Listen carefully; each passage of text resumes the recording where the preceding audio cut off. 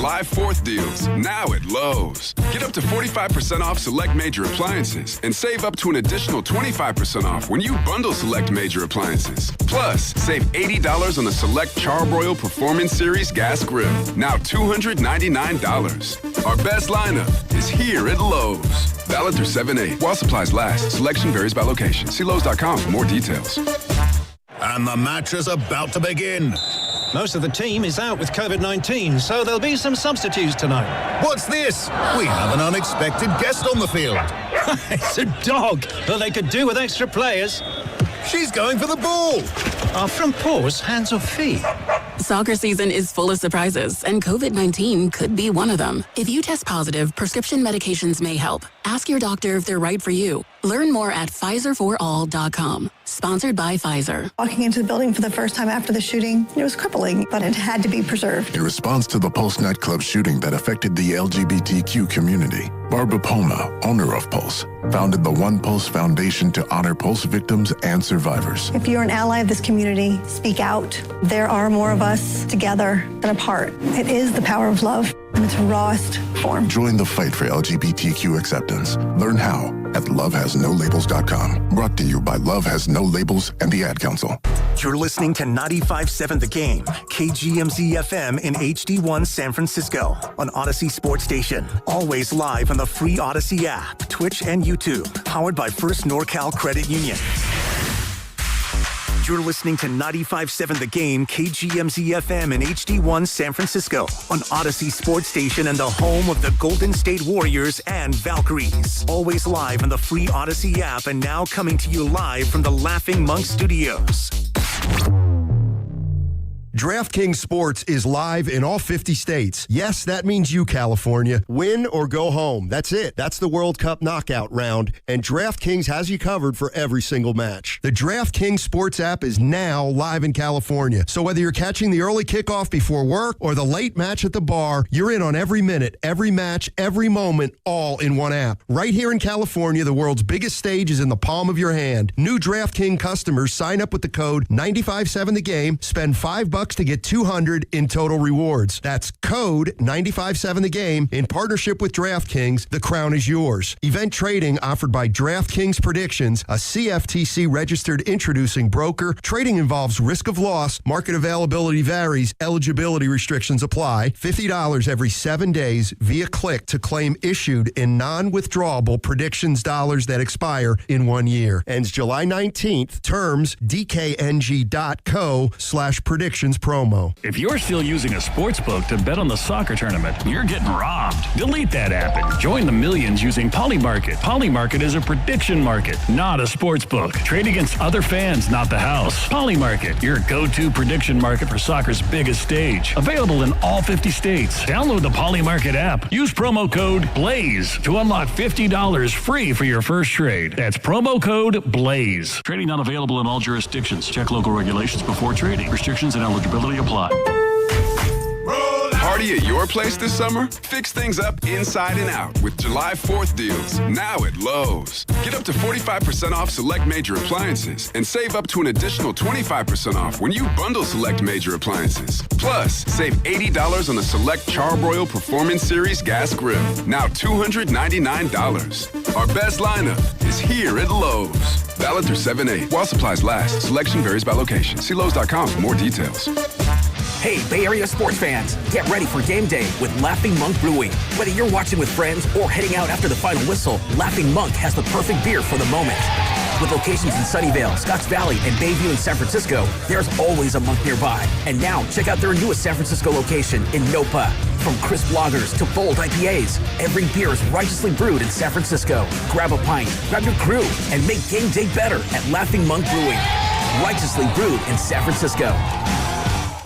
A lot of Bay Area banking customers are faced with a choice. Which financial institution best fits what they're looking for? It might make sense to consider a bank's history. Take Fremont Bank. For 60 years, we've provided stability and consistency with an emphasis on relationships. We've grown one customer at a time, not through mergers or acquisitions, because that's how you can do business when you're independently owned and community focused. Fremont Bank. Here for you, here for good.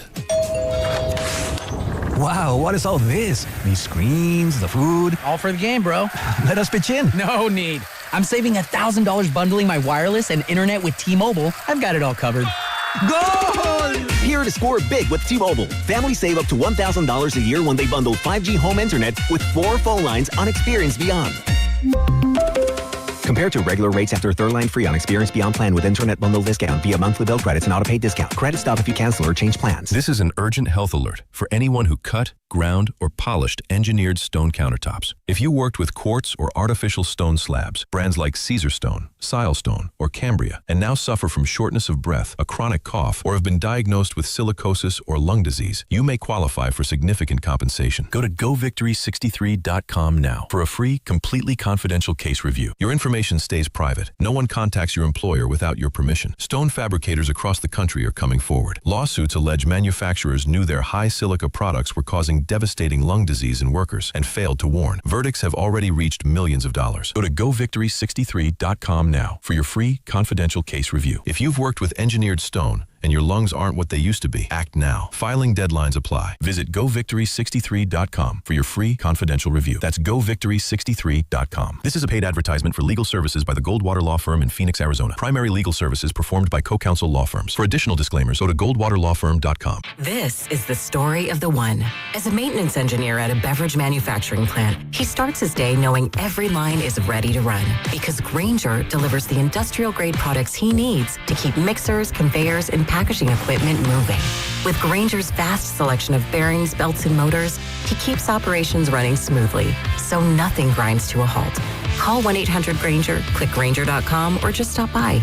Grainger, for the ones who get it done. Finding great candidates to hire can be like, well, trying to find a needle in a haystack, but not with ZipRecruiter. Its powerful technology actively finds and invites qualified candidates to apply to your job. So while other companies might deliver a lot of hay, ZipRecruiter finds you the needle in the haystack. See why 4 out of 5 employers who post a job on ZipRecruiter get a quality candidate within the first day. Try ZipRecruiter for free at ZipRecruiter.com/team. That's ZipRecruiter.com/team. ZipRecruiter. Clouds early, sun later in San Jose. High temperature 71. Weather brought to you by Duke's Mayo. Welcome to Duke's Mayo Country, where the mayo is so smooth and creamy, it makes every bite better. Duke's Mayo. Look for the yellow lid. Rise. Wake up. It's time to wake on up. Wake up, wake up, wake up. With a nice cup of Joe. What's up, Joe, bro? Featuring Joe Spadoni. He's an Italian. And Joe, the Butcher Boy Shasky. I am slippery. Oh! The best part of waking up is morning roast in your cup. It is the Morning Roast, man, on 95.7 The Game. Well, that sucked. Welcome in, ladies and gentlemen, boys and girls. It's Spadoni at Shasky's for Morning Roast. We're locked and loaded. And welcome in if you're just getting off work, getting ready for work, coming off a bender last night after the U.S. gets absolutely annihilated against Belgium. 4-1 the final there at Seattle Stadium, a.k.a. Lumen Field. Can I just call it Lumen Field now? U.S. is out. Just call it what it is. Are you going to cry? I want to. That was, honestly, no, I'm not sad. I'm actually angry. I'm not going to be one of those people where you hear this morning, Joe, oh, everything was great. There's a lot to take from this tournament. If you're the United States, we're growing the game. Yeah. Please. It's been the same team for my entire life. Just good enough to get beat by the Europeans. Every single time. It was the same story 4 years ago in Qatar. It was the same story in Brazil when you played a better Belgium squad 12 years ago. And you actually should have won that game with lesser talent, quote unquote. You haven't advanced past the round of 16 since 2002 when you beat Mexico, who was your rival. And that was the only time you've advanced past the round of 16 since what? The 1930s? Before World War II? Listen, I understand it looked different in the group stages. I was sipping the Kool-Aid. You were sipping the Kool-Aid. It looked different. But then you just got to remember the teams you were playing against. Paraguay is not some powerhouse. I mean, Australia, really? Come on. You didn't even start anyone against Turkey, whatever you want to call them. And then you beat Bosnia. Okay, great. That was solid. But even in that game, it wasn't like you dominated them. Got a red card in it, and it was fun. It was like, okay. And then you got the red card suspended for Balogun, who, God love the guy, didn't do anything last night. Wasn't his fault. Just zero creativity. And yeah, I'm treating last night like a playoff loss, Joe, because it was. It's over. I don't think they'll get an opportunity like this again in their backyard. Maybe 30 years from now, it'll be different. But hell, 30 years ago, Team USA was right in the same exact spot. And it's hard for me to sit here this morning, and just say, we're ever going to be one of those elite powerhouses. They're a top 16 team in the world, but I don't know if they'll ever be a top 8 team in the world, like we saw a team like Belgium, like the Netherlands in the past. Levels. Belgium looked incredible. And you know what, what, Joe? Joe? Lukaku coming off the bench. Well, that's the thing. They have 2 of their guys that were in their prime 12 years ago, the last time USA played them, Kevin De Bruyne and Lukaku. They're old now. Yeah. They're afterthoughts on that team, and they would be starting on our team. So there are levels to this. And that being said, yeah, Belgium, they're better than us. That's obvious if you watched the game last night. But I'm not going to sit here and act like it wasn't the U.S. creating their own problems for most of that evening. They looked tentative. They looked scared. They looked like they were buying into the hype. They looked unprepared. And after that first goal happened, I think we all just went, uh-oh. And I think the players knew it. Yeah. I think Mauricio Pochettino knew it. And immediately when they tied the game, Joe, on a Malik Tillman absolute sick free kick that deflected off one of the Belgian defenders for a goal. I'm sky high on. No, he's great. He's great. He's their best player. And don't get me started on our goalie Freeze. Well, it's actually an apt name because he froze in the biggest moment of his career. Wow. I mean, 2 minutes after tying it, you give up the lead again. 2 minutes. It's unbelievable. I went to the restroom and I went to go change the baby. Sam was at my house. I said, how did they score so quickly? That one dude is pretty sick, though.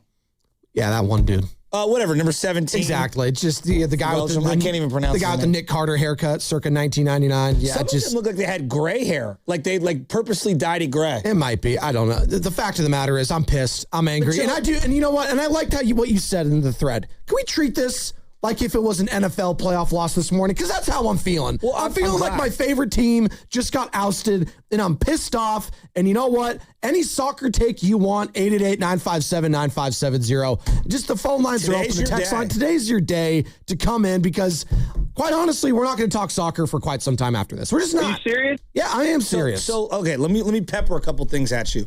Every time soccer, like the U.S. men's soccer team falls short, I hear the future is bright. And I hate to be this guy to you, Joe, but like I'm hearing that again. I'm not saying that this morning. I'm hearing that again, and I'm like, okay. It's hard for me to believe that when you get smoked the way that they did and you commit the very basic mistakes it felt like they did in that stage. Well, and it's also hard to wrap your head around that if this was supposed to be our quote-unquote golden generation. Greatest player...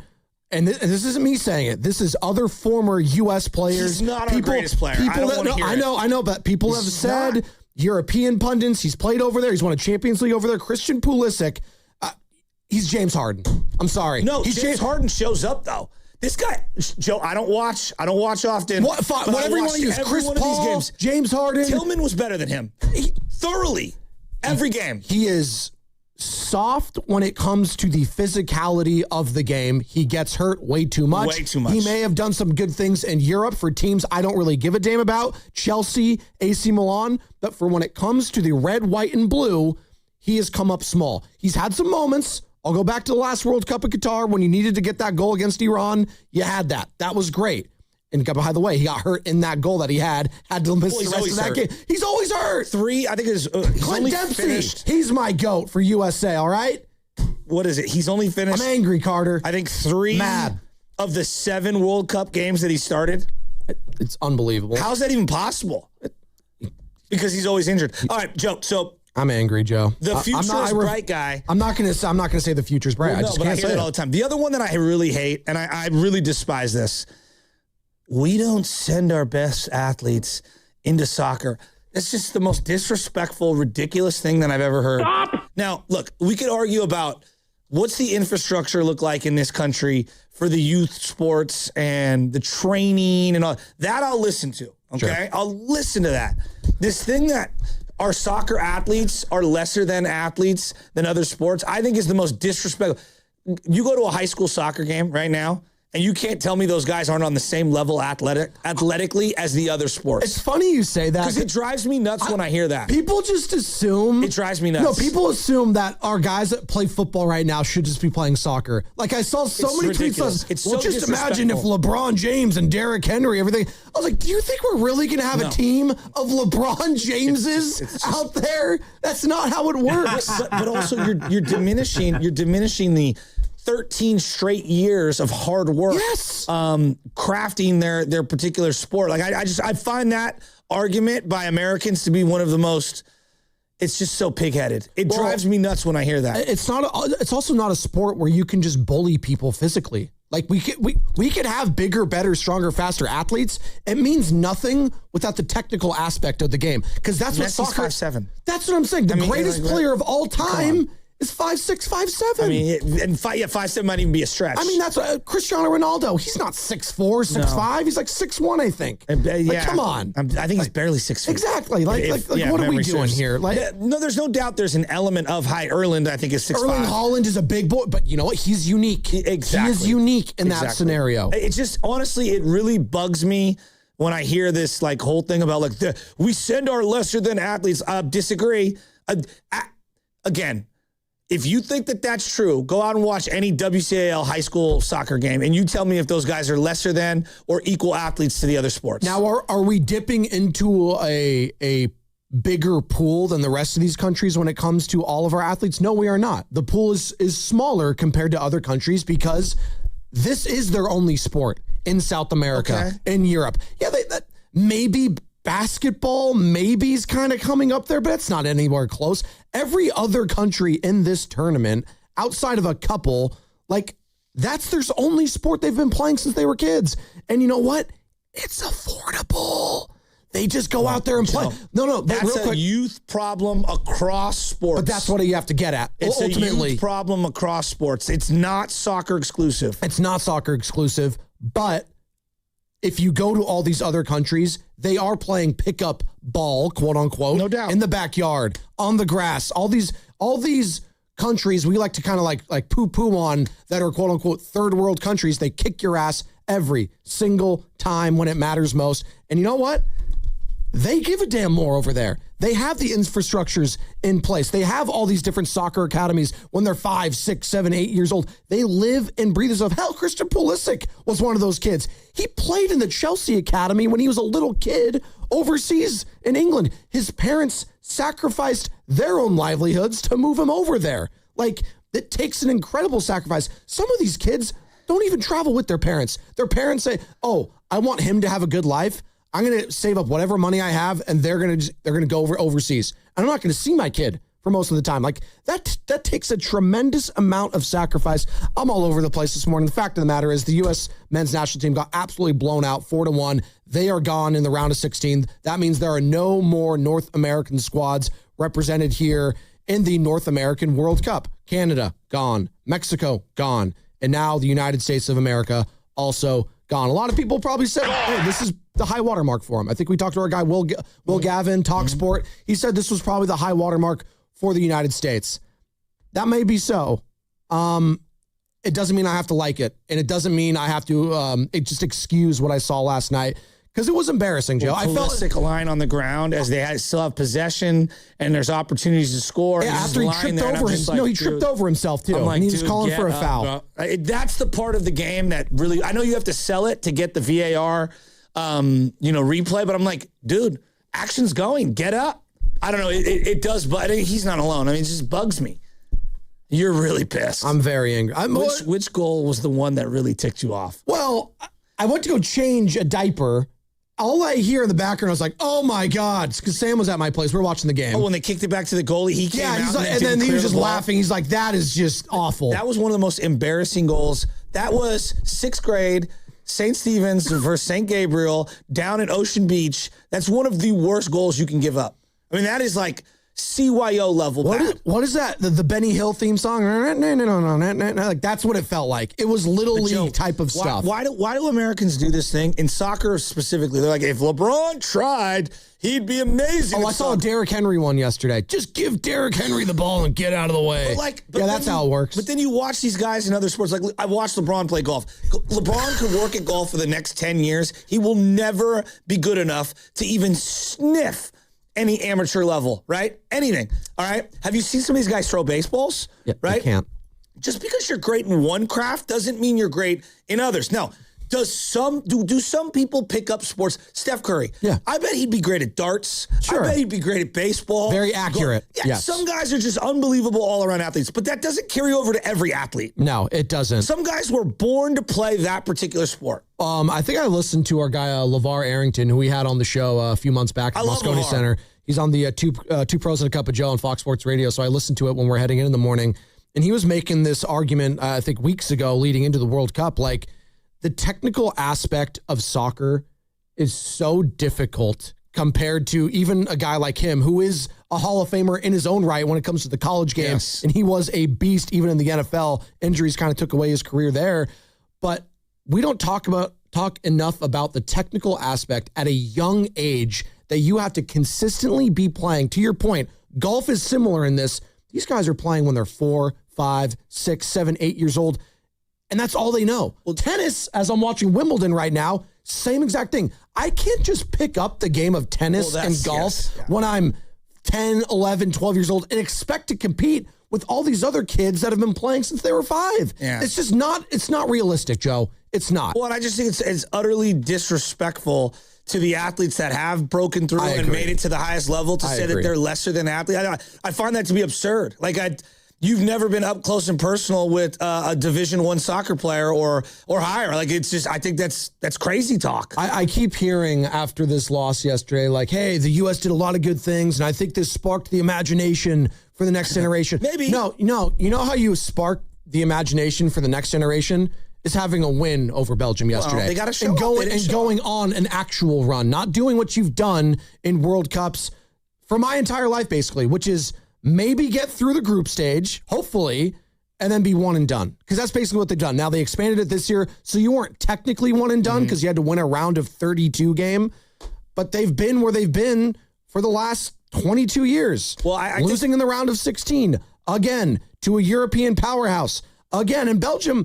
And when I say powerhouse, they are a top 10 team in the world by nation. I mean, they look pretty sweet. They've never won a World Cup. I don't even know if they've been to a World Cup final. Maybe once. Back in the old N64 days, they were a sleeper FIFA team. Yeah. No, they were always that team like on the outside in. Oh, and you Brazil know what? was the squad. And you know what? Credit to them. They heard all the noise and they clowned us. And they are allowed to talk their talk. Lukaku basically saying F you. Not basically. He did, saying F you to all the fans there. They're within their rights. They could do that. To the victor goes the spoils. I'm not going to be all upset about it. If the U.S. won, we'd be saying bleep you too.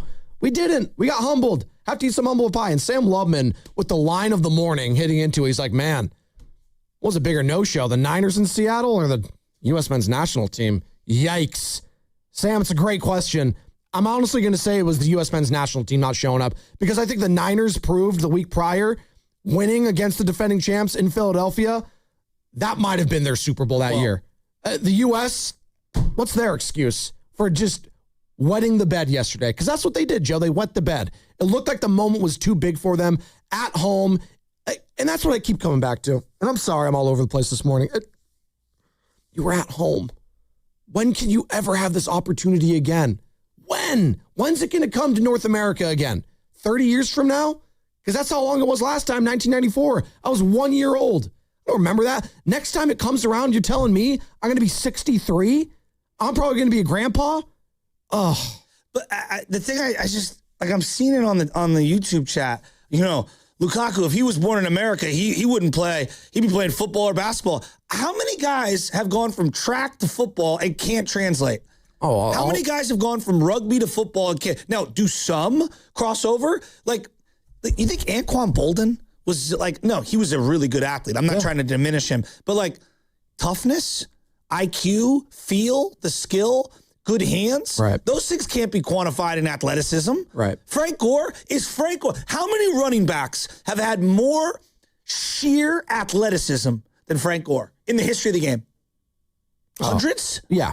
If you're just going athleticism, absolutely. Hundreds? Yeah. Yeah. What does Frank Gore have that other guys have? Fearlessness. Durability, yeah. IQ, Yeah. feel, instincts. Look, I believe that there's like a happy medium between hard work and natural God-given ability to make it as far as some of these guys get it. And I think it's so disrespectful when I see people saying that, like, well, in our country, they'd be doing X, Y, and Z. It's like, come on. I know. Come on. You know what, Joe? That's as naive as me saying, Aaron Donald would have been Aaron Judge if he chose baseball. Like, what? It's ridiculous. Who knows? Exactly. No one does. We are coming to you live from the Laughing Monk Studios, Laughing Monk Garage Sleep Brewed in San Francisco. And the Morning Roast is presented by San Francisco Fire Credit Union, banking for heroes and anyone who wants to be treated like one. Yes, the World Cup has ended for the U.S. men's national team. 4-1 the final there up in Seattle. We'll talk about it with Bonte, because he had some thoughts on it in the 9 o'clock hour, because he joins us each and every Tuesday at that time, presented by Ceremony Ford, your Bay Area Ford store. We also have some NBA news, some breaking news, actually, and it might impact where LeBron James could end up. I'll explain on the other side. Plus, Grant Paulson is going to be joining us at 7:20. Who is Grant Paulson, you might ask? Well, host of the Grant and Danny Show afternoons on 106.7 The Fan in Washington, D.C. Talk some Anthony Davis, talk some Brandon Ayuk with Grant. Love Grant, 7:20 for him. And it's all going to be sponsored by Fremont Bankers, here for you and here for good. Speeding catches up with you when you get caught and handed a ticket, or worse, in a crash. No one makes summer plans for fines or a trip to the hospital after a crash. So slow down and follow the speed limit. Make your 100 days of summer and beyond the safest ones. A message from the California Office of Traffic Safety and Caltrans. With summer temperatures arriving on the perimeter of the Bay Area soon, this might be a good time to consider replacing your home's decades-old wood siding, decking, or fencing. Golden State Lumber and Showroom works with contractors and professional builders to keep your home protected. AZEK Exteriors offers exceptional durability, easy installation, and timeless beauty while protecting against fire, mold, and dry rot. TimberTech Advanced PVC decking helps you build smarter, build safer, and is backed by industry-leading warranties. Select lines are approved for use in wildfire-prone areas with their Class A rating and perform extremely well for decades. You may also consider Vulcan Vence's stainless steel catching screens that protect homes from flame and embers with their patented honeycomb matrix. For a wide selection of products that will increase the value of your home, visit GoldenStateLumber.com. Family owned since 1954. Golden State Lumber and Showroom. When you succeed, we succeed. I'm Piera Palazzolo, VP of Digital Marketing for the American Management Association, a company focused on the management training skills needed to enhance the careers of business professionals. We did our research when it came to the best companies for website development and chose AmericanEagle.com. And we couldn't be happier. AmericanEagle.com worked closely with us to understand the front and back end requirements needed to launch an e-commerce website that could handle the complexities of running thousands of seminars nationwide. Our robust new website and improved SEO saw immediate increases in site traffic and web revenue. If you're in need of managerial effectiveness and success, visit our website at Amanet.org. If you're in need of a website that provides an unparalleled consumer experience, I highly recommend AmericanEagle.com. Transform your business today. Dial 877-WebNow1 for a free digital consultation with AmericanEagle.com. Dan Daly, the administrator of Lawton Skilled Nursing and Rehabilitation Center, thanks his staff for earning Newsweek's top Bay Area facility recognition. Lawton, in San Francisco's Sunset District, provides top-tier therapies and partners with UCSF Medical Center. With a 5-star rating and Dr. Darby Clayson as medical director, it's also listed among the best by U.S. News. For skilled nursing, call Dan Daly at 415-566-1200. That's 415-566-1200. I think we should have an open relationship. Yeah, I was thinking the same thing. Let's definitely do that. With our cars. Oh, FlexCar. Yeah, that's what I meant to. FlexCar is the first and only month-to-month car lease. Swing from a Wrangler 1 month to a Prius the next. FlexCar. You drive everything. Hey, it's Willard. At Hobbs Law, it's never been about attention, never about applause, never about goofy smiles on candy-colored billboards. For more than 40 years, Hobbs Law is focused on one thing: thing, fighting relentlessly for injured Californians, because behind every catastrophic injury case is a human life forever changed. That's why Habas fights with preparation, intensity, and relentless commitment. No fluff, no distractions, just real advocacy for injured Californians. Habas Law, relentless for justice. Visit habaslaw.com. Omar Habas is a California licensed attorney. Offices in Northern California, including San Jose. Past results do not guarantee future outcomes. With the high price of new and used cars today, many drivers are choosing to keep their vehicles a lot longer. But with the average car now over 12 years old, most manufacturers' warranties have expired. I'm Danica Patrick.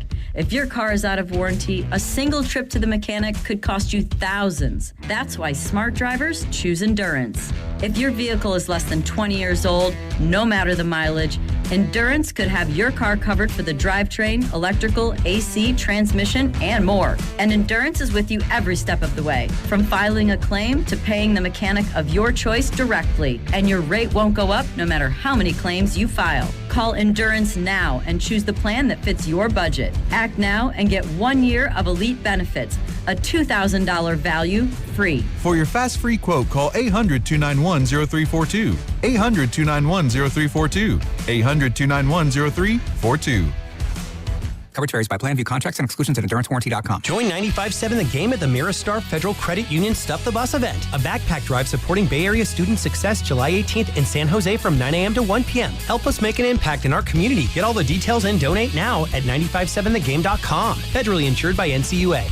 Here's a World Soccer Championship recap. Brought to you by Lowe's. Members get more at Lowe's, and by the first ever Infiniti QX65. The United States is out of the tournament after a 4-1 loss to Belgium in Seattle. The lone bright spot was another Malik Tillman goal off a set piece in the 31st minute, but the USA conceded what turned out to be the game-winning goal 2 minutes later. Belgium advances to the quarterfinals to face Spain. I'm Mike Conti.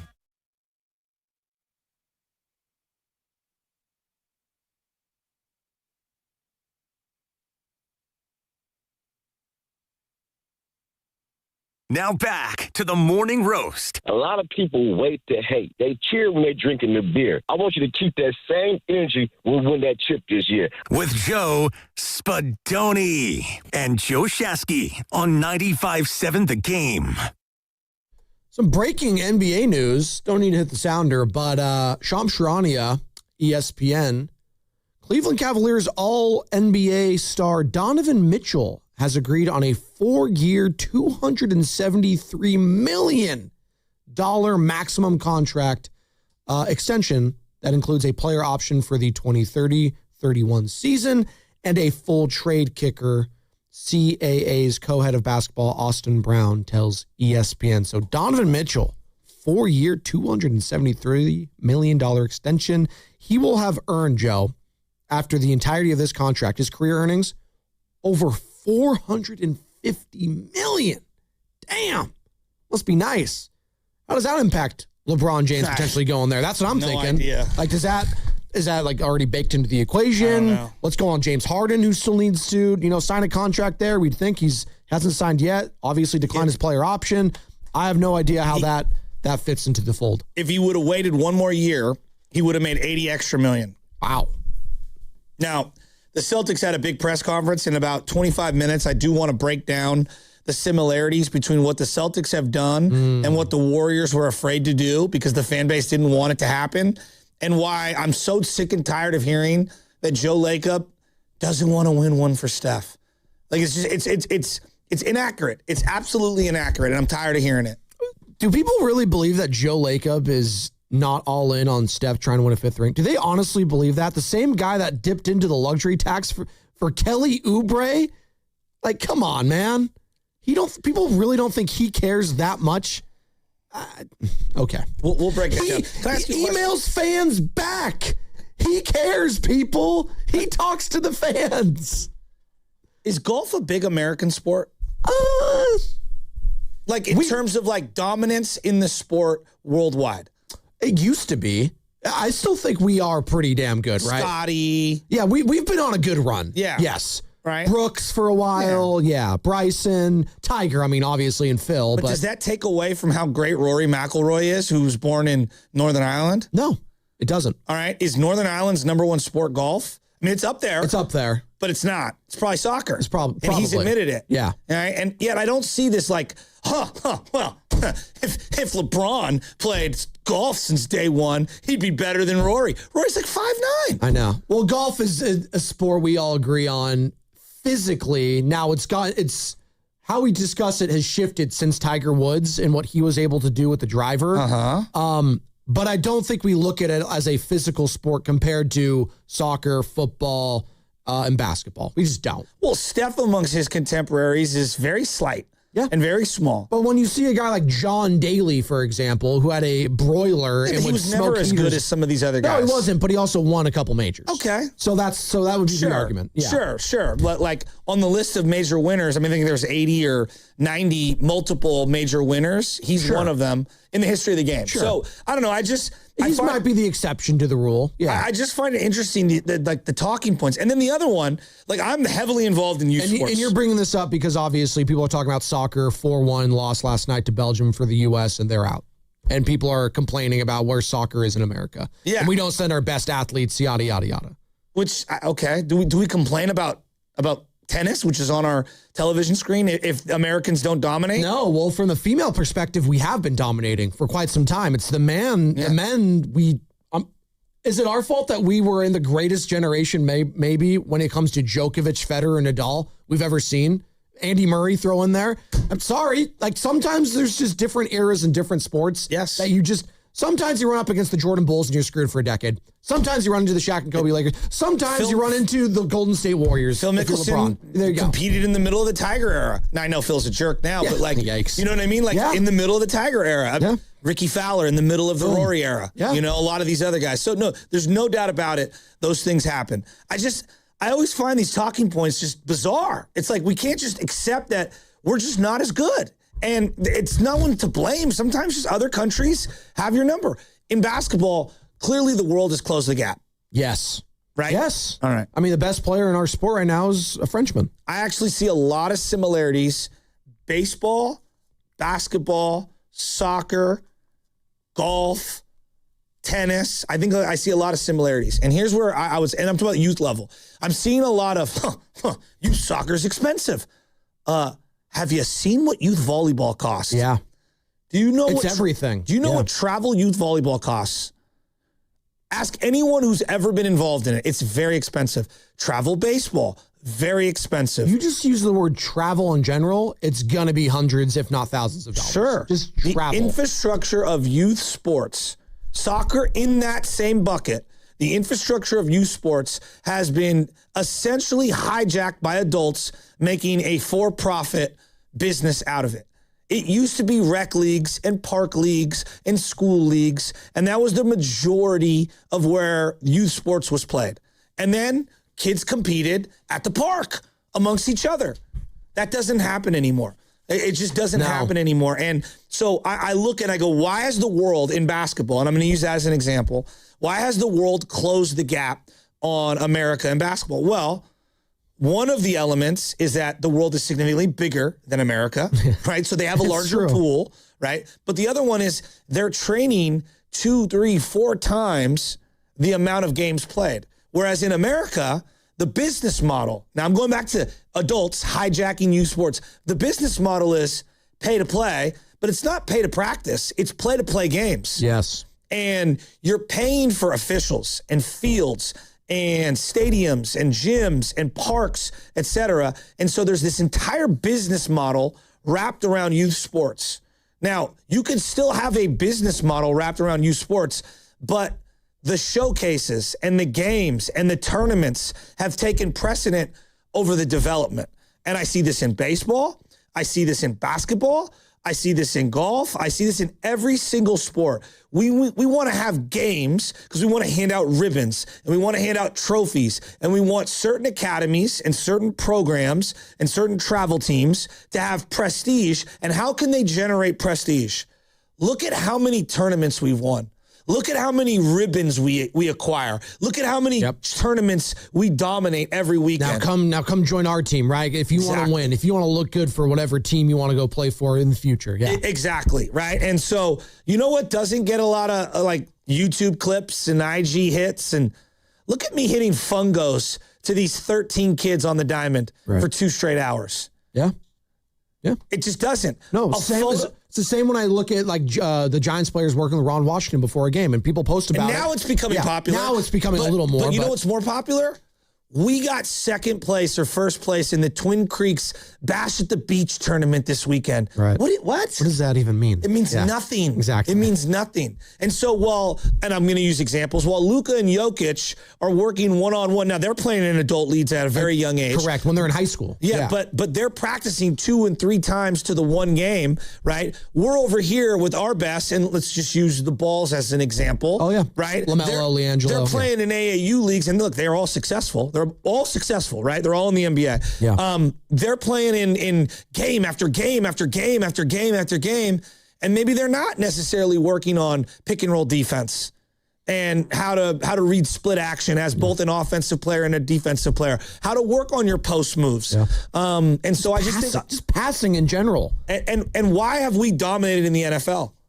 I find this interesting. The NFL is we practice 5 days a week. Yeah. We play one game. Yeah. We practice like 6-7 times the amount that we play games to. And the games are very, very precious. Yet in all the other sports in America at the youth level, the games are just like bags of Skittles that we throw around. And the development is the precious part that I don't think that we're nurturing and pouring enough water into. So that's just my personal opinion. It's not soccer alone. It's basketball. It's baseball.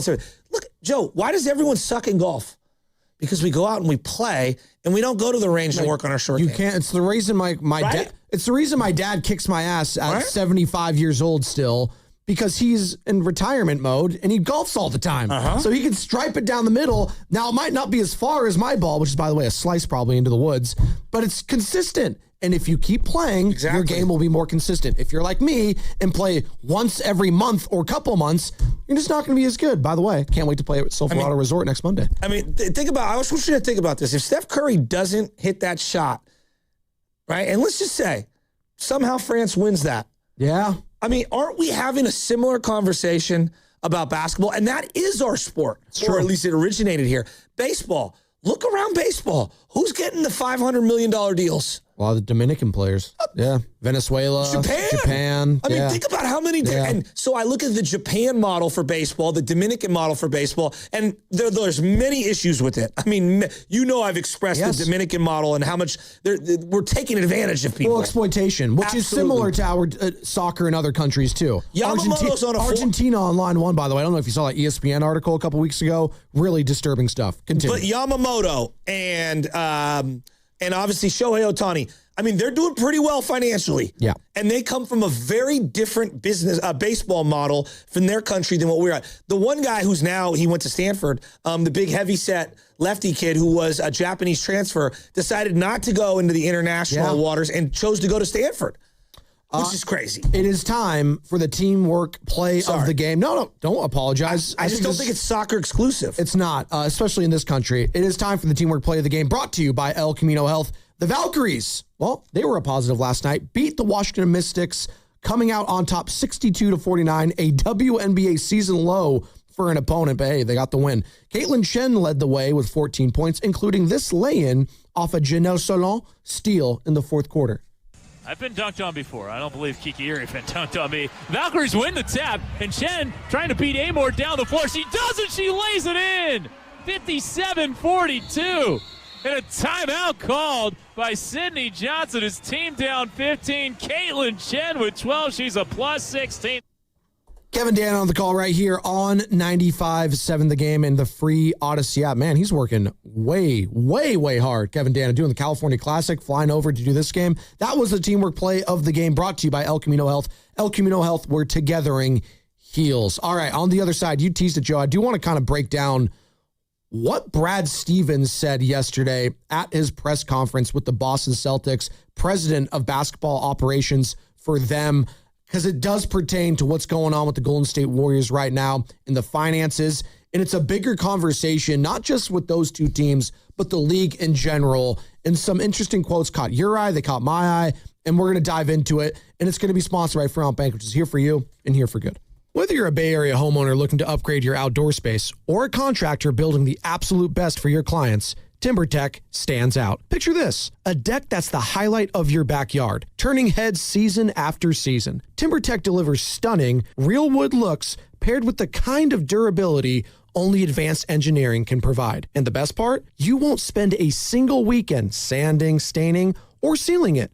You get all the beauty without the back-breaking maintenance. Trusted by contractors for its unbeatable quality, TimberTech uses advanced technology so your deck will still look amazing 20 or 30 years from now. It's sustainable, low maintenance, and backed by industry-leading warranties. When it's time to build, you need a local partner you can trust. That's why you head to Ashby Lumber. With locations in Berkeley and Concord, the expert at Ashby have everything you need to get the job done right. Build with confidence. Build with TimberTech, the #1 brand in premium decking. Find it locally today at Ashby Lumber. You've worked too hard to wonder if your wealth manager is actually working for you. The decisions you're facing, what comes next, who you trust, have consequences that last. Getting it right matters. Baylord has been in the Bay since 1969. No parent company, answering only to their clients. The kind of people who understand what you've built and what's actually at stake. The right wealth manager changes everything. Find out if Baylord is yours. Baylord.com. That's BAILARD.com. Boxer & Gerson, Northern California's premier workers' compensation law firm, helping injured workers get their lives back for over 40 years. Alameda County Fair in Pleasanton is almost over, but the Star-Spangled Family Fun is going strong. With kid-approved bites, adorable animals, and thrilling rides, it's all here. Last day is July 12th. Visit AlamedaCountyFair.com now. Neuropathy is a debilitating condition that is sometimes misdiagnosed. Symptoms can include pain, numbness, and tingling in your hands, legs, and feet. Neuropathy is a progressive condition that only worsens unless you get effective treatment. SF Bay Wellness is a leader in neuropathy reversal and uses FDA-cleared, non-invasive electric cell therapy to restore nerve function with no injections, no drugs, and no surgery. The treatments have a 95% success rate. If distance is a factor, ask about our virtual consultation option. Call SF Bay Wellness at 844-94-NERVE for the $99 neuropathy evaluation and receive a personal treatment plan that is tailored to your needs.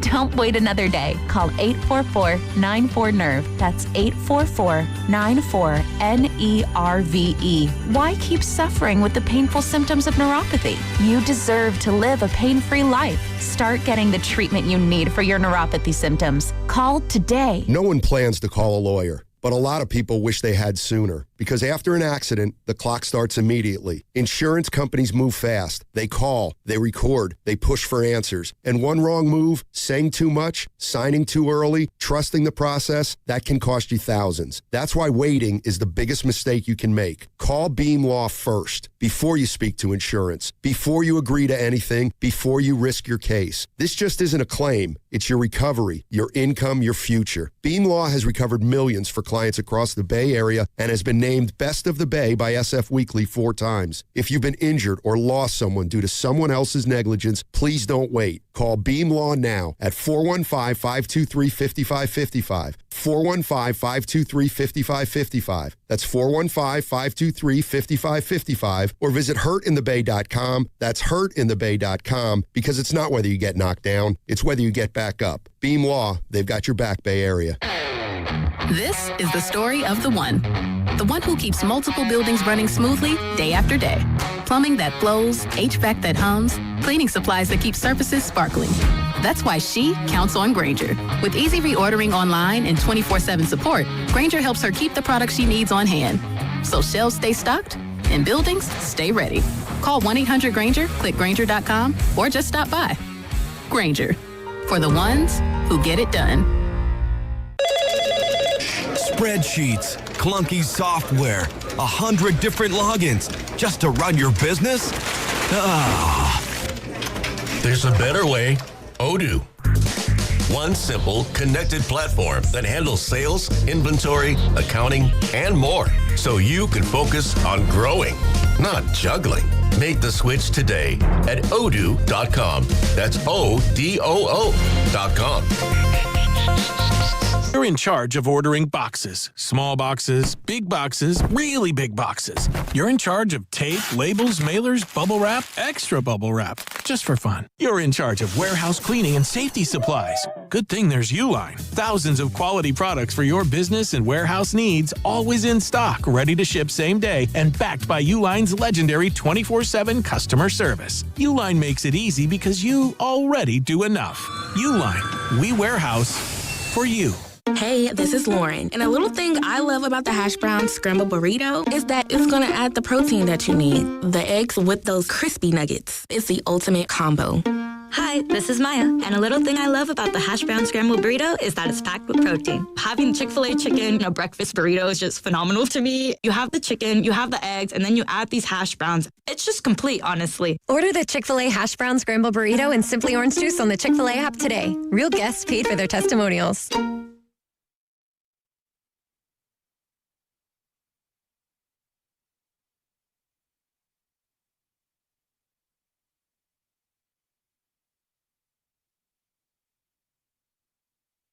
Bay Area, it's Kayla Thornton. You're listening to The Morning Roast with Joe Spadoni and Joe Shasky, coming to you live from the Laughing Monk Studios on 95.7 The Game. Valkyries have won 5 in a row. At least they're not disappointing me. Unlike the U.S. men's national team last night, getting blown out 4-1 against Belgium. They're clowning our asses right now, and they deserve to. After the whole red card suspension, after all the talk of we're going to advance and yada, yada, yada, just to get humbled like that, it was embarrassing. You move on. Move on. I don't think you're ready to move on. No, I'm not. I'm going to be Joe, I'm going to be angry. Honestly, I'm going to live with this forever. It's a playoff loss. This is a knockout elimination loss in the biggest tournament in the sport, and it's in your backyard, and you no-showed. And I am angry about it because at the very least, I wanted effort.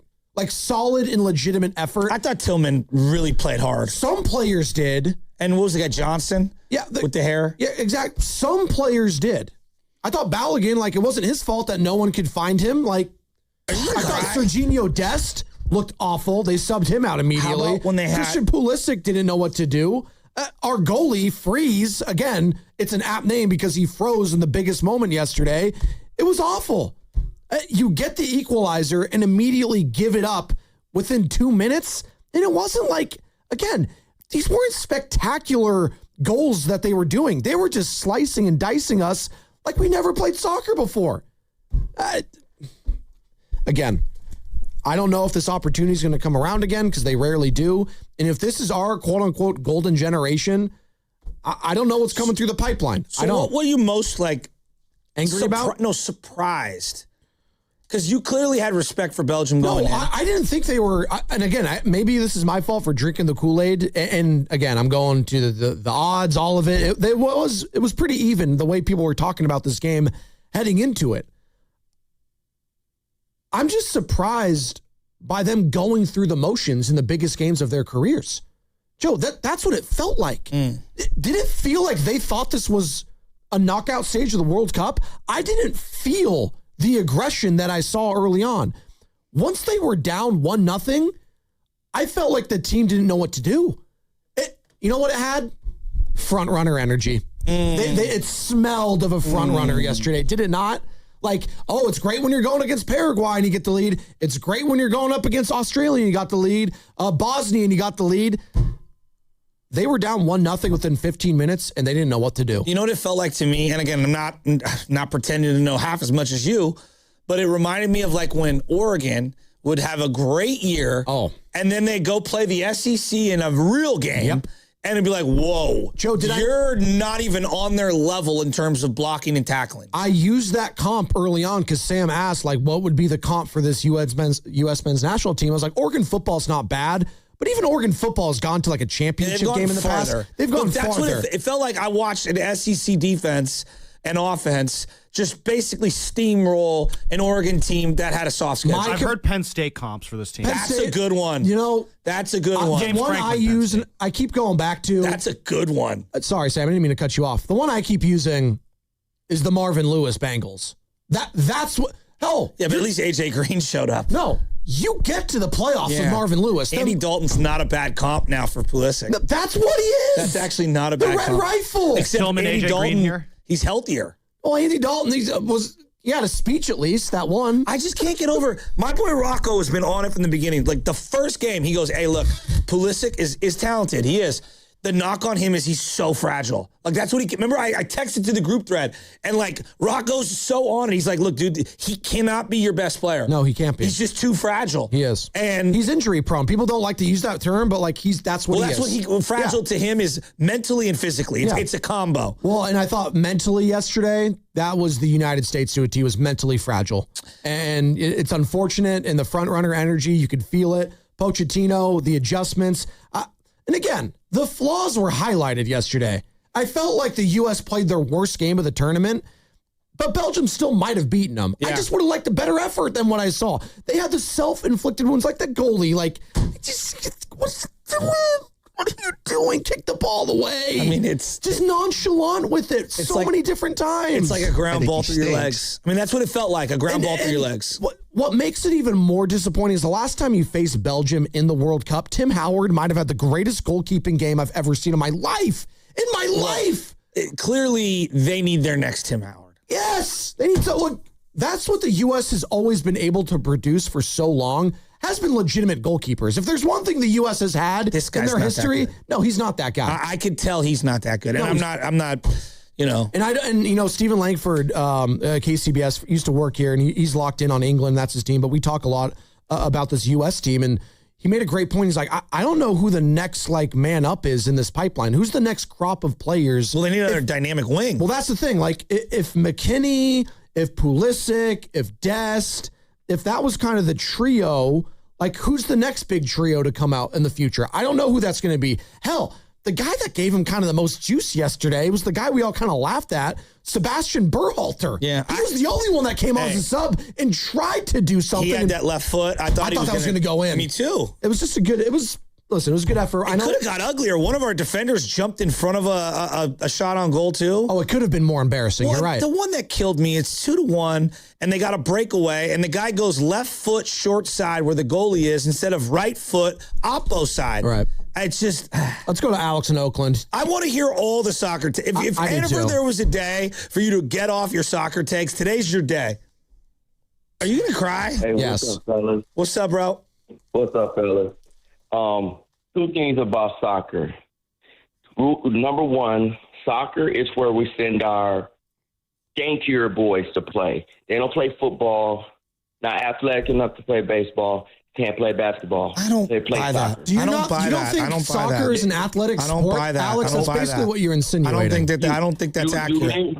You may not buy it, but everything you saying about the game says that's what's happening. Number two, rule number one in soccer, where U.S. should change their rules are, there's no incentive for scoring. Everybody's happy with a 0-0 score. You cannot win with that type of mentality. So they played last night with that mentality. Like, if we score, we score. If we don't, we don't. There's no incentive to win. Go look at a soccer league and go look at a baseball league and tell me them boys that playing baseball ain't a little tougher than the ones playing soccer. I disagree with you because I've been coaching at the youth level for a long time, and some of the best athletes on my team are also significantly incredible soccer players. You know, like back in the day, 10 years ago, this kid Dom Galletti is an example. Him and his dad own Mozzarella Thanks, Buffalo Alex. on West Portal. I threw him in center field. I was like, he's our best athlete. And he was an incredible soccer player. By far and away the best athlete on the class. Like, so I don't buy that. I think that's great athletes can come from all sports. Listen, if we ever get to the point where we care about soccer like those other countries care about their professional soccer clubs and leagues, a la the Premier League in England, a la La Liga in Spain, Serie A in Italy, the Bundesliga in Germany, Ligue 1 in France. If we ever care about the MLS that much, then I do think we'll see significant change. I do. But I just don't think we're ever going to see that here. Maybe in my lifetime, maybe. But there's also a relegation system that they've been doing for decades and decades and years that I just don't think professional American sports will ever adopt. I just don't, Carter. Like I don't see us ever adopting the relegation, which creates this sense of urgency with some of these clubs, like in the Premier League, like all those other ones I just mentioned. That's just not there in the MLS. We just reward mediocrity and whatever. But how's that different? Dude, 1 second. How this thing that like America has to be the center universe of the highest league? Like, I think that's a misnomer because I don't think it has to be the set. I don't think it has to be our biggest sport, but I just don't see the MLS ever competing with some of those other top leagues overseas. I don't think it has to. So, like, for example, like Jokic and Luka, like, sure, their country isn't the center universe of the highest league. They came here to play, and yet they're two of the best players in the world. No, but I was getting on this yesterday, the back and forth with Langford, and there is something to be said, though, about a lot of these international players, like in England, for example. A lot of them have just grown up and played in the Premier League, and they've just been playing in their home for so long and have dealt with relegation and have dealt with all this. And I do think that adds a sense of, national pride. I do. Kylian Mbappe, same thing, playing for Paris Saint-Germain. Like, growing up and playing club football in your own country and the iron sharpening the iron. That I get. I do think there is a sense of that. That is just, I look at the MLS and it'll just never be that. We have some players that play on the MLS, but for the most part, all of our starting nine at one point in their primes, even Tim Reen, who's now playing in the MLS, a 39-year-old, he played a long time for Fulham FC, who was an English Premier League team. But why? I guess my question is, like, why is France in basketball so good, and yet their league isn't the top league, and yet they're still pumping out, like, I mean, how many top 5 picks in the last 4 or 5 years have come just from France in basketball? A couple. Risache and Wemby are on the top of minds. I mean, that team is unbelievable, and yet that they don't have the same AAU infrastructure, and I don't. Well, no, I don't know if I buy that. Well, no, I'm saying as it pertains to international sport, I think growing up and playing in your home country, I could be wrong. The correlation is just you can't deny it. Okay. All the top teams in the last 5 years, not 5 years, top 5 teams in the last 2+ decades. Germany, they got the Bundesliga. Almost all their top players played for a German club. England, one of the top teams. They've been knocking on the door for a long time. Spain, same thing. You can look at all across the board. They play for Barcelona. They play for Real Madrid, Atletico Madrid.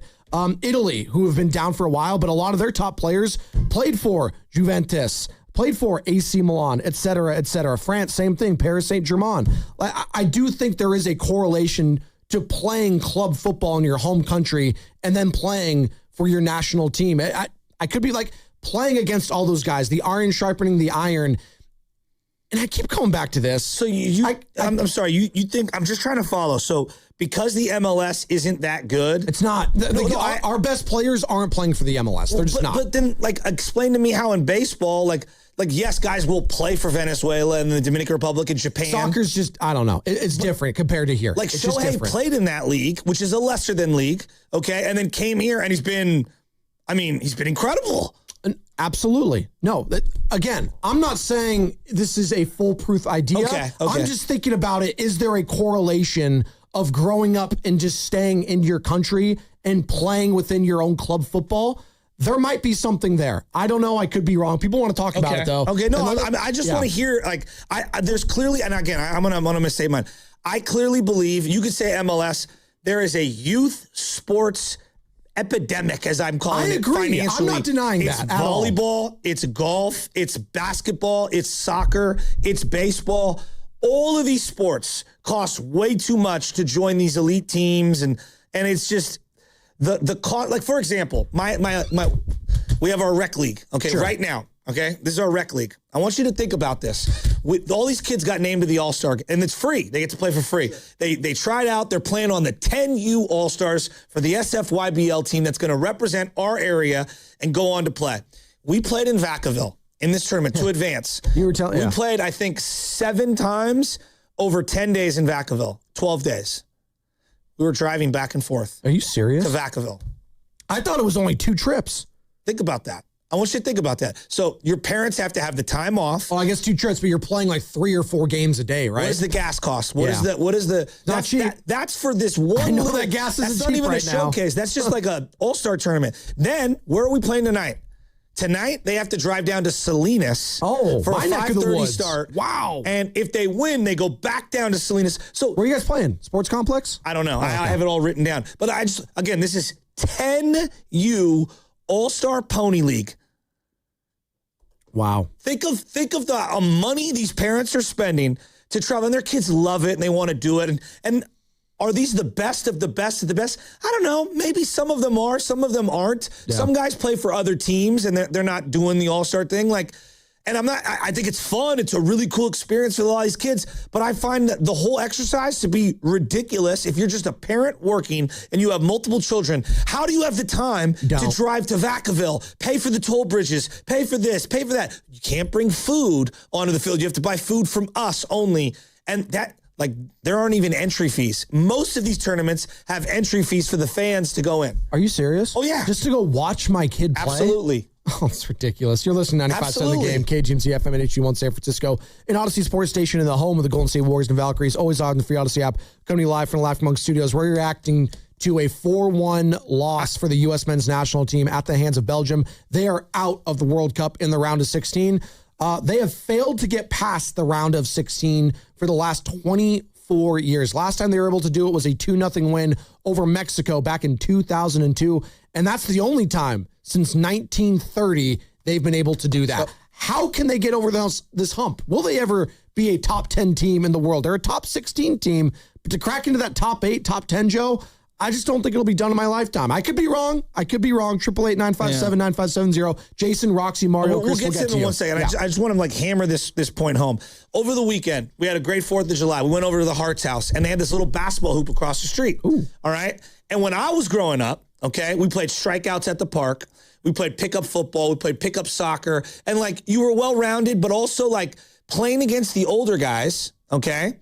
Playing against the older guys sharpened your skill. And as a smaller kid, you learn toughness. You learn how to, hey, I'm not the best header. I better defer to this kid, but also set screens and get rebounds. And you learned how to contribute and fit in. Now it's, let's reclassify. And I want you to play down. You're 12 years old. Let's have you play down because you're going to graduate later. We want you to be a 16-year-old 8th grader. When I was growing up, it was no. I was the 10-year-old playing with 13-year-olds so that I could get better. So as I watched this weekend, my son's 2.5. He's trying to get shots up against 5, 6, 7, 8-year-olds. You know what he's learning? I better shoot quickly because they're going to block my shot. I better learn how to dribble because they're going to steal the ball. If I got LJ playing against 2-year-olds and he's 2.5, 3 years old, he's not learning anything. Exactly. Well, that's why I always, nothing easy on the kids and I was block them and everything. No, but you got to humble them early on. When I'm playing against Benny, hey, dude, you got to be faster than that. But there's a social currency on playing on this team for the parents and playing on this team. And it's the youth sports whole thing. Every sport, it's all messed up in this country. Let's get to Roxy in Lafayette. People are fired up. The lines are packed. 888-957-9570. Roxy, what's up? What's up, Roxy? Hi, Spadoni. Hi, Shafsky. Thank you for taking my call. You know what? I really appreciate that you're talking about this and that you actually pay attention to this, Spadoni, especially because it's been happening in the U.S., and I am really disappointed, too, is the way the U.S. played. But the reason why I'm calling is because I believe that I don't know if they were going to win against Belgium because, the U.S. team is not at that level. But I believe that maybe in, 10 or 20 years from now, they're going to do a documentary about what happened to the U.S. players. Because if you compare the game that they played yesterday compared to the other games, all the games they played, they were competing. Yesterday, they did not. There is something that happened when they messed the juju. You know what I'm talking about, and nobody wants to say it. And that has had extreme repercussions on their mental health. Remember when they had the documentary about France? It was in the World Cup too, and when they talked about what happened, in the locker room. So I believe something happened with that, because that team that played yesterday is not the same team that we've been watching them play since the World Cup started. Yeah. And I follow all the different World Cups. And let me just finish. I don't want to take this long. It's not a conspiracy theory, because everybody, like the world, is against the U.S. because of that decision that the FIFA made, right? So you think? You really think that? You really think that? Yes. Okay. Are you kidding me? The whole world hates us. Well, that I don't disagree on that aspect. That I don't disagree with. No, it is true. It is true. I mean, we know that FIFA is corrupt. I mean, don't get me wrong. I understand that. But, it's like, like we even went after them when Qatar got the World Cup, right? Like even the FBI got into it. But now when it benefits us, it's like, oh, this is so good. They, it shouldn't have happened. It should not have happened, Good call. Great call, Roxy. No, we're up against it here with the break, and I want to get in. Jason, Mario, Chris, the other Chris. We've got more lines packed for this than Quentin Post's offer sheet with the Memphis Grizzlies. Oh, he needs some. Today is your day, soccer guy, soccer gal. Come in. I want to talk about it. I felt the sadness from Roxy right there. I feel it. I feel so dejected after that loss yesterday. 4-1. It was embarrassing. It was the lack of effort that was really just disturbing for me. And I know that's unfair of me to sit on my couch and say, where's the effort at? But you saw them with that front runner energy as soon as that first goal was scored for Belgium. I hate hearing that. The entire stadium was quiet. And I know you were defending. Dude, Seattle's a sick environment for games. Yesterday, I needed some fake crowd noise. I needed the fake crowd noise pumped in yesterday, guys. I thought they did a good job. I don't think the crowd had anything to do with it. You got to, look, the players have to meet the crowd halfway. I know. Do I need to do the Are you going to cry? I'm not going to cry. I'm mad. Everybody stay right where you're at. I don't want 888-957-9570. We have one open slot. We got 6 people on hold. I can't believe, today is the day. Do I have to do the World Soccer Championship update? You want me to do it? Brought to you by Jack's Bar and J-Town Pizza. No. Your destination for international soccer action, San Jose, Japantown. I guess the World Cup goes on if America's not in it. Argentina, Egypt, 9 a.m. They're taking on each other. Then we got Switzerland and Colombia. Winners of those 2 matches will face each other in the quarterfinals. Thanks, Joe. I needed that hug. All right. That's your World Soccer Championship update brought to you by Jack's Bar and J-Town Pizza, your destination for international soccer action in San Jose's Japantown. Yes, we're reacting to the U.S.'s 4-1 loss to Belgium last night. Did that loss take away all the goodwill that was brought up prior to it? Does it take away all the shine of beating Paraguay, of beating Australia, of beating Bosnia? Am I overreacting to it? 888-957-9570. Jason, Mario, both Chris's, we'll get to you. And it's going to be sponsored by Cache Creek Casino Resort. Turn up the soundtrack of summer at Cache Creek Casino Resort every Sunday in July. Win your share of bonus play and a guaranteed $30,000 cash winner at 7 p.m. Cash in at Cache Creek Casino Resort. Meet Sophia, a huge soccer fan. With her Real Unlimited from Total Wireless, she's streaming 3 games, video calling her cousin in Mexico, and running the quiniela all on my new Samsung Galaxy. She's practically running the whole tournament from her phone. Good thing I have Total Wireless. Switch to Total Wireless Total Max 5G or All Access plans to get on a network that won't put you second. Plus, a Samsung Galaxy on us. Total Wireless, your own Real Unlimited. Offer ends 7/8/2026 or while supplies last. Device taxes and fees may apply. At Uline, they know going the extra mile takes hard work. For companies pushing to go further, Uline will go the distance with you. 24/7, they answer the phone to get you the shipping and industrial supplies you need. Business can move fast. Unexpected large orders, adverse weather, new safety guidelines, and changing economic trends. Uline works hard keeping 41,000 items ready to ship, minimizing detours on your way to the extra mile. Visit uline.com. When you own your own business, you need to keep things moving. Need to book a last-minute flight? Earn a $300 travel credit to cover that. Need to take a meeting before takeoff? Do it from the comfort of the Chase Sapphire Lounge by the club. Need to catch your breath before you board? Done. Chase Sapphire Reserve for Business, the business card that gives back all you put in. Visit chase.com/reserve business to learn more. Cards issued by JPMorgan Chase Bank, N.A. member FDIC, subject to credit approval. Terms apply. Honey, did you invite the minions over? Well, you know how we talked about getting Wi-Fi from Xfinity? Yeah. I ordered it this morning, was online in minutes, then they showed up. So they just came over to use the Wi-Fi? They even brought their own devices and spell book. You didn't give them the new Wi-Fi password, right? No. That's good. I gave them our old one. Because Xfinity lets us keep the same network name and password so devices connect instantly. What do they want Wi-Fi for anyways?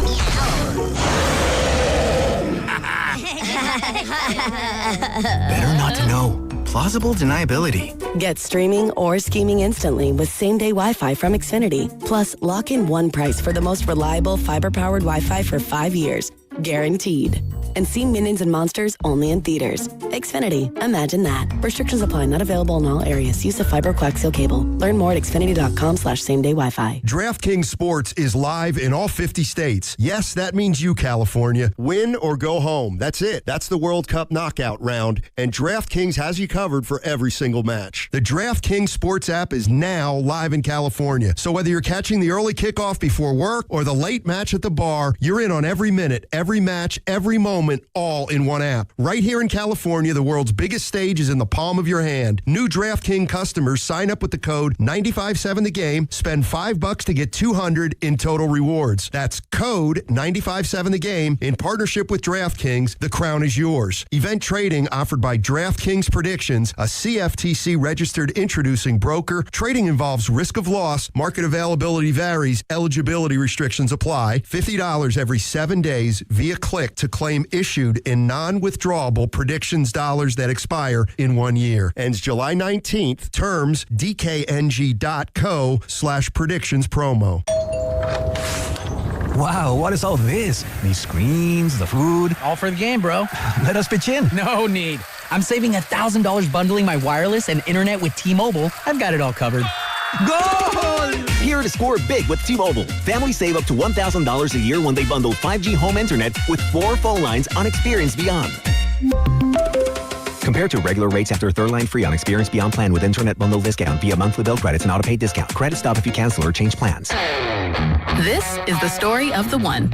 The one who keeps multiple buildings running smoothly day after day. Plumbing that flows, HVAC that hums, cleaning supplies that keep surfaces sparkling. That's why she counts on Grainger. With easy reordering online and 24/7 support, Grainger helps her keep the products she needs on hand. So shelves stay stocked and buildings stay ready. Call 1-800-GRAINGER, click Grainger.com, or just stop by. Grainger, for the ones who get it done. My name is Whitney Allen, and I'm a widow. My husband, Ryan, died. We never thought we'd ever have to use life insurance, but the unexpected happened. With Ethos, signing up was fast and 100% online. You can get a quote in seconds, apply in minutes, and get same-day coverage. No medical exams, and you can get up to $3 million worth of coverage. I am grateful we were prepared. Get your free quote at ethos.com/radio. That's ethos.com/radio. Paid spokesperson. Time spent on application may vary. Online health questions required. Honey, did you invite the minions over?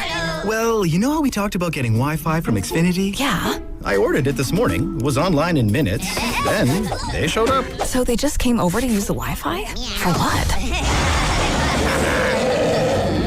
Better not to know. Get online in minutes with same-day Wi-Fi from Xfinity. Plus, lock in your price for 5 years and see Minions and Monsters only in theaters. Xfinity. Imagine that. Restrictions apply. Not available in all areas. Learn more at xfinity.com/same-day Wi-Fi.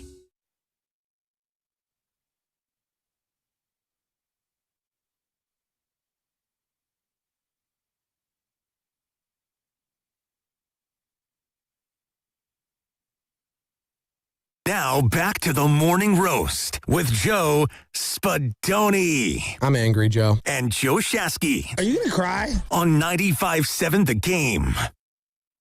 I'm not going to cry. I'm angry. Don't do that. No, we're not going to cry this morning. It was embarrassing, though. I feel embarrassed. Well. And is that the right emotion to feel after a game like that? You tell me.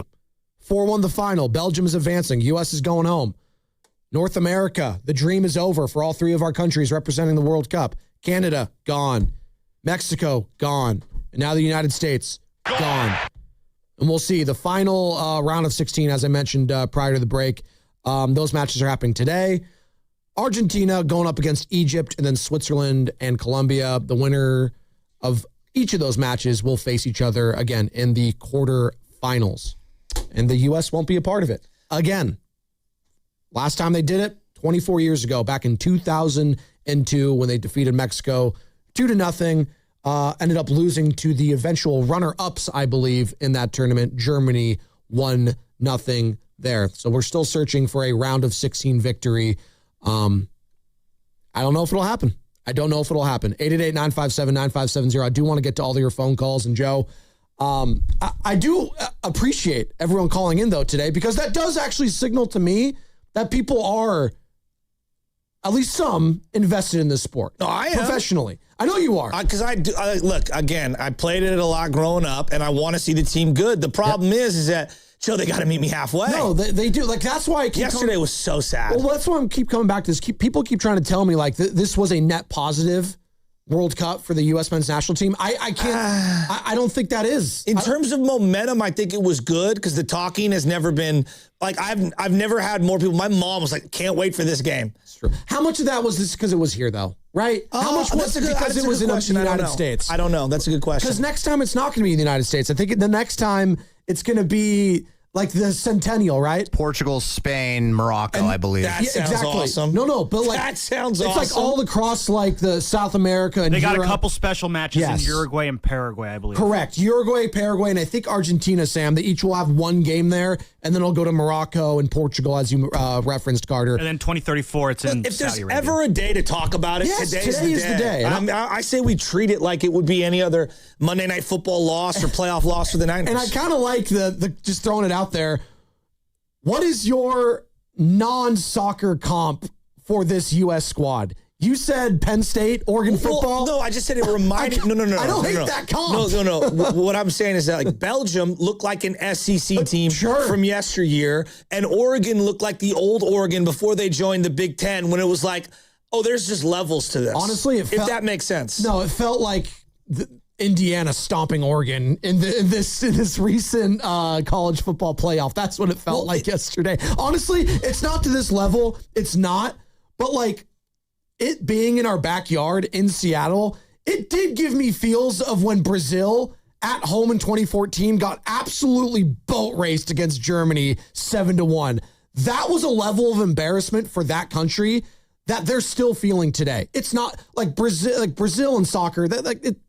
That's like our American football for the United States. It's not comparable, but like I felt just a percentage of the embarrassment that team felt 12 years ago. I felt that yesterday. Do you make? Okay, so then what do you make of a country like that or Mexico where it's clearly a more dominant sport? It is. No, the Mexico for football to them is our American football. That's how they treat it. So what do you make of those teams losing in the same round, if you will, as America? See, I look at Mexico. And England, I think, is like a top 4, maybe a top 2 team in this tournament. They're pretty freaking good. England's legit. They're pretty freaking good. They are. Belgium, I don't think... Their goalie's sick. Yeah, no, Belgium isn't as good as England. And I do think the U.S., top to bottom, is a more talented squad than Mexico. That doesn't mean better. Are we sleeping on Belgium, maybe? No, because I do think that Belgium was still a slightly better team than us. I think our own self... they have legends coming off the bench. I understand that.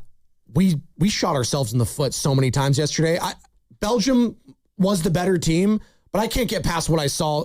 The self-inflicted wounds were just... I don't care who you're playing. You're probably losing that game. If that was our worst game I've ever seen, Joe. You're probably losing against Paraguay if you had that effort. Or Australia. Okay. I'll take your word for it. All those other teams. I'll take your word for it. It was that bad. But what I wanted to get out, Mexico, you know what I have respect for them?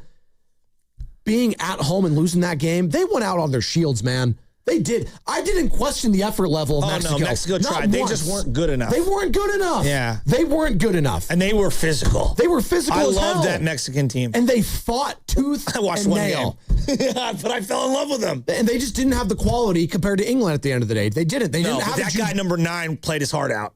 They didn't have Jude Bellingham. Yes, Raul Jimenez. Dude, he was incredible. Badass. They didn't have Jude Bellingham. They didn't have Harry Kane. They didn't have some of these guys that are top Harry 10, Kane. top 15 guys in the world. By the way, Harry Kane's voice I still can't get over. All right, let's go to the phone lines. I don't know how his hair stays so perfect. All that product. The slick back. He's got the Pat Riley going. 888-957-9570 is the number. Let's start off with Richie Rich in Livermore. What's up, Richie Rich? What's up, Rich? What's up, my dogs, man? Long time no talk, man. Shasta, you got me going this morning, bro. First of all, yeah, USA, you just wet the bed, dude. You didn't even show up. It was embarrassing for us all. It was in your backyard. You should have had a better performance. But, dude, the travel sports and what you're talking about got me going, dude. I'm so sick of it. You know me, dog. I'm always texting you on the side, see what you're doing. You see it out there, dude. And it pisses me off because you got these kids from third world country that don't got a damn dime. A broke down baseball bat, a broke down mitt, and they're playing up. They battle. They play hard. They're trying to get off the island. And here you are over here at Twin Creeks, and you got Timmy, who's 6'2", who has all the top gear out there, the $1,000 bats, all that. And his parents are so excited because little Timmy's throwing 80 miles an hour at 13. But guess what? Timmy's 6'3", and Timmy's dominating these kids. Well, guess what, Timmy? Go play up, bro. You beat the crap out these kids. You get your little dollar trophy. Go play up. Your body's developed like a teenager. Go play up 14. Go play up 15 and teach your kid how to compete and learn how to get your ass kicked once in a while. Okay? I deal with it all the time. I run a team head first. You know that, the Burt. It's a great program from 10U all the way up to Collegiate. And we go all over the freaking states, right? And my boys are damn good at 14 years old. And my son got tired of dad. This kid only got one hit on me. I got 8 strikeouts. This ain't fun no more. So we've been putting these boys in 15U Open. We put them in 16U Open last week, Shafty. And guess what? They got their ass handed. But you know what? They learned that there's always bigger and better out there. And how do you bounce back from getting your butt kicked and go out there and perform the next week? That's what you got to teach these kids. You don't teach these kids to reclass and put them down another grade so they're graduating at damn near 19 years old just so you can go beat up on people. It's crazy, bro. I'm glad you hit that topic, man, because you see it every day out there, bro. No, it's insane. It's the truth. And, like, one thing, I use this as an example. So, like, you know when everyone's shooting around on the little hoop? Sure. And you got all different age groups or whatever. And, like, they all put their hands up to block your shot. Like, I'm watching my little guy, and I'm like, oh, within, like, 10 minutes – okay, he's learning he's got to step back and shoot quickly to get his shot off before Rye Guy comes over and swats him into the oblivion. Learning. Because you know how older cousins or friends or whatever want to block your shot. Oh, I'm the dad that's doing it. Hell with older cousins. There's nothing easy in this household, son. But that's how you learn. Yes. And that's how you get creative. Like, I think about Phillip Rivers, right? And he was a coach's son. Why does he throw the way that he does? Because when he was a little boy, he wanted to throw passes to the tight ends. Steph Curry. And he learned how to throw that way. Same. And it's really cool. I find those little subtleties and those creativities and those nuances awesome. Why did Mike Piazza go to right field? Because the field he grew up on, if you hit it to left field, you'd lose the ball. It was like sandlot baseball. It just feels like youth sports now doesn't have that same grit in America, and it's all the sports, baseball, basketball, football, soccer. We don't go to the park and play. We don't regulate ourselves. We don't play up and down. Everything is just like in a bubble with officials and adults, and everyone's squeezing you for $1. Let's go more to the phones, 888-957-9570, reacting to Belgium's 4-1 victory over the U.S. men's national team. That is it for the United States and all the North American squads in this World Cup. And we're reacting to it all morning with you, the people. Let's go to Jason in Dublin. What's up, Jason?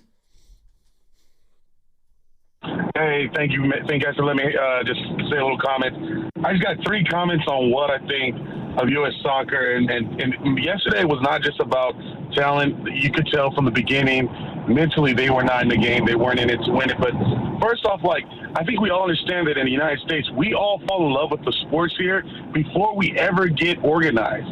And that's what happens around the world. You go to Senegal, you go to Spain, they learn soccer before they go to practice. Yeah. For the first time in America, most of our kids learn soccer at practice. I coached competitively. I was a Division I athlete, scholarship, played football. Now I coach soccer. I see it. These kids have no clue. They don't love the game. Their parents have forced them out there. And not even to talk about the competitive nature of it, where also in America, the best kids don't get to play against the best kids. You got ECNL, which is the top league for competitive soccer in this area, and it's $9,000 for kids to play. Whoa! What parents can pay $9,000? Whoa. The problem is, the thing is, the system's inverted. Just like we've complained about competitive sports, you don't have kids being seen as assets that can be developed over time. Their parents are actually paying into it to play. So the way that I'm. Oh no!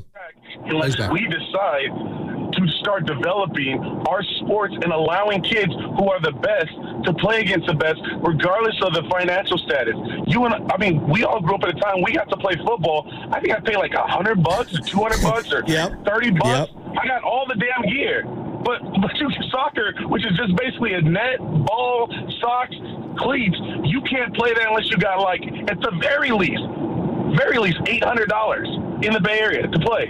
Which is ridiculous. No, we change that. Well, we will never, ever compete. It's a great point, and I think it is because it's cleats and shin guards. No, but it's not though. It's coaches. No, but that's, and then it's fields. Theoretically, it should just be cleats and shin guards. I agree with you, but it's not. We have to pay for goalposts. We have to pay for field time. We have to pay coaches. Like. The coach who's coaching for free does not exist like it used to back in the day. No. It just doesn't. It used to be a volunteer dad, right? And a couple dads out there. And those are few and far between, to your point. I played Viking soccer growing up, which was here in the city, and I think they had AYSO and like all these, there were different leagues that we would play in. We all grew up probably playing on a soccer team, right? We did. Yeah.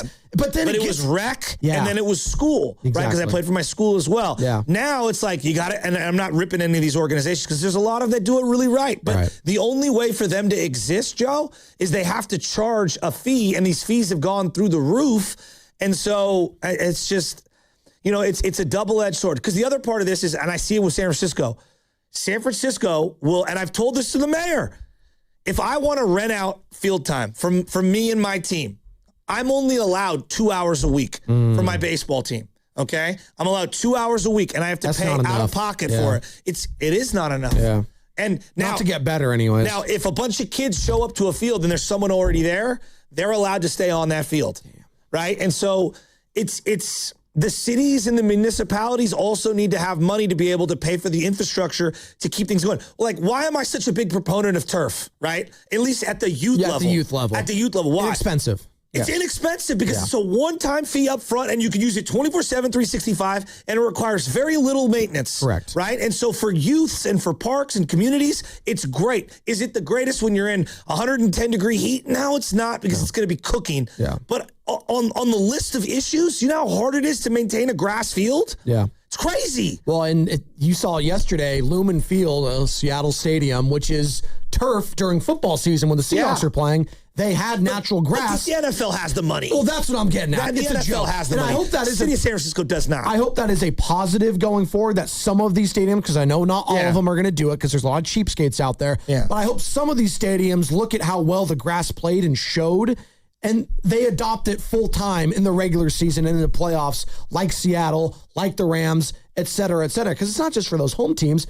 I'm a Niner fan. I want my players playing on that stuff, right? No doubt. But and they have the sprinklers going on during the hydration break too, because it's brand new, like grass for them. So they had to keep it, flourished. The problem is, like, right now is that money is like the root of everything. It just is. I mean, there's no other way around it. You got to have money to be able to secure fields, to be able to have practices and stuff. It's not like it was 30, 40, 50 years ago. When I was growing up at Excelsior Park, it's a little tiny park, on the tennis courts, when they weren't being used, guys would just kick soccer balls against the wall. You just don't see that as often anymore. No, you don't. We always go to Benny, Nora, and I, San Pablo Park over in Berkeley, because they have a couple baseball diamonds. Okay. They have a big grass field. You can go. They have a lot of play structures. It's a great park, and they redid it, I think, in the last decade or so. But Nora brings her soccer ball, plays to the side. I bring Benny's bat and his helmet, all that. And we're all just playing together. And no one's ever using it on a Saturday. It's kind of crazy. On a Saturday at noon, it's no one's using it. Joe, I tell the city of San Francisco all the time, I drive by 10 vacant fields so that we can all play on one in the middle of nowhere. I know. How does that make any sense? It doesn't make any sense. And you shouldn't have to drive across the bridge to Berkeley if you're in San Francisco to use one. Let's go out to the phone lines. More people want to talk about soccer here and the U.S. falling to Belgium 4-1 in the round of 16 yesterday. The one last thing. Yeah. Crocker Park they put in turf. Okay, I used to play on these soccer fields at Crocker that were terrible. They were mud pies, or if they weren't mud, they were rock hard dirt because grass couldn't grow. Right. The eucalyptus don't allow grass to grow underneath it. That is like you talk to any agronomist or anything like that, they'll tell you that. I'm learning things. And about 20 years ago, they switched it to turf for the soccer fields. It's the best thing that ever happened in the neighborhood. It's the safest it's ever been. They cleared out all the bushes. It is being used 24/7, 365. Kids, teams, adult leagues, everyone's using it. And I'm telling you, it is like the gold standard for what a community can do to change the neighborhood. And it's all the soccer fields. This hour is brought to you by Frown Bank, which is here for you, here for good. 888-957-9570 is the number to get involved. Call or text. And it sends us now to Mario in Napa. What's up, Mario? It's me. What's up, Mario? Hey, how you guys doing, man? I just have What's up? Man, I disagree with the caller a couple calls back saying that soccer ain't that competitive and stuff, man. Has he ever played any competitive soccer? You know how hard it is to run around, get tripped, running full speed. You know the athleticism to even dribble these balls. You know, some of these fans take this really passionate. You know, so like on the '86 when Maradona scored that header with his hand, they call that the hand of God. You know, like some of these stadiums, they have fences dividing fans. There's police up and down holding these fans back, you know, and also, too, you can be any size. You can be small like Messi. You can be a beast, a tall guy like Ibrahimovic and Haaland. You know, you can come from nowhere and be somebody. So I just, you know, it just sucks that United States and Mexico are out of it. You know, it sucks, man. And it's all right. It's all right, Spadoni. It's all right to cry, man. We cried all I'm not going to cry, Mario. I'm more angry. I appreciate the call. Are you going to cry? No, I'm not. I'm upset and I'm bitter. And I thought this year it could have been different. I really thought the high watermark for this team was getting to the quarterfinals in the round of 8 instead of 16 because they've been stuck on the round of 16 for so damn long, and I thought it was a favorable draw for them. If that's the FIFA's doing, so be it, but that's how it worked out. I thought Belgium, of all the other elite European teams that are left, Belgium was on the bottom tier of those. Okay. Still better than you. Clearly we were. No, still better than you. I don't want, still clearly. Sure. But that was a team, if you had your A game, which you didn't, you could have maybe beat. Okay. Maybe. Do you think if it was a 2-1 loss, Joe, and they had opportunities throughout the game, would I be as upset? No, I would not be. But I saw what I saw yesterday, and it didn't look like they belonged on the field with them. That's what hurts the most because I think you saw it in that game against Paraguay. Yeah. You saw it, Carter. I saw it. I was like, wow, this does feel like a different U.S. squad, just given the quality of how they looked in the passing. Well, Tillman is my favorite player. He plays his heart out. And that's, as we talk about athletes, that guy can play on any field. Absolutely. Any field. I mean, he's a stud. And that was against Paraguay. That was against Australia. He looked like he belonged against Belgium last night. Against Belgium. There are players that belong out there, but there are also some players that came up very small yesterday that has me rethinking the future of this team. And it has me thinking, like, I can't say this was a net positive. And do I sound like a sourpuss? 888-957-9570. Are people looking at this as a positive World Cup for the U.S. men's national team? I just can't wrap my head around that right now. Is it a net negative? That might be too strong, but it's at best for me a net neutral kind of a World Cup, which sucks because it was in your backyard. It feels like it's the most social currency the sport has had in this country in a long time, maybe ever. Yeah. Okay. So let me ask you about like the young kids. Let's say you're in 8th grade going into freshman year. And you're going to a new high school. It's bigger, you know, a lot of the same kids, but you're going somewhere else. A lot of kids will just sign up for football to meet kids. Yeah. and just to be a part of something, and you have a team of 40 to 50, maybe 60 guys, 9 times out of 10, they don't cut freshmen. Almost a sense of pressure. I remember freshman year of high school, like you didn't play football, like what's going on? Like exactly. I didn't, by the way, like because I played PB football and Okay. like the commute for me back and forth, it was just I didn't want to do it. I was already going to a new school. I didn't know a lot of people. I was like, I don't want to do it. But do you think I felt a sense of pressure to do it because everyone else did. Do you think that plays a factor, like in terms of like, hey, the kid who's never played football a day in his life will just I'm talking about NFL football, or tackle football, excuse me, will just sign up to play and he can be the 49th man on the team and never see the field. But now he definitely like understands football, starts to love it. His parents obviously have it on the television growing up. We just don't have that same kind of infrastructure in soccer. Do you get where I'm going? No, I get where you're going with this. You don't just sign up willy-nilly in 8th grade or freshman year and just start playing. I also think it's the cool sport. American football is the cool sport here for us. And there is a sense of, again, going back to peer pressure. Like I remember even when I was in high school, soccer wasn't viewed as the cool sport. It was like, okay, you had a couple of your friends played, but like no one was like going out of their way to go watch the soccer. Football here. Again, basketball. American football, basketball. I mean, we had nobody at baseball games, so trust me, it was like 2 dads. Exactly. No one would show up to the baseball games. The hierarchy still is like American football, basketball, big drop-off. Huge drop-off. There'd be infinitely more people at a girls basketball high school game than there were at a boys baseball game. Women's soccer, girls soccer, infinitely more popular than men's side. Still. Like, and I do think it is becoming more and more popular if you're just on social media. People care about the English Premier League. People care about Champions League. It is definitely more popular. Absolutely. I'm talking in this country. In this country, it is. But again, that's European football, European soccer. We don't care about American MLS.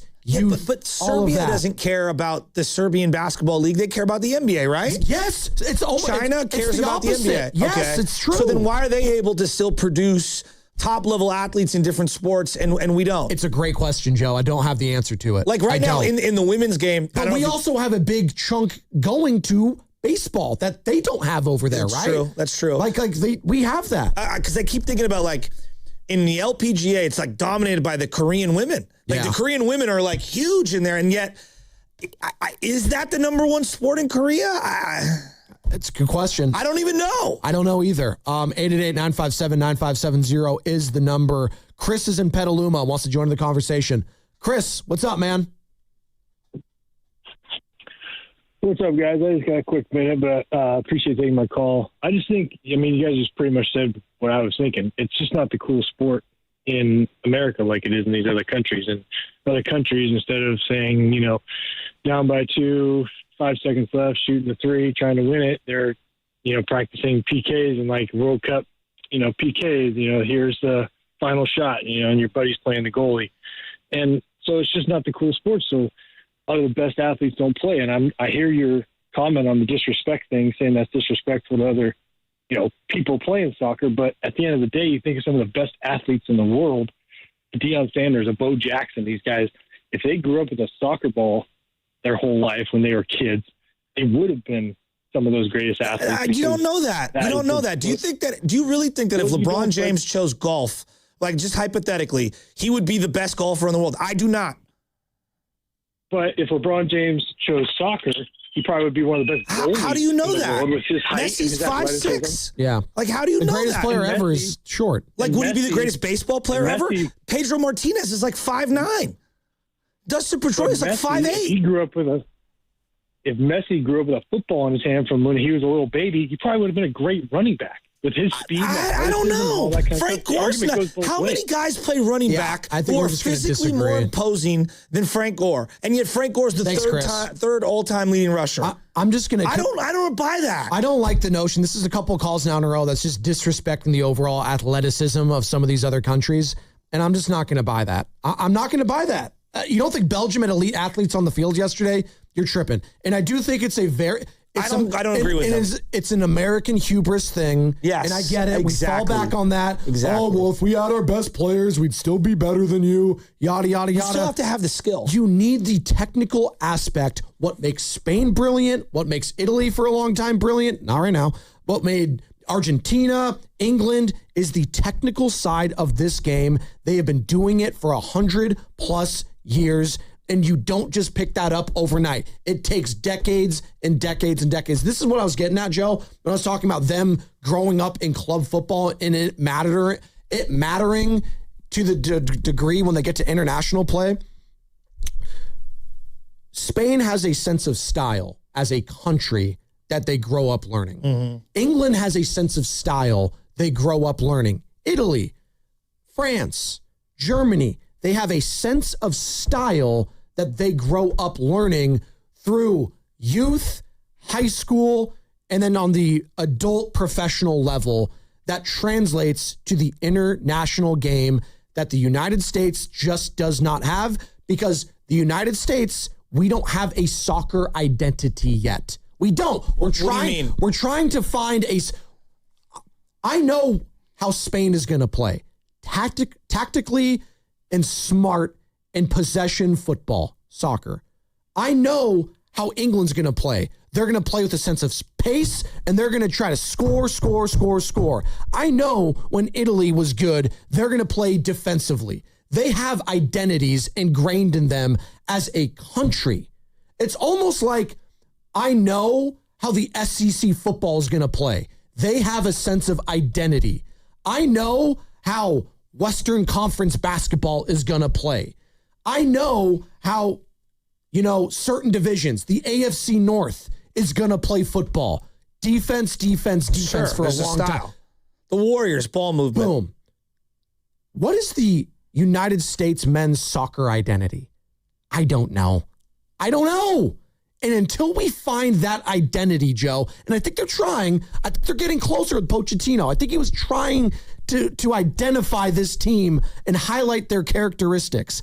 Until we can find that sense of identity, we're just never going to crack that top 8, top 10 echelon. We're top 20, we're top 16. We've been that for a while, but there's levels to this as we're learning right now. It's like there's levels to the college football playoff. There's the Arizona State. You feel like UCF. Yeah, you feel like UCF. Or I guess something like that, a non-power 4. Exactly. A Boise State. How about that? A Boise State. But even them, they've had moments. They've got some pretty big upsets. They have. Well, we've had some upsets too, but you know where they are. It's interesting about the identity. Like when a Shanahan coach team, I kind of know what I'm getting. Boom. You know what I mean? That's a really interesting point. Let's go to Chris in Newark. He's been hanging on tight. What's up, Chrissy? You're on the roast.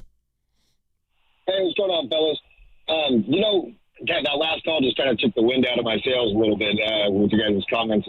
But I have to disagree a little bit. I have a 7-year-old. He plays travel baseball from, February to November.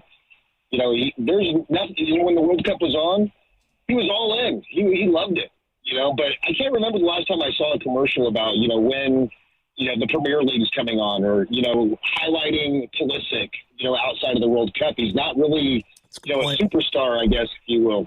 The other thing is that I do think that if, we promoted the sport more, that some of these better athletes, the Anthony Edwards of the world, the Lamar Jacksons, and Jason pitch. Yesterday when I was watching that game, Belgium was head and shoulders physically just bigger than us. They were passing the eye test. And, it didn't really hit me until we played one of those European teams, and I was like, we're outclassed.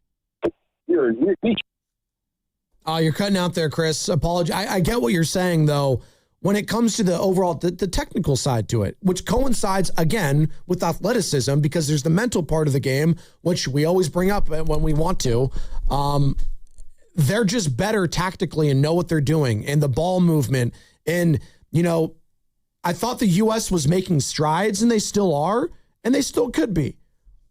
But it's going to take a long time to get to that top 8, that top 10 echelon. It just is. What he said was actually fascinating, though, which was regarding, his 7-year-old and, what's socially relevant to him. He's watching it and all that stuff, but what's the next level? Meaning, so it's the U.S. is knocked out. This will be over in 10 days, 11 days, the World Cup? I think the final is on the 19th. So where do you go from here? And I think about my boy Rocco, who's a diehard soccer guy. His whole family, his daughters play, his brother-in-law's a coach. He's been playing and coaching his entire life. There's an infrastructure in their household. He is watching the Premier League all the time. Yeah. Right? Same way that I am kind of indoctrinating my son with watching Giants, Niners, Warriors. Yep. Right? I'm indoctrinating him, and I'm trying to get him in on this. I think the step then, there's got to be more parents that are in a weird way, indoctrinating their child into that lifestyle, that soccer lifestyle. And they've got to feed that and fuel that. I will say, do you hear what I'm saying? No, I do, because I am an example of someone picking up the World Cup back in 2006 when I was 13, and I started to fall in love with the sport. So that's when you got into it. That's where I got it. Interesting. So the U.S., they didn't qualify. They lost in the group stages, but in their group, they were the toughest opponent for the eventual champion, Italy. Now, I do have some ties there because my dad, he was rooting for Italy. He's rooting for Team USA. So I have some heritage backed on that, obviously. And Italy ended up going on a huge run. They won the whole thing. They beat France. Obviously, the headbutt from Zidane. So it's one of the most infamous plays in sports, right? And then you go to 2010, and the United States had one of the greatest goals and moments we've ever seen in American sports. And it was Landon Donovan in stoppage time against Algeria. They needed a goal. They needed a win to advance to the knockout stages. They did that in the final minutes of that game. It was highly dramatic. It was great. And that's really what got me hooked. So maybe there was some moments for some players, some fans, some young 7-year-olds, 8, 9, 10, 11, 12, that they watched this tournament, and maybe it was the free kick from Tillman against Bosnia when we had the red card and we had a man down. Maybe it was that moment for them that got them hooked. And maybe the pain of yesterday will stick with them and they'll be hooked for this sport. And I hope that's the case because I am an example of it, Joe. I just know that social media, which is a big thing with a lot of these young kids, I don't know, 7 is a little young, but definitely 10, 11, 12, 13-year-olds, middle schoolers and high schoolers, I do see the Premier League and Champions League a lot when I'm scrolling. If you just follow any sports, it is popular. But not a lot of Americans are playing in those things. There's some. It's true. Pulisic being one of them for AC Milan. But again, the top league in Italy is not resonating socially or in America. English Premier League, yes. All the other ones, maybe La Liga, maybe, but not really. That's the only big league in Champions League too. What you're bringing up is interesting because I'm thinking about hockey now and why hockey does or doesn't resonate in certain cities in America. Interesting. And in certain parts of Canada here, there's a social currency in Canada that just doesn't exist here in most of the bigger American cities. It's just weird. It's interesting what you're bringing up. No, it's true because we just saw the Winter Olympics, and not that it didn't mean a lot for the U.S. to win gold. Yeah. It did.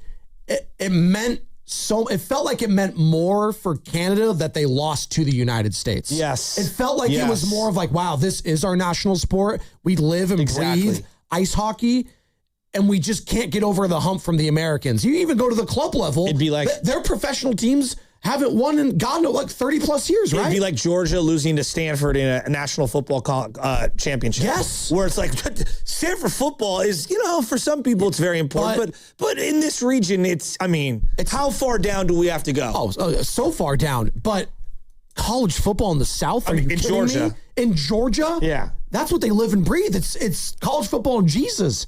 More people want to join the conversation. God, we haven't had this many calls in months. We've got 20 calls about the soccer. Hey, maybe it's resonating. It's been a fun conversation. Maybe it's been resonating, Joe. 4-1 loss yesterday. The U.S. has been knocked out of the World Cup by Belgium.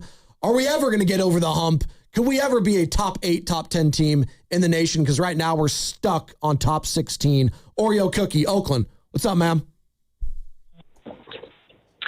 What's up, fellas? Good morning. Thanks for taking my phone call. First things first, I'm not a big soccer fan. Once the World Cup is over, I'm not going to be, following the other leagues, man. I'm just not. Let's keep it real. So every 4 years, I am all in on the World Cup. Now, when it comes to the World Cup, you guys got to know that the United States is small potatoes when it comes to soccer, when it comes to international soccer. We just are. Reasons for being, there's plenty of them, but one of them I think is the sport isn't finding inner youth in the inner city. Soccer, it's come an economical thing, man. It's expensive. All these youth sports are expensive when it's a whole lot cheaper to get a basketball and go shoot around, get a football and have a friend to throw around with to get 5, 6 guys to, go play soccer. So that's a big fundamental thing. And if they pay the guys to not go to overseas, if they pay them what they're paying the other leagues like MLB, they will come. They will be there. The Americans will stay instead of going overseas if they want a soccer career. So it starts with money. That's Oreo Cookie again. I would say it's all sports now. It sucks. Yeah, no, and I'll say this. He's not wrong, though. I'll say this, and I'll bring it up, and Carter was in my ear reiterating it. Like, we go over there to learn the sport and get better. They're not coming over here to do that. That's a really good point. They're just not. Basketball, to your point, Joe, yes, they are. Well, they also get pretty great training overseas. No, they do. But no. Lately, Japan in baseball, the Dominican in baseball. For a long time, though, it felt like they were coming over even collegiately, to get better. But I do believe like the Eastern Bloc has pumped out so many great basketball players. Absolutely. And then think of, again, France. Just the last few years, France alone has pumped out some of the best. The only time we see big names come into the MLS is when they're at the back end of their career. Yeah. What Messi did, quite frankly, joining Inter Miami was, even at top level, because you're seeing what he's still doing with Argentina, he's still one of the best in the entire world. The fact that he chose to play in the MLS, even in his mid-30s, was kind of crazy. But again, in his mid-30s, like he's one of one. Yeah. Like David Beckham once upon a time. They also gave him a unbelievable financial compensation I also think part of that was the business side of it too. Yeah, no doubt. Tapping into the American market. Are you kidding me? He's the number one show wherever he goes here. The one thing that I do believe is I actually think he could get away with being Messi in America too, and like Miami and everything. Like people are still going to notice him, but he can walk around more here in the United States than anywhere else. But I find it funny that like everyone's like, well, you can't make any money in soccer. It's like, well, in America you might not be able to make the significant money, but you go overseas, look at these contracts. Yeah. Yeah. So just to follow up on what Spadoni's saying too is like, because I've been doing some reading back here about it. Give it to me. Is in the 90s, the late 90s and the early 2000s, the NBA made a concerted effort to become a global sport. Yeah. Interesting. Where if you look at like these leagues. After the Dream Team thing, that makes a lot of sense. The Premier League and things like that, they're not really coming over here with scouts the way the NBA is going over there, for instance, right? So the information on how to correctly develop players come into the American League, into the NBA, that information was transferred to Europe, to Asia, to those places. We kind of aren't getting that back from them when it comes to soccer. You know, it's a great point. That is a great call. You look at the makeup of our team and a lot of our starters. Now, there's some that are born and bred just, growing up in America. A lot of them didn't. A lot of them have parents from England, from the Netherlands, from the Liberia. Well, the one guy was an army brat, or a lot of them are, Joe. Yeah, a lot of them have blown away. A lot of them. Serginho Dest didn't even grow up in the United States. He grew up in the Netherlands. That's crazy. A lot of these guys. Anthony Robinson has a British accent that plays for us. Jermaine Jones, once upon a time, who had German citizenship. Going way back when. Yeah, back in 2014. Yeah, he has a German accent. A lot of these guys grew up playing internationally and never set foot playing for the youth soccer clubs here in the United States. The Glens. Exactly. I'm not trying to rip them. I'm trying to even Christian Pulisic, I keep bringing this up. He grew up in the Chelsea Youth Academy, which is an English Premier League team. Like, he grew up overseas playing that sport, iron sharpening iron. Now, can you have players grow up in the United States system and the youth system and in high school and all of that and still translate? Sure. But it's few and far between, and it doesn't happen very often. If you get noticed by an international scout, you're leaving immediately. So if you could change one aspect, I mean, there's so many different angles, but the biggest one for you is just in like U.S. men's game in general. To get this team to where you would like to see them go, what do you think is the biggest developmental hurdle that needs to be fixed? That's a great question. You can chew on it. We can go to a couple calls. Let me chew on that for a little bit. I don't mean to put you on the spot. No. I think that's a good question. You're bringing up all these points. The scouting thing, the reverse scouting, is very interesting. I think if we have the infrastructure in place and we have owners willing to spend and bring in players like Kylian Mbappe in their prime, and a lot of these guys, Erling Haaland in his prime, to the MLS, I do think that could potentially change how we view this sport in America. As a television product, because I watch all these. it's as good as it gets because there's no commercials. That's great. And I know it's in and out in about 2 hours, right? Yes. It's about 2 hours. We're in and out. I'm glued the entire time. If I turn away and I miss something, I can't move. Like, I don't know. I think it's great as a television product. I think we are primed. The United States, I know we can embrace this sport, and that's why I felt like this year, if they had just gone on a run, just think globally. And I get it. We had a caller in Roxy earlier that said everyone hates America. But you know what they don't hate internationally? And Gianni Infantino? The eyeballs and the money. No. Seriously, though. That's a good call. If the United States was ever like top 5, just think of us as a villain globally and the eyeballs that it would draw internationally. If we had made the Final Four, people everywhere would be rooting against this squad because they think the United States is everything wrong with sports. But that's okay because the eyeballs would be glued. Like, I think the U.S., had they gone on a deep run, it would have been incredible for the global game. And you know what? It would have put money in everyone else's pockets. That goes to the Premier League, La Liga, et cetera, et cetera. We got the injury report, Carter. Let's hit it.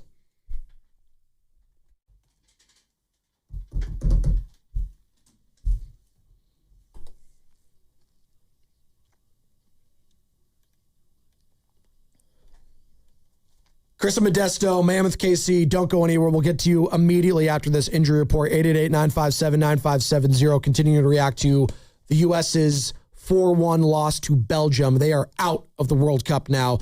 And I thought it was going to be a Pulisic injury report, but I'm wrong. It's Giants related. Catcher Daniel Susak, who is on the IL with a lower back strain, has begun a swing progression program and is throwing on flat ground, a sign that he is closer to returning to action. Hey, more good Giants news too. Harrison Bader, who was on the injured list with plantar fascia, took batting practice, Joe, on Monday and ran the bases yesterday, a sign that he too is close to a return.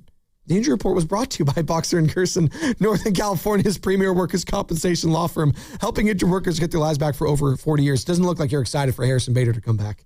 Didn't look like that in your face. Well, I mean, what's he played about? 15 games, 16 games? He's like, is he the Malachi Leones of the Giants this year?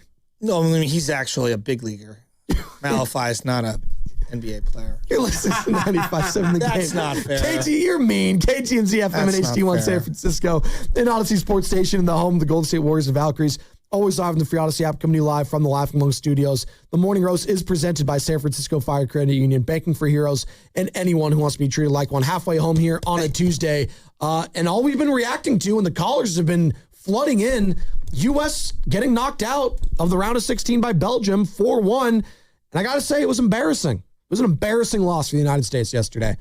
It was. And I'm still embarrassed.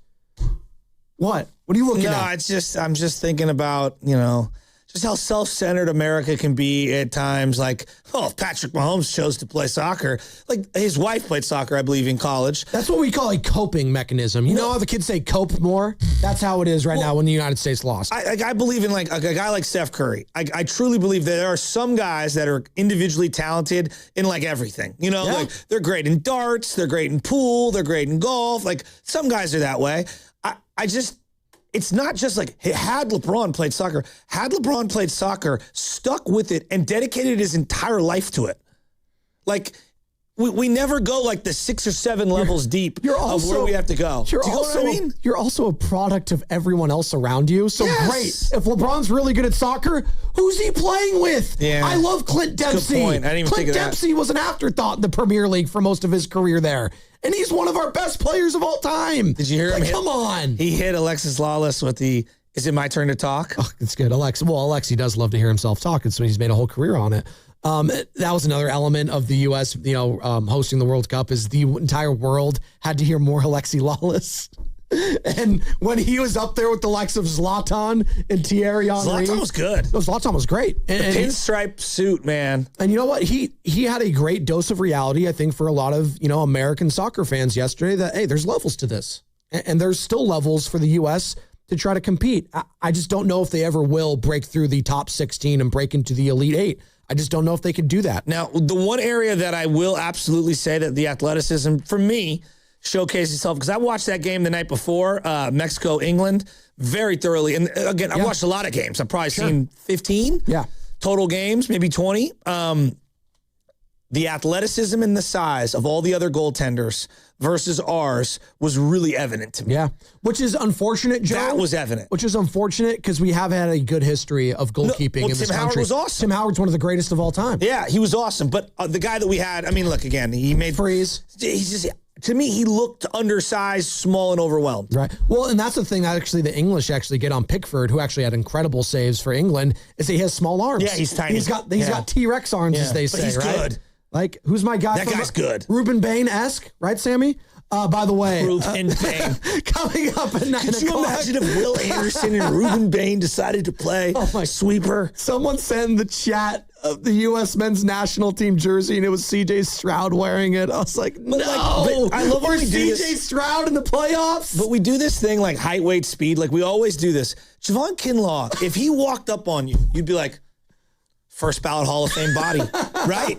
But it doesn't matter about the physique only. You have to skill. Like there has to be some skill involved. And we do this in every sport. Like it's like you could look the part, but do you play the part? Absolutely. Coming up 9 o'clock again, less than an hour from now, Bonta Hill is going to be joining us live, presented by Ceremony Ford for the entire hour. And Ceremony Ford is your Bay Area Ford store. And yeah, we'll be talking some World Cup with Bonta for sure. Did I say goaltender? It's goalkeeper. Apologies. My vernacular is clearly not up to par. Just say the goalie. Yeah, my bad. That's what we say over here. Just say the goalie. Chris Modesto. What's up, Chrissy? A lot of Chris's this morning. Hey, good morning. I just wanted to offer a perspective. I'm 48 years old. I'm fourth generation Hispanic. I don't speak any Spanish, but I grew up in a school where there was a significant portion of first generation. And I noticed when I was growing up, all those kids would be playing soccer. And most of the other kids would be playing, basketball, football, and other things. So I kind of grew up in that demographic. This was the first year that I ever genuinely tried to dive into soccer. America was hosting it. I was getting all caught up in the fervor. I watched so many games this year. It was crazy. But, I'm so disappointed because, for one, I don't understand this offsides rules, the arbitrary calls of penalties when it just seems to me like an incidental contact. It got political. Plus, it's not for me, but I genuinely tried to give it my all, and I just thought I would share that with you. So are you out on the sport? Yeah, I think I am. Okay. Like this was the year that someone like me was going to probably either be all in, because like I went to the bars, like I was at England and in Mexico at an English pub, and it was like crazy, like 60-40 Mexican and English fans, and it was exciting. The spirit was like awesome, but I just couldn't get into it. I'm not one of those guys that like sports that it could be 0-0 or 1-0. It's like I need a little bit more action. So you don't like baseball either? I just want to be on. Oh, I love baseball, but let's be honest, baseball is not always 1-0. That's true. It's like I know it can be, but I get what you're trying to do there. But I know you're smart enough to understand the difference. No doubt.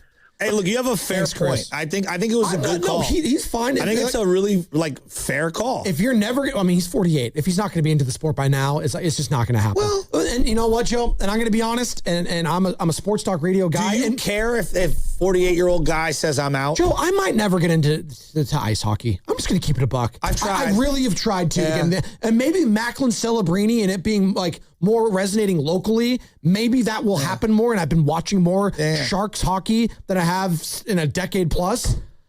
It's probably never going to resonate with me like all these other sports that are in the forefront of my mind. Doesn't mean I can't enjoy it at times, like some people do at the World Cup.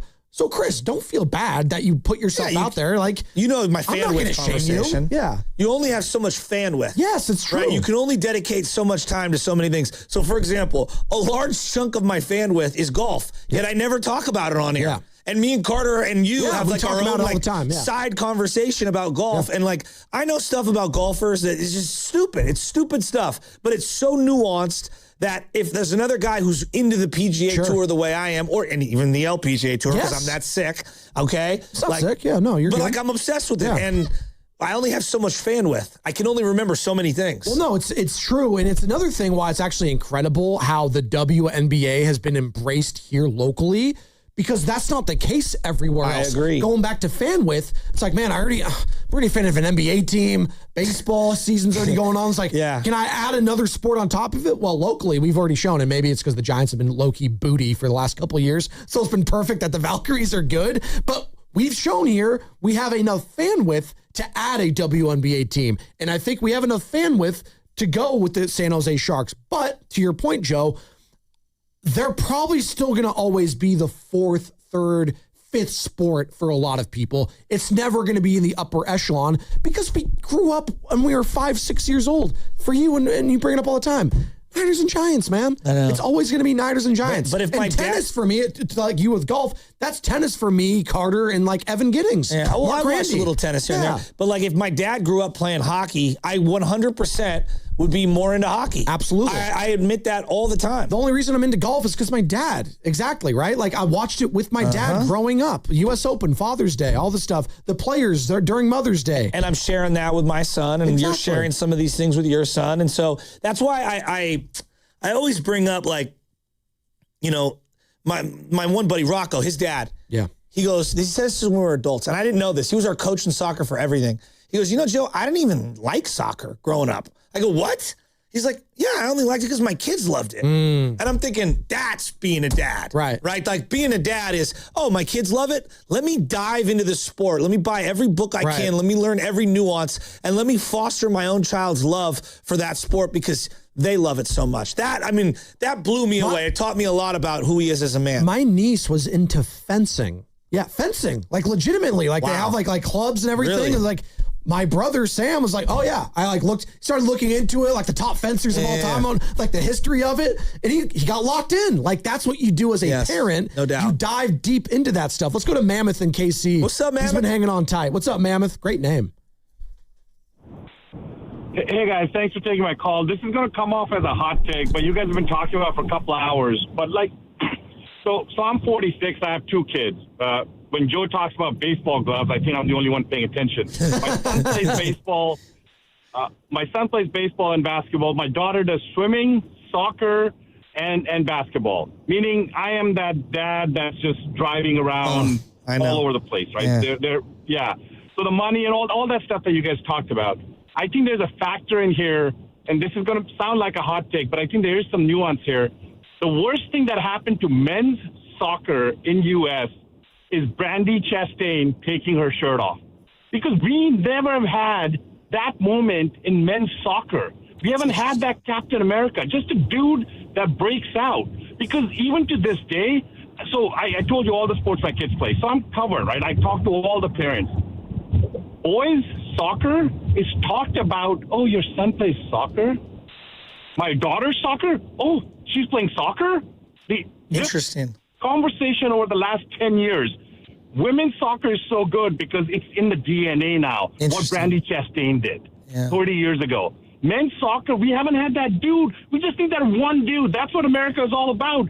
Give us that firepower, just a keg.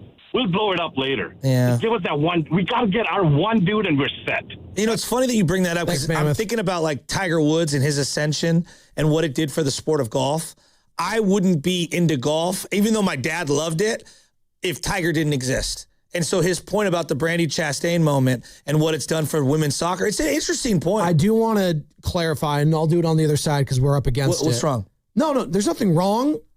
But comparing the U.S. women's soccer team to the men's, you have to have some nuance and some historical backing that I'm going to get into on the other side. Bring it up, please. Why the U.S. women's soccer is so ahead of other countries is because they started playing decades and decades and decades earlier and invested in that sport decades and decades and decades more so than these other countries did for their women's sports. All my nieces played like very high-level soccer for a long, long time. And it's the opposite. College as well. And it's the opposite for men's soccer. And Yes. we have been playing, but to the level of what they were compared to the other countries, it's just night and day. And it's sponsored by Front Banquet. It's here for you and here for good. They call this one Bill. Whoa, aliens? Am I in a spaceship? Affirmative, Bill. What's with the laser saw? Relax. We are cutting our bill in half. What? An Xfinity mobile transmission says you can cut your bill in half. Oh, your mobile bill, not me, Bill. Xfinity Mobile also says we can try it free for a year. Free. Yes, with no commitment. Can we put the saw away? I am reluctant. But we will find another being to bisect. That's not sci-fi, it's Xfinity Mobile. Xfinity Internet members cut your mobile bill in half. Plus, try Xfinity Mobile free for a year. No commitment. Learn more at xfinitymobile.com. Xfinity. Imagine that. Restrictions apply. Xfinity Internet required. Savings compares one line of Xfinity Mobile Select to comparable plans from T-Mobile, Verizon, and AT&T as of 3/24/26. Taxes, fees, extra. $30 monthly discount limited to new mobile customers only. After 12 months, regular rates apply. FlexCar, we know radio ads are annoying, but not as annoying as car salesmen. Sign here, please. Never talk to one again with FlexCar, the first and only month-to-month car lease. No, submit to my extortion machine. Insurance and maintenance included. Switch cars anytime. Switching Bronco to Camry to tell you ride willy-nilly. Oh, no. Oh, yes. FlexCar. You drive everything. Do you owe $10,000 or more to the IRS like Mark? I've been doing home remodeling for 30 plus years, but the economy crashed. I wound up losing my home, losing my job, and on top of that, owing the IRS a ton of money. I owed the IRS $114,000. It really, truly was the worst part of my life. Then Mark found tax relief advocates. On news radio, I heard about TRA, and I thought, what's the worst that could happen? So I picked up the phone and I called them. When it was all said and done, TRA settled my $114,000 debt for $100, and I'm telling you, I was ecstatic. Could not believe it. I would recommend TRA to anyone. If you owe 10 or even hundreds of thousands of dollars to the IRS, don't lose hope. Do what Mark did and call TRA for a consultation. But TRA did. They gave me a second chance, and I'm forever grateful. Visit TRA.com or call 800-491-9914. 800-491-9914. That's 800-491-9914. 1-877 Cars for Kids. KARS Cars for Kids. 1-877 Cars for Kids. Donate your car today. 1-877 Cars for Kids. KARS Cars for Kids. 1-877 Cars for Kids. Donate your car today. Ready to get rid of that old car? Donate it to Cars for Kids. Call 877-CARS-4-KIDS to speak to a friendly live agent. Donation is super easy, and your car can be picked up as soon as tomorrow. Go to carsforkids.org now or call 877-CARS-4-KIDS to donate your car today. 1-877 Cars for Kids. KARS Cars for Kids. 1-877 Cars for Kids. Did you know you can donate real estate too? Go to carsforkids.org. That's cars with a K. Wow, what is all this? These screens, the food. All for the game, bro. Let us pitch in. No need. I'm saving $1,000 bundling my wireless and internet with T-Mobile. I've got it all covered. Goal! Here to score big with T-Mobile. Families save up to $1,000 a year when they bundle 5G home internet with 4 phone lines on Experience Beyond. Compared to regular rates after third line free on Experience Beyond plan with internet bundle discount via monthly bill credits and auto-pay discount. Credit stop if you cancel or change plans. For adults with Crohn's disease or ulcerative colitis symptoms, every choice matters. Tremfya offers self-injection or intravenous infusion from the start. Tremfya is administered as injections under the skin or infusions through a vein every 4 weeks, followed by injections under the skin every 4 or 8 weeks. If your doctor decides that you can self-inject Tremfya, proper training is required. Tremfya is a prescription medicine used to treat adults with moderately to severely active Crohn's disease and adults with moderately to severely active ulcerative colitis. Serious allergic reactions, increased risk of infections or lower ability to fight them, and liver problems may occur. Before treatment, get checked for infections and tuberculosis. Tell your doctor if you have an infection, flu-like symptoms, or need a vaccine. Explore what's possible. Ask your doctor about Tremfya today. Call 1-800-526-7736 to learn more or visit tremfyaradio.com. This is the story of the one who keeps multiple buildings running smoothly day after day. Plumbing that flows, HVAC that hums, cleaning supplies that keep surfaces sparkling. That's why she counts on Grainger. With easy reordering online and 24/7 support, Grainger helps her keep the products she needs on hand. So shelves stay stocked and buildings stay ready. Call 1-800-GRAINGER, click Grainger.com, or just stop by. Grainger, for the ones who get it done. Another app for inventory, one for CRM. Oh, don't forget accounting. Wait, which login was that? Or you could use Odoo, one fully integrated system that does it all without the hassle. Ditch the app overload. Get everything your business needs on one platform. Try Odoo free today at odoo.com. That's ODOO.com.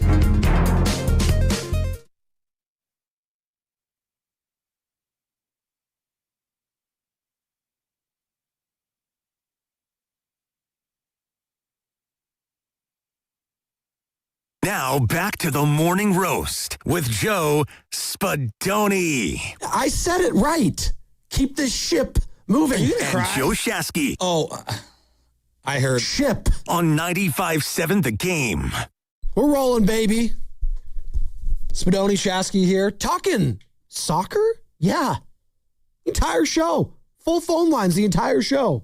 Talking soccer. It's this, or we can get into the CBA of the NBA. Raise hell. But I don't know nobody's fascinated by that. There's new Brandon Ayuk stuff, by the way. He doesn't even exist to me in terms of as a 49er. Technically for the 49ers, he might not exist either when it comes to like on the roster.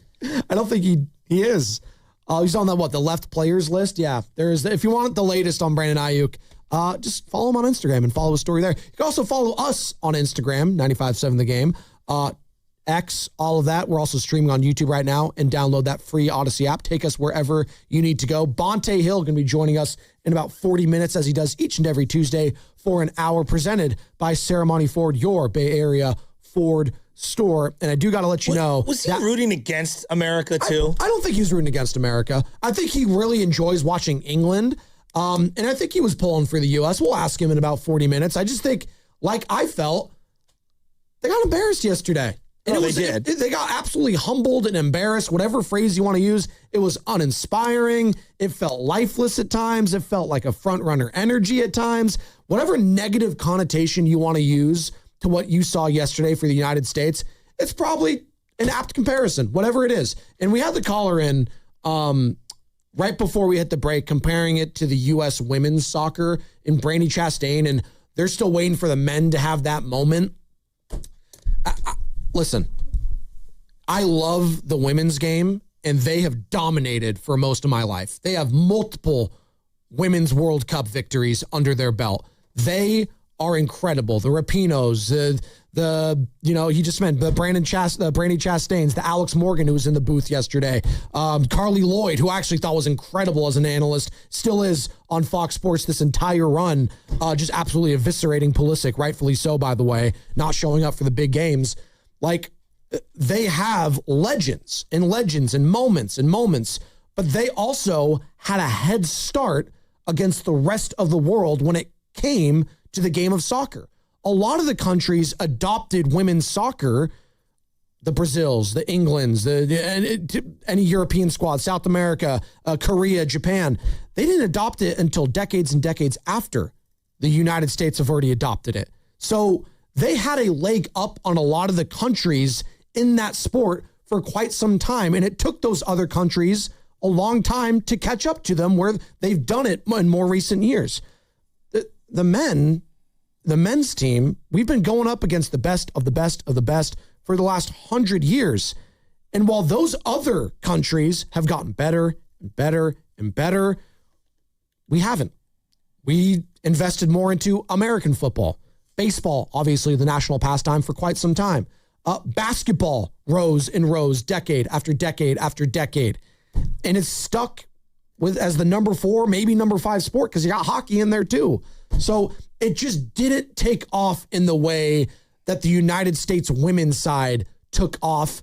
And that's just by the nature of the beast, man. And quite frankly, there was more opportunity just within that particular sport for the women's side because there wasn't as much opportunity to play sports on the youth level and the high school level compared to what the men's game had. I think the other huge aspect. So there's a historical element is what I was trying to get to. There's also a whole cultural thing about some countries, women's sports. Absolutely. Which we haven't even, Yes. I mean, you can go down that rabbit hole. So which is second-class citizens almost when it comes to just women in general in some of in countries. Yes, exactly. That And are participating on the men's side in this World Cup. I think, though, his point is actually a really good one. The guy who made the phone call, where he was saying that the way that soccer is talked about amongst friends for the boys' side versus the way soccer is talked about amongst friends for the girls' side in terms of their child participating. Yeah. I found that interesting.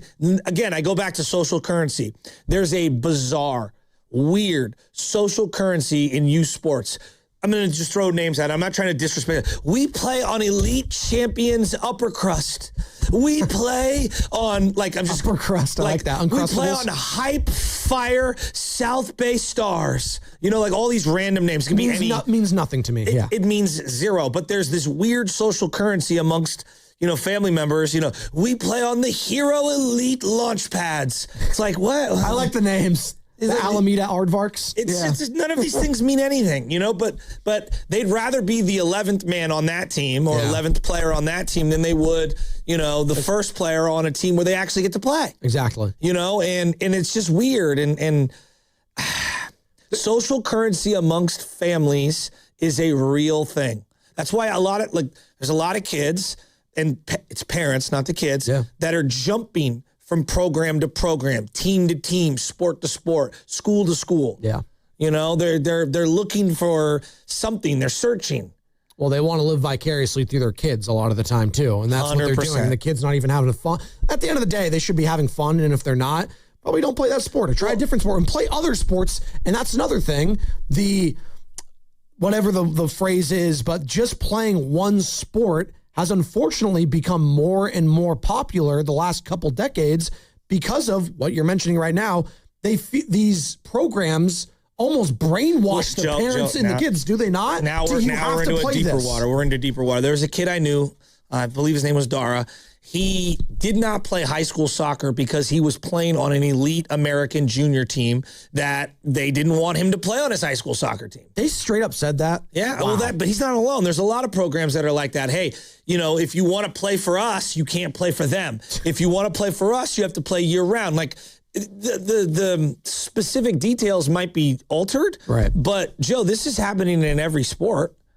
I mean, I've seen it at the high school level where I play on a different travel team than the high school provided travel team in the off sport season. And if I don't play for you, now I get less minutes because, you know, I'm screwing over your filler program that's going to help you make money. Like, there's a whole rabbit hole that we can go down on this. I think it's a great point, and I want to be careful with how I say this because I do believe a lot of the U.S. men's national team members really take pride in wearing the stars and stripes and representing the country. I do believe that.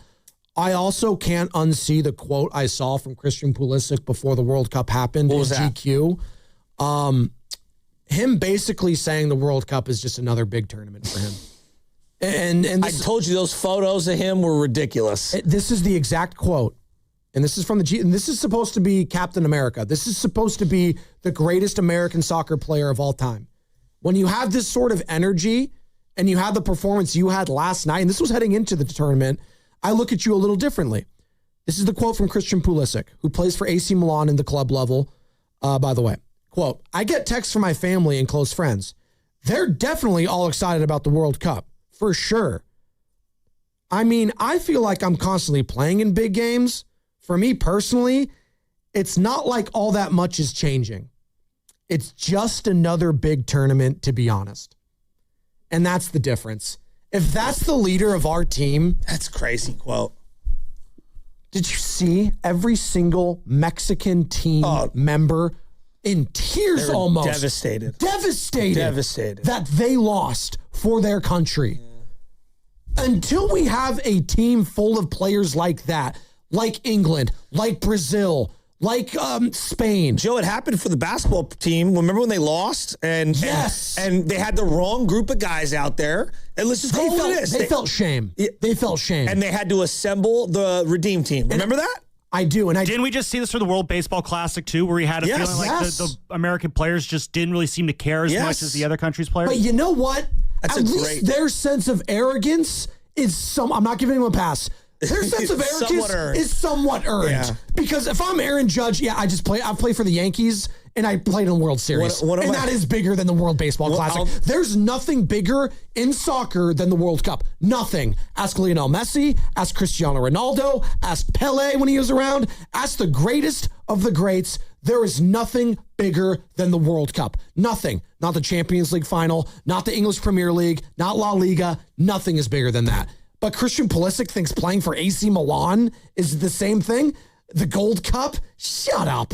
Just the disconnect is unbelievable. There's a responsibility that he has to bear. Yes. As if you're going to be the best player. That's why I don't think he is. Tillman is the best player on the team. On the team right now. And Tillman. And honestly, all time, if we're going just U.S. players, go Clint Dempsey, dude. Guy showed up in big moments and big games. You would have a better feel for that than I, but Tillman right now is the better player. We go by skill, and I get it career-wise for club. It might be Christian Pulisic. He was a Champions League winner and had moments in big club performances. I get that. I understand that. But all I give a damn about, and most Americans do, is the World Cup every 4 years, because people calling in about it shows me that they care about this team every 4 years. And for you to have that sort of mentality heading into the biggest tournament for all of us casuals is kind of weak sauce. And to have the performance you did yesterday, by the way, complaining and crying on the ground when no one tripped you up, by the way, you tripped over yourself. You know what it reminded me of? Anthony Davis. Oh.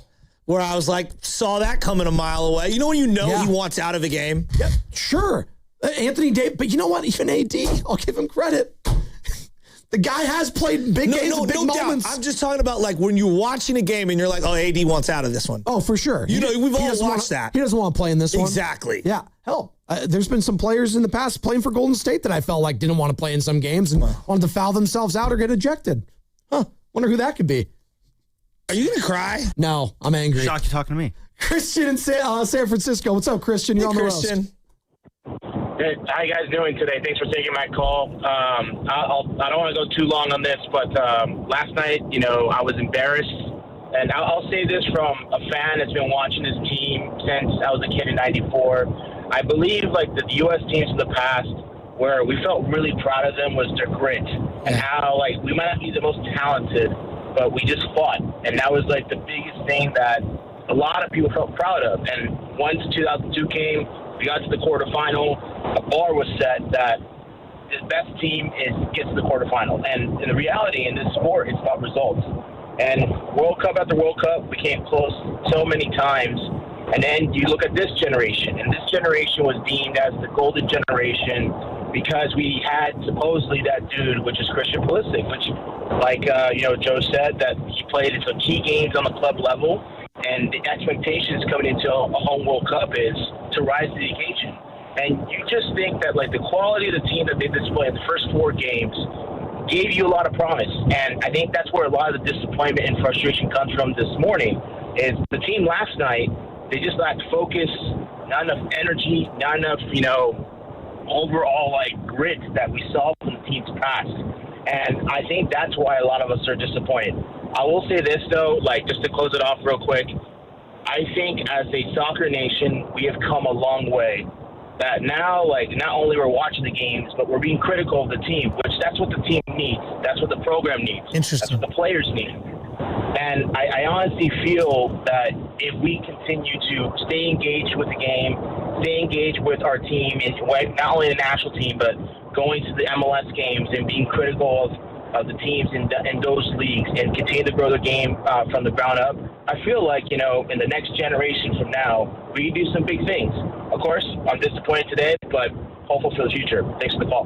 Great call, Christian in San Francisco on 888-957-9570. If you've ever wanted to talk soccer, today is your day, people. We had like 30 calls. People are fired up to talk about this topic. 4-1 the final last night. Round of 16 continues to evade the United States. It's been 24 years since they've last advanced to the Elite Eight, a.k.a. the quarterfinals. And we've been waiting ever since. And it just seems that they cannot penetrate that top 8 echelon, that top 10 kind of echelon when it comes to those European squads. They just can't do it. European, some of the top South American teams. The quality, absolutely. Belgium, quality-wise, skill-wise, better. That's fine. And you know what? I'm not even mad that they lost the game. It's the fashion in which they lost is what's really sticking out to me. What about, I want to ask you this question. Because it felt like just the same thing 4 years ago, Joe, when they lost to the Netherlands. It was almost carbon copy. I felt the same way. Where it was like, that was a quote-unquote down Netherlands squad. Mm-hmm. They still kicked our ass. And we didn't look like we knew what we were doing. So I guess the closest comp would be like basketball or baseball player coming here or football player coming to America to play college ball. Like think Patty Mills, sure, right, from Australia. Oh yeah, and we've had the feeder system for a long time, the same areas for a lot of those Australians. So Delavadova. Yeah. You're telling me that the majority of the really truly elite go overseas. Yes. Okay. For United States to get better, and why we're here and people think we're better is because all of our starters played overseas at some point for top clubs or top leagues. Yes. So if you had it your way, would they stay here or would they go over there? Still go over there. Okay, so let me ask you this. Okay, so if you're going over there and you're gone from, let's say, 15 on, hypothetically, how do you become a star here and really garner that, like, that cachet here if you're over there? It's got to be during international competition. But unfortunately, the only time we care about international competition is the World Cup.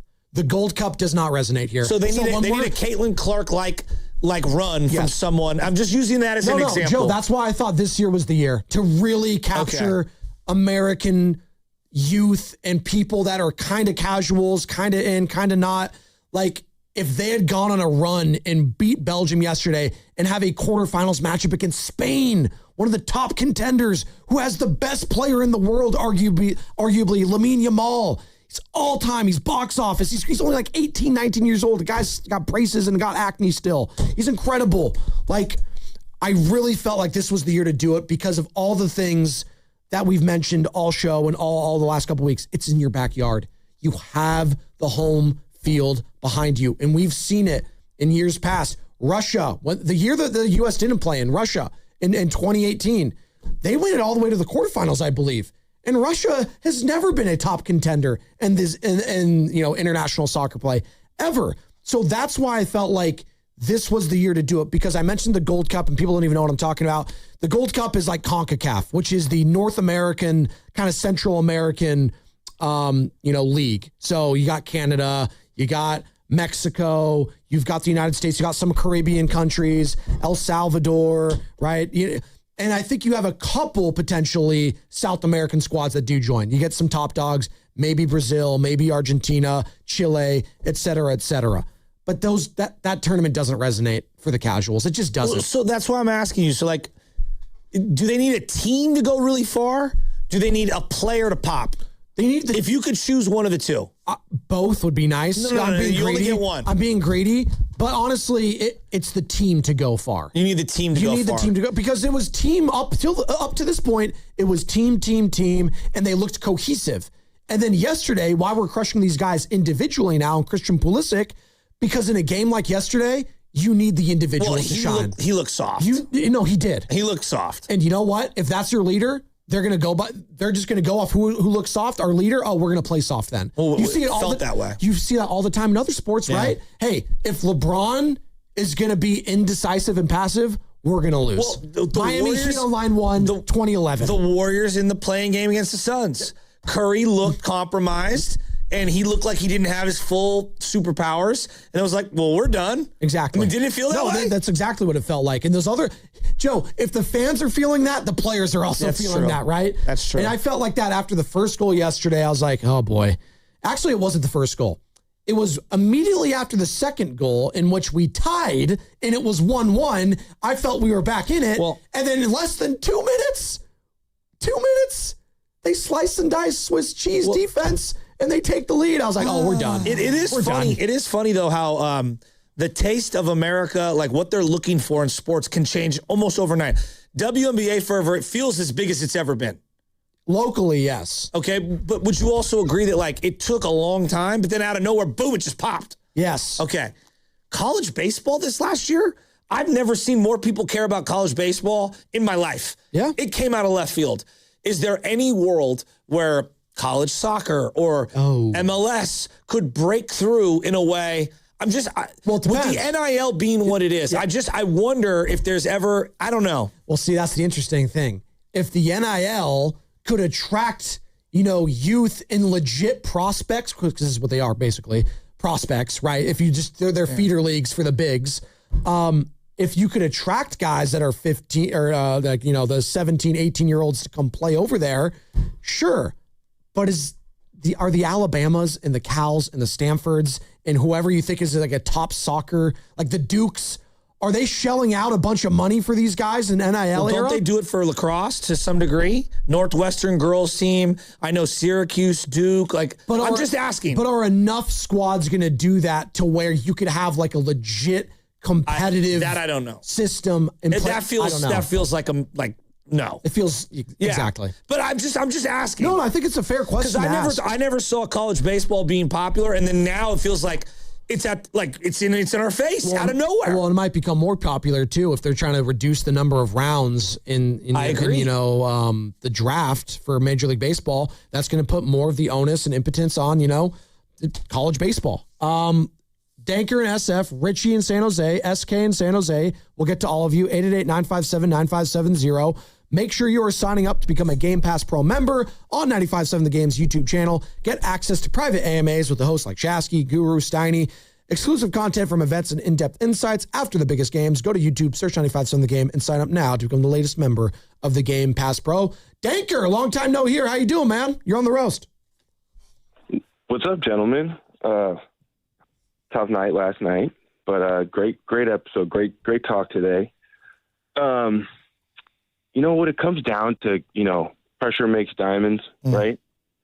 You really need to have those athletes who want to be the best. And like growing up, well, in England, they've been playing soccer since like the 1200s in public school. Like they've been playing it since it wasn't even on TVs, weren't even thought of, right? They love it.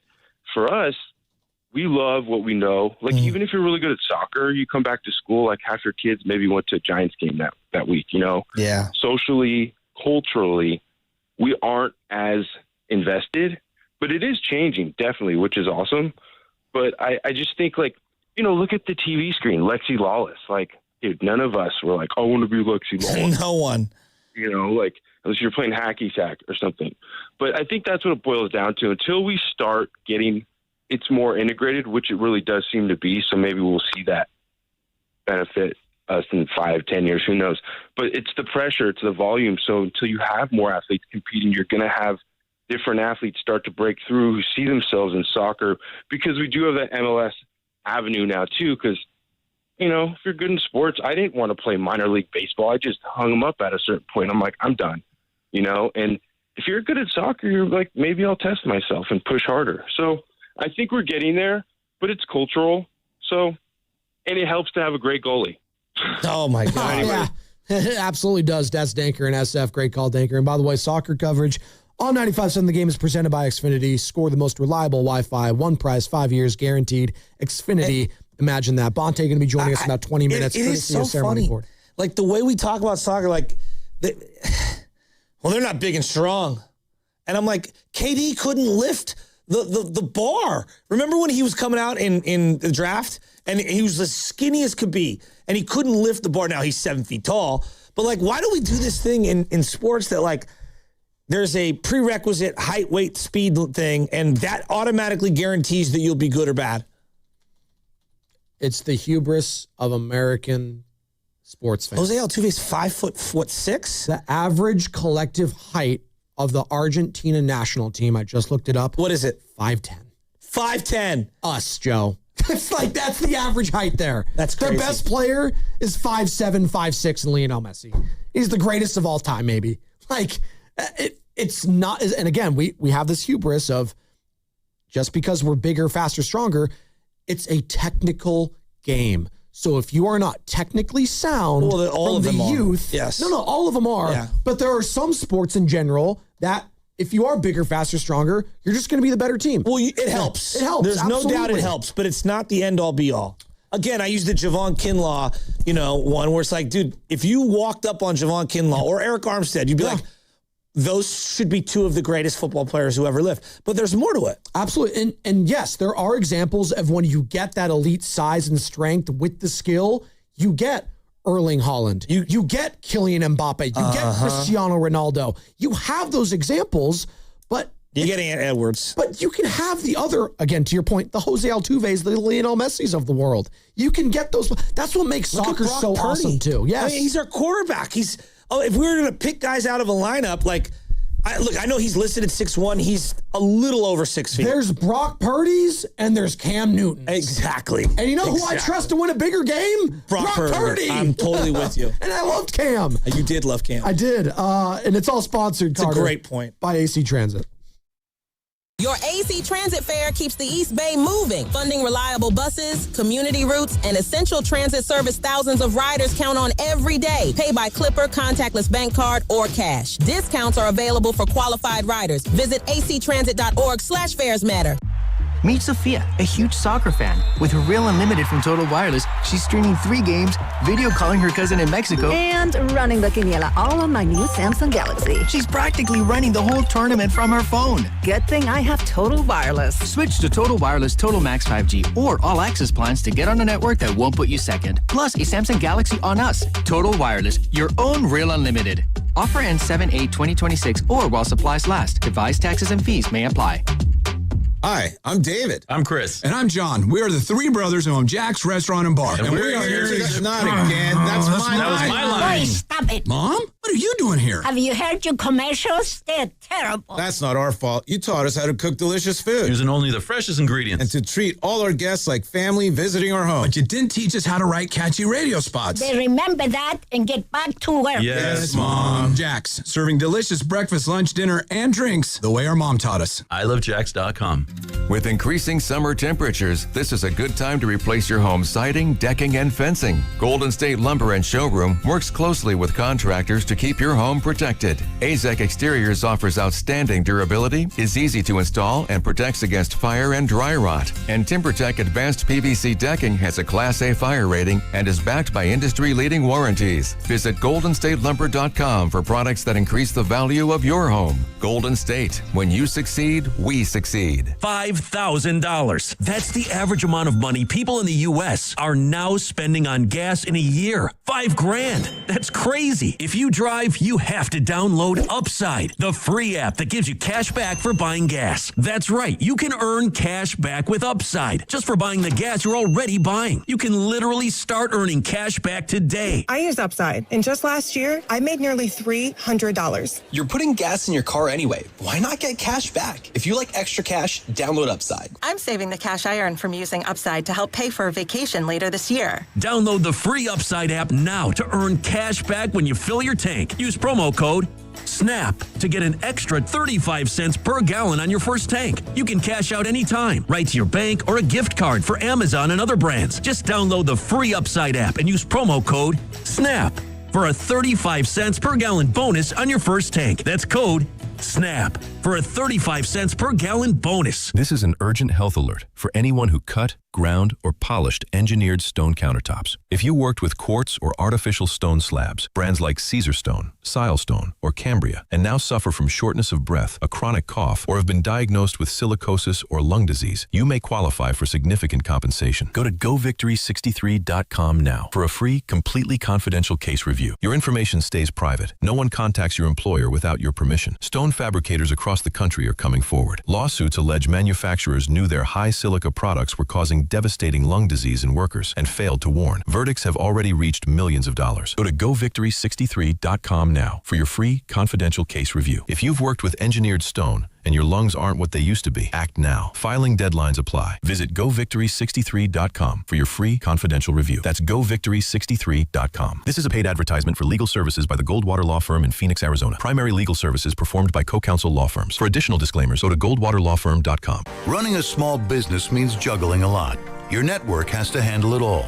That's where a fiber-only provider falls short. You deserve a partner who gives you a greater advantage. Introducing the Total Solutions Advantage only from Comcast Business. A first-ever combination of the largest, fastest fiber-powered network, the most reliable Wi-Fi, gig speeds with equipment and security included, and a 5-year price lock. Plus, it's all backed by a 30-day money-back guarantee. The Total Solutions Advantage only from Comcast Business. A new standard for small business with reliability, security, and savings in one. When you add it all up, no one does business like Comcast Business. Switch today. Get started for $60 a month for 12 months when you add an advanced solution to a qualifying internet package.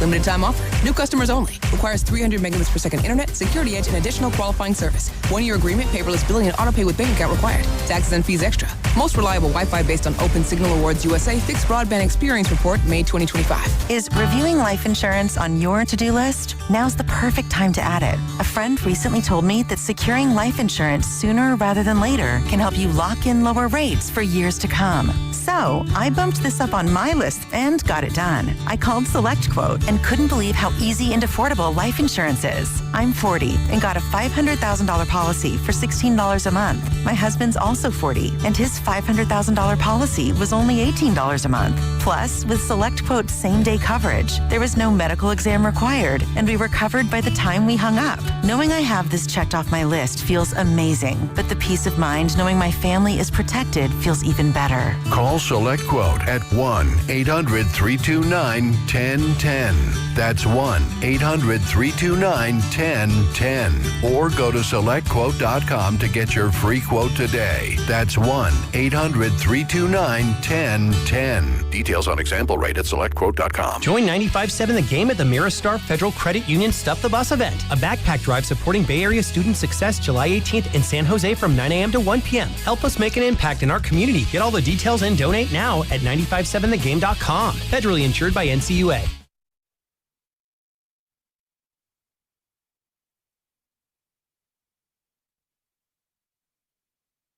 The Morning Roast with Joe Spadoni. Listen to that guy driving the bus, man. Damn, Spadoni. Damn, you sound good. And Joe Shasky from 6 to 10 on 95.7 The Game. Bonte, I heard that voice. He's going to be joining us in a little bit, presented by Saramani Ford, your Bay Area Ford store, courtesy of the River Islands Gas Line. We've been talking World Cup as all the North American hosts have now been eliminated, gone. Canada, ousted. Mexico, ousted. And yesterday, in a 4-1 loss to Belgium, the United States, now gone. Thank you, Kipe. Like an Elliot Ramos home run, who he had not one but 2 of those yesterday, on top of a triple, a.k.a. a Little League home run, too. So shout out Elliot Ramos, improving that trade value. He had a great game. I don't know about improving his trade value, but... Does that sound disrespectful? We can discuss that later on. Okay, sure. More nuanced. Yeah, a little more nuanced take. SK, Noel, Richie, Tim, we'll get to all of you. 888-957-9570 is the number. We've just been having a spirited debate this morning just about the future of soccer and men's soccer in particular in the United States and where it is headed, where it is going. Was this a step in a positive direction overall? I don't know. I think a lot of people are saying that. Do they actually believe it is another thing. I'm not sure. I felt like it could have been a step in the positive direction had they won yesterday, but how they lost and the way they lost has me questioning everything going forward. And that might sound harsh, but it's just the reality of a team that hasn't, eclipsed the round of 16 in over 24 years. 888-957-9570. Let's go to Richie in San Jose. He's been hanging on tight. Hey, Richie. Hey, how's it going, guys? Hello. Thanks for taking my call. Good morning to everybody. So, touching on what you just said right now, that 4-1 loss and the way the USA went out is the thing that's really got me shaking my head because as a host nation, it brought back memories. I don't know if you guys recall that tough loss that Brazil had in 2014. Oh, yeah. And although the score margin was different, both teams didn't put up a fight. The U.S. put up a negative fight after those first great 4 games. But if you guys have noticed, one thing that really has stuck to me is that these big teams like Belgium, England, Spain, they came from less to more, from little to more, and that's the difference in these elite tournaments. And it's a bunch of things, a bunch of details. What do you mean by that? Fact that what do you mean by that? Less to more. I don't know what you mean. I'm just curious. So I mean, maybe not England, but Mexico. They came in swinging. So did Canada. I was proud of the 3 teams from CONCACAF doing that. But in these tournaments, that's where, you got to keep your hands up because these blows, 1 goal is all it takes. And the USA took 4 goals, 2 goals that shouldn't have been, in my opinion. But little things like that make the difference. Little things like that, those details that still put us a little bit behind to the elite. Yeah, you know what? U.S. soccer is moving forward. But like you guys just mentioned now, for us to really say that we took that leap and that there's progress being shown, we needed a win. Yeah. Let it be by 1-0. Yeah. Let it be by 2-0, 2-1. But we needed a well-fought win because not even a well-fought loss would have sufficed to say U.S. soccer is on a rise. You know what? It's better than it was before, but we're at a standstill, And I say the same thing because it was bittersweet that that 2-0 loss that Mexico had in, 2002 against the U.S., I believe. You know what? That was a highlight. It hurt, but then it was also great to see the U.S. do it. So little things like that, in my opinion, especially coming from a team that, they were calling it the golden generation, but I think that 02 team was it. Other than that, I mean, I'm a little disappointed. A lot of my teams are getting knocked out now. Portugal being one of them, Mexico being one, and now the U.S. So I guess I'm all for England now, guys. I don't know about you guys, but we all gotta have a favorite now, man. I don't know what to say. I only say that because I'm a huge. That's the one that he is a GOAT, but I've always been a Ronaldo fan. But hey, as a Manchester United fan, I got a lot of players that I'm rooting for on the English team. I hope they do good, but hey, still got a couple weeks of soccer left, so we'll see what happens. Yeah, hell no. I'm sorry, Richie. Hell no to rooting for England. That is the one team that is not allowed to win on U.S. soil. Hell no. I am not rooting for that team. I have nothing against individual players. I cannot see that country win here in the United States. And I can't stand France. Can't stand their arrogance. I would root for them over England in a heartbeat. I think most people are probably rooting for Norway right now because they're just going to say that. We're all Norway fans. But I'm a Messi guy. Like, I think his story is incredible. The fact that he is this age and still doing that. Like, if you're a Steph Curry fan, how could you not be rooting for a guy like Lionel Messi and what he's doing for Argentina, right? Like, right? Come on, man. And speaking of the man, the myth, the legend himself, joining us now on the River Islands guest line, 5 minutes early, baby, because he wants to talk some World Cup. Let's go. Bonte Hill, presented by Serramonte Ford, your Bay Area Ford store. And yes, courtesy of the River Islands guest line. Bonte. He looks great. Good morning. How we doing, man? Yeah. What's up, buddy? Turn on the audio. We got it? 1 second. 1 second. We can't hear you. Oh, he's like the U.S. yesterday. He froze. That was the United States goalie situation yesterday, Joe. Frozen. Not Elsa Let frozen. Let it go. Are you going to cry? That's me right now. Yeah. I'm not going to cry. I'm just angry. In the meantime, before we get Bonte back, SK in San Jose. What's up, SK? Hey, how you guys doing today? Good morning. We're hanging in there. What I want to just tell you guys is to the fan that watches soccer on a consistent basis, this is not a shock. It's not a shock to any of us. to the casual fan, yes, you guys are all upset about what you've seen last night, and it was disappointing. But we're not shocked at what we've seen. That is who the U.S. is. They are not good enough to play against these top clubs. The top teams in the world, and it starts from the very beginning. Okay, there's a kid out there in the U.S. whose parents make $50,000 a year who can't afford to play the game because of this pay-for-play structure that the U.S. has. You won't see that in Europe. You won't see that in anywhere where soccer is the biggest sport there is. These countries live and breathe soccer. Okay, it's the number one sport where they're at. It's not the number one sport here. And this pay-to-play structure we have here, the U.S. will never be on that elite level. Okay, now the casual fan, yeah, they had a great tournament, but it's the same for us fans that have been watching the game for a long time. Can I ask you this question? Do you extend that same? Because I have issues with you're not wrong. I'm not saying that you're wrong in any way. But like volleyball I'm talking about travel volleyball is through the roof financially. Basketball through the roof financially at the youth level. Baseball through the roof financially. This is not just a soccer issue in terms of the youth level. Would you at least acknowledge that? I will acknowledge that, but here's the thing.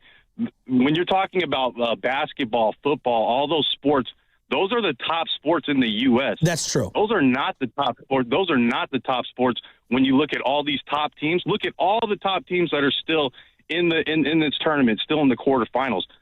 Basketball, football, they don't play those sports in those countries. Soccer is the number one sport in the world. Okay, and when I say the world, this is why the globe is showing why the U.S. is not even close. Not even close. And it's never gonna change unless the structure from the bottom changes. I'm telling you, there's a kid out there whose parents can't afford to put their kid through soccer, but this kid could be the next great, bigger than Pulisic. And by the way, I don't know which one of you, Joe, said that Malik Tillman was the best player on the U.S. team. You have no idea what you're talking about. Then who was? I mean, I don't know what I'm talking about. That was my eyes were telling me that he looked like their best player through the 4 games that I watched. I would agree. What? Yesterday, I would agree. Okay. He was better than Pulisic. I think that's what he was saying. Yeah, that's what basically he was saying. He looked like their best player yesterday. Absolutely. Joining us now on the River Islands Guest Side, presented by Ceremony Ford, your Bay Area Ford store. No, Malik Tillman, he was more clutch than Pulisic. Absolutely. He was fighting. We'll bring Bonte into the conversation right now. There's a couple of wings that I actually thought had good games. Robinson was playing really, really hard. He didn't have much. Jedi Robinson. Yeah, and then the other guy on the right-hand side, on the top of your screen, I forget what his name was. McKinney? Yeah, I mean, I thought they were playing really hard. Again, in Bonte, you could join the conversation right now. It's just, I think the way the team lost and just looked lifeless after that first goal, and they had big front runner energy. That's what it kind of felt like for me watching it. I just want to get your thoughts overall on what you saw. And was this a positive step forward for the U.S. men's side in America? I'm having a hard time wrapping my head around that, just given the result. First of all, I'm shocked that you've had Shasky talk soccer for 4 hours. I loved it. I watched a lot the last month. Couple years ago, the Euros were going on in Germany, and he wanted nothing to do with it. So we're taking the right steps here in America. Joe Shasky's talking soccer. That's what I love. Now, is this a positive step for Team USA? Honestly, we won't know that until 4 years from now when they're playing the World Cup in Portugal, Spain, and Morocco. Let's see if they had the building blocks. Let's see if they build on this. Because you're right, Spadoni, there was big front runner energy from the U.S., and it started in the morning when when the red card got overturned, and all of a sudden you got the narcissist in the White House talking about how he made things happen, how he's an athlete. And I just thought the whole morning stunk for U.S. soccer. Just people talking trash, not knowing what they're talking about. And I thought it motivated Belgium to be like, you know what? Let's shut these dudes up in their house. Let's shut them up in their house. And when you think about the energy in that stadium compared to what we saw at Azteca Sunday with England and Mexico, it was night and day. So we got humbled last night. We got humbled. And the world is laughing at us this morning. You know what it reminded? And I was telling Joe, you've watched way more than I have, but it felt like Oregon from, let's say, 10 years ago when they get up against an SEC front and you're like, oh, you're really good, Oregon. But in the SEC, it's just different. And when I see, the bench players for Belgium coming out, and I know who they are, I'm going, wow. I mean, they're loaded. Well, Belgium, a few years ago, they were the number one team in the world. I mean, they've actually underachieved with all the talent they've had. Hazard, Lukaku. I mean, they're stars. They started, as you mentioned yesterday, Shasky. So that was a tough team. And look, let's be real. Now that we know it, USA was gifted a nice little berth to the round of 6 to the knockout stage because they got to play Paraguay. You got to play Australia. Australia wasn't any good. We saw how they played against Egypt, especially in the PKs. So they had a nice little runway to get to the knockout stage. But when they went up against a big boy, and it happens over and over and over and over again. So all the moral victory stuff last night, I really didn't want to hear it because Mr. Captain America didn't show up, Christian Pulisic. That guy. I mean, he was god-awful. God-awful. I mean, I can't believe in some of the comments after the game. Hurt again, by the way? Hurt again? Rocco, Rocco, right, Bonte? He goes before the tournament. No, I don't know Rocco. Before the tournament, he's like, he's fragile. Like that's what his label was on him. He's fragile. He's fragile emotionally and he's fragile physically, and it played out. No, it did play out like that. So look, again, will we know if this is a positive step in the right direction for Team USA? We will know at the next World Cup. We will know because the bar now is you have to get past around the 16. You have to make the quarterfinals. And can you do that when the World Cup is moved to Spain, Portugal, and Morocco?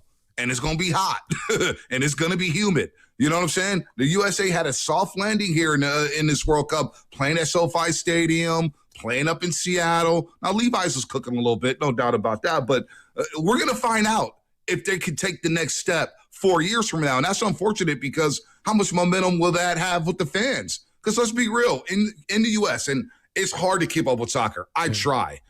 The Premier League gets played. They play games at like 6 a.m, sometimes 4:30. It is hard to keep up with the Premier League when we got American football going on. And guess what? Our jobs, we have to talk about American football. We have to talk about the NBA. We have to talk about Major League Baseball. Although the Premier League, and I've said this for many, many years, the NBA should adopt their model in terms of the table that they have. I do Instead like of that. having standings, have the table. Wins, you get 3 points. Yeah.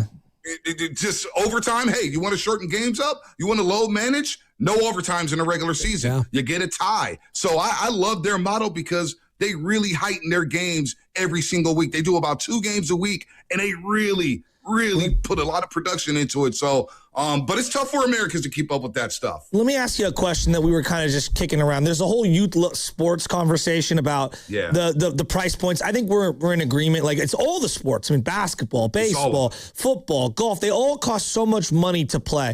I want to talk about what pops culturally in America. Feels like the WNBA has popped the last couple of years. And obviously riding the wave of the Caitlin Clark phenomenon was a big deal. And it feels like she's kind of been suppressed the last couple of years, but there's still uptick. This year, college baseball out of nowhere just became a thing. I don't remember it being a thing. What would it take for soccer to be a thing? If you had to choose between the two, would it be the Team USA advancing farther than they have now, or a singular superstar who is American popping? What do you think would be better for USA soccer in terms of cultural currency? Well, to your point, everything costs money. Ballet class costs money. Dance class costs money. AAU travel ball. So everything's going to cost money. It is what it is, unfortunately. Soccer needs a Tiger Woods.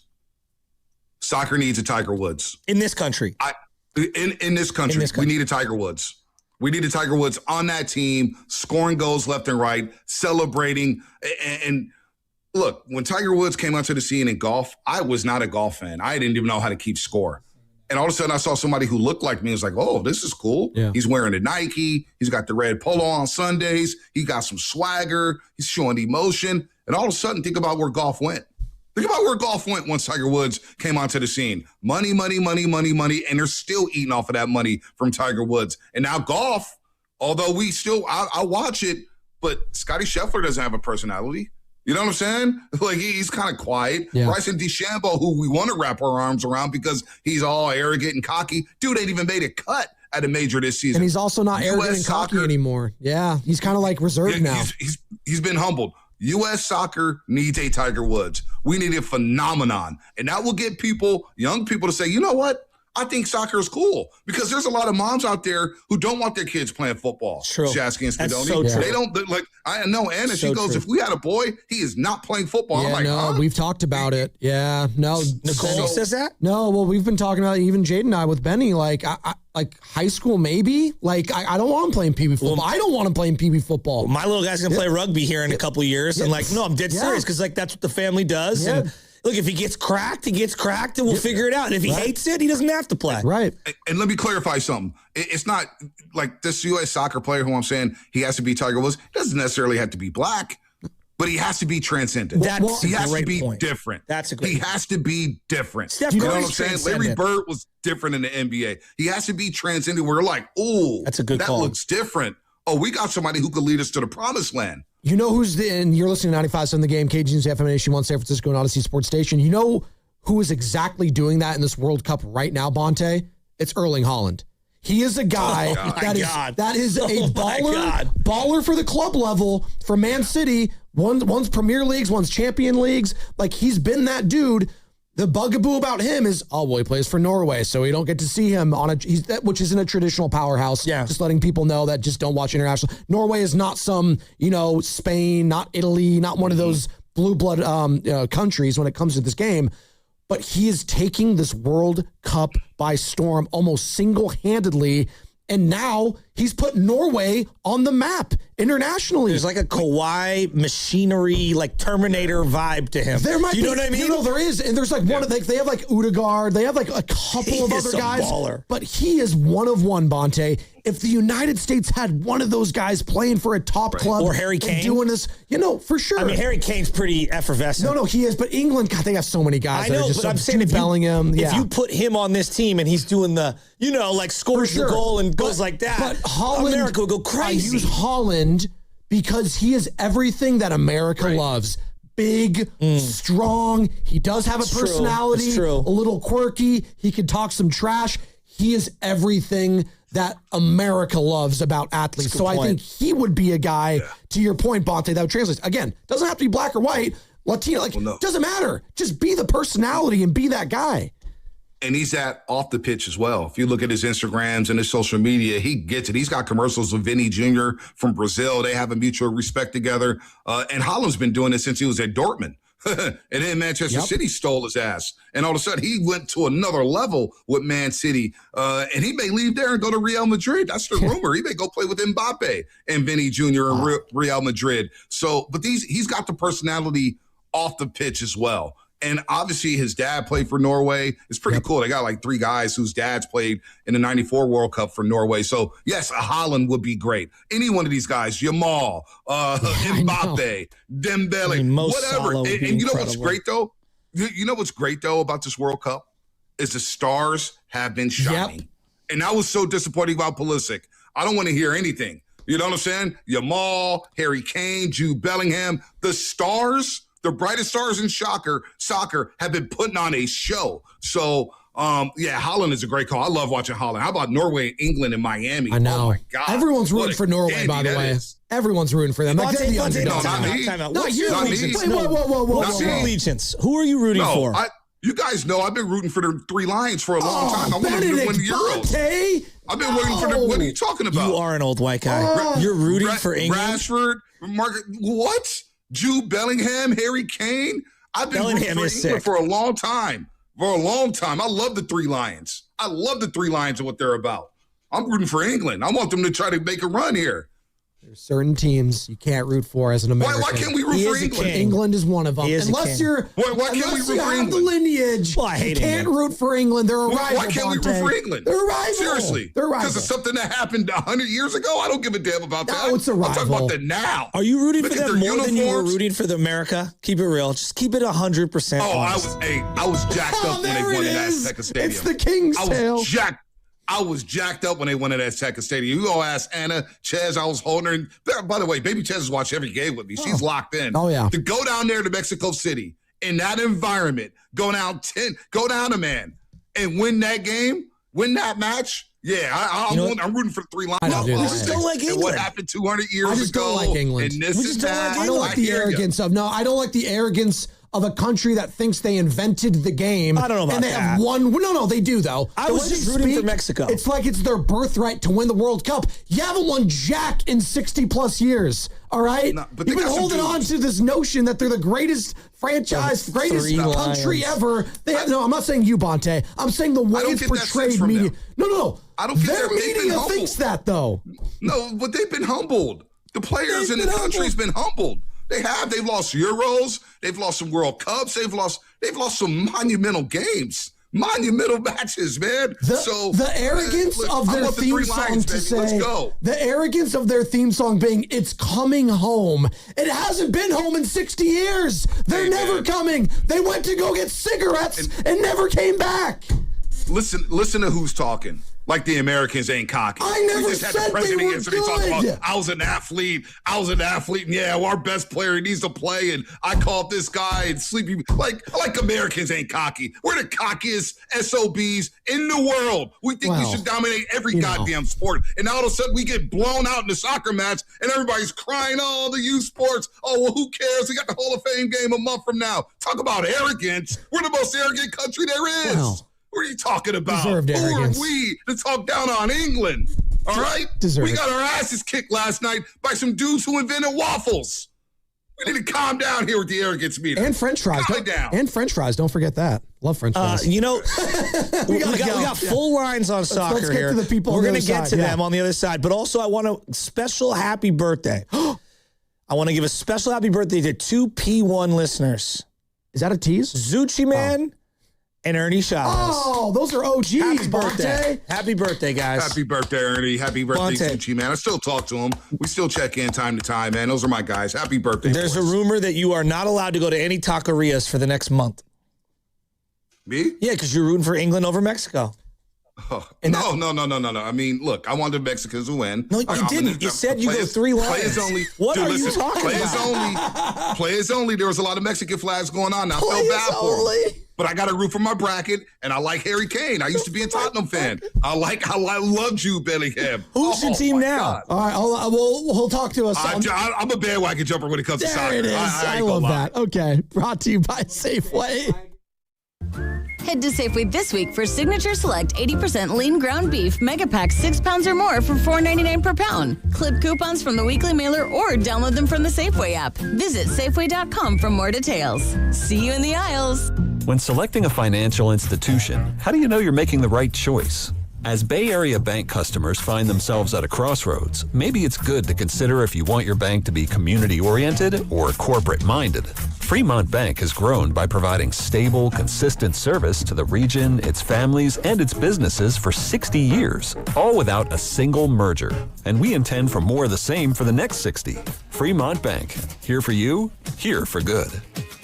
Hey, it's Dan Dibley here. The FIFA World Cup is entering its biggest matches, and there's no better place to be than on Kalshi, America's #1 prediction market platform. The games are getting serious, and right now, Norway is trading at a 37% probability to beat England in the next match, meaning a $100 trade pays out $252 if, in fact, Norway does beat England. On Kalshi, you're trading against peers in a live market, meaning there's no house, and as the probability changes, you can buy in and out of your position. For a limited time, download the Kalshi app and use the code DIBS, D-I-B-S, to get $10 when you trade 10, K-A-L-S-H-I, Kalshi. Trade the beautiful game. 18 and over only. Restrictions and eligibility requirements apply. Event contract trading involves risk and may not be suitable for all investors. Prices, values, and available markets may differ from those mentioned. For more information, see kalshi.com/regulatory.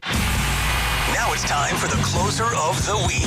Presented by LiftMaster and R&S Doors. Turn your garage into the envy of the neighborhood. Visit rnsdoors.com. This week's closer comes from Stephanie from San Mateo. R&S installed a high-cycle spring for my garage door. Great job, Jason. He was professional, on time, and detailed. The office was responsive and efficient with scheduling and ordering parts. They were recommended by friends who had good experiences, too. Recently, my garage door opener was not working. I was in need of a closer. I was put in touch with R&S Doors, and they hooked Hook me up with a brand new garage door opener from LiftMaster. With LiftMaster's MyQ connectivity, my garage door opener can be controlled right from my smartphone. You'll know when a door or gate has been left open and can close it with a tap, no matter where I am. Be one of the first 10 callers and receive 20% off a LiftMaster garage door opener. Call 1-800-FIX-A-DOOR. That's 800-FIX-A-DOOR. Or visit rsdoors.com. R&S Doors. Look for the red truck. In 2026, Bay Alarm celebrates 80 years of security. With burglar and fire alarm systems, 24/7 in-house monitoring, and local service, our promise to the Bay Area remains the same. We got you. Learn more at bayalarm.com. Honey, did you invite the minions over? Well, you know how we talked about getting Wi-Fi from Xfinity? Yeah. I ordered it this morning, was online in minutes, then they showed up. So they just came over to use the Wi-Fi? They even brought their own devices and spell book. You didn't give them the new Wi-Fi password, right? No. That's good. I gave them our old one. Because Xfinity lets us keep the same network name and password so devices connect instantly. What do they want Wi-Fi for anyways?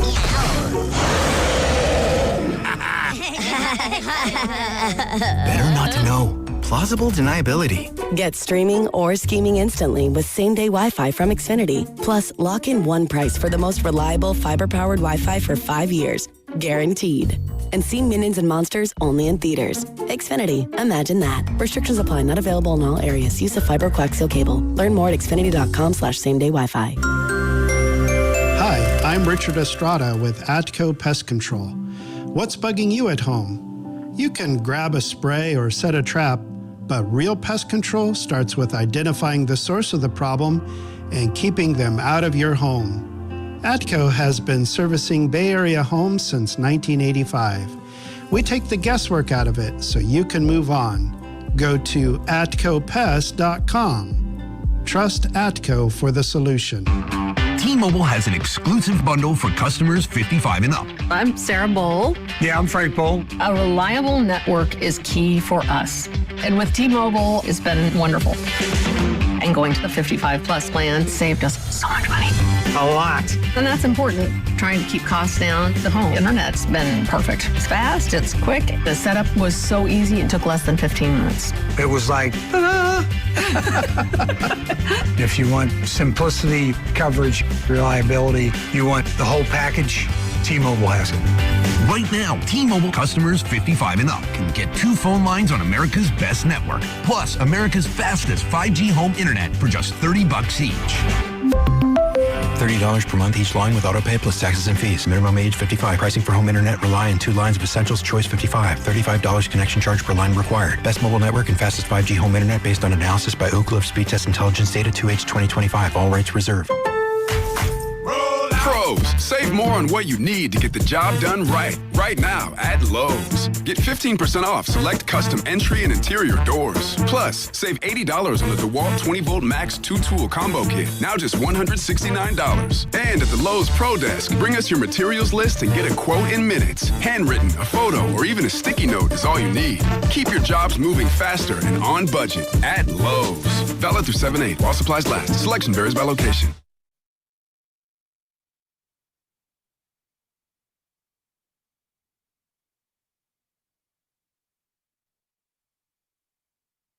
Now, back to the morning roast. Hi, how are you? With Joe Spadoni. Hey, I got a lot of love for you, too, as you know. And Joe Shasky. Sure, whatever, okay. On 95.7 The Game.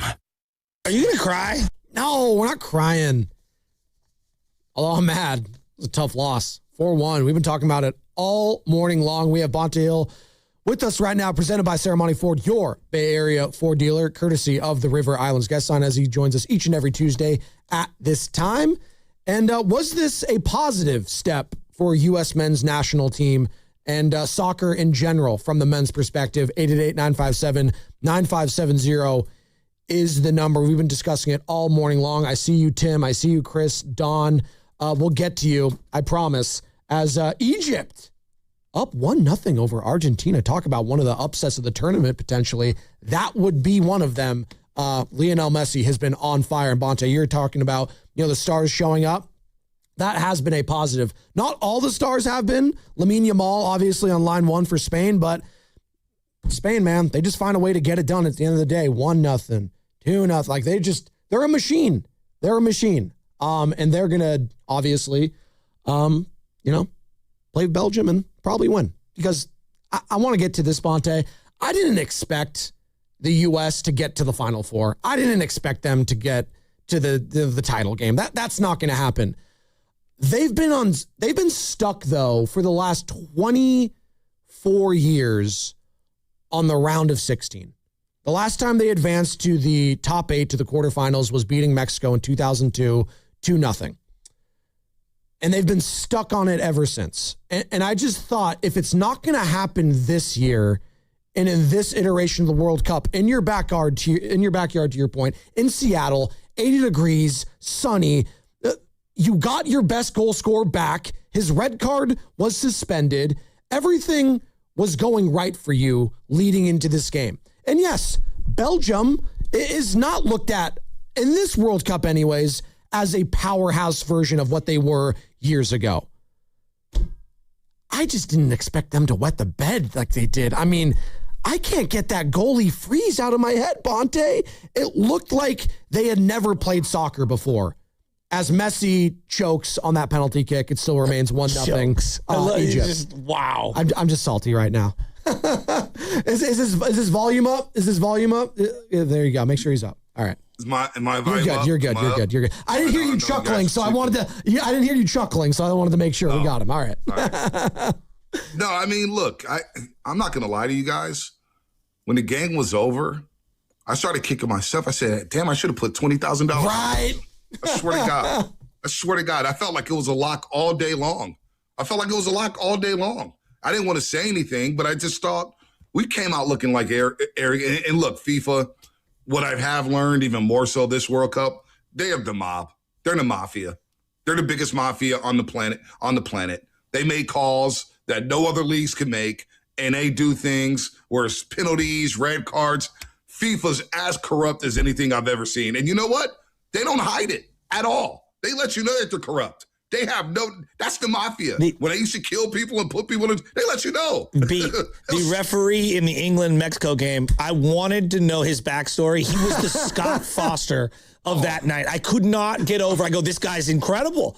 It's all about him. The whole crew in the booth, the replay crew, were all from South America. So you're England, you play in Mexico City, and you got all South American. I mean, FIFA, at least they know they're corrupt. They let you know they're corrupt. That's mafia tactics right there. Straight up. All right, let's go to the phone lines because people have been waiting a long time. Tim in North Beach will kick off the deal. Timmy. Hey, what's going on, guys? How you doing? I'm doing pretty well.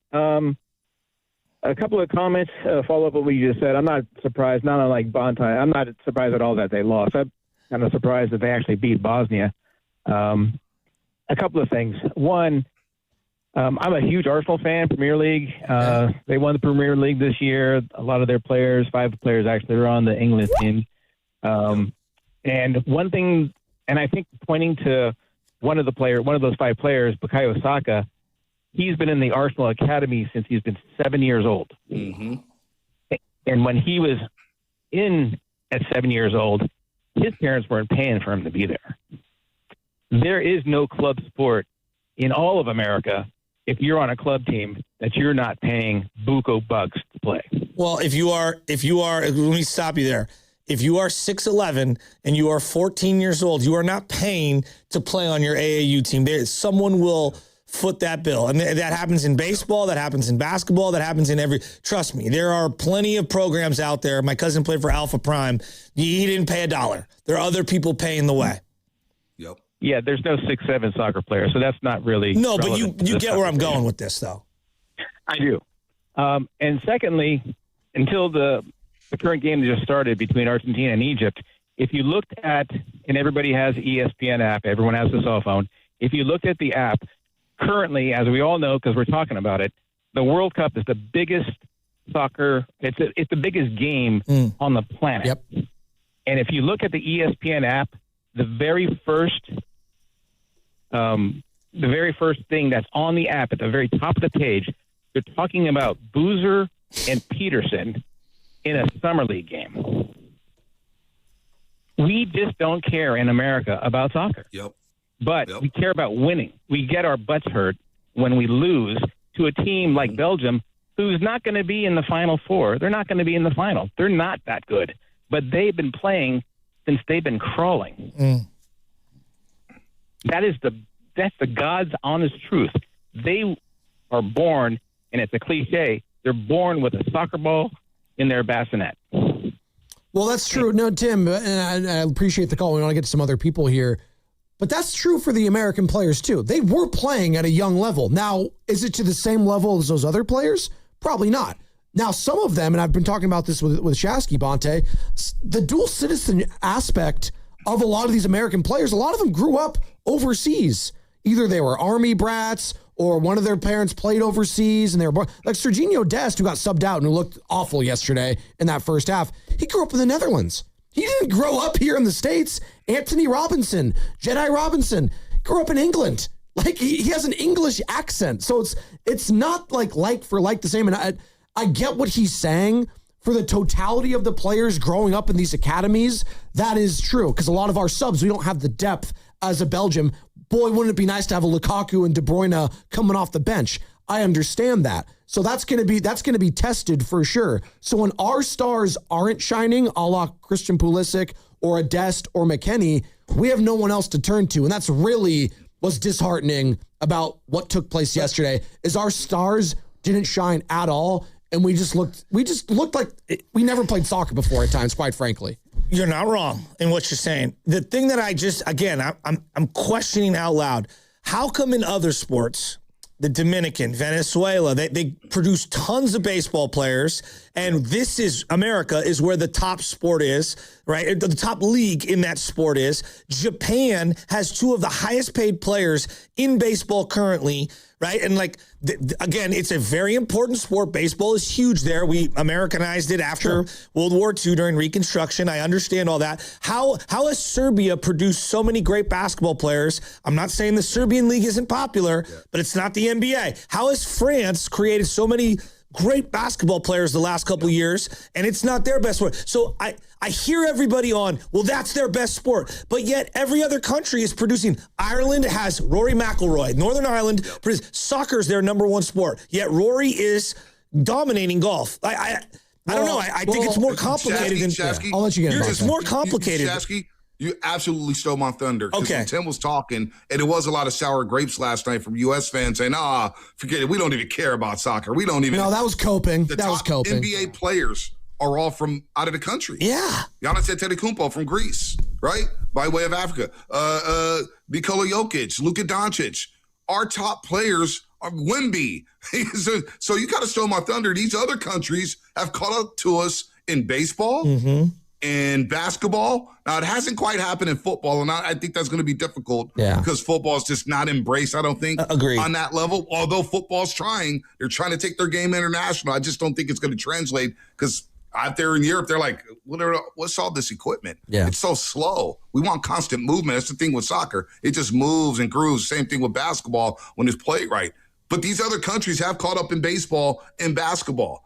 And then when we lose in soccer, we're just like, we don't care. It's nothing. We don't. Then why are you carrying all the way up to the World Cup? Why are you going 70,000 chanting USA and singing country roads?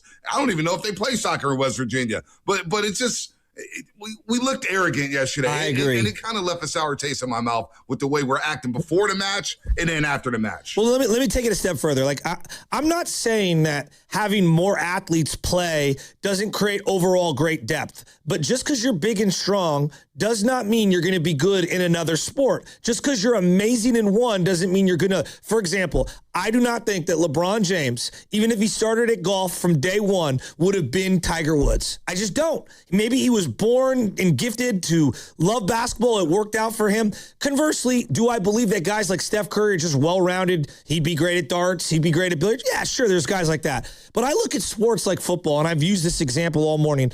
Javon Kinlaw physically looks like he should be a Hall of Fame body, but yet does not play like one. You know what I mean? Aaron Donald fell to the 11th pick for a reason because he's kind of short and kind of stubby, and and yet he's one of the greatest defensive linemen I've ever seen. Brock Purdy is not 6'4", 6'5", yet plays quarterback better than most guys who are prototypical size at that position. You still have to have a prerequisite desire to play the sport, skill, dedication, craft, and instincts. And I just hate it when we do this American thing. Well, if our best athletes decided to play soccer, we still might not be good enough. Yeah, you need the technique. You need to love it. Yeah. And look, and it's spot on, Shasky, because you just don't know. You just don't know. LeBron James in football, I think he could have been a great football player. He was all state in Ohio. I agree with that. Tight end. He may have been all, but I agree. But he chose to play hoops, and I think he made the right decision. Also, I just think you're a young kid in America, and you're on social media, and you're seeing what's popping in America. It's the basketball highlights. It's the football highlights. And you know right away, if you could crack it, if you could crack into those leagues, you're going to get a big-time payday. Soccer, there may be a lot of work to get there. You know, not playing on a senior club right away, grinding your way through these low-level clubs. Like you look at all these guys, Haaland and Mo Salah, they start at low-level clubs. Yep. You know what I'm saying? Like, it's rare that you just get caught up to the senior club at a young age. Now, you have exceptions, but you got to work your way up. And then all of a sudden, the big payday happens. That's why I think a lot of kids don't play baseball, or they quit baseball because they're like, do I really want to go through college baseball? Do I really want to go through the minor league system? All of a sudden, I'm playing in El Paso, Texas. Wait a minute, I'm playing in nowhere in Oklahoma in single A. I don't know if I want to do this. I don't know if I want to go through that grind. Do you think NIL is another factor in terms of like choosing sports? Or could be, I guess, moving forward, because Carter keeps suggesting that to me. And I'm like, well, because I was thinking about it this way. Let's say you're in 8th grade, right? And you do play soccer or whatever. When football season comes around, whether you've played football at any level or not, everyone's like, yeah, I'll go try out for the freshman team. There's 60 guys out there. If mom and dad let me, I'll go play that. Nobody's like, hey, it's freshman year. I've never played soccer. I'll go try out for the soccer team. Like, there's a prerequisite level of skill you have to even consider that. Yeah, you got to start that at a low. Like, I didn't play soccer, and when I kicked the ball around with Chester, I'm like, oh my God, I'm so uncoordinated. I'm terrible. But I didn't play youth soccer. It wasn't appealing to me, and it just wasn't on television. I had no access to it at an early age. It just didn't. It was football, baseball, and basketball in my hood. That's what we played all the time.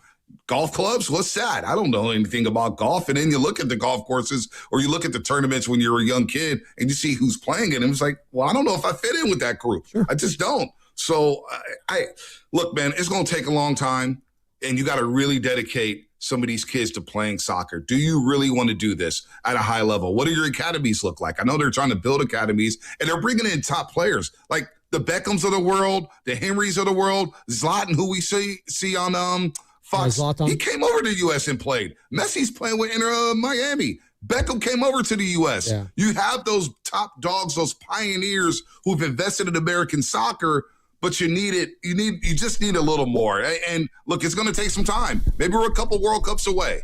I think we're making progress, but we're a couple World Cups away from really being a factor, I believe. And we'll see. We need that transcendent superstar. There's no doubt. And the only thing I would push back, and those names they're big names, no doubt. And Messi might be a little different because he's still at his peak and he's still at his prime, even though he just missed a penalty kick recently. Zlatan was over the hill. Beckham over the hill. They've had a lot of these guys, Luis Suarez. They couldn't cut it in international play anymore and overseas. So it almost became the MLS as a quote unquote, and it still has this label overseas, is the retirement league. If we start getting, and this is when I said, I'll know soccer is changing, at least at a club level here. If we start getting like Kylian Mbappe's in their prime and start handing over the big dough, but that's the problem, Bonte. Well, that is the problem. We're not going to get those guys over here unless we give them $200 million. It's a great point. I mean, if you're growing up over there, why wouldn't you play in the Premier League? Yeah. Right? Why wouldn't you play in La Liga? And you got Real Madrid, Atletico Madrid, and you've got Barcelona FC. Why wouldn't you play in the German league, right? Where you got Bayern Munich and Dortmund and all those guys. Like, even PSG, League One has grown out there in France. So and it's the environments too. The one thing I noticed when you look at these other countries, I was fortunate enough to go to 3 World Cup games at Levi's, Jordan and Algeria, and the chants and then nonstop singing and their energy. You're like, wow, Austria, wow. We don't have any chant. Like, it's probably a minute thing, but what are we chanting? USA. Yeah, we like, copied the we don't school. have any of we that copied the school camaraderie. USA one, yeah. Yeah, but even then, they tried to do that at Levi's, and it was like, These other countries, man, they got the juice. So if you're one of those players coming over here to your prime, going to MLS, you're not going to do that. You're like, dude, I'm playing in front of 20,000 people. Yeah. Why not go to Liverpool and play Anfield? You know what I'm saying? Why not go to Man U? So I don't know, man. It may not ever be our sport. That's the thing. We may not ever be dominant in it. Yeah, we'll clear the lines here in a second. It is funny because Robert Lewandowski, who a lot of people listening right now are like, who's that? Well, he's Poland's best player ever. He's a star over in the Bundesliga. But he's 39 years old. Exactly. He's 39. He was a star at Bayern Munich and then a star at Barcelona. Now he's going to play for the Chicago Fire. But as you said, he's 39. He realized he's going to have he wants to go live in America and get have fun in Chicago. But no one's going to care. No one's going to care here because he's 39 years old. Don and Marin. What's up, Don? What's up, Don? You're on the roast with Bonte. It's John in Marin. Oh, hey, John. Who the hell is John? What's up, man? I'm in Sonoma now. But listen, Vontae Shafsky, so here's the thing. If you take a funnel, right? So I coach a bunch of sports, right, Marin? And, I grew up, I'm 60. We played football, basketball. Yeah. We laughed at soccer growing up, right? We go out to PE and play soccer like, yeah, whatever. But if you look at the kids I grew up with here and coaching them, they all play soccer if it's a funnel. They all play soccer, all of them. The great football players, baseball. Then as the funnel comes down, they get older. What happens to the best athletes? They gravitate to football, baseball, basketball. Why is that? Because, there's no Tiger Woods in soccer. Who do we have here to look up to? That's kind of my comment. What do you think? Great. No, I think it's a good point. I think that there's a social currency, especially for families and kids in other sports, and they want to look up to what they look up to. And the other part is, and I think this is an underrated part, like the house you live in, my dad didn't grow up with hockey. So I didn't really grow up with hockey. No. Now, had my dad grown up with hockey, I would be a hockey fan to a way higher degree. And so I think that it's, what are you surrounded by and what's being fostered within the home? It's a great point. And, for me, and I talked about this earlier, Bonte with Joe, it was that 2010, really 2006 World Cup. I started really getting into it. Italy was in the same group as the United States, and it was fun. Brian McBride with the blood all over his face. That was kind of my first introduction. I was 13 then, right? And then 2010, Landon Donovan, the goal against Algeria in stoppage time. Incredible theater. One of the great goals you'll ever see and dramatic moments, right? And that was really what sold it for me. But again, my dad didn't really grow up I didn't watch soccer. Hell, my Uncle Phil, who was from England, when I would visit over there, he's a massive Man United fan. So I kind of got my first introduction there. But even then, my cousin, who was his son, he's like, yeah, Dad, can we put on Pokemon or something? We don't want to watch. Even then, it was it wasn't translating. So it's a good point. And you brought it up, Bonte, that next big player, if it could happen within the next 10, 15 years, our Erling Haaland, if you will, I do think that would go so much, and it would push so much forward on the men's side and just getting that type of larger-than-life figure to change the perception of the sport here. On the men's side, I want to say. Somebody in the chat just brought up a name from the past, Freddie Adu. Oh yeah. I'll never forget that. Freddie Sports Adu. Illustrated, 14 years old, and he was supposed to be that guy. Yeah. And it just flamed. Did he even factor for Team USA?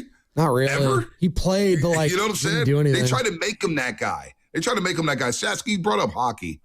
And we're going to find out about hockey in the Bay Area real soon. Now, I know fans get behind the Sharks. Sure. They do, especially when they're good. They sell out the SAP Center, and they get behind them or whatnot. But it is tough to catapult them above the Warriors, Giants, and Niners. How many hockey rinks are in the Bay Area? You know what I'm saying? Exactly. We didn't grow up with snow. We don't have any snow. You know what I'm saying? So it's as much as we want to love hockey, are we going to ever put it above the NBA or Major League Baseball? Not this town, not this region. I'm sorry. Maybe in Chicago they'll have the Blackhawks for a second or the Bruins in Boston, but they'll still have the Red Sox and the Patriots and the Celtics, right? The Flyers in Philadelphia. They'll never catapult the Eagles or the Sixers or the Phillies. You got your daughter participating in lots of activities right now, and I just think about like the kids I coach. The two sports that are really popular at about 11, 12, 13, let's say you don't think you're that good in a given sport. I see a lot of people gravitating toward lacrosse. I see a lot of kids now gravitating toward indoor boys volleyball. Like there are a lot of golf. There are a lot of other sports now. And I think flag football is huge with girls, but definitely with the kids. But like Bonte, the commitment for all year round basketball, all year round baseball, all year round soccer, it's just a lot. It's a lot. And I think it's almost unnecessary. But then I look at these other sports where these other countries where people are like, well, that's all they do. Well, it's hard to argue because the success is there. No, it's all they do. I mean, is baseball big in England? No. You know what I'm saying? No. Is baseball big in Germany? I don't think so. Is baseball big in France? Bonte, the Italian team was like good in the World Baseball Classic, but it was a bunch of Italian Americans that didn't speak the language. Right. We have way too many things going on in America.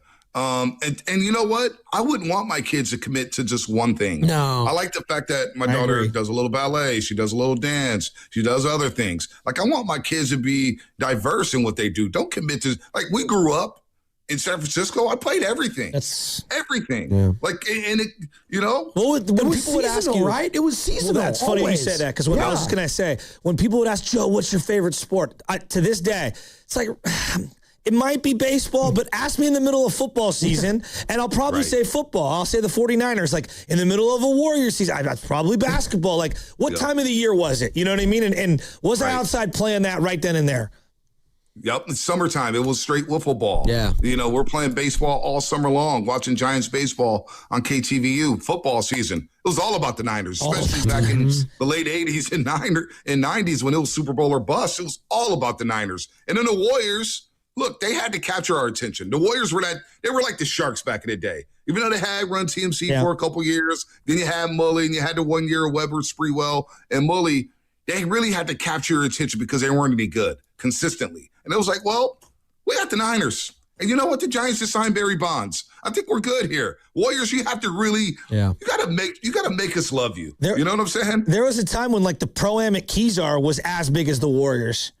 Absolutely. I'm not even joking. Packed to the gills. I'm not even joking. Thank you. No, it was. Upper deck, lower deck. It was standing room only. J-Kids playing at the Pro-Am. The Warriors were this. I don't even want to say the Sharks because it sounds disrespectful, but they were clearly third on the pecking order back in the day. Let's go to Chrissy in San Jose. He's been very patient. What's up, Chris? You're on the roast with Bonte. Yo, what's up, guys? Hey, guys, lots of great points here you guys have made. Just want to talk real quick about the game last night. I agree with Bonte. I don't think, not disappointed that we lost. I was kind of more of hoping for an upset. But, been a long-time soccer fan, played as a kid, played in college. I just want to talk about the grassroots here. Yeah. Besides the incentives for athletes and the pro, like you guys said, football, basketball, it's all the hype. Kids are on Instagram, TikTok, watching all these highlights. If we really want to grow that pool, we got to incentivize it for kids to want to play, right? Give them, even if it's just smaller contracts, a couple $1,000 a year, that'll get more kids to be playing. I know it sounds really hard to do, but this is what's happening all over Europe. It's true. Also, somebody talked about making pressure makes diamonds, right? I'm not sure. Somebody mentioned that about 30 minutes ago. The only way I think U.S. soccer is going to get better at the national level, and this includes Mexico too, is to combine CONMEBOL and CONCACAF together as one, basically American continent, right? Which we are. This will basically, put the U.S. and Mexico against teams like Argentina, Uruguay, Brazil, Colombia, for 3 years straight, basically up until qualifying. This is the only way I see it happening. And if they don't do this, then we're going to be stuck at this. Playing. No offense to St. Kitts and Nevis and Aruba and Bermuda, but So you're saying they need to join the SEC? Guys. Well, yeah, and that's essentially there you go. Right. Like I'm trying to think of the equivalent. Well, no, argument. It's interesting because the cynic in me, Bonte and Shasky, you know what they'll do? It'll be like the top 6 teams or whatever in that conference, and the U.S. is good enough to still be like in that 5-6 category. But it does make it a little bit more exciting because I think what he's getting at is what you see in Europe right now with a squad like Italy, which hasn't qualified in like 3 straight World Cups. Yeah, but I'm saying anyone that comes out of that is battle tested. The team the U.S. beat, Bosnia-Herzegovina, was the one that beat Italy. That's crazy. And Turkey, the same thing. How many World Cups does Italy have? They've won. Oh, they've won multiple. They're one of the greatest of all time. They're a powerhouse. So the fact that they haven't made 3 World Cups, look, it's going to take a lot. And here's what scares me. With the way they lost last night, how much carryover is it with the fans? Exactly. Because is this just a fad where it's the World Cup in our country and it's the fun thing to do to be at the World Cup game and World Cup Team USA, woo, woo, woo. Or are we just going to say, you know what, we don't even care about soccer 2 years from now? So, like, by the time the next World Cup comes around, what will that buzz be like for Team USA? Well, then, you don't want that to dissipate at all. That's why I thought yesterday was so important. Had they won it, Bonte, I do think it's like, wow, this is the first time they've advanced this far in 24 years. I do think this would have resonated a lot more had they won it. And it's the way they lost. Like, and I could have even swallowed it if it was like a 2-1 or penalty kicks. It would have been heartbreak, but man, you would have respected it more than whatever you saw yesterday. They were lucky they weren't down 4-1 at halftime. It was awful. Belgium clearly outplayed them. And they tried to run it up on them, and it just looked amateur. I know the goalie made a great save in the first 4 minutes. Wow, I can't believe that transpired. You go down 3-1, and you just felt the air just leave that stadium, and you felt the energy from the U.S. players just leave their bodies saying, we don't have it. So, the way they lost, I wonder how much carryover and how much momentum with the fans will be here from now, 4 years from now. The other thing is they've got to put grass in Seattle. I know it rains a lot. All these stadiums. It looks incredible. Grass everywhere. Just incredible. Grass everywhere. Atlanta now. It looks incredible. SoFi, New York. I don't get it. When get the grass. It's not our community where we don't have the money and the infrastructure and the gardeners. We literally don't have the money to be able to upkeep these fields. That's one thing. These pro teams, the billionaire owners, I know. They've got enough money in the NFL to switch these grass fields out. Absolutely. It's a drop in the bucket for them, especially with the way the NFL is pumping in. Oh, God, they're printing money. And they always say, like, the weather's different. It's summertime here. I was like, yeah, but if teams in the desert, Arizona and Las Vegas can figure it out, you guys can figure it out, too. Before we get to final thoughts, Stephen Marin. What's up, Steve? Hey, what's up, guys? Hey, can we retire this trope about if only the best athletes in America played soccer? I know. Thank you. The reality is, and by the way, this goes for more than just soccer. The NFL, as much as we get obsessed with the underwear Olympics, is not just about who can jump the highest and run the farthest. I mean, heck, in our own backyard, we have Exhibit A on that with Brock Purdy, right? Exactly. And the reality is that soccer, the more people understand it and appreciate it, the more they realize that it's a combination, yes, of athleticism, but also of like pure skill and intelligence. Feel, instincts. I mean, there's so much toughness, mental toughness. How many track guys have turned to play football and have been nothing? How many guys? Nothing. How many guys in the history of the game? How many guys have converted successfully from wrestling and from rugby? There's only been a handful that have really had great careers that have been wrestlers or rugby players that have tried to play the NFL. I mean, Brock Lesnar Raiders was had trying. this wide receiver. Yeah. James Raiders Jett had this wide receiver, late 80s, James Jett. Early 90s. There was another guy, too, I was thinking of, but James Jett, no doubt. There was another guy. Oh, okay. Niners had a guy not too in the 80s that Bill Walsh tried out, and he was That was a track guy? Yeah, that was a track guy. So, I mean, rugby. Yeah. Think about the rugby guy, your boy Jared Hayne, right? Yikes. Yeah. So, yeah, it's not that easy, folks. No, it's not that easy. Final thoughts. Are you going to cry? Oh.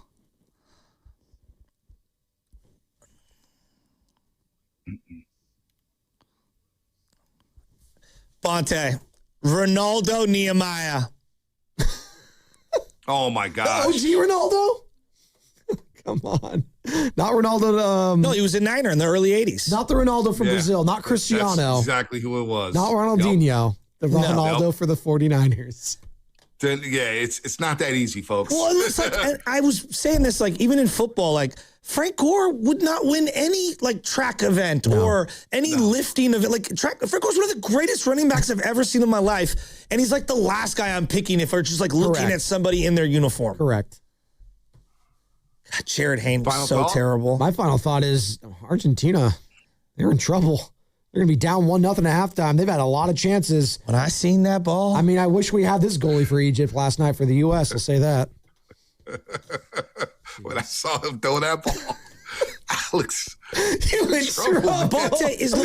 Bonte, take the final thoughts. Is LeBron coming to the Warriors? Oh. I don't know, man. That's a no. Look, listen, I don't know. I don't have any tie into Clutch Sports. I mean, Rich Paul's Rich Paul, man. Thank you on Rich Paul. I'm sick of him. It's the worst podcast ever. He's disrespected so many people. Thank you. Thank you. But you know what? The Warriors do not get LeBron James. Oh boy, Yikes. We may have a long season ahead of us. Oh. I mean, the team is basically the same. You just switch out Kuminga for Yaxel Lindeborg. And you basically have the same team. And you have to deal with, is Al Horford going to play back-to-backs? Is Kristaps Porzingis going to play back-to-backs? No. Is DeAnthony Melton going to play back-to-backs? Maybe. You have to low manage Steph Curry because the new norm is the runner's knee. Draymond Green's getting up there. Is he going to be playing? Draymond's not even on the team yet. So who knows? Maybe they need LeBron. They need LeBron just to be competitive. And I'm just saying, man, they don't sign LeBron James. This could be a disastrous offseason. Is this the worst thing that could have happened to Dunleavy as far as perception from the fan base, LeBron becoming available? You get what I'm saying, though? Like, had he just gone back to the Lakers and it was just rolling it back, would fans be as upset? Oh, yeah, no. I mean, fans are mad because Anthony Simons signed with different teams. That's why I heard somebody say yesterday that, Bay Area fans just kind of like, they don't lose sleep over these teams or whatnot. I beg to differ. No. I beg to differ. Bay Area fans have never been more passionate. I don't know what transplants some people have been talking to, some people who just moved here 5 years ago, but Bay Area fans they're on full tilt with the Giants, the Warriors, and hell, the Niners made the second round of the playoffs last year, and people still want Shanahan and Lynch gone. So we need something to shake with the Warriors, that's for sure. It would be nice to have LeBron James sign. I love when King Bonte is conquering and going out there and trying to, capitalize on colonizing other people's sports opinions. Congratulations, dude. Way to go after the Archduke. Did you just say that he stole people's opinions? No, he's conquering them. Well, he said no. He said he stole them. That's what you just said. He's planting his flag on the forehead. After Shasky stole my O for Florida last week, he's the one to talk. I repackaged it. You made it a hot bar. I made it a hot song. I called Shasky that Sunday after the Denver situation. I said, man, they were O for Florida. Shasky goes, wow. That's pretty good. It wasn't the Ignition. It was the remix to Ignition. Exactly. Thank you. Okay. We don't want to talk about that guy. Are we not allowed to? Art from the Artist? That's Bonte Hill presented by Ceremony Ford, your Bay Area Ford dealer. That song still hits. It does hit, though. It does hit. I'm sorry, Steiny. No, what's up? Not guilty. I've got one more thing I got to say. I'm one episode into the season 3 House of Dragons, and I'm not giving away anything. Can I just say, in general, in the Game of Thrones universe, the recklessness that they operate with these dragons is just unbelievable. Like, it's unbelievable. You have a dragon, and you're just recklessly losing them left and right. Blew a 3-dragon lead. Brought to you by Fremont Bank. Here for you, here for good. Wow, what is all this? These screens, the food. All for the game, bro. Let us pitch in. No need. I'm saving $1,000 bundling my wireless and internet with T-Mobile. I've got it all covered. Goal! Here to score big with T-Mobile. Families save up to $1,000 a year when they bundle 5G home internet with 4 phone lines on Experience Beyond. Compared to regular rates after a third line free on Experience Beyond plan with internet bundle discount via monthly bill credits and auto-pay discount. Credit stop if you cancel or change plans. Administrator Dan Daly at Lawton Skilled Nursing and Rehabilitation Center would like to thank his staff, residents, and family members for helping us become both Newsweek magazine and U.S. News and World Report's top-ranked California nursing facility. Lawton continues to be a 5-star facility conveniently located in San Francisco's Sunset District. Please don't hesitate to contact our admissions team of Dab Sterling or Christopher Lord at 415-566-1200. That's 415-566-1200. $5,000. That's the average amount of money people in the U.S. are now spending on gas in a year. $5,000. That's crazy. If you drive, you have to download Upside, the free app that gives you cash back for buying gas. That's right. You can earn cash back with Upside just for buying the gas you're already buying. You can literally start earning cash back today. I use Upside, and just last year, I made nearly $300. You're putting gas in your car anyway. Why not get cash back? If you like extra cash, download Upside. I'm saving the cash I earn from using Upside to help pay for a vacation later this year. Download the free Upside app now to earn cash back when you fill your tank. Use promo code SNAP to get an extra 35 cents per gallon on your first tank. You can cash out anytime, right to your bank or a gift card for Amazon and other brands. Just download the free Upside app and use promo code SNAP for a 35 cents per gallon bonus on your first tank. That's code SNAP for a 35 cents per gallon bonus. This is an urgent health alert for anyone who cut, ground, or polished engineered stone countertops. If you worked with quartz or artificial stone slabs, brands like Caesar Stone, Silestone, or Cambria, and now suffer from shortness of breath, a chronic cough, or have been diagnosed with silicosis or lung disease, you may qualify for significant compensation. Go to govictory63.com now for a free, completely confidential case review. Your information stays private. No one contacts your employer without your permission. Stone fabricators across the country are coming forward. Lawsuits allege manufacturers knew their high silica products were causing devastating lung disease in workers and failed to warn. Verdicts have already reached millions of dollars. Go to govictory63.com now for your free, confidential case review. If you've worked with engineered stone and your lungs aren't what they used to be, act now. Filing deadlines apply. Visit govictory63.com for your free, confidential review. That's govictory63.com. This is a paid advertisement for legal services by the Goldwater Law Firm in Phoenix, Arizona. Primary legal services performed by co-counsel law firms. For additional disclaimers, go to goldwaterlawfirm.com. You've worked too hard to wonder if your wealth manager is actually working for you. The decisions you're facing, what comes next, who you trust, have consequences that last. Getting it right matters. Baylord has been in the Bay since 1969. No parent company, answering only to their clients. The kind of people who understand what you've built and what's actually at stake. The right wealth manager changes everything. Find out if Baylord is yours. Baylord.com. That's BAILARD.com. Running a small business means juggling a lot. Your network has to handle it all. That's where a fiber-only provider falls short. You deserve a partner who gives you a greater advantage. Introducing the Total Solutions Advantage only from Comcast Business. A first-ever combination of the largest, fastest fiber-powered network, the most reliable Wi-Fi, gig speeds with equipment and security included, and a 5-year price lock. Plus, it's all backed by a 30-day money-back guarantee. The Total Solutions Advantage only from Comcast Business. A new standard for small business with reliability, security, and savings in one. When you add it all up, no one does business like Comcast Business. Switch today. Get started for $60 a month for 12 months when you add an advanced solution to a qualifying internet package. Limited time offer. New customers only. Requires 300 megabits per second internet, security edge, and additional qualifying service. 1-year agreement, paperless billing, and autopay with bank account required. Taxes and fees extra. Most reliable Wi-Fi based on Open Signal Awards USA Fixed Broadband Experience Report, May 2025. The Second World War is the largest event in human history. A 20-part series with Tom Hanks. No part of the globe was untouched. No life unchanged. Experience the ultimate account of World War II. Every single person had a story. These are the stories that make us who we are. Listen to World War II with Tom Hanks on Apple, Spotify, or wherever you get your podcasts. This is the story of the one. As a maintenance engineer at a beverage manufacturing plant, he starts his day knowing every line is ready to run because Grainger delivers the industrial-grade products he needs to keep mixers, conveyors, and packaging equipment moving. With Grainger's vast selection of bearings, belts, and motors, he keeps operations running smoothly. so nothing grinds to a halt.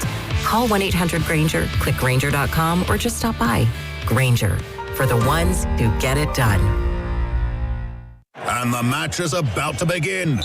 Most of the team is out with COVID-19, so there'll be some substitutes tonight. What's this? We have an unexpected guest on the field. It's a dog, but they could do with extra players. She's going for the ball. Are front paws hands or feet? Soccer season is full of surprises, and COVID-19 could be one of them. If you test positive, prescription medications may help. Ask your doctor if they're right for you. Learn more at PfizerForAll.com. Sponsored by Pfizer. You're listening to 95.7 The Game, KGMZ-FM and HD1 San Francisco on Odyssey Sports Station and the home of the Golden State Warriors and Valkyries. Always live on the free Odyssey app and now coming to you live from the Laughing Monk Studios. He brings the passion. For what? I want to know now. I'm mentally invested. Don't tell me to pray and you don't say what for. He brings the perspective. Yeah, I think they both have a great point. Get off me, text line. He's truly one of a kind. That is wow. Oh, my God. And he's doing a great job. I need you to man up and say what you really want to say. Simon, you're doing a great job. It's just a feeling. Together, they are Steiny and Guru. Yeah. On 95.7 The Game. All righty. We lost. Yeah, we did. We got crushed. We got routed. We just didn't look right. Couldn't dribble. Couldn't pass. What was that about? You said you didn't like you had a bad feeling about it going in. I should have bet the house on this one. Team USA looked outclassed. That's what I saw yesterday. Yeah, I mean, they got beat 4-1. Outshot 15-7. There you go. What other numbers you got for me? Well, it's the most goals in the U.S. World Cup. They had 11, and it was their first knockout win since 2002. You know? All right. You're my guy, baby. Back What's to up? LeBron. Dude, really? No. This thing could go. Evan and I were talking when you left the green room. This thing has the ingredients, Donnie, to go a long, long time. And he knows what it is. He knows. I mean, he's the big boy on campus, man. He can milk this. August 6th. That's when Anthony Davis can be extended. So maybe they're. So you think? Maybe something's waiting until that point. But what did you make of my assessment that last year I felt like the Warriors offseason was hijacked by Kuminga and his situation? And currently I think the Warriors offseason to be made or pass or fail is dependent on LeBron James. It's being hijacked with his decision. There's a case to be made. There's no doubt about it. I mean, the Warriors haven't done anything except with their own free agents, and we'll just wait on LeBron and then determine the offseason after he makes a decision whether it was good or not. So that game last night, too. I'm watching that game last night, and I just had a bad feeling. Like this. But why did we look as porous as we did? Why? You know why? Something happened with when they overturned the red card for Balogun, and they gave Belgium incentive because Belgium had a problem with what happened, and rightfully so. And I thought, the minute we get this guy back, Belgium just you said they use that as motivation. Well, Belgium's manager, Rudy Garcia, said, Stoney, football won over politics after the game, if you're into that. Yeah, I mean, we had some people call about West Oakland Holloway and others believe in karma or not. You and Evan kind of didn't, but you didn't you just felt like there was a dark cloud over Babante. I don't know if you saw this, but they just posted him. He joined Spadoni and Shasky saying USA Soccer needs a star, a phenomenon. And they have right Pulisic. Does Pennsylvania. Does he want to be it, though? You know what I mean? I'm talking about a dude. And, of course, everybody could use a Messi. And I'm just, Maybe that's it, Stoney, but they didn't look buttoned up at all yesterday. They looked clumsy. They looked slow. It was just, wow. Yeah. Let me ask you this, Goo. I'm here. What is it about, the World Cup that got everybody, into it? And now that the U.S. is gone, do you think that American fans will kind of tune out for the final, 8 teams that are left? Okay, I'm being real, and you can laugh if you want, but Stoney, I'm all in, and I don't know where I go get my American soccer Monday Night Football version football of soccer, so that's another story. But I'm all in as far as I'm still going to follow, and to me, this was like the U.S. in the Olympics when we beat Russia in hockey. Miracle on Ice. I was hoping this team could do something like that, and this doesn't come around the World Cup often. We know how long it is before we get the next one, and I just thought maybe Buffalo Springfield, something was happening here, and it was so dope to see, all the different countries represented at bars here and everywhere, and I was back in Boston, and people were rooting for their team, and we had a dog in the fight. So now I'll ask you and throw it back at you. Heard me. I'm still going to watch. Will you? Yeah. I probably will watch. Maybe not to the degree that I would have had the United States been playing another game in a week or so. But whenever we have an event like this where, it's a sport that we're kind of getting to know. We're not soccer experts. Although then I'm thinking to myself, well, why am I not a soccer expert? That's it. I watched hundreds of soccer games with my kids over the years. Now, I don't watch, the English Premier League like other people do. Tibbs, Tittle, and Evan. But my question is is this the greatest sporting event in the world? The World Cup. I'm thinking it is. And the reason I'm thinking it is now is because, back when I was growing up, it used to be the Olympics, but I think the Olympics have really, the interest has waned as they've continued to allow more and more non-amateurs in.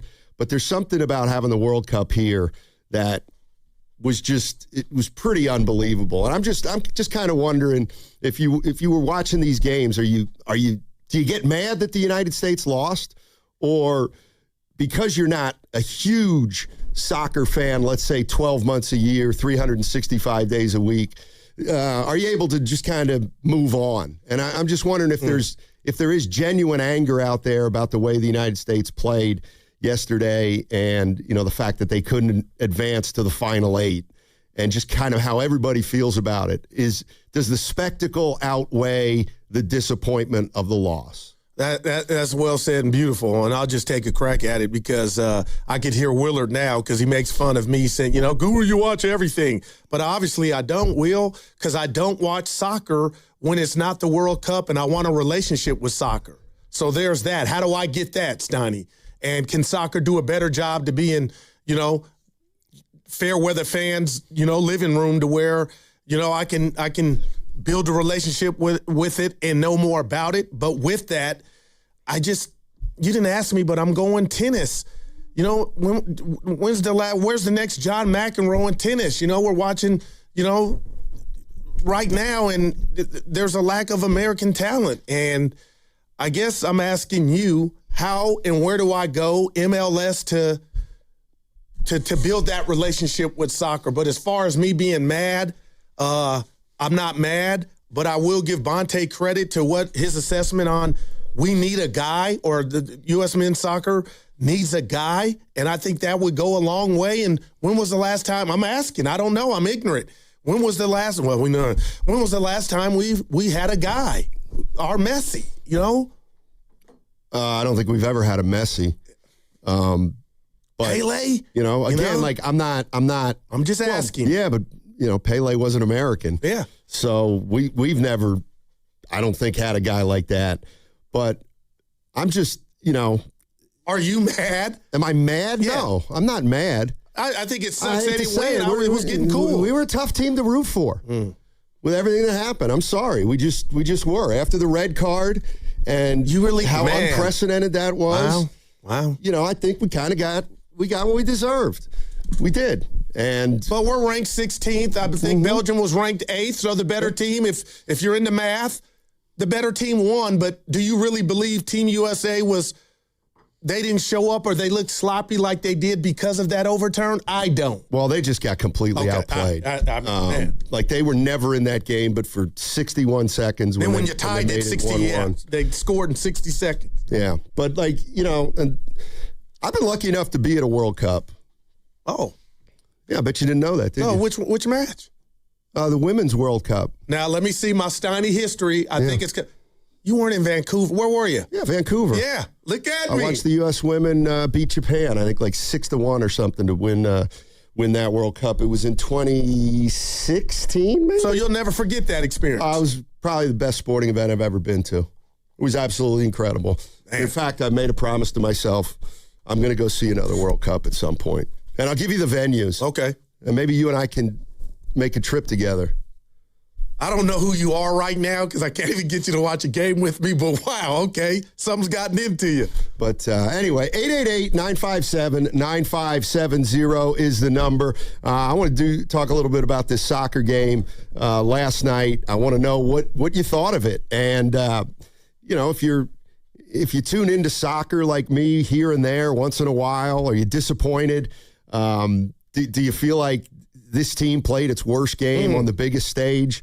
Or are you just happy with the entire spectacle and knowing that, Belgium's probably a better team than the U.S. and they got beat and they won't be advancing to the Final 8. Yeah. And I got something for you on the other side, too. Okay. 888-957-9570 if you want to weigh in on last night's World Cup loss. 4-1, Belgium beats the United States.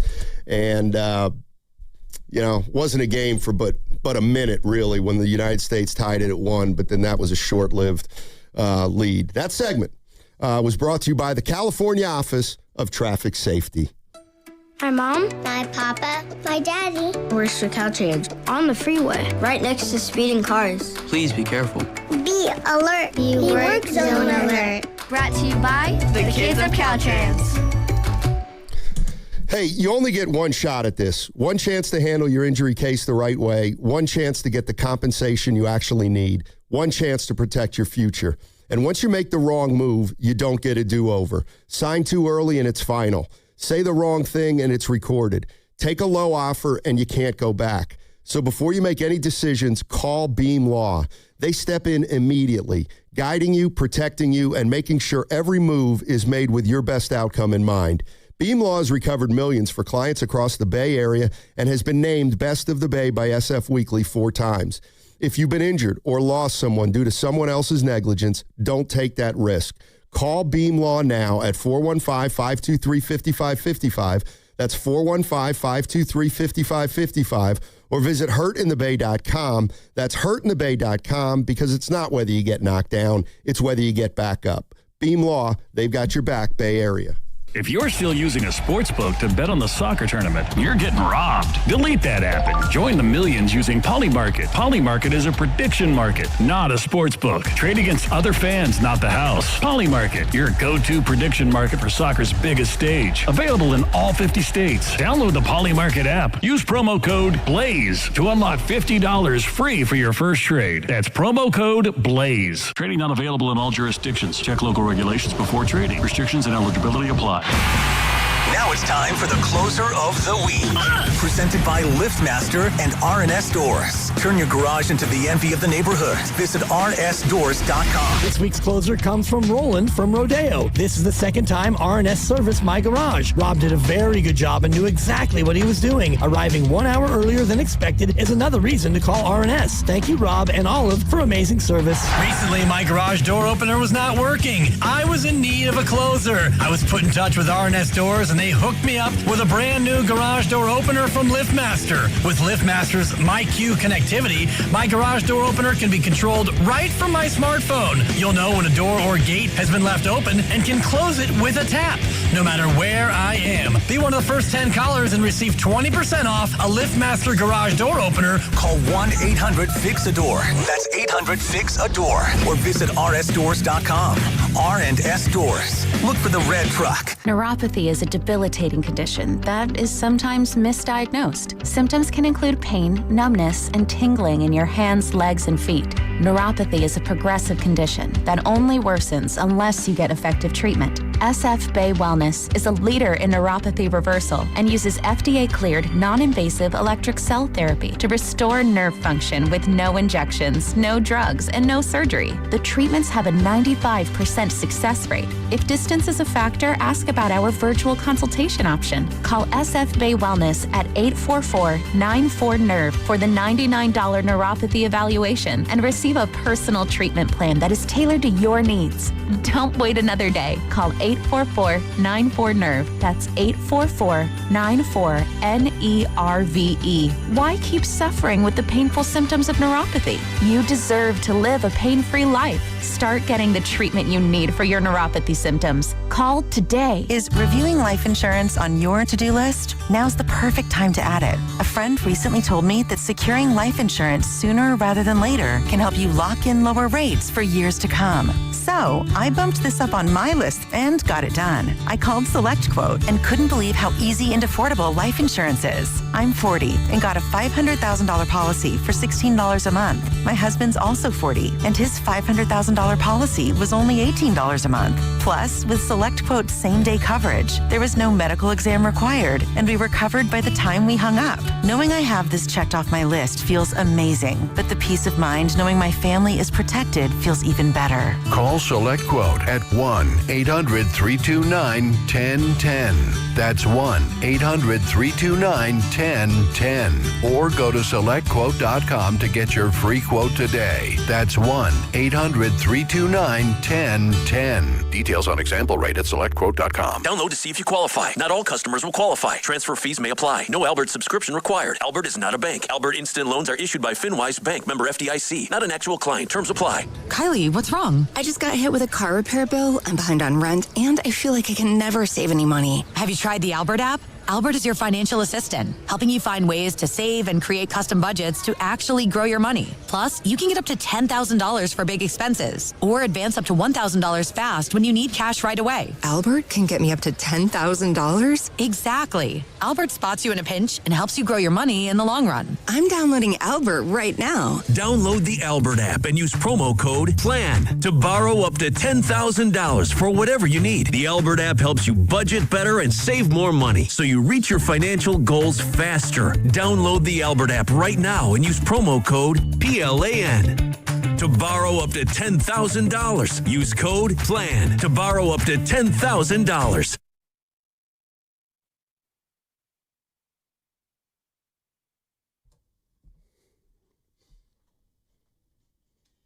Hey, social media, kiss my ass. We need Thundercats. Now, back to Steiny and Guru on 95.7 The Game. All righty. What's today, Tuesday? Yes, sir. Worst day of the week. I do think it's kind of worse than Monday. We'll be fine. I've had 8 years together going on 9. I have not rubbed off on you. I don't play that game anymore. There is no favorite day of the week. Bonte's favorite day is Monday, that was Guru. Stick. That was there's no way. But B, we love you. You'll be in Friday with me, Snotty. But I got to tell you this.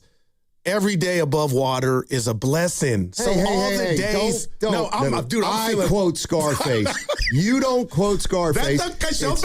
Every day above water is a good day. That's Monday, Mel Bernstein Tuesday. right before he got shot in the stomach. Such a great movie, man. But anyway, Willer got in a car accident last week. It could have went left. I thought he was. I'm just telling. So that's not good. Listen, my point is you got to be thankful every day, man. So Tuesday some people didn't make it to Tuesday, partner. But Tuesday's still here. Nevertheless. Make them best at it. I'm feeling some type of way. Let's get this soccer, and then I want the word of the day for me because I was out last week. Landon Roop. No. It's Ramos, that Oppo power. It's breakups. I want to do a case study on things that are so good, tandems.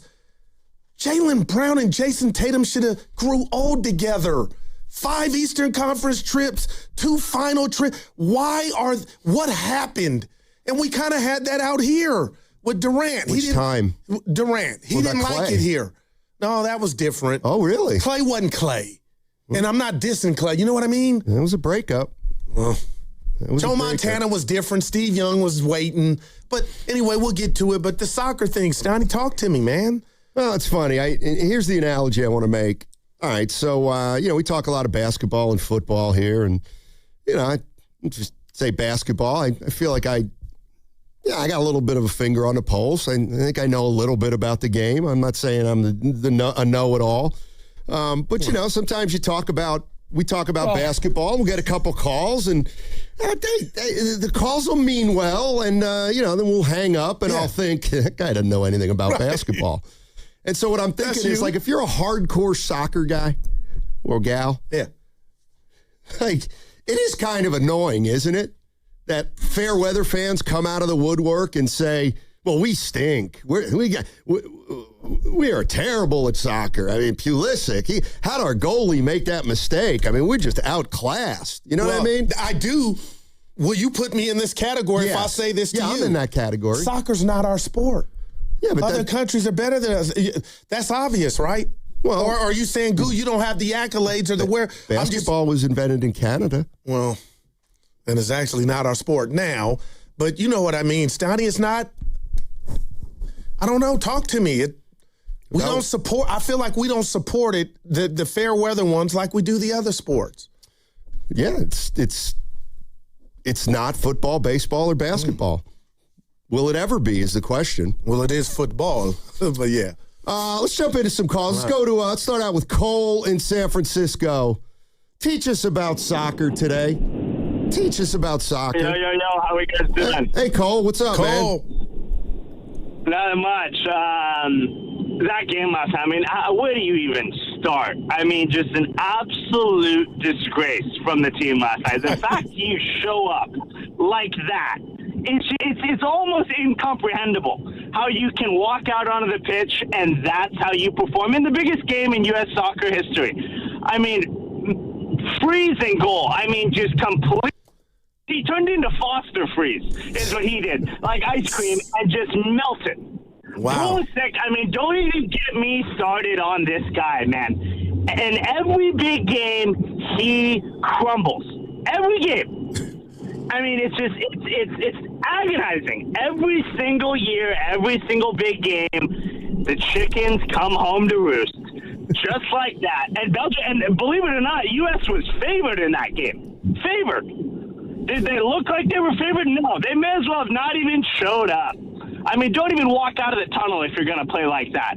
Just awful. Let me ask you this. So Cole, can I take it you're a huge soccer fan or you're just a casual fan?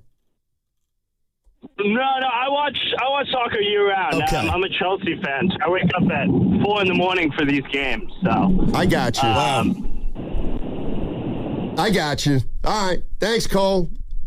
See, like if I were talking like Cole, people could say, "What do you know?" Like, well, I will say this because I'm not defending what part I'm a part of. Though I'll say that to say is the results are the results. So you don't have to. You can be a soccer dummy and know. Okay, you could say, "Hey, this was what word am I looking for?" When you have a moral victory. But I think fans they want more. American fans want more than that. Well, that wasn't a moral victory yesterday. That was a shellacking. That was complete dominance. But do you really believe, again, the overturn, the politics stuff had something to do with it? Yes, I actually do. I absolutely do. If you don't think that gave Belgium incentive, I don't know what to tell you. If I'm sitting on Belgium's team and something like that happens and it's essentially unprecedented, virtually unprecedented. The president of a country calls the World Cup leader and says overturn something, and it's overturned. Like, yes, that gave motivation to Belgium. It had to. Like, there's no doubt about it. They talked about it. There were other teams talking about that it was a joke, that it should have never happened, and it did. And I don't think there's any doubt that, Belgium used that. And Balion, what did he have? 10 touches in the first half and nothing basically in the second.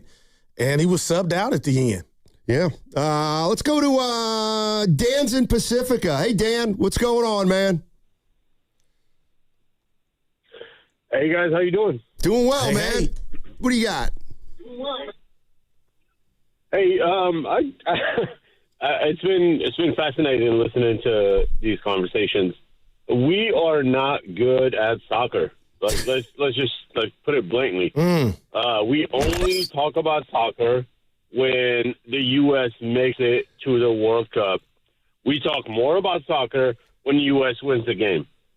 When the U.S. does not qualify, nobody talks about soccer. Like, we're not that good. Let's just put it blatantly and stop talking about, we shouldn't have lost to Belgium. We shouldn't have made it that far. Like, that's all I'm going to say. Like, if we want to be good at soccer, talk about soccer year-round. We do not talk about soccer unless it's a World Cup.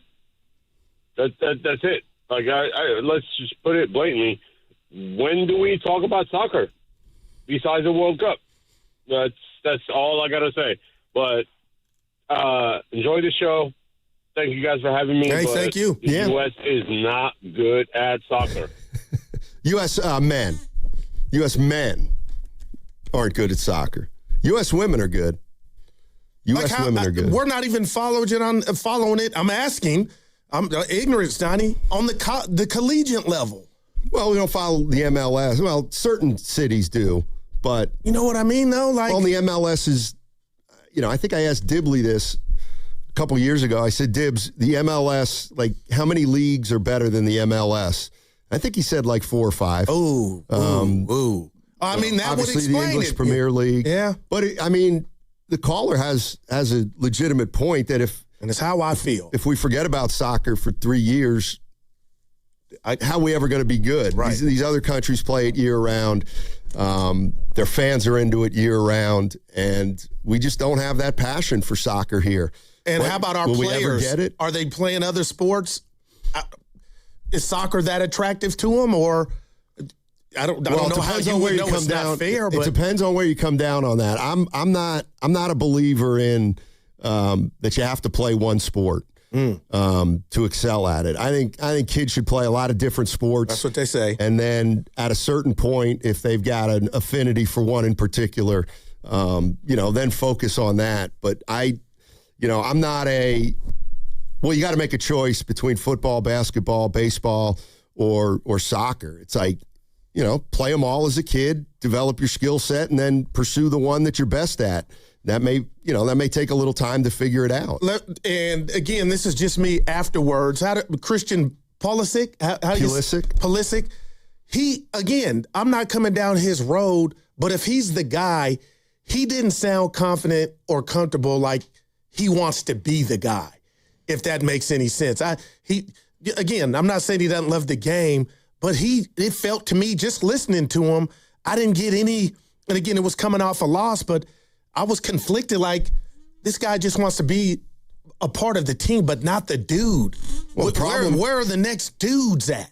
The problem is that just because Pulisic's the best player in the United States team doesn't mean if you put him on another team, he'd be the best player on their team. Wow.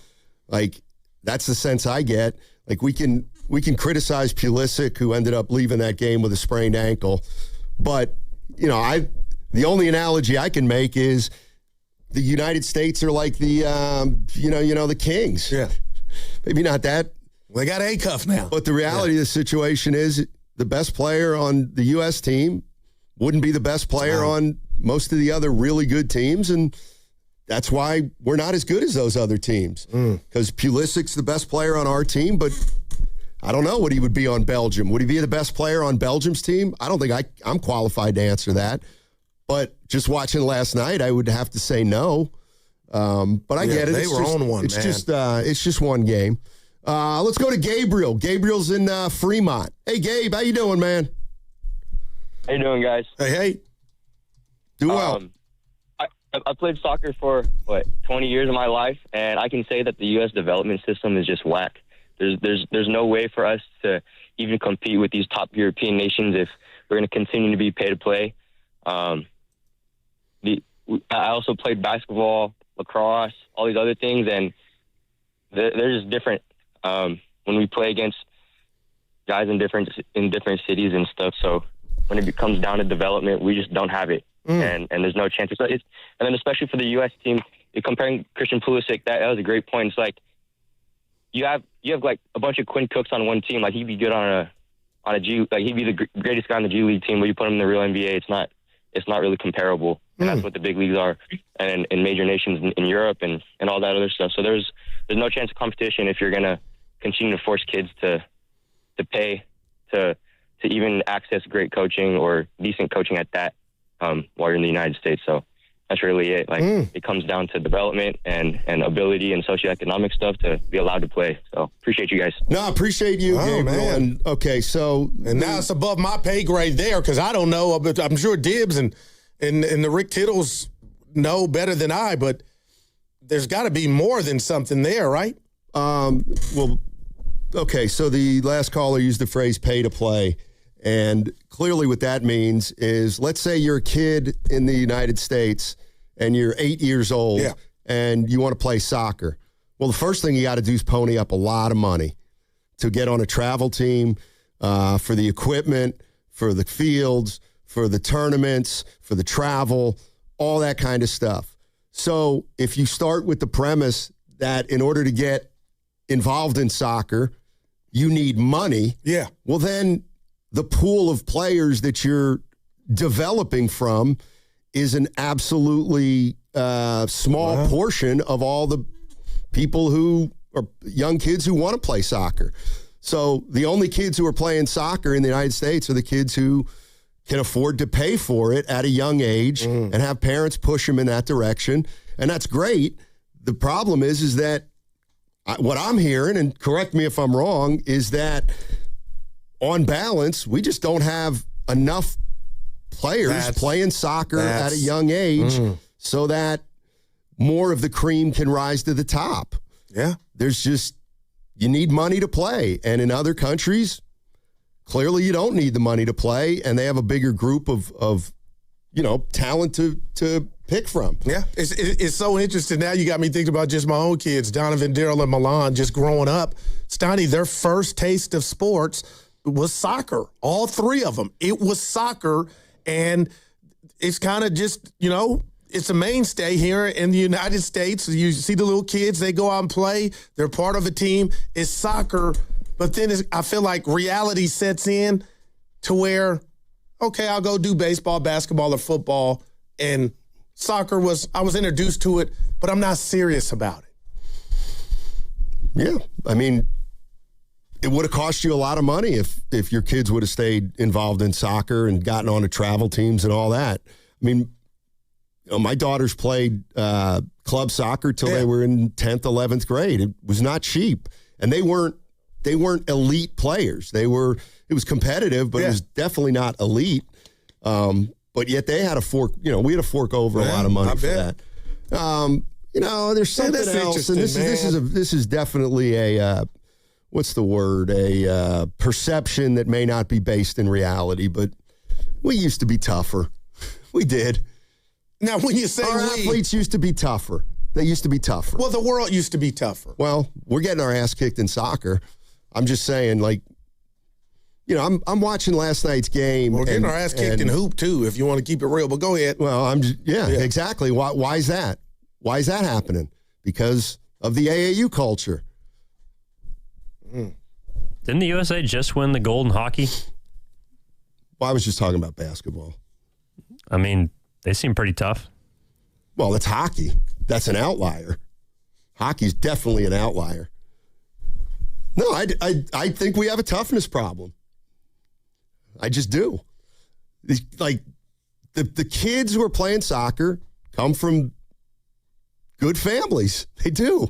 I'm sure to Evan's point, the hockey ones too. Yeah, I guess so.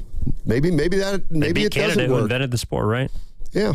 Well, I mean, I'm talking about a long track record of what's going on with U.S. soccer, and I'm trying to figure out why we're like no factor. See, I'm questioning now so when Evan brought up the hockey, then maybe we are getting the best hockey players, to come participate. I'm just wondering, are we getting we making the most of what you kind of just talked about? Maybe the not, and I don't know, how to judge this, Donnie, but I'm starting to feel like, what are we working with? Are we working with the LeBrons and the Currys of soccer? Or are we working with our versions of that participate in the sport? Because there is some, I don't want to say lack of participation from all, but it feels like a short pool. Well, I mean, dude, why are the U.S. women dominant and the U.S. men aren't dominant? Is it only because of history? And what I mean by that is soccer's been around for the men in other countries for a longer period of time. In other words, the women had more of a fair start with other countries. Women's players, because for a while there was no women's soccer. So when women's soccer in the U.S., started establishing themselves, they were on more of a level playing field than the U.S. men are now, battling a long period of history where they haven't, been competitive, but the rest of the world has been. Leroy's in Oakland. Lee. What's up, Leroy? How you doing? What's up, Steiny? What's up, Goo? Happy Tuesday. Can I just say this real quick? I looked at my wife during the game, and I said, baby, everything that Donald Trump touches turns into a pumpkin. And I was just like, this juju. I was like, look. I was like, they didn't even look like the same team. And how many times have we seen this happen in sports, Steiny, where someone is not going to play? They get ejected. They can't play the next game. And then they get reinstated for some reason, and it throws off the whole mojo. It happens all the time. When is a coach going to say, hey, we're rolling? And even though he's reinstated, we're sticking with what we got. It never happens in sports. Soon as the guy is available, they stick him back in, and more times than not, it ends up being a bad omen. And I was just like, wow, we were rolling. And I just want to say this real quick. I'm a new soccer fan. And I'm going to tell you what. Everybody want to be down on the USA, but you know what they did? They got me into it. I am going to watch the rest of the World Cup because of the USA. I'm going to watch the games today. I'm going to keep watching.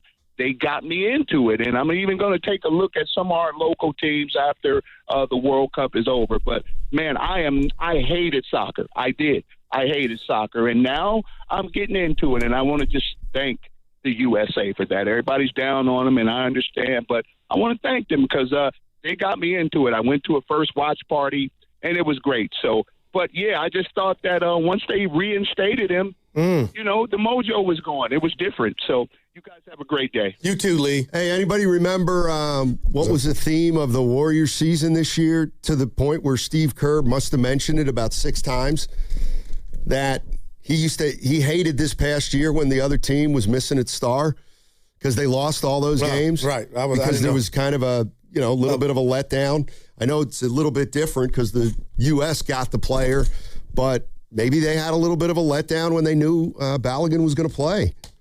Yeah, but with that, the score was the score, but the bottom line is anybody watching that could tell one team was better than the other. And Belgium was faster, quicker, and just looked like they knew what they were doing and connected more so than Stein. We looked like we were fumbling, bumbling type of stuff. Like a couple of the goals were like, oh, my God, did that really happen? Like goofy. Yeah, I mean, like the one thing that I have definitely, and I don't know, you can jump in here if you think, like I'm kind of was with Leroy. I've watched a ton of soccer games, and, sometimes I'm saying I wish there was more action. Oh, man. But in this World Cup, I think I really have gotten an appreciation for, if you watch a whole game, there are these ebbs and flows where if you're not really into it, you might think that it's not very exciting. But like the ebbs and flows are part of the game, and then 6 or 8 times a game, there's going to be like moments of crescendo that are just really incredible and exciting. And I think I've gotten more of an appreciation for just kind of the flow of a game and how that impacts a whole game rather than, well, they're just kicking a ball around for 20 minutes and nothing's happening. Well, there is stuff happening. Momentum's being built and teams are, gaining, space on the field and pushing the ball up the field. It's art for sure. So I've definitely gotten a little bit of an appreciation for that at this point. Yeah. And now I'm just yearning for, you could say I'm being selfish real quick here, Stoney. I'm yearning for the American version of Messi. Who's that guy going to be? Well, I don't know if you'll ever live to see it. And do we have a definitive why? No, but we got about 8 callers that may be able to answer it. Why don't we? Why aren't we able to have a guy like that? I don't know the answer. I'm sure he exists. Yeah, but maybe the guy who could become Messi or the kid who could become Messi Pele is not playing soccer because they're playing another sport. I don't know. Soccer's obviously the number one sport in a lot of countries around the world, and it's probably not in the top 3 or 4 in the United States. We don't care. That's why. All right. 888-957-9570 is the number, and that segment was brought to you by Cache Creek Casino Resort. You're going to love the way Cache Creek Casino Resort feels. Every escape there will feel a little more extraordinary. Every getaway is a chance to make the moment yours. Everything at Cache Creek Casino Resort feels wonderful. Cash in at Cache Creek Casino Resort. Veterans and active duty service members, when your call to service ends, your mission doesn't have to. Go from GI to IT in just a few months at My Computer Career. Prepare for a high-demand career in cybersecurity, protecting people, systems, and institutions from real cyber threats. Cyber warriors are needed now. Will you answer the call? Go to mycomputercareer.edu/CWP to learn more. That's mycomputercareer.edu/CWP, an elite CompTIA certification partner. VA education benefits are available to those who qualify. My name is Whitney Allen, and I'm a widow. My husband, Ryan, died. We never thought we'd ever have to use life insurance, but the unexpected happened. With Ethos, signing up was fast and 100% online. You can get a quote in seconds, apply in minutes, and get same-day coverage. No medical exams, and you can get up to $3 million worth of coverage. I am grateful we were prepared. Get your free quote at ethos.com/beat. That's ethos.com/beat. Paid spokesperson. Time spent on application may vary. Online health. Hey, it's Willard. At Hobbs Law, it's never been about attention, never about applause, never about goofy smiles on candy-colored billboards. For more than 40 years, Hobbs Law is focused on one thing, fighting relentlessly for injured Californians. Because behind every catastrophic injury case is a human life forever changed. That's why Hobbs fights with preparation, intensity, and relentless commitment. No fluff, no distractions, just real advocacy for injured Californians. Hobbs Law, relentless for justice. Visit HabbisLaw.com. Omar Habbis is a California licensed attorney. Offices in Northern California, including San Jose. Past results do not guarantee future outcomes. See website for details. BillsHappen.com is not a lender. It does not make credit decisions. Must be 18 years old. Not available in all states. Honey, everything is so expensive, and our bills are piling up. You're telling me credit cards are maxed out, rent is due, and the car payment's right around the corner? We need some extra cash. We should do what my friend from work did. She went to BillsHappen.com and got the money she needed the next day. Our credit is not great. Are you sure that would work for us? BillsHappen.com is one of the largest personal loan networks. They can help people with all credit types get up to $5,000. Sounds like it's going to be a hassle. My friend said it was super easy. She did it right from her phone during her lunch break.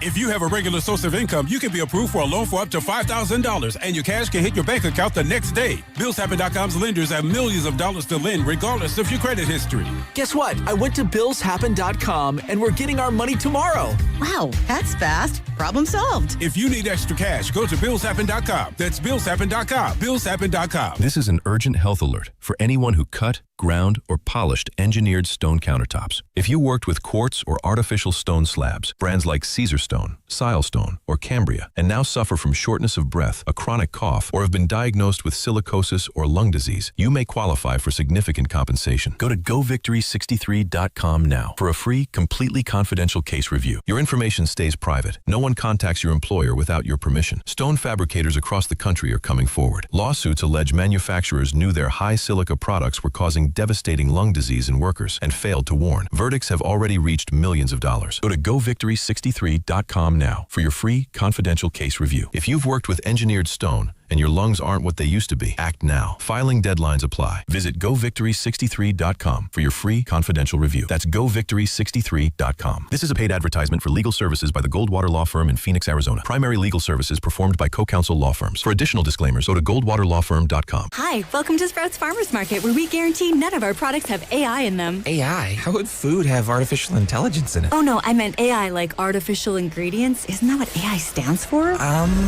Guess I've been spending too much time with local organic produce, 100% grass-fed beef, gluten-free snacks, dairy-free milks, surrounded by ingredients with nothing artificial in them. Oh, that sounds nice. With zero AI and healthy choices at prices you'll love, every aisle's a healthy aisle at Sprouts Farmers Market. Hey there, it's Jill Schlesinger. I'm launching a new show. It's called Money Moves, and your money is going to move. We're going to help you make better financial decisions. We're going to call out the BS you're finding all over social media. We're going to give you actionable guidance to make your financial life clearer, less stressful. We're going to answer your financial questions and take the mystery out of your financial life. Follow and listen to Money Moves with Jill Schlesinger wherever you get your podcasts.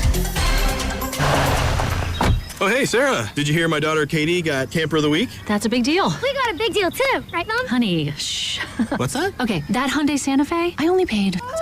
Nice. Deal's so right, it almost feels wrong. The Hyundai Getaway Sales Event. Get 0% APR for 60 months, plus 0 payments for 90 days, or 1.9% APR for 72 months on the Hyundai Tucson, Santa Fe, or Santa Fe Hybrid during the Hyundai Getaway Sales Event. Hurry, offer ends August 3rd. Call 562-314-4603 for details. This is the story of the one who keeps multiple buildings running smoothly day after day. Plumbing that flows, HVAC that hums, cleaning supplies that keep surfaces sparkling. That's why she counts on Grainger. With easy reordering online and 24/7 support, Grainger helps her keep the products she needs on hand.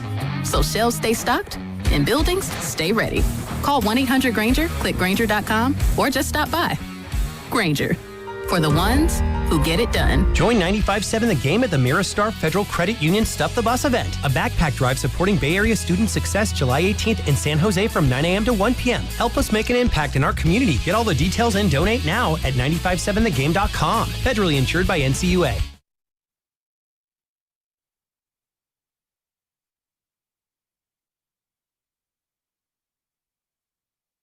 Daryl Guru the Johnson. I should be in a Napa State white jacket because I'm crazy. Now, back to Steiny and Guru on 95.7 The Game. I don't think Guru and I are sitting here saying we know it all. In fact, well, I know. Well, in fact, I'm asking for a little help today. Sort through what happened last night.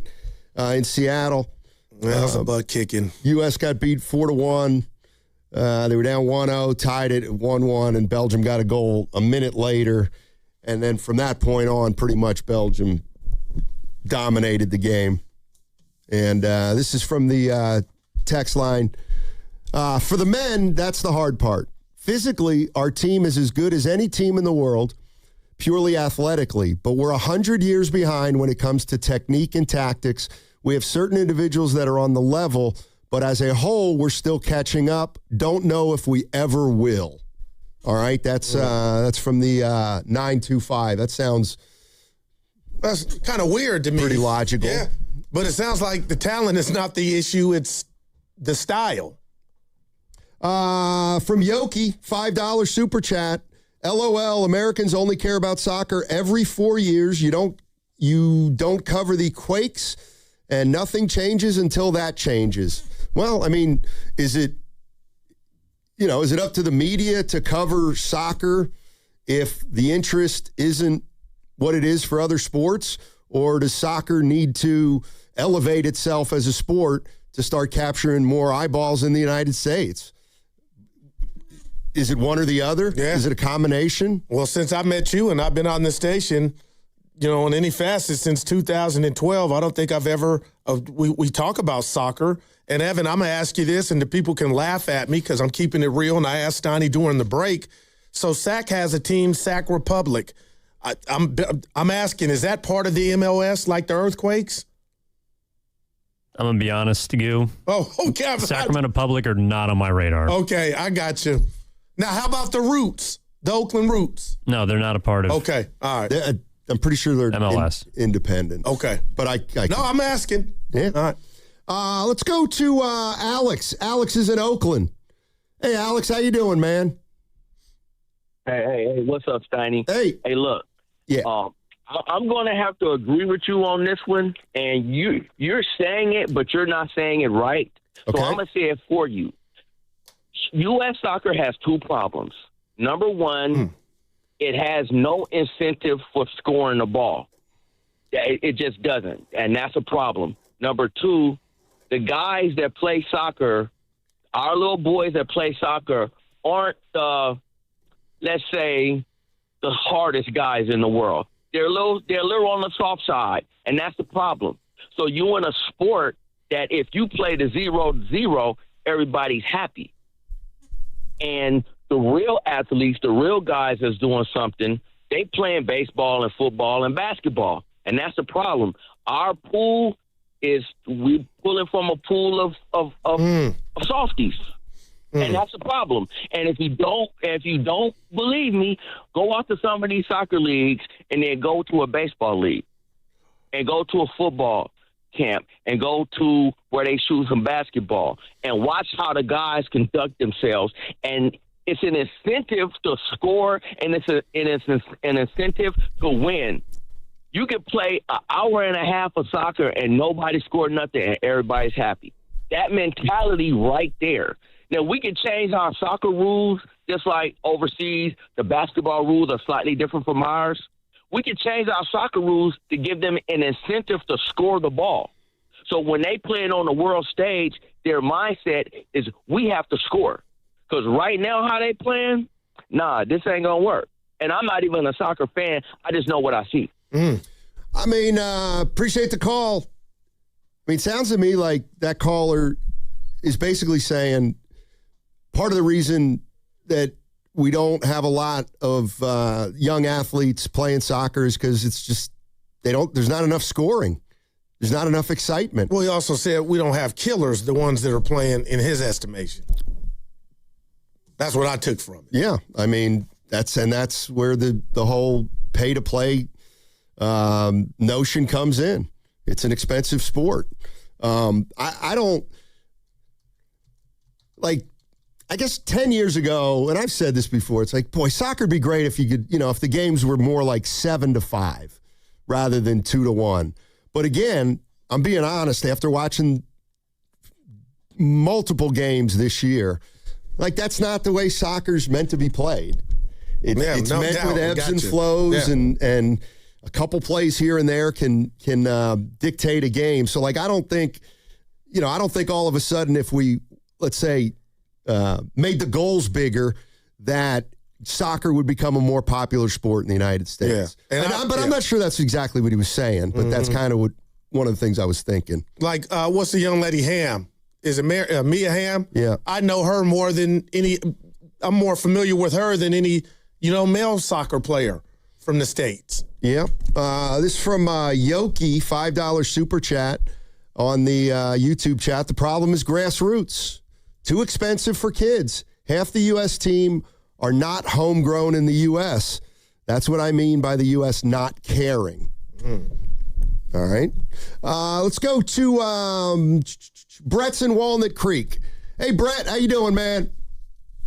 What's going on, guys? Hey. I feel like the U.S. team, first off, has nothing to hang their hats on here. They made it to the Sweet 16. I mean, did anybody expect them to go far? I know I didn't. And I've had friends that have played on the Earthquakes. I got a friend right now that plays on the Oakland Root. He's like, Brett, these guys eat, breathe, sleep soccer. Belgium's a perennial powerhouse, whether you want to see that or not. They're a top 10 in the world team. Okay. Any of these teams in the top 10, they're legit. Legit. Like, I don't care who it is. Like, they're legit.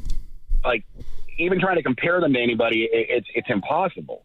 I mean, I have a next-door neighbor that's from England, and he told me, Brett, it goes soccer, God, and then family in that order. And that's, like, ingrained in them since birth. And then that's why these guys take it to a whole new level. We talk about it being expensive and all that. We have so many people live in this country. Look at Cape Verde. What, 500,000 people? Yeah. And how they got to the round of 32 and almost beat Argentina. I mean, don't give me that crap. And this caller that called before, they're not trying to score. Everybody's trying to score. Right. We just don't have the talent level to get there. Well, okay, so is that just I was going to ask Brad, is that just a fait accompli? We're probably never going to have the athletes that the other countries have in soccer? Does that mean we got to open up? Maybe we got to open up the game to, more kids to play. That's interesting. But I wanted to ask him why were his I think he kind of answered it. He said his expectations were, I'm paraphrasing, weren't that high for the USA team. Well, was that because he felt like, obviously, they're not as good as the others, and that's the subject matter that we're talking about?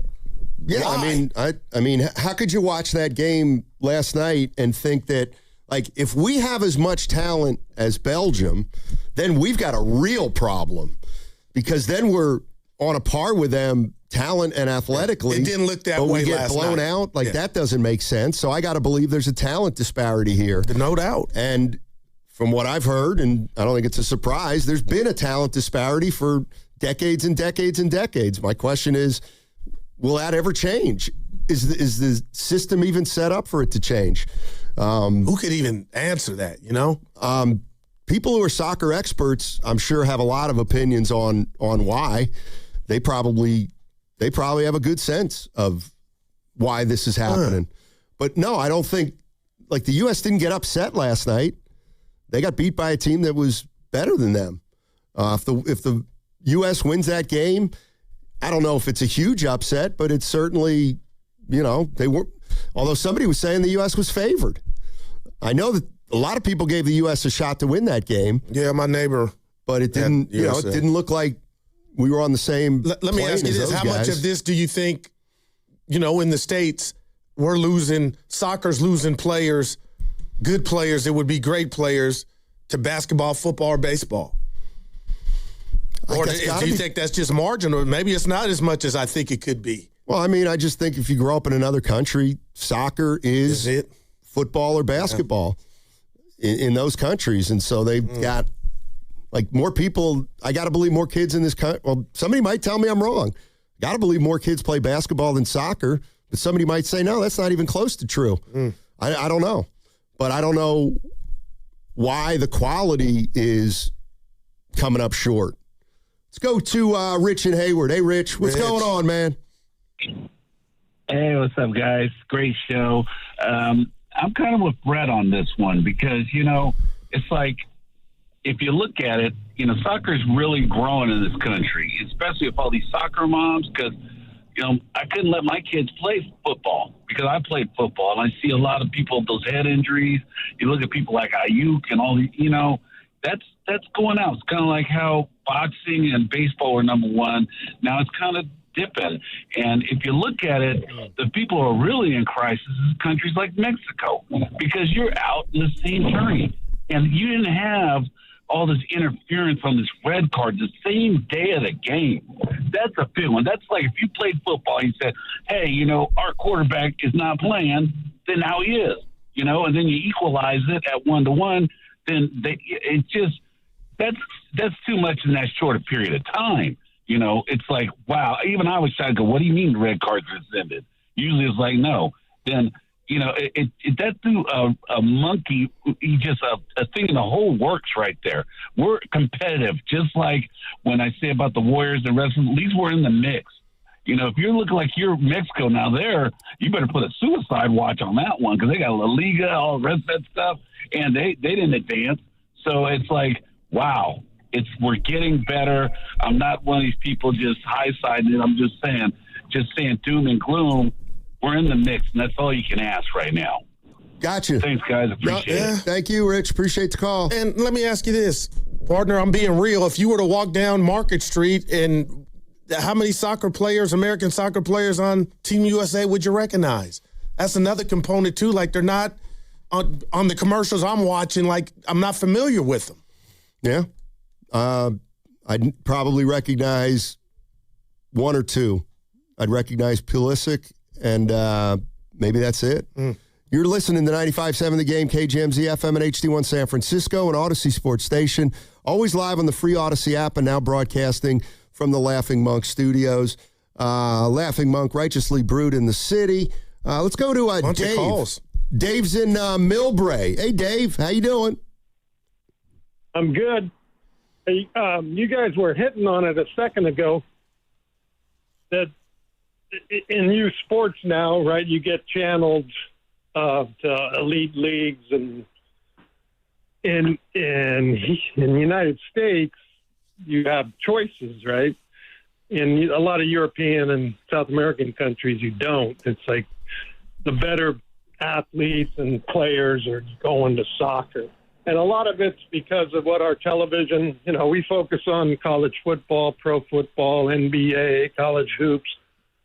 They don't have all that. And so the kids see that the high school pep rallies for the football game, not the soccer game, right? Yep. They know that the money, the glory, everything else are stars from those sports, not from soccer. So it's pretty simple that if these kids today only had soccer to aspire to, come on, we'd have a great team. We have 300 million people, and sports is a big thing here, No, I got you. So, Dave, is that just the way it is? Is that just the way it's going to be? Yeah. That's a good question. It was explained to me. I started coaching soccer about 30 years ago, maybe a little longer, and an old guy from England kind of taught me some stuff, and he explained it to me. He goes, you guys have too much competition with other sports. He goes, see these kids, and we were looking at 10-year-old kids. He goes, that kid's going to play baseball. His dad already told me he's a big, tall, left-handed thrower. He already throws hard, blah, blah, blah. Right. And he was right in all the cases. And I go, wow, he's like one of the best players on the team. And he goes, believe me, he's going to channel away from soccer. And he did. I watched all these grow up. And, well, good stuff, Dave. Let me just throw this out there, and somebody can, because I'm coming up with my opinion. Yeah. Well, somebody can tell me why, what this means or it doesn't mean. All right. So if you're in Europe or Eastern Europe, you're ahead of the game in soccer when you compare it to the United States. All right. So my question would be, why have Eastern European countries and European countries over the last several decades, why have they elevated, let's say, their basketball programs to a point where, we know France is great in soccer, and we know, England's great in soccer, and some of the Eastern European teams are great at soccer. Well, now you look at a team, you look at France is balling. They're now putting players into the NBA. So it's like in those sports, or rather in those countries, it would seem like that those kids are being exposed to more and more different kind of sports that they weren't exposed to years ago, and they're coming. The French basketball and European basketball is getting better and better and better, to the point where, look at the Olympics. It was very competitive. We almost didn't win in the Olympics. So I would just kind of throw that out there and ask, why Europe is making strides, let's say, in men's and women's basketball, but the United States can't make strides in soccer. Well, I love that. And that's, again, a great point. And I'll just say this. In my 56 years of living and going to sporting events here in the Bay Area, Stoney, I've had friends, and I've gone with friends and family to A's, Giants, Raiders, Niners, now even the Shark games, but I've never had a friend say, hey, you want to accompany me to the soccer game, which the Earthquakes or whatnot. So I guess popularity is a big part of this too. Like, how the MLS, how big of a hit is that? Like, when I say hit, like, how many people are flocking to it here in the Bay and in the States? Well, I know there's cities that, like, for example, Vancouver and Seattle have MLS teams that I'm pretty sure draw big time. I don't know if that's the case for every city. Obviously, the Earthquakes have a nice facility. Have you been to an Earthquake game? Yeah. Been to one Earthquake game and then one or two of the women's FC team. So, yeah.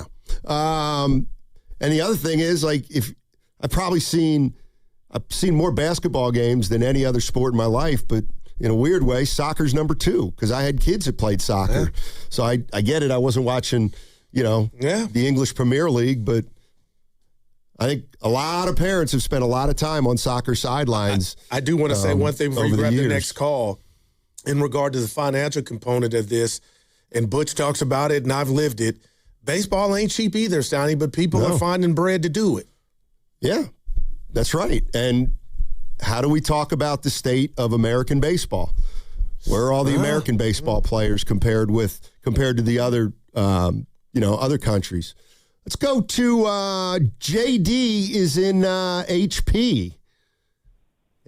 Hunter's Point. Okay. Yeah, what's up, baby? All right.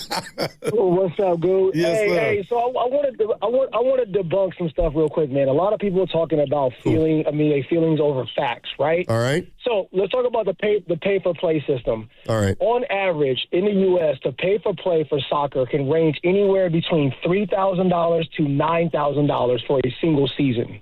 So just think about that: $3,000 to $9,000 for a single season for a soccer player to play.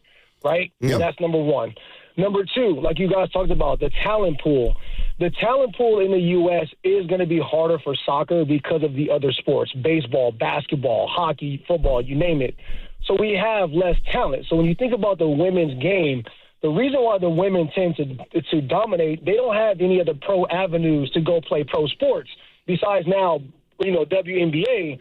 So they have more talent to choose from when it comes from the women's side of the game, right? The other part is we talked about paying for players. JD, we're losing. JD, call back. Yeah, he was rolling.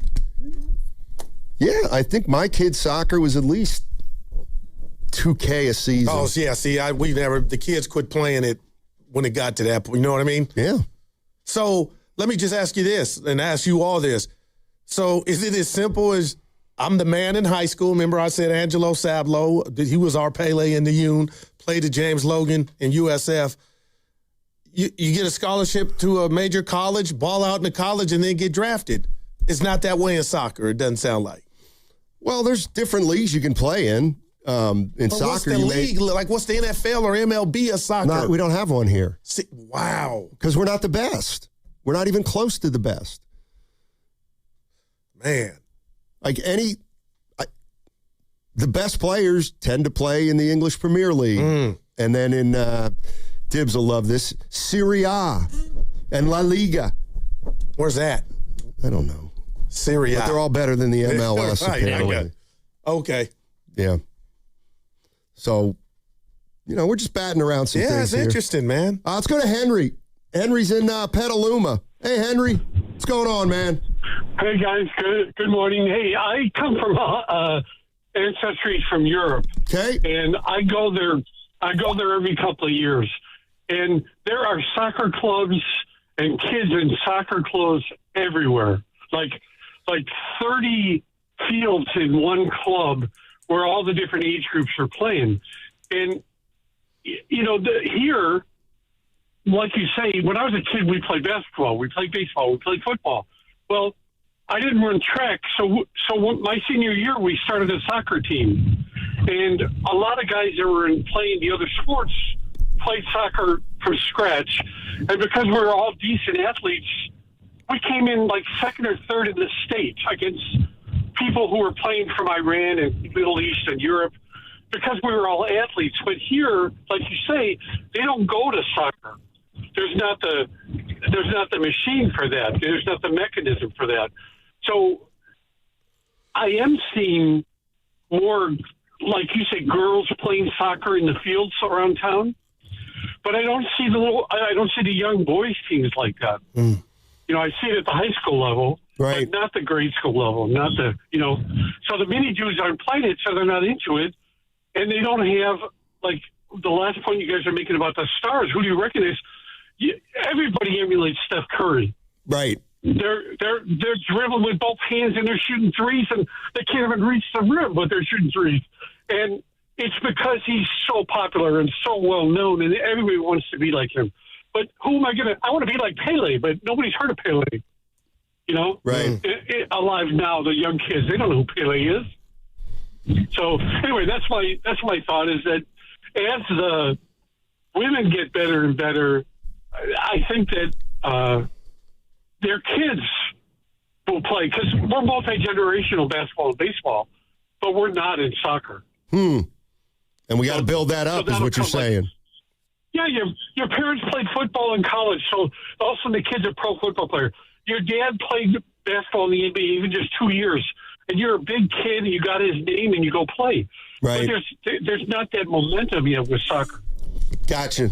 Hey, thanks, Henry. Appreciate the call. Yeah. All right. From the 925.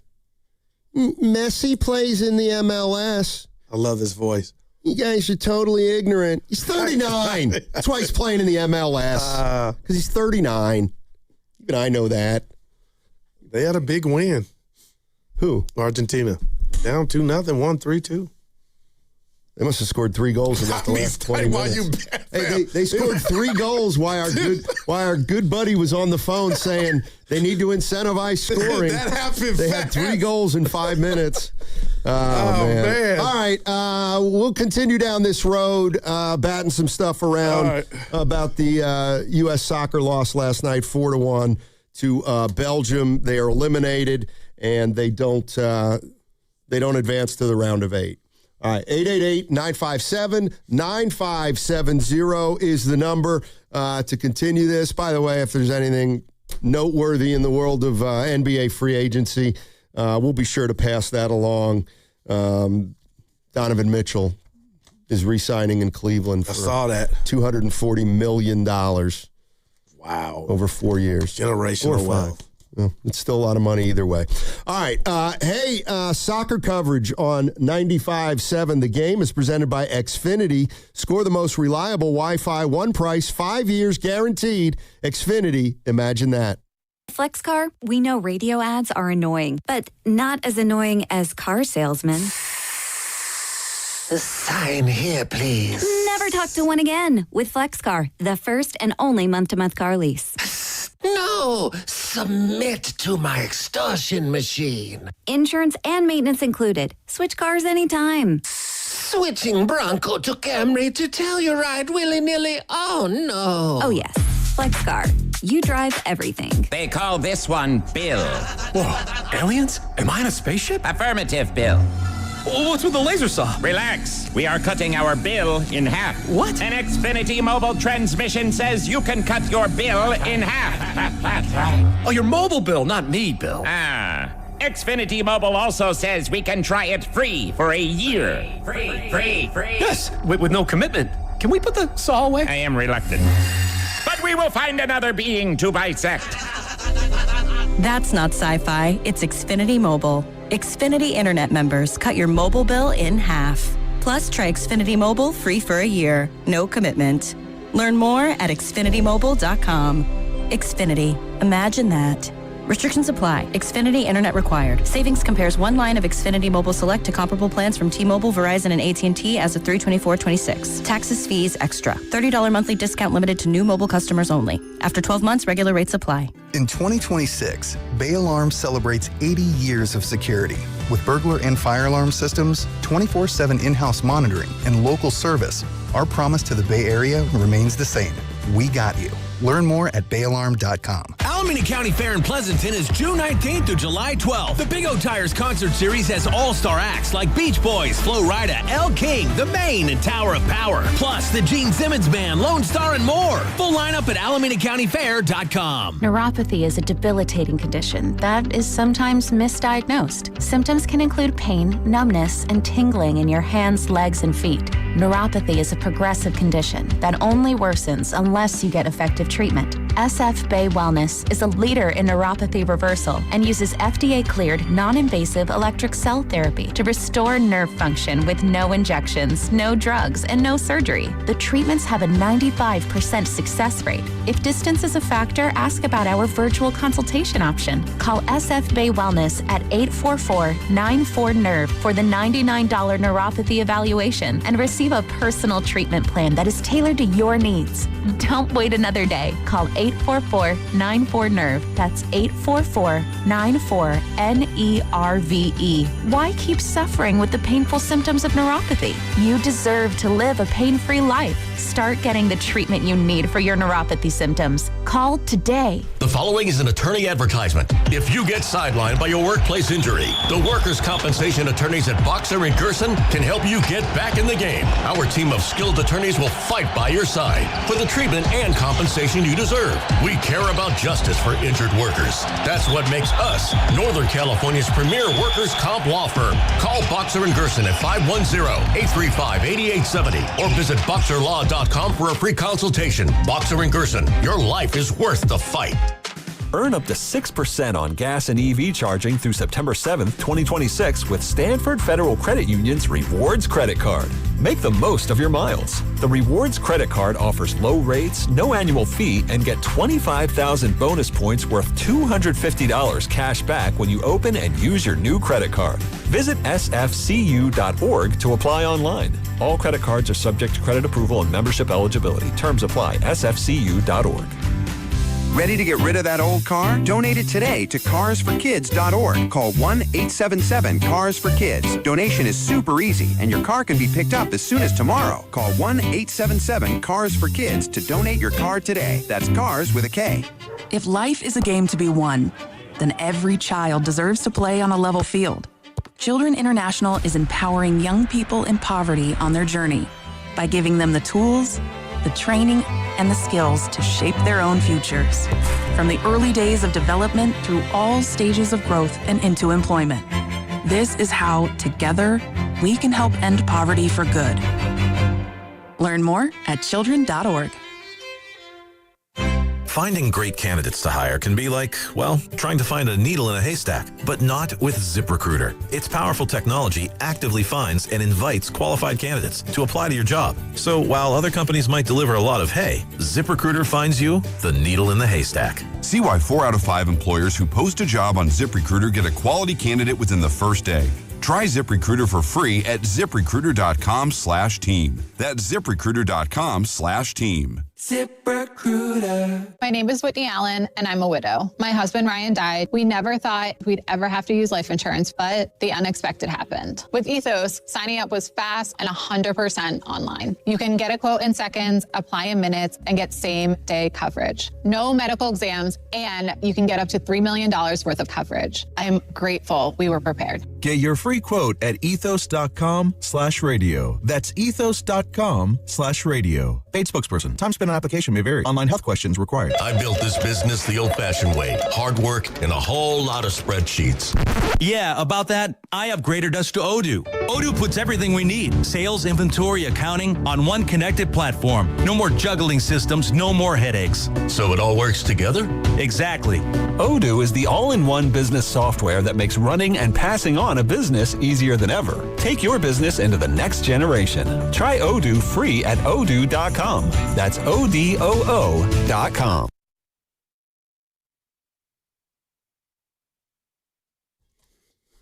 Only Tupac can judge. I love Kaminga. Now, back to Steiny and Guru on 95.7 The Game. All righty. Evan playing the slaps. Take him in. Oh, What's my he up God. to? Dude. Raise hell. I tried to read it to Evan. It was too much, but he's basically saying, he's not going to play the game of trying to get reinstated so he doesn't have to mess with it. I'm paraphrasing, mess with the Niners. But in order to resume his career, he's got to become a free agent, and he has to do that to get to that plateau. So he's posting stuff. I'm worried about old boy, man. I'm going to just call him old boy. But I got a quick question about soccer. So for the umpteenth time, and I don't know where Angelo is at, but the best soccer player I've ever watched, like basketball. Remember I told you he was Pele at Logan in Union City, Angelo Sablo. Well, seriously, he went to USF Scholarship Soccer. Oh, okay. Who's the best soccer player you played with coming up? Or you don't even have an answer? No, I don't play. I never played soccer. Somebody at your school that was the guy of soccer. We didn't have a soccer program. How about that? Wow. Not till like my senior year. Wow. All right. Although we did have, in my area, we did have a great high school program. They won state championships, Fleetwood High School. They sent some guys. But it was just a small area where I grew up where it was a soccer, about 3 or 4 soccer schools. But not everybody had soccer when I was growing up. Not like, we didn't have a soccer team. We were just starting a soccer team. This is so interesting, man. And it's been going on forever. Yeah. I remember 1930 World Cup, we finished 3rd. That was our highest. Knock it off. No, I looked that up. Yeah, I know, but you know. 1930. Who'd we lose to? I didn't go that far. I didn't get that. Evan will help me out. But 1930. Okay. Good Lord. So my point is, this has been going on for some time. I want us to get good. I want to get into it. Tuesday night soccer. See, when you talk about it like that, I don't really think people believe you. That hurts, but I don't even think you mean it as an insult. Yeah. No, it needs to get up there with the big boys. Well, that's not going to happen in our lifetime. See, why? Well, because that's going to take longer than that. Nah, I hear you. Let's get back to JD in Hunters Point. I had a bad connection, but he was rolling. What's up, JD? HP. How you doing, man? What's up, fellas? All right, my bad about the phone connection. So, like I was saying, man, about the pay-for-play, like I told y'all, anywhere it can range between $3 and $9K, right, for somebody to play for a season. Okay. The talent pool thing, like we talked about, multiple players, there's other sports for them to play. Like you said, Goo, the money involved in other sports draws people naturally towards basketball, baseball, football, right? The contracts are a lot more money than what they're playing in the MLS. So that's another thing of why so many players gravitate towards that, right? The development of what you guys were saying. Did you guys know that FIFA actually has a system that rewards you for developing players? So in Germany, like you guys were saying, in the Bundesliga, you get paid $15,000 for every player over the age of 12 that you develop that goes to play for a professional or a club sport. The U.S. has rejected joining that system. So they won't join that system. So there actually is a system set up that will pay you for players if you develop them, right? And then the other part people were saying about soccer not being physical or it needs to be more scoring, that's a U.S. entertainment thing that I think a lot of casual fans want to be entertained. Right. If you've watched soccer forever, it's always been low scoring. So it's not about entertainment. Other sports, they don't care about that. But again, it's a U.S. thing where we want to be entertained with high scoring, et cetera. And I think that's another reason why we don't want to put our kids in there, because we can't handle watching a sport that's 0-0. And they say, oh, players don't care. Have people ever watched what a shootout looks like when the game is 0-0 and they're going to shootouts? The intensity of what they're doing. So the players do care, right? So I think we as the United States have so many barriers to entry for our top players to play, and that's why we can't do it, right? So it's very multi-layered in terms of like it's this simple. I'm like, no, but for one, pay to play has to be fixed.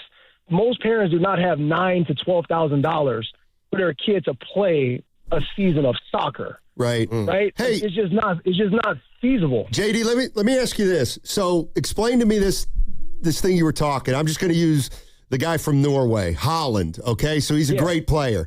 So Norway develops him, and what do they get for that? They get $12,000 by FIFA. If he transfers to a bigger league, they will kick back that club or Norway. They get $12,000 per athlete that transfers up to a bigger club. Damn. So how many? What kind of numbers are we talking? Like within a year, within a year period? Would you think? Like 8, 10, 12 guys a year?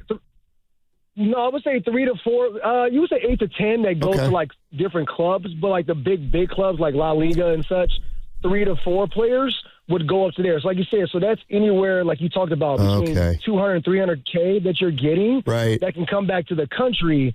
And like you said, let's use Norway. Norway doesn't charge at all for any youth sports. Like they have a thing, and it's been written about multiple times. 60 Minutes or somebody did a research on it. They don't charge at all for youth sports. They don't even keep score in youth sports all the way up until high school. So they emphasize development all the way up until high school. You're not even allowed to keep score of youth sports because they don't want to make it where people are comparing themselves or kids are being recruited any younger than high school. Interesting. I mean, for your point you're making, if you look at Spain's youngest player, Yamin Mahal, the number 1 or number 2 best player in the world, he's 19 years old, playing on the number 1 team in the nation, in the world at Barcelona, and playing for Spain. He's 19. Most of our 19-year-old kids are playing in college. We don't allow them to play pro sports most times until they graduate outside of the NBA. We don't allow them to go pro, whereas soccer, they will develop. You look at Messi. Messi stayed in Argentina's system since he was 7 years old in their academy all the way up. Same with Cristiano Ronaldo, 8, 9, 10 years old all the way through their academies. They didn't charge them for that. The academies pay for you to come over there. So they cover all the costs. So until we fix the structural problems here for the pay-for-play system, number one, you're not going to get the best players because it just costs too much when you have to make between a family, $200,000, $300,000 for your kid to play soccer. Good stuff, JD. Appreciate all the info. Yeah. Kind of reminds me, it's a different sport, but it's happening in the Bay and in Sacramento, Stoney, where you have these schools that, are tuition-based, and you got some kids, from the inner city that can ball, and they're like, hey, come to our school. We'll take care of tuition for you. Yeah. I'm wondering, and maybe this is a naive question, but that's the way it goes.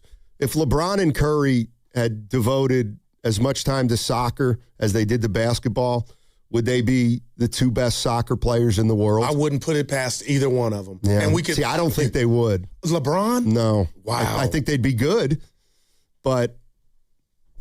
Now, I'm asking, what keeps them from being where I think they could be? Because if, let's say, pick a country that's got better soccer than the United States. Italy. Italy. Yeah. Even though they weren't in it this year. But let's just, whatever, a team. So a young kid in Europe who's their version of LeBron starts playing soccer, and then our version of LeBron in the United States plays soccer. Okay. Guess who's playing against better guys?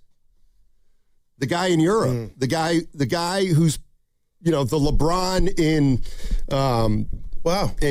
Norway is probably going to be a better player than the same guy in the United States because they're playing against better competition. I don't know how that would work. All right, but a branch to that would be if we had a LeBron to watch, maybe I'm watching more American soccer, and then those two clash in the World Cup every 4 years. But you know what I mean? Maybe we would gravitate to the sport more because it ain't Billy Donovan. What's the Donovan? Landon. Yeah, that's all I got off the top in regard to American soccer players. And I'm not saying that's bad, but it's just not in our home or in our living rooms as much. Yeah. Ed's in Petaluma. What's going on, Ed? How you doing, man? Good. Hi. Good morning. Good morning. Hey, I was going to give a comparison to different sports with soccer. So I went to the Giants game last night. They go, yeah, okay, it's a good game. It's 161 of them. Many years ago, maybe 5 or 6, I flew to Barcelona to watch Messi play because I became a soccer fan 5 or 6 years ago. And the atmosphere for a regular La Liga game was like a Super Bowl. Damn. 125,000 people in the stadium. The first thing I noticed, I walked in 1 minute late. There was not one person in the concourse. They were all in their seats. It's wow. It's a vibe that I have never seen. I think it's better than the Super Bowl, the World Series, the NBA Finals, and this was just a regular season game. Wow, man. It's something I've never felt before. I would fly back tomorrow to watch it again. And in regards to Europe being better at basketball now, if you look at those young kids that play in the NBA from Europe, they were all soccer players. They developed their footwork as little kids, but they're so much taller than everybody else. You don't see tall soccer players. There's one or two. So they already have the physical ability when it comes to footwork and skills, and now they're developing basketball skills. So I think they're ahead of our guys based on development of their footwork, and that helps in the NBA. Good stuff, Ed. Yeah. I would love to, real quick, Sonny, if he said there was nobody on the concourse and it's a regular season game, I believe all of that. Like, that's a vibe. That means everybody's ready to go. Right. But I think the inherent problem is we will never have the spectacle of soccer here in the United States that they have in Europe. Like, it's just not ingrained in our culture like it is over there. Yeah. And I do think there's something about, it's a low-scoring game. We're not crazy about that in America. We're not crazy about guys playing 90 minutes, going up and down the field, and there's only one or two scores. Like, we don't know how to appreciate that. It's just not. Aren't we doing it with the Sharks a little bit, though? I know it's less than 90 minutes, but, we appreciate good hockey game, 3-2, 2-1, sometime 1, Well, and I would say that, and hockey's a niche sport, too. But I do think that, like, the pageantry, I don't think we'll ever be able to match because it's not our sport. Like, we just don't have the appreciation for soccer that other countries do, where it's been embedded in their society for So we're too far behind to make up that gap. That's why you said it hit me our lifetime. But I don't think we're ever going to make it up. That's incredible. Because man. That's incredible. The sport's not, I got you. It's just not ever, how is it going to be embraced more than any other sport in the United States? Yeah. Soccer. Because I've been hearing forever, soccer's growing, and it is growing, but it doesn't mean that we're able to put an elite team out there against other countries. Let's go to Josh is in Santa Rosa. Hey, Josh, how you doing, man? Hey, I'm good. How are you guys? Doing well. Hey. Good. Hey, love you guys. Thanks for having me on. Sure. Big topic, couple things. Steiny, I think you just kind of came to the conclusion there that I was going to present. It's just not in the bloodstream, period. Wow. Yeah. Yeah. And it's not going to be. And that's just the way it is. We need to stop asking the question, when is soccer going to pop? It's what it is. It's great. There's a great subculture. There's a great youth culture. It's not going to be football. It's not going to be the NBA. It's going to be a second tier. That's just what it is. Yeah. Thanks, Josh. Appreciate the call. And I'm fixated on the collegiate level of this. We know how big the college men's basketball tournament is and the women's. But if I were to ask you who won the 2025 NCAA Division men's soccer chip last year, Steiny, I don't remember it on TV at all, and it could have been aired. Would you have that answer? Nope. The Washington Huskies. And I don't even remember it being on TV. And maybe it was, but I guess that just goes to what we're saying is it's just, the micro, macro, you don't even see it. The college part of it. Yeah, I mean, it sounds to me like we got to relish rooting for an underdog, which is us in soccer. Let's go to Robbie in Walnut Creek. Hey, Robbie, how you doing, man? All right, mate. How are you? Doing well, thank you. Yeah, I'm from England, so I've got a bit of a perspective on the discussions that have been going on. Cool. I agree with a lot of what's been said, especially with the guy who talked about the Barcelona game that he went to. Yes, it's like that. It's not just Barcelona. You go to London, which is where my favorite team is, Tottenham Hotspur, and Maurizio Pochettino, who's been managing the U.S. team, was the coach of Tottenham Hotspur back in the day. Okay. So you've got an elite coach managing the U.S. team. So I think there's a few things here. One, in Europe, the leagues, the football associations send out a tender to the media companies to say, right, who wants to broadcast our games? The latest bid for the Premier League was, I think, $6 billion a year. Right? Wow. So $6 billion goes to the football teams in the UK, so they get money to show their games on TV. That money then goes into developing the club, the players, the pitches, the training grounds, the whole kind of infrastructure behind soccer. So that's the first thing.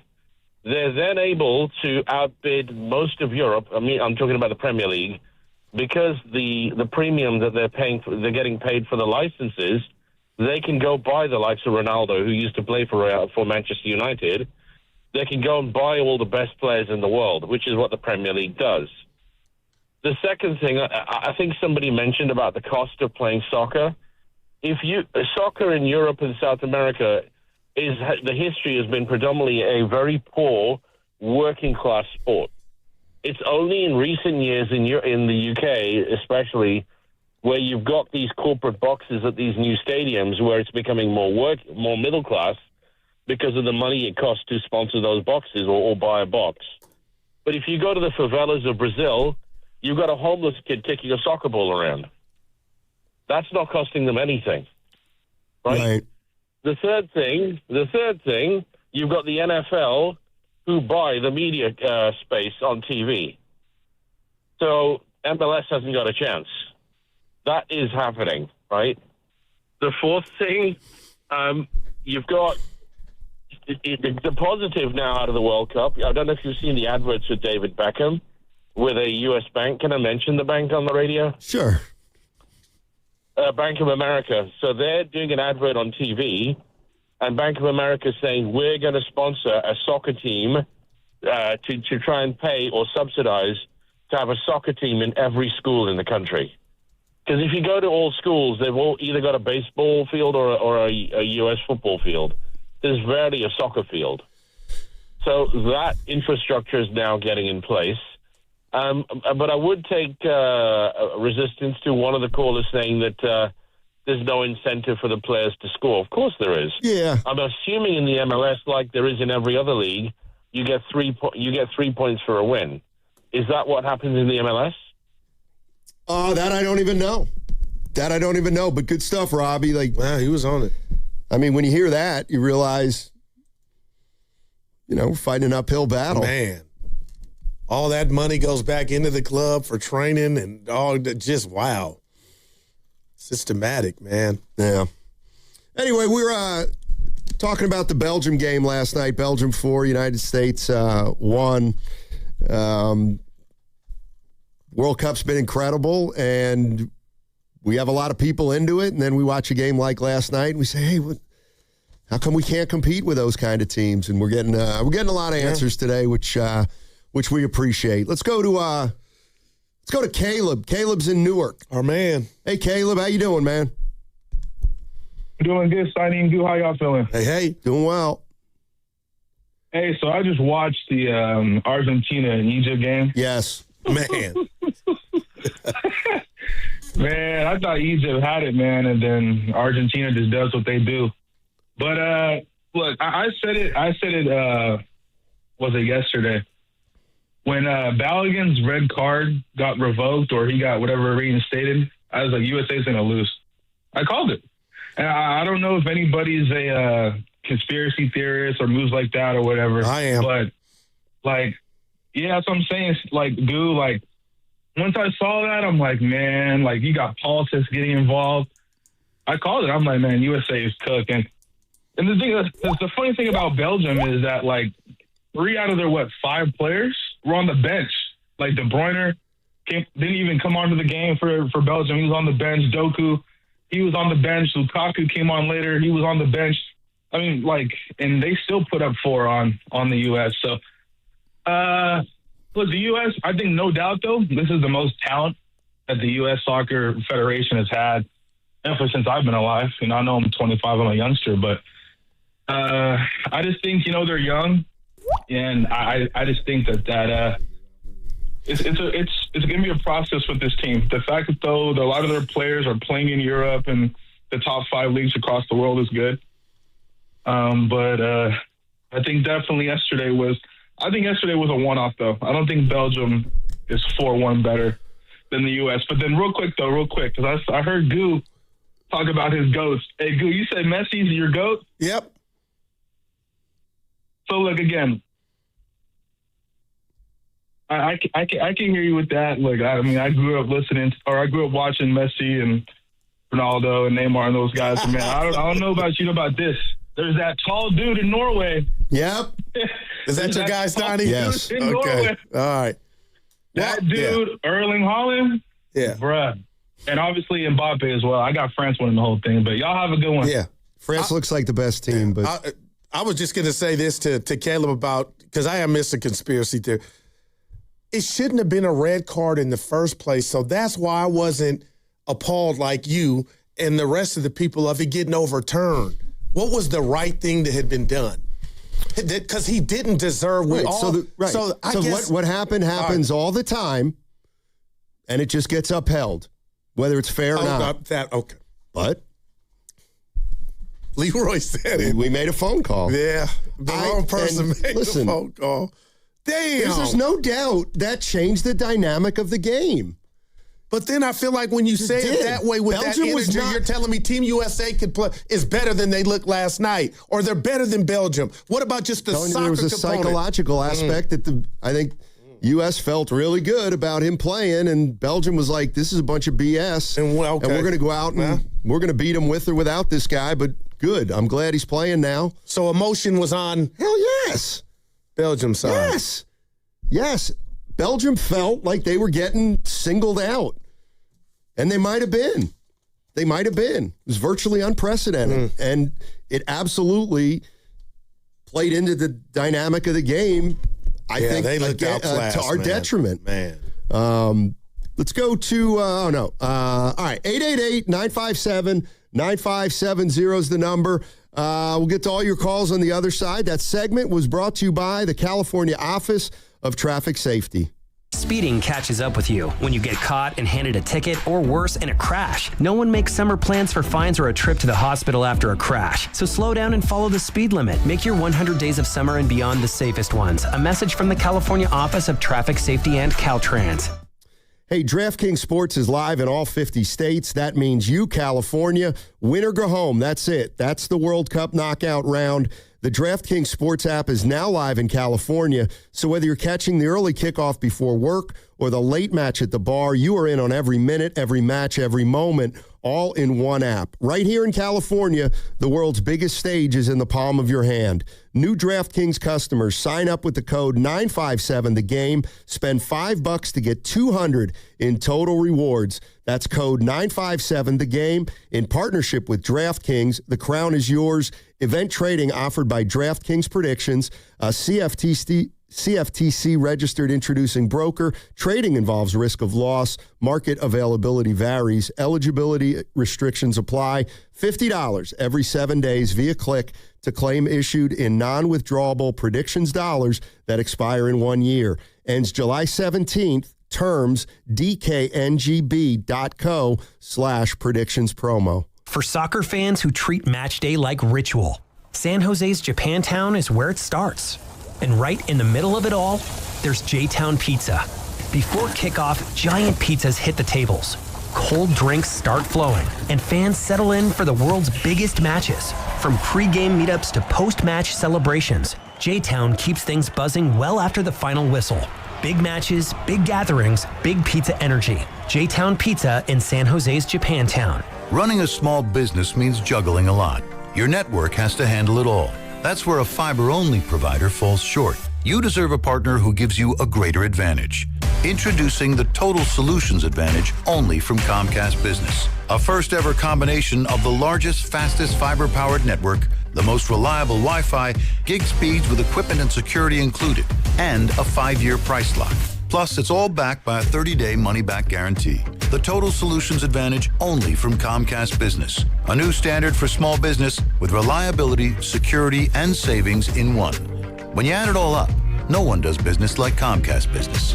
Switch today. Get started for $60 a month for 12 months when you add an advanced solution to a qualifying internet package. Limited time offer. New customers only. Requires 300 megabits per second internet, security edge, and additional qualifying service. 1-year agreement, paperless billing, and auto pay with bank account required. Taxes and fees extra. Most reliable Wi-Fi based on Open Signal Awards USA Fixed Broadband Experience Report, May 2025.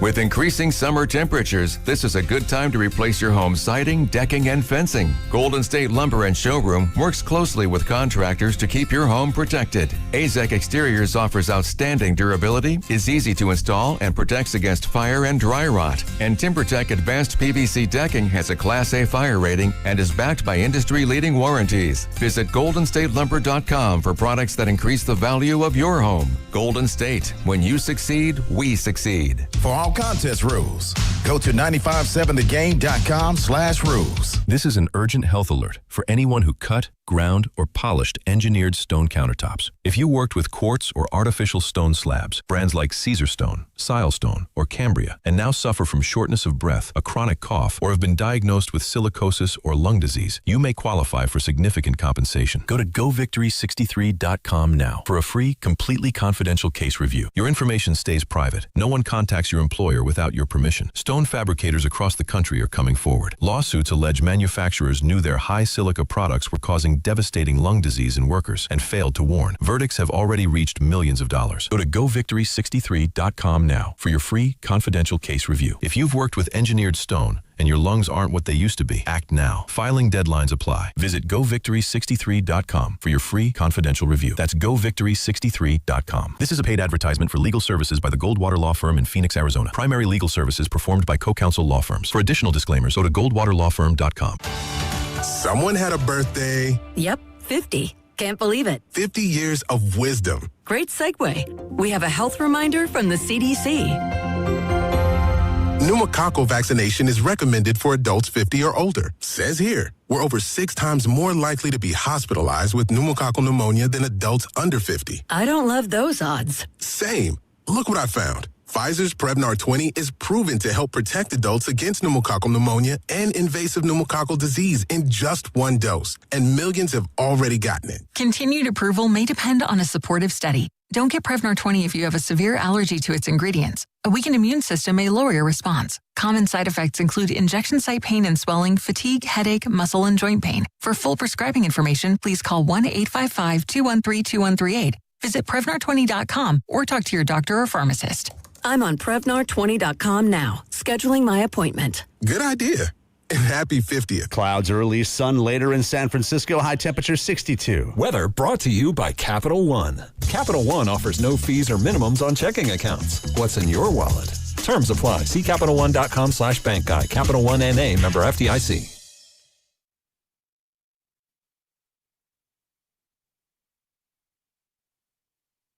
I mean, come on, front office. What are you waiting on? Oh, dear. You don't talk about a guy's chicken or his mental. Now, back to Steiny and Guru on 95.7 The Game. All righty. How you feeling, Goo? Like I want to join an adult men's soccer team. They play in Hayward at the Pep, across from the Peps. You know what? You just hate everything athletically about me, my story. That's how I'm feeling, man. They had my boy Carrington Kane, G-Force Transportation, plays in the 50-up men's league. And I should do that. When's the last time you played soccer? See, I feel like basketball, soccer. It's not. It's basketball's a different sport. You're not allowed to use your hands in soccer. And you can't really kick a basketball. In fact, they're very different sports, come to think of it. It's been a while. How you doing? Yeah. Dude, this is taking us. Don't let me forget about the breakup. Like, what if we broke up after 8 years for the wrong reasons? Well, it won't be for the wrong reasons. It'll just be the natural cycle of employment and unemployment. No, now I could accept that. Okay. But what if something happened to where you were like, they're giving Goose something they're not giving me? Well, they've already done that, and I haven't left. See, I'm really easy to get. I get rolled on. You do the half long reads. So you miss me with all that. Over. You know, please just stop. Just stop. Anyway, I told you loyalty is very big to me, man. And I just don't understand why Jaylen Brown felt like Jason Tatum was in his way or he wasn't getting his just due. It bothers me. Now I'm just thinking about all the greatest breakups in sports and just like Mike Tyson, Robin Givens. That was a big one. Yeah, look at that. You really want to go there? Dude, that shocked me, though. Anyway. We're talking about the U.S. soccer game from last night. U.S. loses 4-1. And, by the way, before I get to some more calls, I've officially put the World Cup on my bucket list. And even though I've been to one already, the Women's World Cup. So what do you say you and me start planning a little vacation together? People are already like, they can't believe you're saying this, but go ahead, it's shtick. Right. But all right, go ahead. It's not shtick. It's not shtick. We've been to Vegas together, but that was work. Okay. In 2027, next year, the Women's World Cup's in Brazil. Oh, my God. I say we make a... See... Let's go. Well, I've seen a Women's World Cup, so maybe I want to see a Men's World Cup this time. So in 2030, this is what I'm eyeing. What? I know we won't be working together. No, we don't know if we're going to be here. That's why, you know. Well, I'm going to be here because I will be stress-free in 2030. Okay. Where do you want to go see a game in 2030? All right. There's some preliminary games in South America, and then they move. So you want to go see a game in Uruguay, Argentina, or Paraguay? I'm thinking of Paraguay. Here it's pretty safe. Well, you know I'm a big proponent of safety. Their big city, I think, is Asuncion. Now, how about eye candy? Well, there's going to be great soccer. That's what we're going for. Or after they play those 3 games or a few games in South America, then it's being hosted by Morocco, Spain, and Portugal. It's Portugal. It's not. It is for me. Now, something's going on with Spain and Portugal. They don't like tourists anymore. I'm going to say this. No, they don't like tourists. Shout out Allison Thomas. I think we got to go to Morocco. Allison Thomas was my first girlfriend, Stoney. After 25 years old, she was beautiful from Portugal. And I always talked about going back. And Portugal, it is for me. They don't treat people from the United States. They're bombing them with water hoses and stuff. You didn't see that? Well, I think it's in Barcelona. We ain't got it too well here either. That's a story for another day. But you know what I mean? They don't. Let's go to Morocco. I've heard Morocco treats tourists extremely well. So I'd be 60 then. I'd be 60, 2030. Yeah, you still be younger than I am now. Jesus, think about that. Christ, man. Yeah. Oh, it's Spain, according to estimated eyes. Spain, they're not into the tourists. No. It's either Barcelona or Madrid, one of those cities. Carter probably knows. He's a world traveler. Yeah, Carter got a fresh haircut. Carter also's got a big old sandwich. I just don't understand how they don't ask us if we want anything.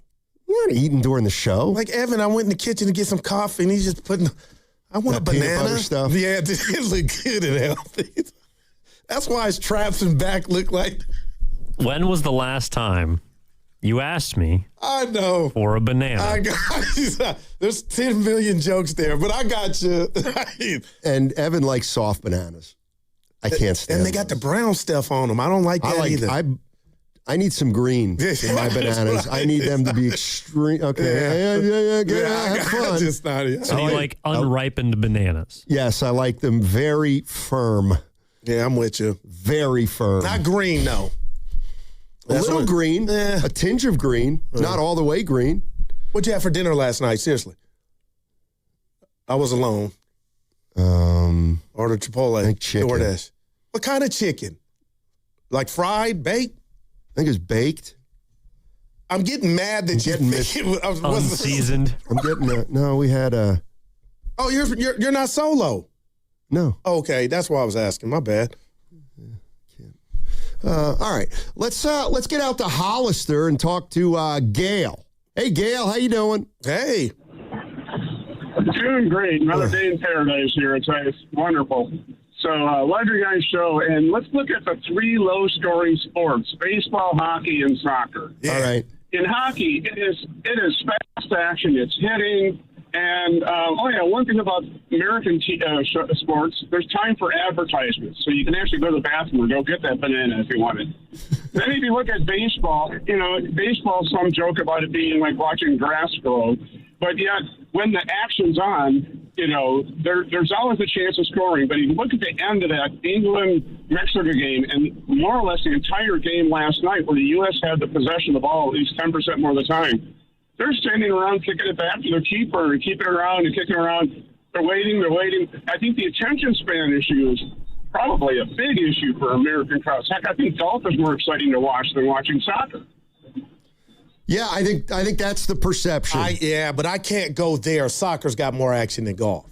And I hear what he's putting down, but the passing? It's different. Watching somebody run as opposed to walk to the next hole? Listen, the bottom line is that I do think soccer is an acquired taste.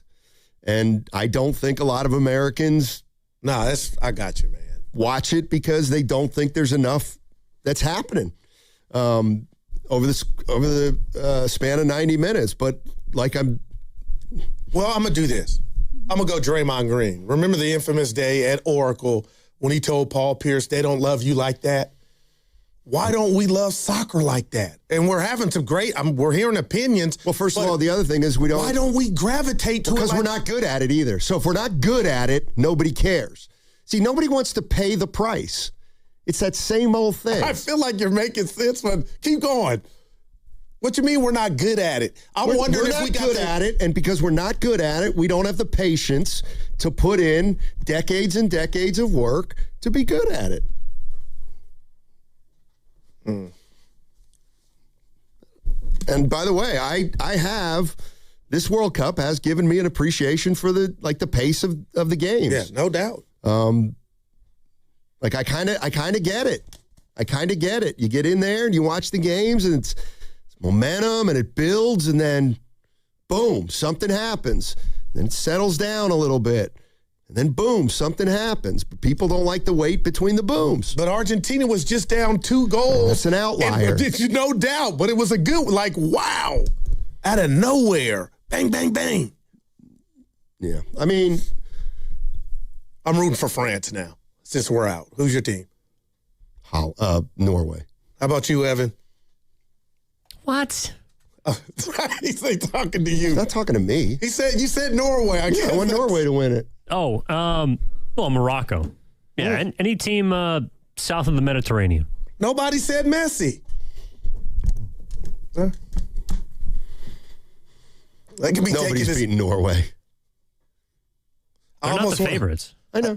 Evan, I was there. I was about to make a bet. Who is the favorite right now? France? Yeah, it's France. Yeah, France. But I'll tell you what. France, Mexico was on. I mean, man. You can make parallels.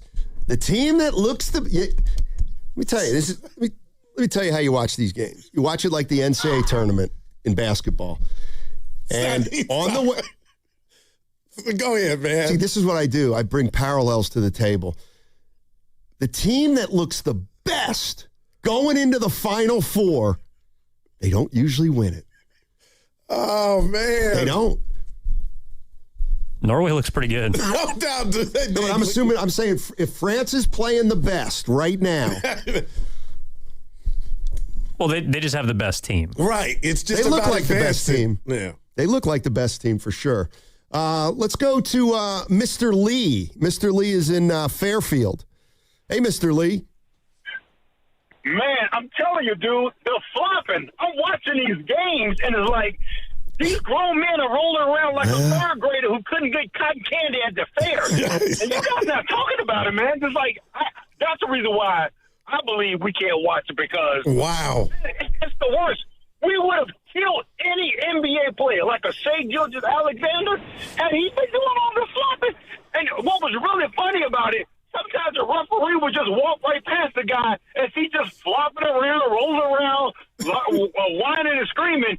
That's the reason why I couldn't get into it, because these professional grown men rolling around on the ground every time somebody kick by their leg, kick by their face. I'm like, look at all this fakeness.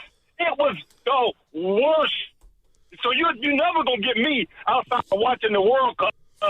If I got to watch y'all being fake, like my 8-year-old at the fair because he couldn't get cotton candy, I can't take it. I'm out. Thanks, we Mr. hadn't Lee. brought that up. Are you out on the NBA? Well, hey, what? It's not to this degree. Oh, no. Where they're on the floor holding their the and NBA, then when they look at the ref, NBA hasn't addressed the flopping? ref didn't give it to them for each of the last 5 years? I feel better. But, there's no difference. It's not to this extent. Yes, it is. They deserve Academy Awards. So does James Harden and Steph Curry. Luka, too. They all do. Yeah. But I got his drift. When you're on the ground. I'll pull the old Grant Napier. If you don't like flopping, you don't like NBA basketball. That was a great line. Break. Yeah. It's very comparable. Bobby the flopping Jackson. is very comparable. And you know what? Give soccer players credit. They're better at flopping. No, it's just ridiculous. Like, didn't they look for the parent, which is the ref? Did they buy it? See, when they know they didn't buy it, it's like, oh, I'm good now. You're listening to 95.7 The Game, KGMZ FM and HD1 San Francisco, an Odyssey sports station, always live on the free Odyssey app, and now broadcasting from the Laughing Monk studios. Laughing Monk, righteously brewed in San Francisco. Do you guys think that there's a difference in how flopping is officiated in soccer as opposed to basketball that makes it more interesting? Like, I find a lot of soccer players flop, but the rest don't buy it. But the rest don't give them what they want as opposed to the NBA. That's real. I do think it's hard to ref soccer because there's a lot of contact down by the feet area, and it happens very quickly. But no, I do like they tend to be ignored more in soccer, the floppers. Yeah, and Shea, I'm just pointing them out, but the rest buy that. And then those late whistles for the guys, Harden, as you mentioned, Luka, those are the ones you're like, damn, he just missed it. Now you're going to blow the whistle? Come on. Let's go to Bill. Bill's in Palo Alto. Hey, Bill, what's going on, man? Hey, I'm just putting a little perspective on this. When you think about Belgium, of how much money they put into their soccer team and how much the U.S. puts into their soccer team, you're talking about like the Dodgers and the Athletics. The Athletics ain't even going to make it to a World Series. If they did, they get clobbered. They don't have enough money. They don't have enough skin in the game. You don't put no skin in the game, you're not going to win a championship. You see that in baseball all the time. Appreciate it. Yeah, we don't put the time, the effort, the money, the resources. Exactly. But then you said, some people have said the resources are why our Pelés or whomever, David Beckhams of the world, aren't playing the sport. But baseball costs too, man. And it has for a long time. And, people are finding ways to muster up chicken for their kids to play. How about the women's sport? That costs too. You talked about it, traveling. Yeah. But it sounds like our women's team is better than the men's. From Beard, hey Steiny, USA Belgium had $36.2 million U.S. viewers more than the NBA Finals average, more than the World Series. I believe it. No shocker here. I believe it. You know how I know that? Well, you didn't know. He said it to you. You know how I know that's true? All right, there we go. My mom watched the game. That's dope. Everybody watched the game last night. It's a thing. Are you seeing what's going on in San Jose and all these watch parties? Well, after the watch parties, but doing it's like it's a vibe. Who called and said it's a vibe? The guy that said he went to Barcelona. That's where I want to go. Right, but the World Cup's here now. Yeah, but is there a vibe here? Well, at the watch parties, there's nothing better than a watch party. We've hosted some. No, seriously, Emeryville. When everybody's there for one common goal. Come on, the Super Bowl, you, Evan, and I, and Willard and Christie. Don't tell me that wasn't off the hook. I still got the picture. When? For the Super Bowl, this past one. Emeryville, Bay Street. I don't even remember. Oh, my God. I truly believe you don't remember, but we watched the Super Bowl there. Outside. Catered. Who played in the Super Bowl? I can't even remember. It was at Levi's. Seattle against the Patriots. This is stick, and I'm falling for you. Remember. Great day. I don't remember. Well, your check does. We got a little chicken to show up. Oh, little chicken. Let's go to Antonio in Oakland. Hey. What's up, Antonio? How you doing? Oh, pretty good, man. Soccer, it's hard to watch. I mean, I only watch the World Cup, man, because, for one, there's not that much scoring, and it's nothing but flopping. It's like having a bunch of SGAs and LeBron just everywhere, man. Whiny boys, man. We don't need that. And then they're whining like Luka Doncic.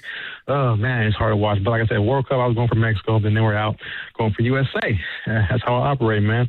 But, man, we might not be the best at soccer, but we're the best at a lot of stuff, man. You know, I mean, who got the most rings in the NBA history? Bill Russell, where he from? Oakland. Who got the most rings in the NFL? Tom Brady. Where he from? The Bay. You know what I'm saying? We got big competitors, man. That's why Gary Payton talked trash to Michael Jordan. Bill Cartwright talked trash to Michael Jordan. Jeff Van Gundy called out Michael Jordan. They're all from the Bay. You see, the Bay don't back down from nobody's accolades or accomplishments. And Payton really got over on Jordan a lot. Hey. Oh, he talked a big game, Payton. Yeah. And then he had to go join the Lakers. Big bad Gary Payton. The big bad talker, Gary Payton. He just got a street named after him. Ring chaser. Hall of Famer. And that was the old version of Payton when he went and did that.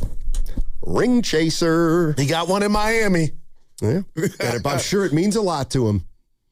Who you taking, him or kid? Means a lot. Him or kid? By the way, speaking of Emeryville, I am out. I'll be out at Emeryville on July 19th for the World Cup final. What happened to me? You're not going to be here. Oh, I forgot. It's a Thursday. Hey, it's not a Thursday. I think it's a Sunday, actually. Norm's having another procedure. Dibs and me. Yeah. Well, they got the A-team of soccer out there, baby. Dibs and I are going to be holding it down. I love it. Seriously, can Norway play France in the final? What day is that? I think it's a Sunday. That's dope. Well, I could figure it out. 7, 14, 21. It's a Sunday. You guys are trying to get together? Well, no. You are the worst. Why would I? We're coming from two different directions. I got you. Anyway. Yeah, Gary Payton, did he?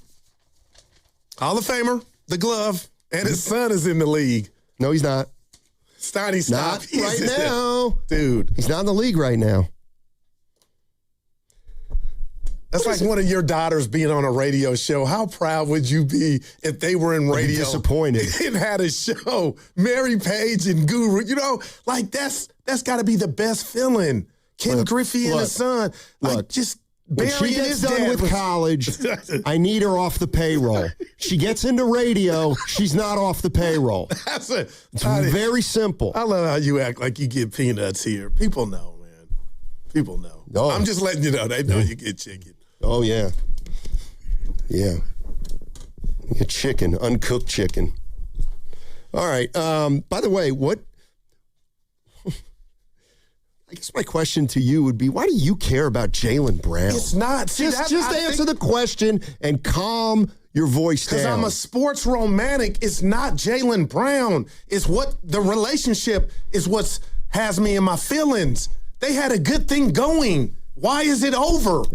T.O. with the Niners, same thing. T.O. everywhere. They won Kobe, one Shaq, title. I understand that. That was hate. They hated each other. The Bulls, Jordan. That's why I tell you, and I keep preaching, let me stop. Tomorrow's not promised, and I don't think you understand that, Steiny. I don't think you understand how sports work. Why is Jaylen Brown and Jason Tatum broken up? It makes no sense. They just won a title in 2024, and I'm blaming Jaylen. So what'd they do last year? See, not every team is the Warriors and think they can bring the same team back every damn year and get better. Like, there are actually teams in the league that take risks. They've gotten worse. I love Paul George. You know I love We'll see if they've gotten worse. Let me tell you what, they're going to have a better record than the Warriors next year. Well, that's not okay. Falling from the floor. That's not, please. The Boston Celtics lost in the what, second round? A 28-point a game score, man. Okay. It was perfect. Well, of course, it has to be the scoring. No, they lost in the first round. Well, Tatum wasn't there. Okay. Okay. They're changing the team. Like, you for the wrong reasons. I do. Snotty, there was whine and there was some cry friction going on constantly about the Warriors. They don't make any moves. And then when a team comes up short and they try to address it, you don't like that either. No, see, period. You're denying the rat on the table brought to you by anything. I think Brad Stevens has a feel for that team. They didn't want to move Jalen. You know that. This was about something else. This was about the disease of me and him then blame Jalen Brown. Jealous of Jason Tatum without saying it. Well, it sounds to me like you know the whole story, so I don't see why you're not. What don't you understand? I'm mad that he's not in the Celtic uniform. See, that's it. Too bad. It bothers me. Are you mad about they get back are you mad about Belichick? Giannis? I hated it. What about Giannis? No, He's there was leaving. nothing there. It was what about time. Kawhi Leonard? No, it was time. Okay. Oh, it was time. Yeah. Okay. But it's never time for Steph, is it? Never. No, he's never got never in time a for feud. Draymond. No. What about KD when he left? That bothered me. Everything was perfect that here. Was one of your all-timers. No, seriously, partner. That was your. How his life that was been one for of your, him It doesn't since matter. He left. It doesn't matter. He lost. You said he lost. Now he wants to go to Detroit. Nirvana. Yeah, that's what it is. It's apples that was and one of your oranges worst takes, Steiny. He'll never leave Golden State. It's basketball nirvana, and you know what? He'll never play easier basketball in his entire career. Okay, well, then he should stay. Well, I could get a victory lap. How's it been since he left? It doesn't matter. He McBasketball. No, don't focus on what happened to him. Focus on he walked away from your boys. We won a title without him. Great. And he said, it's not fun here. He put such a puncture in your Warriors culture balloon. No. It is unbelievable. You know that pop with Jordan Poole and Dre. Yeah. Why don't you just say it? There is no magic culture in Golden State. No, but you buy into it. How's the culture looking now? You know funny, I'm right. You're funny. Everybody, we got a great culture with Kevin Durant and winning 70 games a year. Yeah, great call. How is it now? Well, shouldn't the culture be the same? Partner, things in life change. You go through cycles. Yeah. Then don't be mad because the Warriors are in a natural ebb right now. If we land everybody could have seen it coming. If we land Bron. When is he making a decision? Who cares? No, seriously, I do. Who cares? It's the difference in 40 wins or 43 wins. Actually, no. It's the difference between 34 wins and 41 wins.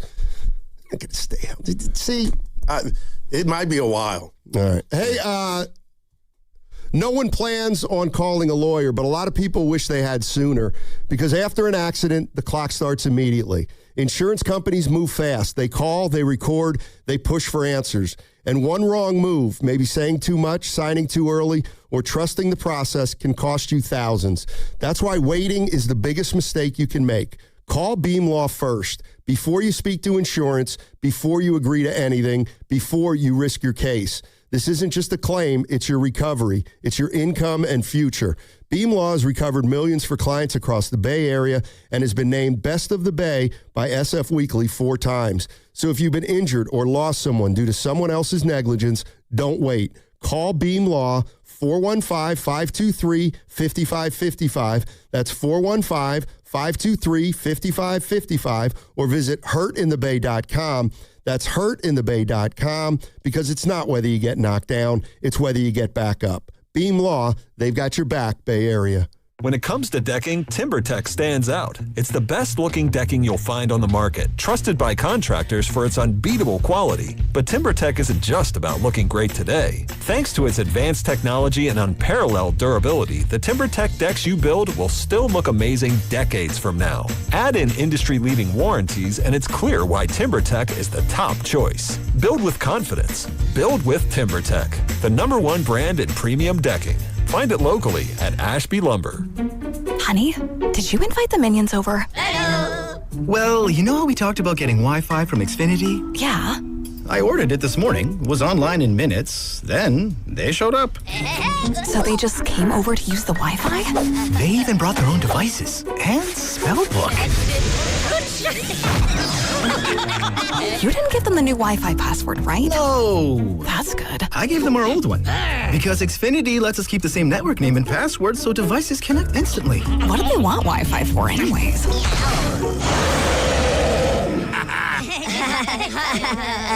Better not to know. Plausible deniability. Get streaming or scheming instantly with same-day Wi-Fi from Xfinity. Plus, lock in one price for the most reliable fiber-powered Wi-Fi for 5 years. Guaranteed. And see Minions and Monsters only in theaters. Xfinity. Imagine that. Restrictions apply. Not available in all areas. Use of fiber coaxial cable. Learn more at xfinity.com/same-day Wi-Fi. Hi, welcome to Sprouts Farmers Market, where we guarantee none of our products have AI in them. AI? How would food have artificial intelligence in it? Oh no, I meant AI like artificial ingredients. Isn't that what AI stands for? Guess I've been spending too much time with local organic produce, 100% grass-fed beef, gluten-free snacks, dairy-free milks, surrounded by ingredients with nothing artificial in them. Oh, that sounds nice. With zero AI and healthy choices at prices you'll love, every aisle's a healthy aisle at Sprouts Farmers Market.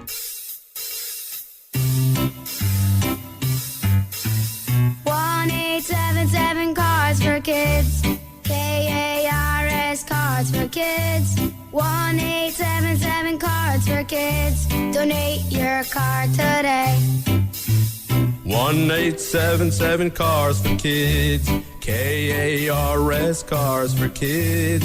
1-877 Cars for Kids. Donate your car today. Ready to get rid of that old car? Donate it to Cars for Kids. Call 877 Cars for Kids to speak to a friendly live agent. Donation is super easy, and your car can be picked up as soon as tomorrow. Go to carsforkids.org now or call 877 Cars for Kids to donate your car today. 1-877 Cars for Kids. KARS Cars for Kids. 1-877 Cars for Kids. Did you know you can donate real estate too? Go to carsforkids.org. That's cars with a K. For adults with Crohn's disease or ulcerative colitis symptoms, every choice matters. Tremfya offers self-injection or intravenous infusion from the start.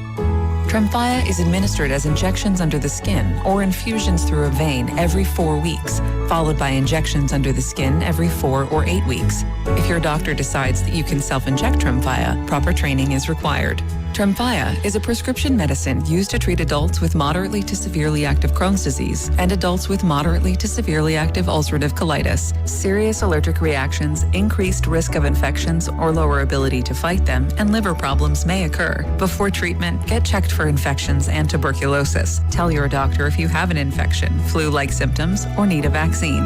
Explore what's possible. Ask your doctor about Tremfya today. Call 1-800-526-7736 to learn more or visit tremfyaradio.com. This is the story of the one. As a maintenance engineer at a beverage manufacturing plant, he starts his day knowing every line is ready to run because Grainger delivers the industrial-grade products he needs to keep mixers, conveyors, and packaging equipment moving. With Grainger's vast selection of bearings, belts, and motors, he keeps operations running smoothly, so nothing grinds to a halt. Call 1-800-GRAINGER, click Grainger.com, or just stop by. Grainger, for the ones who get it done. Here's a World Soccer Championship Team Spotlight, brought to you by Liberty Mutual Insurance. Only pay for what you need. England carries genuine expectations this time. A composed striker leads a squad packed with Premier League talent. The three Lions are well organized, physical in midfield, and lethal from set pieces. Brought to you by Liberty Mutual Insurance. Only pay for what you need.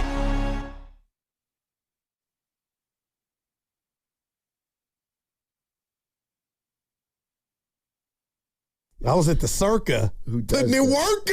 I root for Africa. Now, back to Steiny and Guru on 95.7 The Game. All right, coming up at 1 o'clock in 45 minutes, we're going to have Brandi Chastain join us, two-time World Cup champion, two-time Olympic gold medalist. Many remember her for her iconic penalty kick game winner in 1999. She's going to join us at 1 o'clock. Man, that'll be awesome. Started at Cal, finished at Santa Clara. So Brandi Chastain at 1 o'clock. Goo wants to talk about what in the heck happened to Jaylen Brown. We can do that. Yeah. And I wasn't blaming Jaylen. There's some things that, go ahead, Stoney. The relationship is funky behind closed doors. At least with Kobe and Shaq, it was out there and you knew they hated each other. But he made a comment that bothered me after they got eliminated by Philly.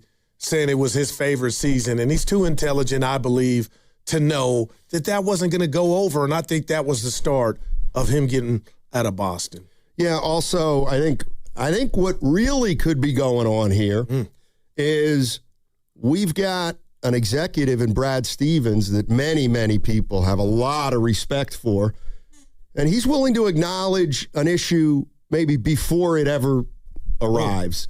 This was Brad Stevens. But it is an interesting time. The new CBA coincided, 7 years after the Supermaxes were instituted. We may not be sitting here if there was a rule in the CBA that said the guys that you drafted, that you signed to 35% Supermaxes count as 25% of the cap, because then that would allow you to build out towards the aprons with a lot less flexibility, or with a lot more flexibility. But the reality is that, those are hard to build. And you even look back on, and again, I don't want to just throw a bunch of numbers, but like 47% of the cap is what those two guys were when we won it all, right? And that's just going up and up, and that's tough. Primarily a move to restructure the books. No, I would say that it's a move to keep us at a very competitive level and give us optionality moving forward. Optionality. Do you see what scares Brad Stevens? Like, think about that. What scared Brad Stevens was having two guys on their books that make more than 50% of the entire team's salary. And his two players are in their prime. And he didn't like it because it didn't give him enough flexibility. So just think about where the Warriors are at right now with two guys who make more than 50% of the payroll, and they're both I got you. On the decline. Yeah. They are both well past their prime. And one's not even available. So, I'd give Brad Stevens a little bit of the benefit of the doubt before, and I want to see what the Celtics looked like last year before I say that he made a terrible move. But do you think, I and other people that think, and I hear them, obviously something was going on that made them do that move and trade Jaylen Brown? Do you believe any of that was going on, him knowing what's going on behind closed doors, to where all of a sudden now these two dudes couldn't coexist? Well, I think it's probably worked hand in hand. That Brad Stevens probably knew something was up with Jaylen Brown. He didn't want to be there. Yeah. And then he looked at the books and he said, well, this will give me a good reason to get off one of these guys, because I don't like being on both these guys at this point for what they represent for the cap. I think it's interesting, and it's kind of what I mean. I mean, a guy like Brad Stevens is willing to do something like that with two guys who are in their prime. We'll see how it works out. And the Warriors are still freaking holding on. They're holding on. And they have no choice. I got you. Well, you can move off of Jimmy if you could, but who's taking that? And then Steph is Steph, to where I just feel like there's not even a question. Right. They could move off one of them if either of those guys were in their prime. They could move off either one of those guys if either of those guys weren't hurt half of year, half of last. I would. They're both older guys. I'm not saying Brad Stevens is right. I'm saying that he saw trouble on the horizon. He said when they won the title, those guys occupied 47% of the cap. It's 2 years later, now they're over 55% of the cap. It's kind of unsustainable. You can't build out a team. And, isn't that what we're seeing with the Warriors? They've got two guys under contract at exorbitant money, and they don't have any middle ground type players. And so that's why they're not a great team right now. Let's go to Deborah in San Leandro. What's up, Deborah? How you doing? Hey, guys. I'm good. How are you two? Hey. Good. Hope you had a good 4th. Didn't eat too much. No, I'm good. I'm good. So on Jaylen Brown, Guru, I don't know if that's you say you didn't mean that it was his fault, but you said after he made that statement, he should have known he was out. You have to remember, they tried to trade him before. So And I don't think I was listening to some other professional athletes who also didn't feel it was such a wild take for him to say it was a great year for him. Because if you look at it, he had the best numbers that he's ever had in his career that year, even though they lost, right? But it was still a great year for him and what he was able to accomplish. And I think it has more to do with the cap. But, Deb, and them not wanting to really – yes, sir. Yeah, and I can tell you, and I know I have been around a few corners, and I hear what you're saying, and I'm not saying that's not the truth. But from my vantage point, when you get eliminated and you go 12 hours later on your podcast and say when your guy, your Robin or your Batman, I thought they were buddies, when you say into the mic after you lost and didn't accomplish your goal that this was my favorite season, you are sending a shot as loud as the loudest music you've ever heard in your life. And what I didn't like about it is he didn't own it. And if Steiny, we do a show together, I'm out, and he said something similar to the, hey, Evan was in and it was the great, and he meant it, I would be like, okay, I know where I stand, because Jaylen Brown, D, is too smart not to know that that's just a throwaway line. One, you just lost. You don't sound like a winner, whispering your sweet nothings about what you did. And then your guy's hurt that you got in a battle with for 8 years and won a chip with, and you got the audacity to say this was my favorite? I mean, tell me you want to leave without telling me you want to leave, D. That's all.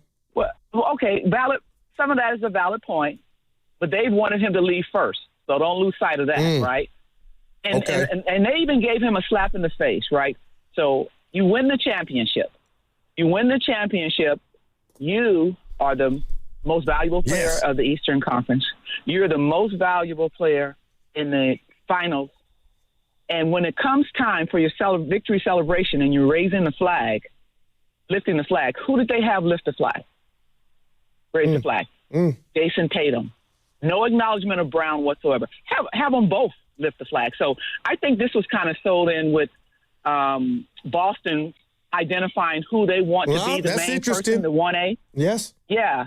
And so that's part of it. So, it's a give and take. So, maybe he should have waited a week, but I can't knock him for saying it was his favorite year. And real quick, even though they lost. Real quick, D, with the Boston history and all that, I think there is something to that in regard to they wanted Tatum to be the face. But I would just tell Jaylen, easy for me to say, I wouldn't blame Steiny if the station wanted him to be the face. That's not Steiny doing it. That's the station's choice. So I wouldn't have any feelings towards, Steiny for that. That would be with the job, and maybe that's what led to it. But I do hear that. Yeah, and maybe his feelings aren't towards Jason. Maybe his feelings are towards the organization as a whole. But when you're the face of the organization, some of it falls on you. Yeah. Even I know what you're saying. I got you, D. Thanks for the call. Yeah. Appreciate it. Steiny, you can't compare the Celtics situation to the Dubs. Why not? Why not? Well, theirs is we want to be Boston all day, every day. It's dudes are two teams that had two players making too much money, too great of percentage of the salary cap, so that they can't build out a team around those guys. That's what Brad Stevens was saying. We have two $60 million guys, and if we have two $60 million guys, how can I put guys around them to make us good enough to win a championship? Yeah, I can't compare them to the Warriors. The Warriors have two guys who make that kind of money, but they ain't even close to producing like the two Celtics guys. So, yes, you can make that comparison. Flea's in Oakland. What's up, Flea? How you doing? Flea. Steiny and Goo, what's up? What's up? Talk to us. Guys, hey. I want to tell you guys, the listeners, I don't want LeBron. I feel like the Warriors is looking pathetic waiting for LeBron. Like, we looking real sorry. Steph Curry is a 4-time champion. Draymond is a 4-time champion. Curry won about 9 chips. And if we sitting back waiting for LeBron to make a decision at 42 years old, we didn't let players slip through our hand that we could have had on the squad to got some type of rapport with each other, talking to Steph. We sitting around waiting for LeBron. And if he go to another team, this season is just going to be so, like, it's like a letdown because it's like no pride. Like, I don't – if the Warriors get LeBron right now, it's a letdown as a franchise. Like, we're the guys saying, hey, we moving on. After a week went by, they should have been like, we moving on. Just as a prideful thing, if we don't go to the playoffs, at least we standing on some type of solid ground as a franchise saying we not waiting around for a 42-year-old guy that was our rival. And we got a young guy that we just drafted that's looking good. Take him out of whatever they call that and get him ready for the season. And I'm like, and Porzingis, he can give us 18 a night. And if Steph is doing good and we got the rookie, we might have something. So the sad thing is that we sitting around looking for LeBron is really a bad taste in my mouth as a fan. Like, come on, man. I respect it. Yeah, I mean, you may as well play it out now, though. But I would just say this to Flea and fans like this, Donnie. If he feels the way he does, why do you think the franchise is waiting for LeBron, though? They must feel like he bringing a lot to the table. Well, or they know it's a long shot. It's 10%, but that you don't get, that you won't. No, it's 10% that you get him. Oh, yeah. And so there's no sense in closing the book at this point. I mean, who are you closing the book for? Is there another play? I mean, I guess if you went and signed DeRozan and Russell Westbrook, just about to bring that up. You could close the book on LeBron James. But, I mean, it's one of those things where as long as you've played the game this long, you may as well keep trying to play it.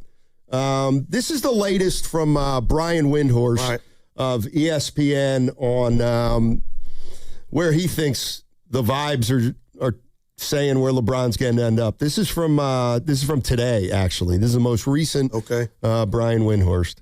People in the league are certainly, I think that it's pointing towards Cleveland, but they are operating off vibes. And if you ask me, are the vibes pointing towards Cleveland? Yeah, the vibes are pointing towards Cleveland, but it's just vibes. And I wish I could sit here and tell you, my sources tell me, Chris, that at 6:14 p.m. on Wednesday, here's the thing. In 2010, he announced on live television.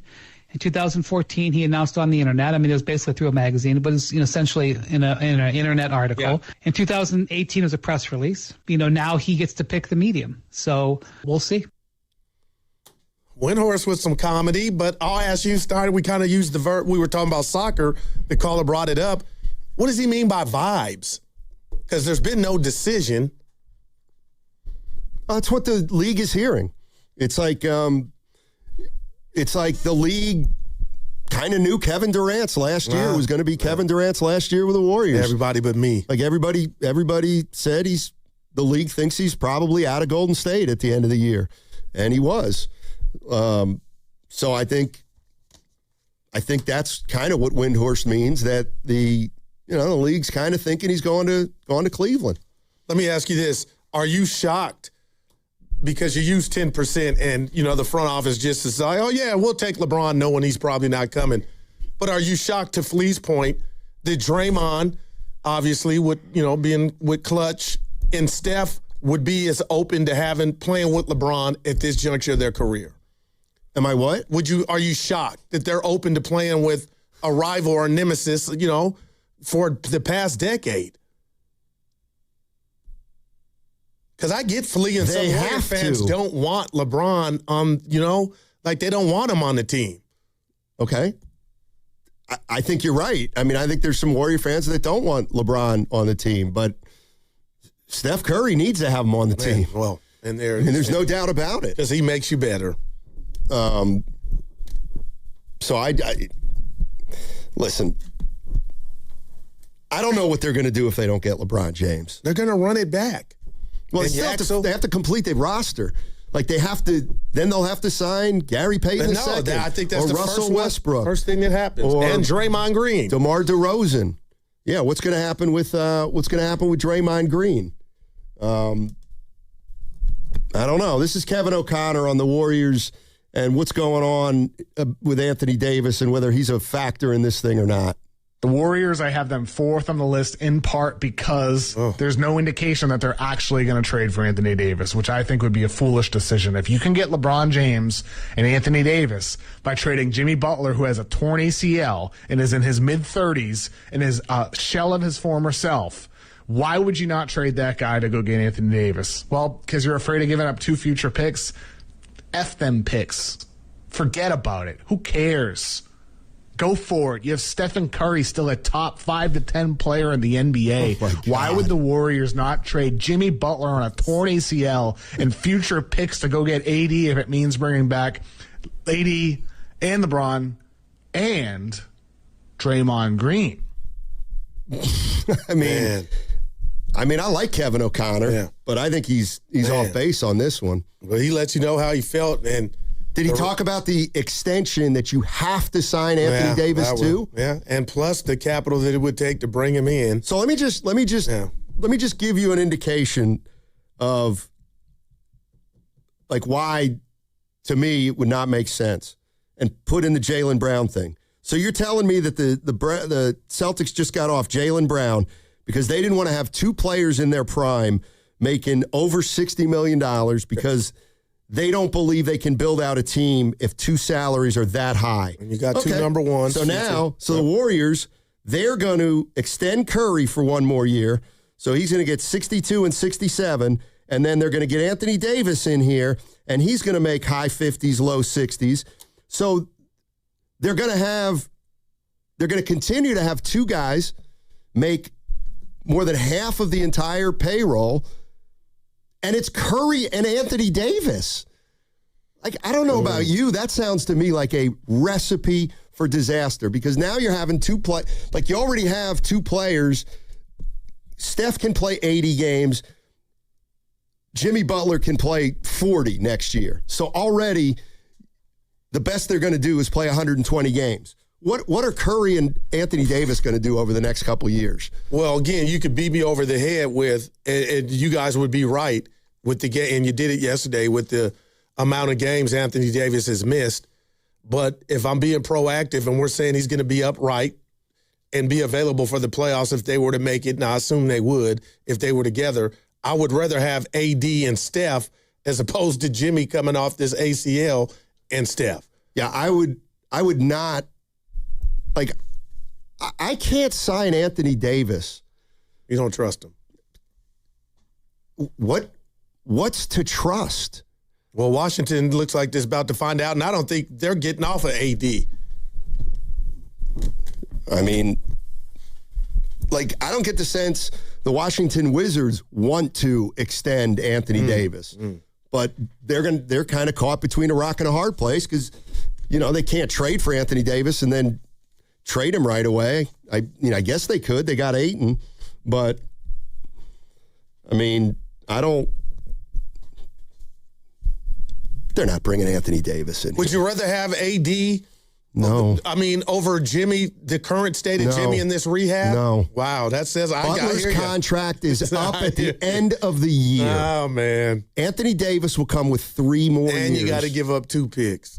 Whatever. Yeah, exactly. Man. So I'm kind of this is Celtics owner Bill Chisholm. He was also talking about what happened with Jaylen Brown. If you don't live here or you didn't grow up here, I don't think people understand. Like, I've spent a lot of time in California, and the Warriors are great. I don't like the Warriors, but the Warriors for people that live there are great, and they've been very successful. But people go to the game, they go home, and they have their dinner, and the Warriors win, lose. It's fine. You got other things. You go to the beach, do whatever. Go up to Tahoe. Celtics lose, and people are like depressed. Friday I was like, I just can't wait for Sunday now because that was tough, and like people it's different. People really internalize it here. Oh my! See, I don't like that at all. Like, that's wrong. But that's like, You've never been to Tahoe? No, I'm just like, we care. People are depressed when they lose, man. Don't give me that. The beach, please. Which so we Warrior take for fans are as granted. Passionate as Celtics fans. That's what I'm saying. Is that what you're saying? Yes, and I hate that we get this moniker that we do with college football, which is legit, that we're not into it. But people, Dub Nations, it's real.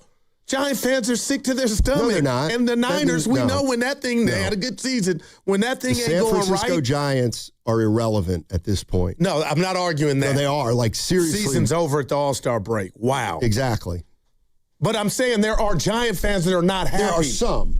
But I got to believe on balance. What you saying? Like, the Red Sox are not having a good year. I'll bet you. And that place was full just like. And I'll bet you the Red Sox, like, are Red Sox fans more upset about the Red Sox than the Giants fans are about the Giants? Or are there more Red Sox fans that are, upset? I mean, I'm not saying Giants fans aren't upset. Right. I'm sure Red Sox fans are calling theirs WEEI, letting loose on the team just like Giant fans do us here. Well, not lately. Wow. Well, it's so bad lately, man. Let's go to Brett. Brett's in Walnut Creek. Hey, Brett, what's going on, man? Lately. What's going on, guys? At first, I'm not going to lie, I was defending the fact that we should hold on to these picks and see what goes down. But now I'm like, you know what? I kind of want to see Anthony Davis over here. Wow. And if it takes moving Jimmy B, who I think is not as good as Anthony Davis, and we'd have a big man in the playoffs. Of course, everybody stays healthy. But, I mean, God, that sounds really entertaining. And when fill that out with LeBron, Curry, and Draymond, man, we got action. Thanks for taking my call, guys. All right. I appreciate the honesty, but, man, I thought I was the only one that liked AD. But I like him to a degree. Like, man, you talking extension, but. See, I no longer think that they'd automatically have action. You can't pen in 60 games for enough guys. If you could pen in 60 games one of those that scares for enough guys, then, yeah, I would say this team's going to probably make the playoffs. But we're older now, man. You get Anthony Davis, I'm telling you right now, in late September, early October, we'll be like, he's questionable for the opener. Anthony Davis is questionable for the opener, but hopefully I'll tell you what, Stoney, he's going to play more games than Jimmy, right? I don't know. Well, I would bet my right arm. Serious. Yeah. If Butler plays 40, he's ahead of the game. But Washington's got something going, and I know you're like, Goo, come on, man. But I just felt like the Dallas thing was such a debacle. AD could have played half the time he was saying he couldn't play, and they probably didn't want Dallas and want him to play. That's just me. But now Washington's got something cooking. You got Trey, you got DeBonza, and I just feel like you'll get 55 to 60 from AD. Would you be willing to take that bet? No, he hasn't. He's played 55 or more games once in the last 5 years. Like, I just can't. I can't ignore that. And I'm also done with. We'll get him in here with Celebrini. Well, that's already taken up with Porzingis, calling him the GOAT. Let me just do this one last time. I almost want to bet you on that AD one. Okay, he has played more. Give it to me. I hate this when you do it. This is just unbelievable. Yeah. 1, give it to me. 2, 3, 4, 5, 6. He has not played more than 62 games in 1 year, but one time in the last 1, 2, 3, 4, 5, 6, 7, 8 years. So I got to believe that was the one where they won in the bubble, the title. Whatever 23-24 was. No, that wasn't it. He played 76 games. Wow. 56, 62, 36, 40, 56. I mean, they call them street clothes 76, 51, 20. That's just too big of a gamble for me. All right, Brandi Chastain is going to join us in 15 minutes. Two-time World Cup champion, two-time Olympic gold medalist. She's going to be joining us at 1 o'clock on 95.7 The Game. And don't go anywhere. Brandi Chastain, 1 o'clock. Head to Safeway this week for Signature Select 80% lean ground beef mega pack 6 pounds or more for $4.99 per pound. Clip coupons from the weekly mailer or download them from the Safeway app. Visit Safeway.com for more details. See you in the aisles. When you own your own business, you own every decision. Catch the red eye or take the 6 a.m. Make a new hire or promote internally. Celebrate a win with the toast at the gate or unwind at the lounge. Big props to this team. Some decisions are a win-win, like earning 8 times points on Chase Travel. Chase Sapphire Reserve for Business, the business card that gives back all you put in. Visit chase.com/reserve business to learn more. Cards issued by JPMorgan Chase Bank, N.A. member FDIC, subject to credit approval. Terms apply. Injured at work? Don't wait. Every day you delay can mean lost wages, delayed medical care, and more stress for your family. At Boxer & Gerson, we fight for people just like you. Construction workers, delivery drivers, factory workers, restaurant staff, hardworking folks who get hurt just trying to earn a living. We won't back down. We get results. You work hard, you deserve real help. Call Boxer & Gerson now at 510-835-8870 or visit boxerlaw.com. The consultation is free, but waiting could cost you. Boxer & Gerson, justice for workers. Honey, did you invite the minions over?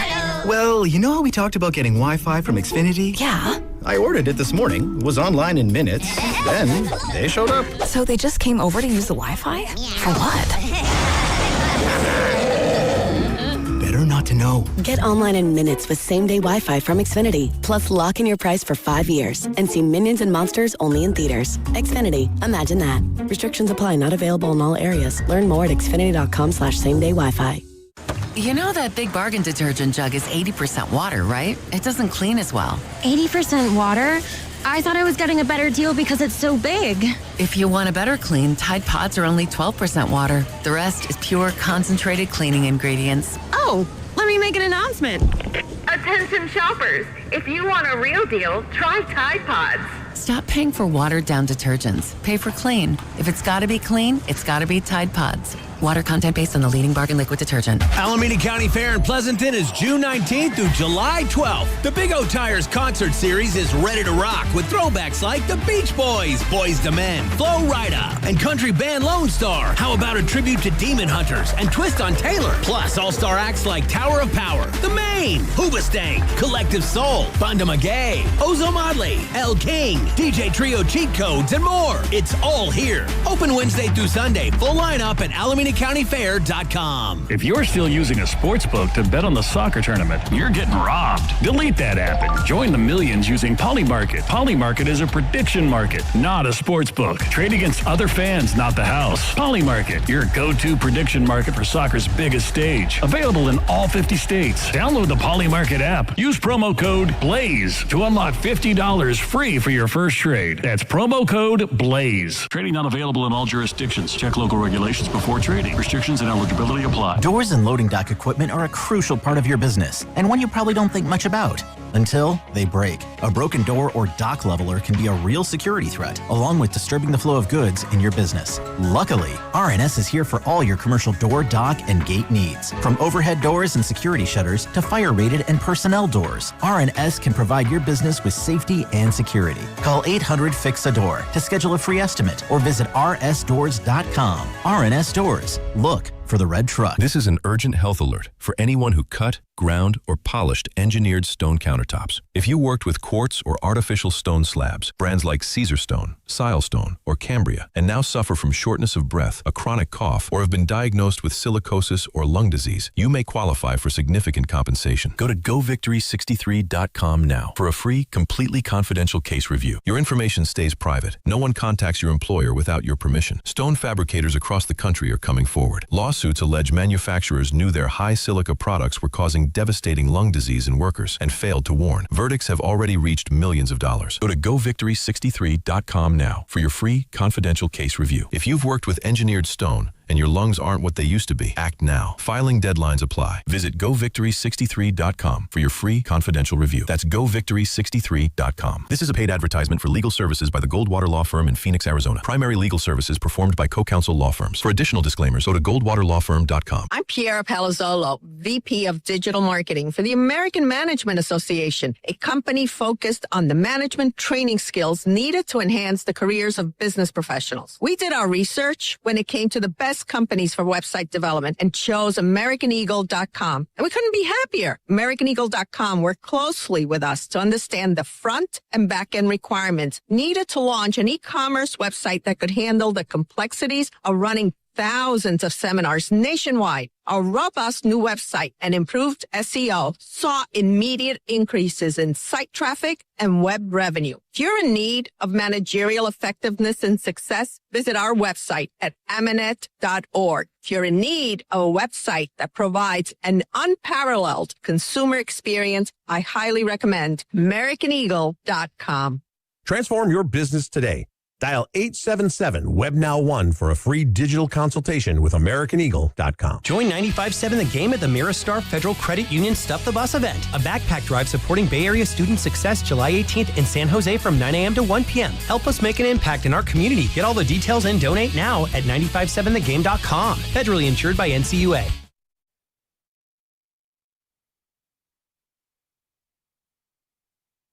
You guys are New Year's Eve every day from 10 to 2. Now, back to Steiny and Guru on 95.7 The Game.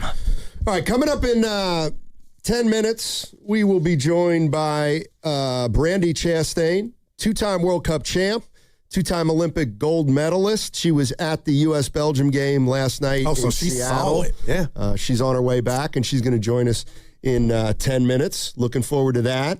And in the meantime, we're trying to clean up some loose ends as it relates to what's going on with LeBron and the Warriors and the Cleveland Cavaliers, et cetera, et cetera. By the way, did you hear about our good friend Ross Tucker? I heard a story that he was saying Bill Parcells cut him from the Cowboys because he was golfing. No. Yeah, that was when I saw you text that on the thread last night. That was the one. And he told the story. It's pretty funny. Yeah, no, that's not what I'm talking about. Okay. Ross Tucker was at the Taylor Swift, Travis Kelce wedding. Oh, you kidding me? At Madison Square Garden. So, I don't know when his contract kicks in this year. But what are you telling me? I want to talk to him about it. Dude. I want to know everything about it. Normally you're not into that stuff, though. I like Taylor Swift. You know you got to be popular couple to have it in an arena. Yeah, you only had 1,000 people there. Yeah, okay. It was like in the theater in the round. Come on, man. I'm sure she got a prenup, huh? Yeah, I don't. Well, if she was my sister, I'd advise, hey, sis, go ahead and get that. I know you make some money, but you make a whole lot. Before we get to Brandi Chastain, this is Brian Windhorst talk today. You remember Willard and I and you and everybody were talking about, do you think LeBron knows right now what he's doing? They asked Windhorst that. Here's what he said. I have other people that I see and talk to every day that are very close to LeBron, that are spending time around LeBron, and he's not telling them. On that note, do you think LeBron knows now or no? Yes, absolutely. He knows what he's going to do. Can you count on one hand how many people you Chris, think? what do you want me to say? 13 people know. 13 people know, and they've known for 17 minutes. Like, I don't know. I mean, listen, Stoney, there's going to come a day we're not on the airwaves, and it's going to be over. Hopefully not soon, but that day's coming. LeBron's earned it. If you want to milk this, which is your last run, and I'm sure a guy like that, as smart as he is, knows damn well where he's going and what his decision is. But I get it, especially in today's world with social media and everything being about you. It's about the World Cup in Wimbledon, but also it's about where is LeBron James going. And basically this is decision 2.0, and I get it. So we may not know for a while. Still bothers me. I got to believe we're going to know. Oh. In the next week or so. I thought we'd know before I got back. All right. Just got to get till Friday. All right. Well, Thursday, because you're out Friday. Yeah, exactly. We didn't play this sound yesterday. This is Rich Paul, LeBron's agent. I don't even think I explained the whiteboard yesterday, but I didn't like it. Rich Paul showed a photo of a whiteboard, and LeBron James's name was in the middle, and then around his name were a list of, it looked like teams where it said, Philly, Maxey, Embiid, Jaylen Brown, and then it said Cleveland, and it said Mitchell and Harden and Mobley, and then eventually it said Draymond and Steph. I didn't like it. But I think this is with Max Kellerman. This is Rich Paul talking about where the Warriors fit in. Do you see Steph and Dre up there? Don't forget about Steph and Dre. Here's what's crazy. Okay, so this tells me a lot. This doesn't tell you anything. You're playing four-dimensional chess right now, or you just tipped your hand. No. I will say why. All I'm doing is showing you the Silence, board. everyone. I will say why. Ready? Go ahead. Everyone's reporting, and I know you say, what do they know? It's Cleveland or Golden State. Golden State was the big one. But you, of all these things, you just have this Golden State up in the corner. So either you're doing that purposely to throw us off the scent, or Golden State really is not as much of a front runner as people think, or is not as much in the lead as people think. You can think whatever you think. This is just my board. You decide what you want to think. You can buy into whatever you want to buy into, but Steph and Dre. All right, that was Rich Paul talking about the Warriors among 5 or 6 teams that I guess LeBron is considering. Philly's certainly one of them. Yeah, and I'll play the game, and I also want to stick my head in the toilet because I convinced myself out of town, Stoney, that I thought Draymond's relationship or closeness with LeBron was going to mean something in this whole when it's all said and done. And now the more I think about that, yeah, they're boys, but LeBron ain't doing it predicated off his friendship with Dre and wherever that is. But why I wanted to stick my head in the toilet also was I didn't like in the far left corner, it just said Steph and Dre. Like, that means LeBron. You didn't like that Porzingis wasn't there? Well, no, just or Steve Kerr? Some Thundercats like that. If I'm LeBron and I'm looking at Steph and Dre, I got to put in, like I said yesterday, 8 hours and some OT. I'm going to have to work hard. And it's got to be about getting number 5. It has to be, or at least being in the playoffs. And this team, couldn't do that without LeBron last year, and we know why. But, man, I'm going to be happy as all outdoors, but I just don't see it happening if it's about winning, man. Come in here.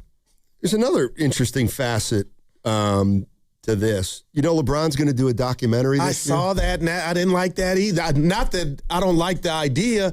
I'm like, is he really doing that? And then the season or the episodes get cut short and somehow we're in the play-in and don't make the playoffs? And how smooth would that be? I'm using smooth, Stoney. And Evan kind of said it this morning. If you go back to Cleveland where it all started, even in high school, Well, I'm just thinking about a guy who's 42 years old, signing with the Golden State Warriors, and Steph Curry and Draymond Green, and on the day he comes to the press conference, he's got, a documentary group behind him, and he says, hey, guys, it's going to be a fun year. I'm making a documentary with my first year on the Warriors, so there's going to be a lot of extraneous people in this locker room. Even though I've never been in this locker room in 21 of my years, I'm pretty much going to take it over during 2026, 2027 because I'm making a documentary. But I got doesn't play well to me. But it's playing well because I'm sure all the teams that are, trying to get his services know this already. So they're willing to still take it on. You know what I mean? They know this circus is coming. Yeah, let's go to Philmo Mike. Hey, Philmo, how you doing? Miss Mike. What's up, man? Miss y'all too, man. You know what I don't like about this whole situation? Outside of if LeBron just got picked up as a free agent, this has nothing to do with basketball. It has to do with theatrics. And I'm a real Warrior fan, and I just care about the basketball. I'm a Warrior fan. I'm not a Steph. I love Steph Curry. I tell you all this all the time, but it's not the Golden State Steph Currys. People be always talking about, we're going to do what's best for Steph. No, we got to do what's best for the Warriors. So the talk of just LeBron, somebody talking about wine and golf. LeBron don't give a damn about no damn wine and golf. He cares about a team. If I was him, I would care about a team. And also, just his last point, that's the reason why Jordan is the GOAT. Because Jordan don't care about the windy city, Chicago being cold, weather here, growing up in North Carolina, being born in Brooklyn. Man, I'm trying to win, and I'm taking my team to the ship. So that's why I think I know y'all not talking about this, but that's why Jordan is the GOAT, man. All this extra stuff, Jordan never tried to play with Steph and Draymond Green, Charles Barkley and Dan Marley. Let me go over there and mess with the Utah Jazz. I know y'all got Chris Stain coming on, so I'm going fast. And yeah, you were listening to 95.7 The Game. PSB, Whoopty-Whoopty-Woo, San Francisco, Oakland. I did the legal for you, Steiny. Don't even trip. I got your back like the bum. Peace out. Yeah, I love it. Yes, sir. Yes, sir. No, I hate giving Steiny credit, but it sounds like what he said. The circus is coming with LeBron. It should just be about basketball, but the circus is coming, especially now that he's doing the doc, Oh, he hung up. Oh, well, he knew we had guests company. Yeah, Brandy Chastain's going to join us in 3 or 4 minutes. Three-time She's a Olympic winner. medalist, 2 gold medals, 2 World Cup gold medals also, and, of course, the famous 1999 penalty kick in the World Cup. Yes, World Cup. Gosh, I just think of those goalies, Steiny. I just feel sorry for some of them on those penalty kicks. It's like you got to guess, right? It's hard, man. Yeah, I don't like when they let a guy kind of dance up to the ball. Who just did that? Not Messi. Bit. Who was the other one Sunday the night? Guy for, the blonde one. What's my man? Not Donovan. Who? No, they lost 2-1. Oh, what's my man's name? He had a goal late. Yeah, he did a little. Remember. Yeah, he did a little Fred Astaire. Yeah. Was it Kane? No. Well, no, it was the team lost. The team I thought lost 2-1, and he made a penalty kick, but they didn't end up winning the match. Yeah, I think it was Neymar. Come to think of it. Yeah, people getting sick of LeBron. What are you going to do with him for a whole year?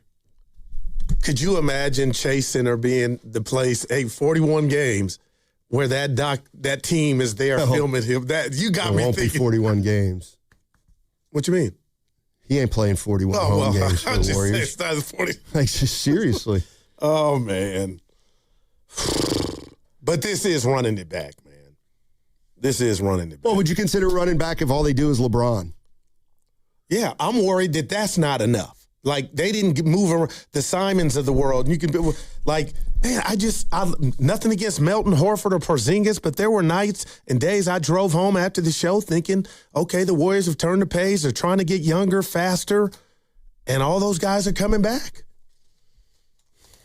Yeah, we'll see. We're going to see. And Post is a Grizzly, right? That's official. They mentioned that, right? I think they have till.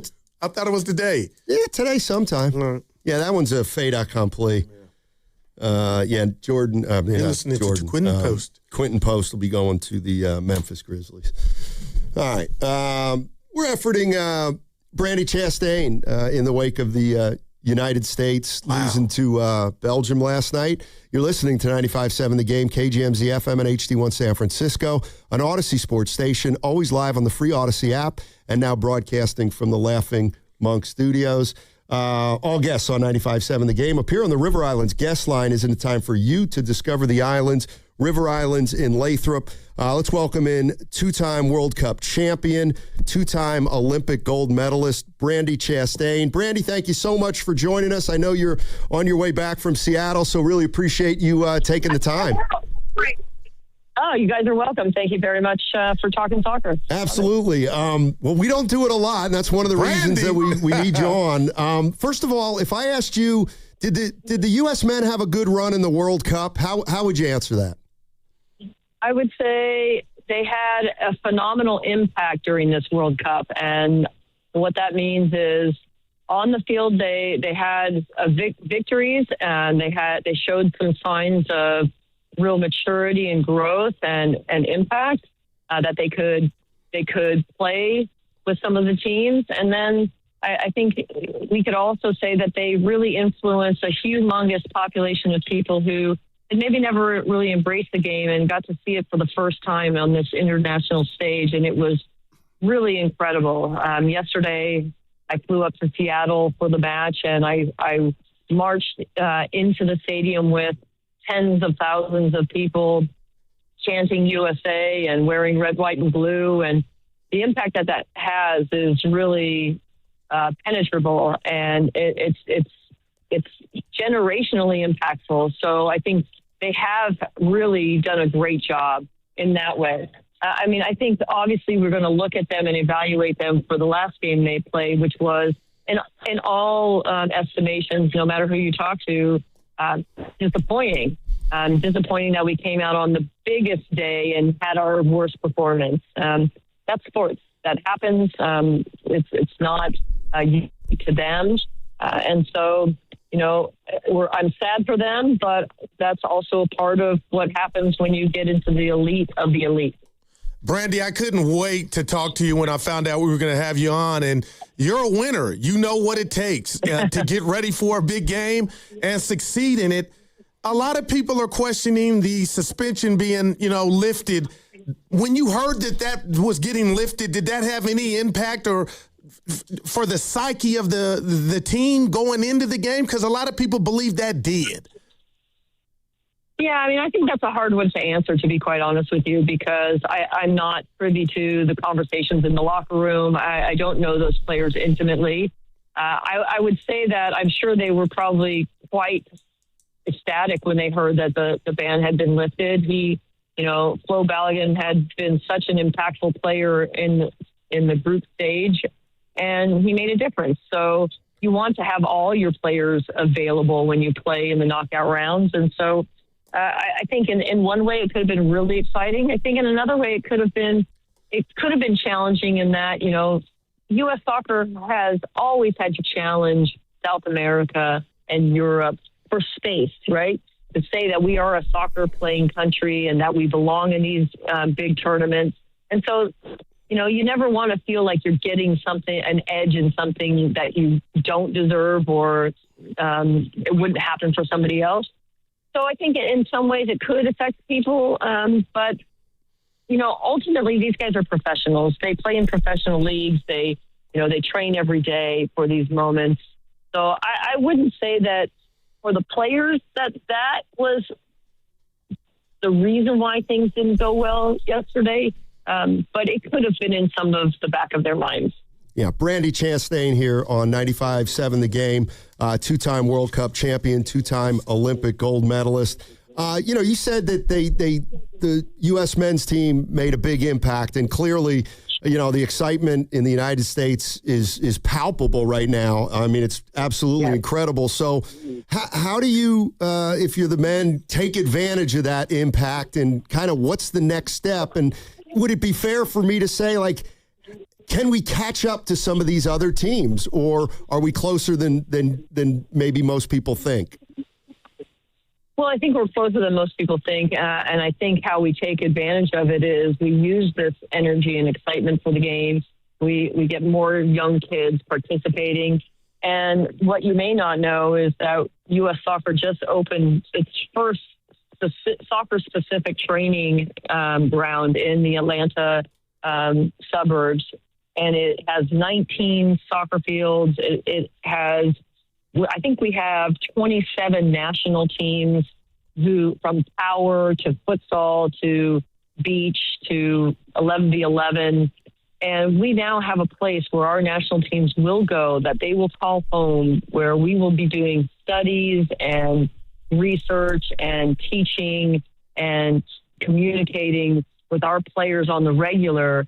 And that will make a big difference. We've never had that before. So we've always kind of been this haphazard, just finding a place to put down our bags for a week or two and then move on. So that will make a big difference for us. It will allow our young players who are aspiring World Cup champions to find their home and to find their footing and to really get educated on a higher level. Brandy, I feel like a front runner because, I'm all World Cupped out. And then when it's over, there is no like Monday night football or Sunday night football in my living room with the MLS. And it's kind of an unfair question to you. But do you think, we're losing great potential soccer players to other American sports like baseball, basketball, and football? Oh, I think that historically we have been in this same situation. So this is not new for us. Soccer has now grown up, and it is an option for professional sports. I mean, I think Freeman is the perfect example. His father was in the NFL, played in some really big games, and now he's in the World Cup. So, we don't have to fear that we don't have enough players and we don't have enough athletes. We have plenty. We, as educators and coaches, have to do a better job of giving our players everything necessary so they can be successful. And that's opportunities to play against high-level teams. That's giving them training sessions that challenge their not only physical skills but their cognitive skills. And how do we develop those social emotional skills under pressure? So I'm not worried, and I don't think that having the other leagues as, I guess, as opponents in getting these players to play our sport, because there's quite enough players and people out there in our ecosystem that we can fill with some of the greatest athletes around. Brandi Chastain joining us on 95.7 The Game, two-time World Cup champion, two-time Olympic gold medalist. How do we, I was lucky enough to go up to Vancouver in 2015 to watch the U.S. women beat Japan. And, how do we expose more American fans to, the Outlaws when you march into a stadium and it's just like the feeling was indescribable, and it was probably the greatest sporting event I've ever been to, with the camaraderie and the enthusiasm. How do you get that out to people so that they can feel that? I think conversations like this, I think engaging people, like for me, like I'm in an airport, I'm engaging people who are wearing soccer gear, or I'm, seeing people in sports attire, and I ask them if they've watched the game, or I invite them to join me. I think, we're in a very interesting time, especially we're in a very different time because of technology, where people feel a little isolated and they see things from the outside. It's really up to all of us to engage our communities and give them opportunities to join us. I'm going to say right now, I'd love to engage everybody who's listening in the Bay Area to please come to Bay FC. Once this World Cup is over, we have a home match again. Please come to the stadium. Be a part of the fun and the excitement of sports. And, your presence makes a difference for our players, and you will feel that when you come to the stadium. And so I think, one, it's my responsibility as an ambassador to women's soccer, as an ambassador, as a Bay FC co-founder, to say, please, everybody, come and give it a try. Come to a tailgate. I have a tailgate before the game. Please come join us. Walk up, say hello, be a part of the fun. Everybody doesn't have to feel like the expert to join a stadium or, be a part of a game.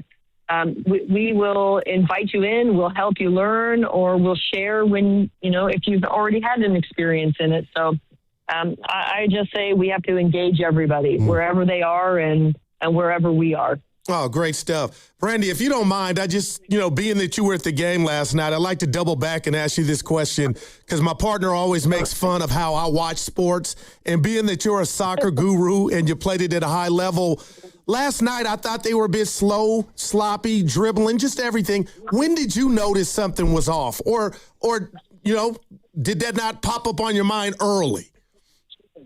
No, definitely from the very beginning kickoff. Belgium scored very quickly. So, I noticed that the ball was not being moved fast enough. I felt like the players were trying to make decisions after they received the ball, which is not the place you want to be. The touches were a little bit tentative and not as sharp as they were. The game against Paraguay, we came out like we meant business. And I felt like, the enormity of that round is real. Let's be honest. Let's not pretend like this was just another game that you play on Sunday afternoon with your friends. This was a real knockout round, and a lot of things mattered. So it can psychologically do a lot to players who maybe have never experienced that type of pressure. So I noticed from the beginning our passes were off. They were a little delayed. They weren't proactive. The movement of the ball wasn't as sharp. And again, what happens sometimes in intense moments is that communication lessens and connections get a little bit disjointed, and that's what I saw. Brandi Chastain joining us on 95.7 The Game, two-time Olympic gold medalist, two-time World Cup champion. Last one for me. Next year, obviously, the Women's World Cup is in Brazil. Are the U.S. women the favorites? Are they the overwhelming favorites? Are they one of several teams that could compete? What's the landscape looking like next year in Brazil? Yeah, great question. I feel like the U.S. is in a handful of teams that could win this World Cup. I think Brazil will be a great host. We understand the tradition and the love and the passion they have for the game, and and that they've really come around to the women's game as well. So that will be very exciting. I think the U.S. team, we've been going through a slight transition with some players that have been retiring, and I think where we will put a lot of our attention will be in a goalkeeping and defending role. The rest of the world has really talented players who can score goals, and so scoring is very difficult to do in soccer, but also getting defensive organizations and actions right is also very critical. So I feel like we have the goal scorers and the Sophia Wilsons and the Trinity Rodmans and the Mallory Swansons, but we really need to get our collective defensive team defending together.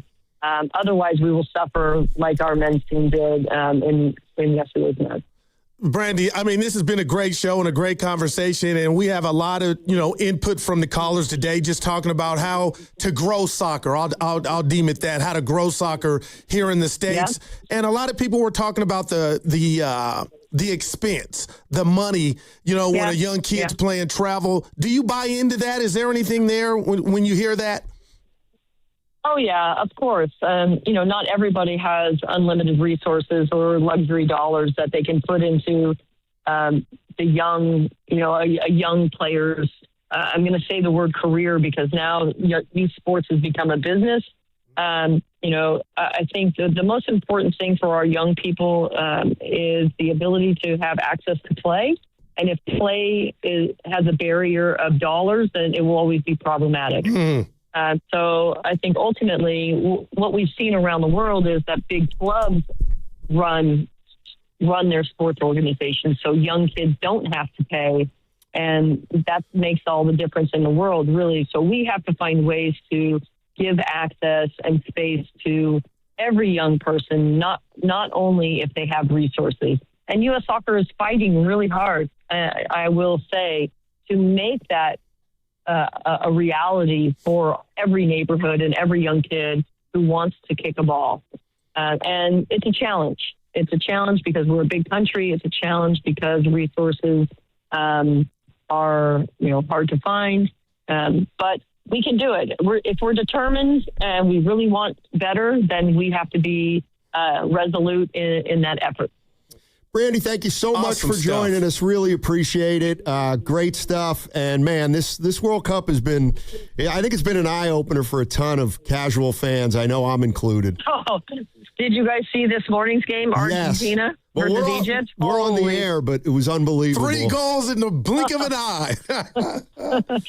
I mean, there's only so many people in sports that you can say that are undeniable, and Leo Messi for sure just has magic in his boots. So it's really remarkable. It's been incredible to watch.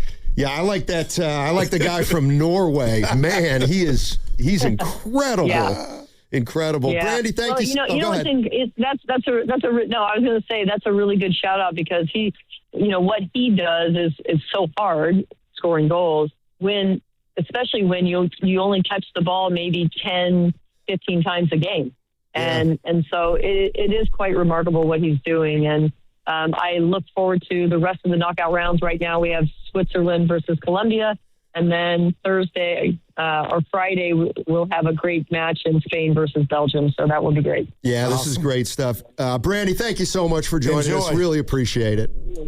You guys are welcome. Thank you so much. And let's talk again about soccer and BFC. Absolutely. That's Brandy Chastain, 2-time Olympic gold medalist, 2-time Women's World Cup champion. Of course, she scored the iconic penalty kick goal in 1999 to win the World Cup. And then what's he got? I didn't want to ask her about that. She's probably been asked about that 1,000 times. You know what I'm talking about, right? Yeah, she was awesome. Yeah, but you remember it wasn't just the goal, remember? Yeah, I know about what'd she do after? The remember? shirt. Yeah, but I didn't. It's 27 years ago. That was coming for sure, but especially from some rubes like me. Yeah, rube like me. But she said something that it was a reminder. I'm going Leroy. We all know But sports, man, she said she could sense the pressure. Like the U.S. men's team, this wasn't just another round, Snotty. This was a round, and they just didn't meet the moment from the outset, man. Pressure is all that I'm saying. Yeah, and the next time they have a game like that, those same players hopefully will have that same feeling, and they'll know how to deal with it. There's a golfer. He used to be a pro golfer. His name was Steve Elkington. Okay. He won a major. He won the PGA one year. I used to follow him on Twitter. Yeah. Mate. Yeah. Good job. He's actually from Australia. And I was having a little correspondence with him here and there because he came on the show once or twice. And I was talking to him about my game, and I told him one time I had a chance to break 80, and I double bogeyed 17 and bogeyed 18 and ended with like an 82. And he said, well, listen, you got to get used to those feelings that you're going to have when you're having a special round. And then when you have those feelings the first time, you don't really know what to do with them. You don't know how to deal with them. And you have them again, and you deal with them a little better. And then the next thing you know, you might break 80 a few times, and you start to. Yeah. Okay. So the U.S. team, the men's team, got a dose of something they're not used to, and hopefully the same guys will get the same opportunity in 4 years and handle it differently. It's called growth. I love it. How about the Bay FC though? Yeah, I've been to games. Yeah. I've been to a few games recently, or last year. Okay, I went to. I've been to 2 or 3 Bay. I've FC never games. been to one. I need to get out there. No, man. they're a lot of fun. They're a lot of fun. All right, let's go to Butkus in Walnut Creek. Wants to talk about the U.S. Soccer World Cup, men, women. Hey, Butkus, how you doing, man? Good. How you guys doing? Can you hear me all right? Yeah. Hey. Yeah, so I'm a little late to the conversation. I had a work event in the morning, so I'm not sure if you covered all this. But, yeah, I mean, the biggest thing where Europe and South America has it over is like their academies. Like, they recruit kids, the professional clubs, like Manchester City, Barcelona, so on and so forth. Like, Messi was in the academy for Barcelona. And literally they're recruited at like 6 and 8 years old, and they're literally surrounded by professional coaches at that age. I mean, I played, as you know, Steiny, at Bishop O'Dowd. I played a little soccer there, and we had a pretty good team. But, the coach was our history coach who wanted $2,000 extra dollars, Gotcha. No hating on him, but like we don't pay our high school coaches. Right. And it's just a whole different world where you're recruited at that age and you're just primed and just, so that's where we're massively behind. Maybe the college now might help a little bit more, but yeah, you got to sink your teeth into these athletes young, and then they go to basketball and baseball and so on and so forth because they could get paid by sitting at second base for $100 million. Hey, so Butkus, my sources told me that at Bishop O'Dowd this past season, the girls team had a freshman who was just incredible, like a elite level player. I honestly don't know. We've when I was there, one of the girls played on the younger USA squad. I'm not sure if she might have played on the USA team, but yeah, I mean, we could definitely, definitely the women's, I think, they have better, I don't know, recruitment or retention because of less of professional sports for women. Gotcha. So I think, they've kind of isolated. They've kind of, really done a great job of recruiting women to the soccer sport for sure. Gotcha. Hey, thanks a lot, Butkus. Hey, appreciate the call, man. Yeah, absolutely. You knew him? I know who he is. Okay. Yeah, Bishop O'Dowd. So they had a freshman, huh? Yeah, my buddy Todd told me Bishop O'Dowd had a freshman, and I asked my daughter too. She said I kind of know the girl you're talking about, but like she didn't, I don't know. She might not have played in all the games because she had other commitments with the elite teams. Ooh, wow, gotcha. Wow, man. Anyway. Yeah. So there you Sounds like go. a young phenom. Randy Chastain. Yeah, she was awesome. You know what I liked? Because she could have. She could have talked down to me. And I thought you were on point.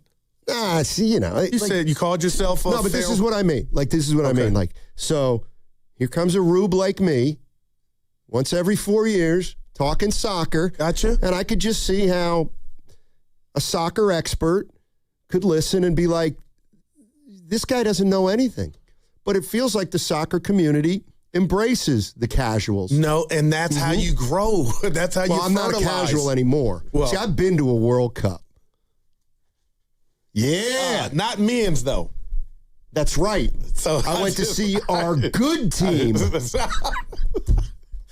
I laughed. I went to see our team, and they won the gold. Stoney, can I ask how much that ticket cost back then? Oh, boy. That was a nice penny, though. It wasn't crazy, I don't think, though. We were right back of the no, so much fun.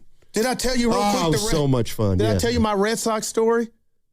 We're talking about me? Yeah, but I was talking about me. Okay. So I'm in the room, and the Red Sox got a day game Wednesday. And I thought the credential Nahigan got me was for the day game, Stoney. Turns out it was for Tuesday night. I didn't look because I told him I wanted to go Wednesday's day game. So I'm bragging to my fam that y'all ain't gonna see me tomorrow. I'm going to the game. Look at the ticket. It was for the night. The game already had passed. So the kids, everybody laughing at me like, yeah, you bragging you were going. We're not.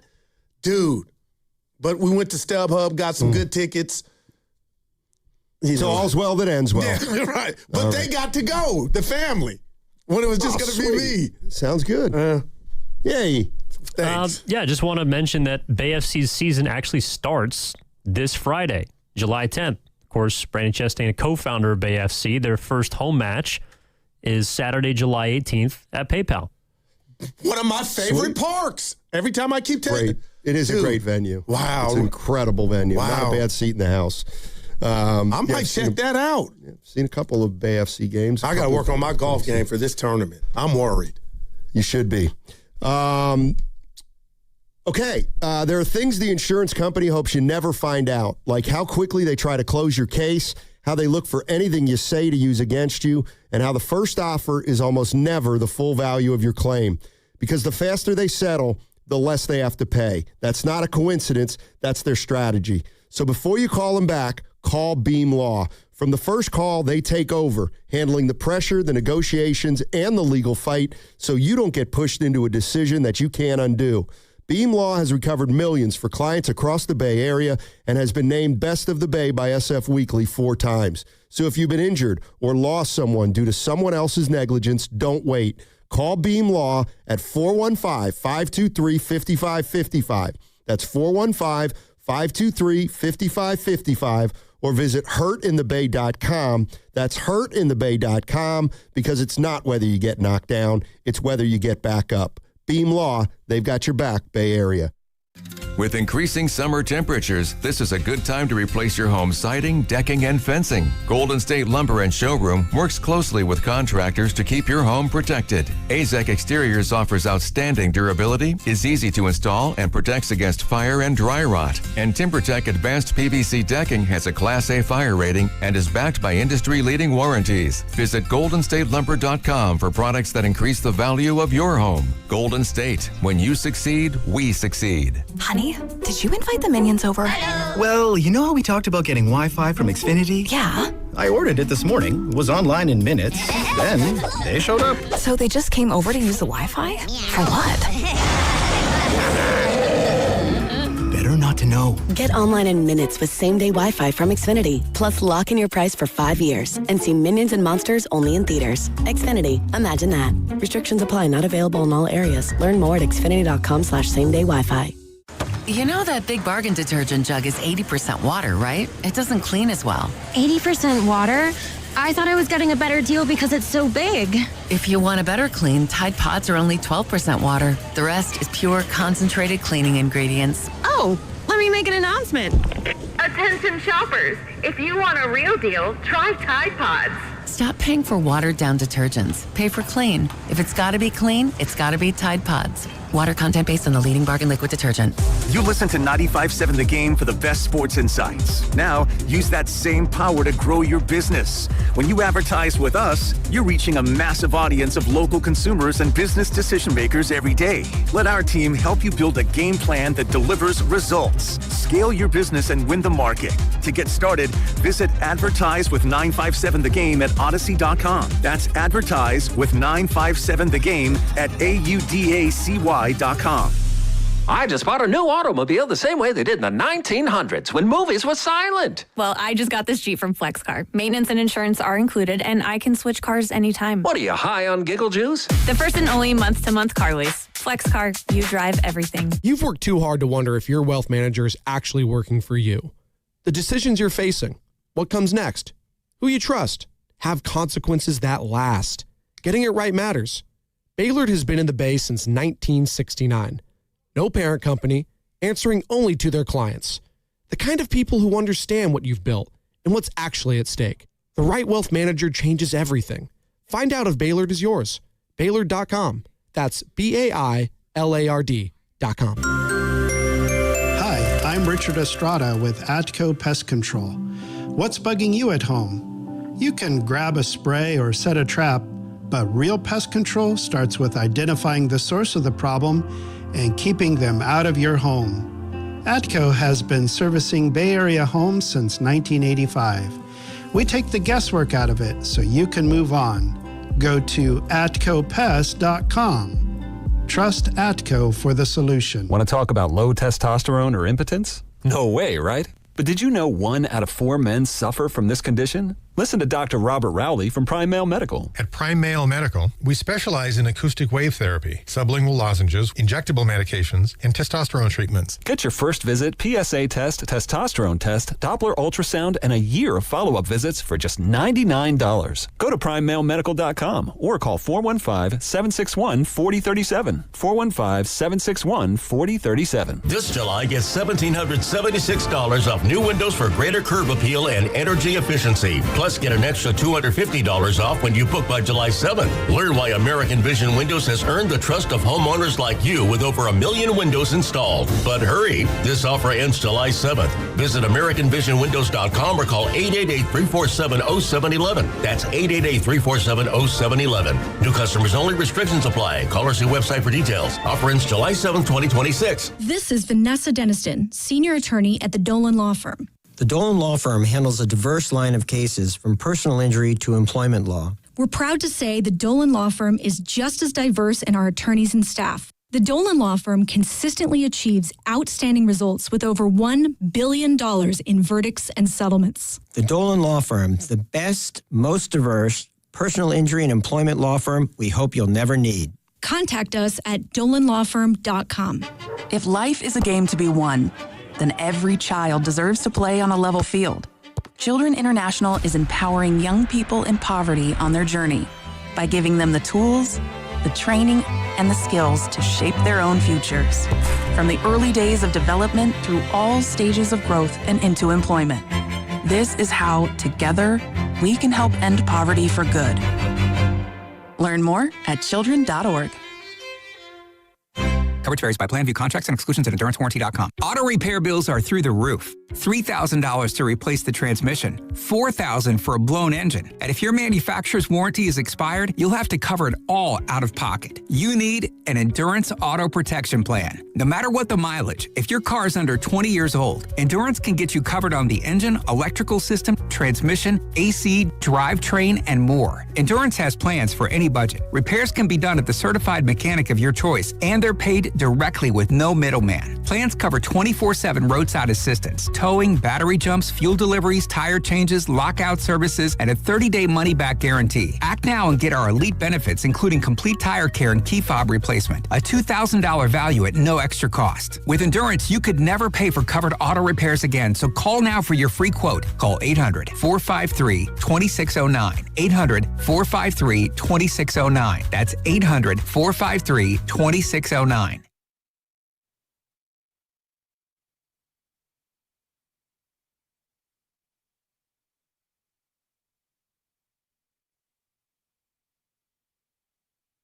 Super dysfunctional. Why do they call Bird Bird? Why? Because he looked like a bird? Wah. Now, back to Steiny and Guru on 95.7 The Game.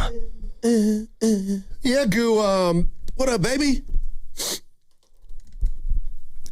Do you know, have you ever been to I was waiting on the PayPal Park?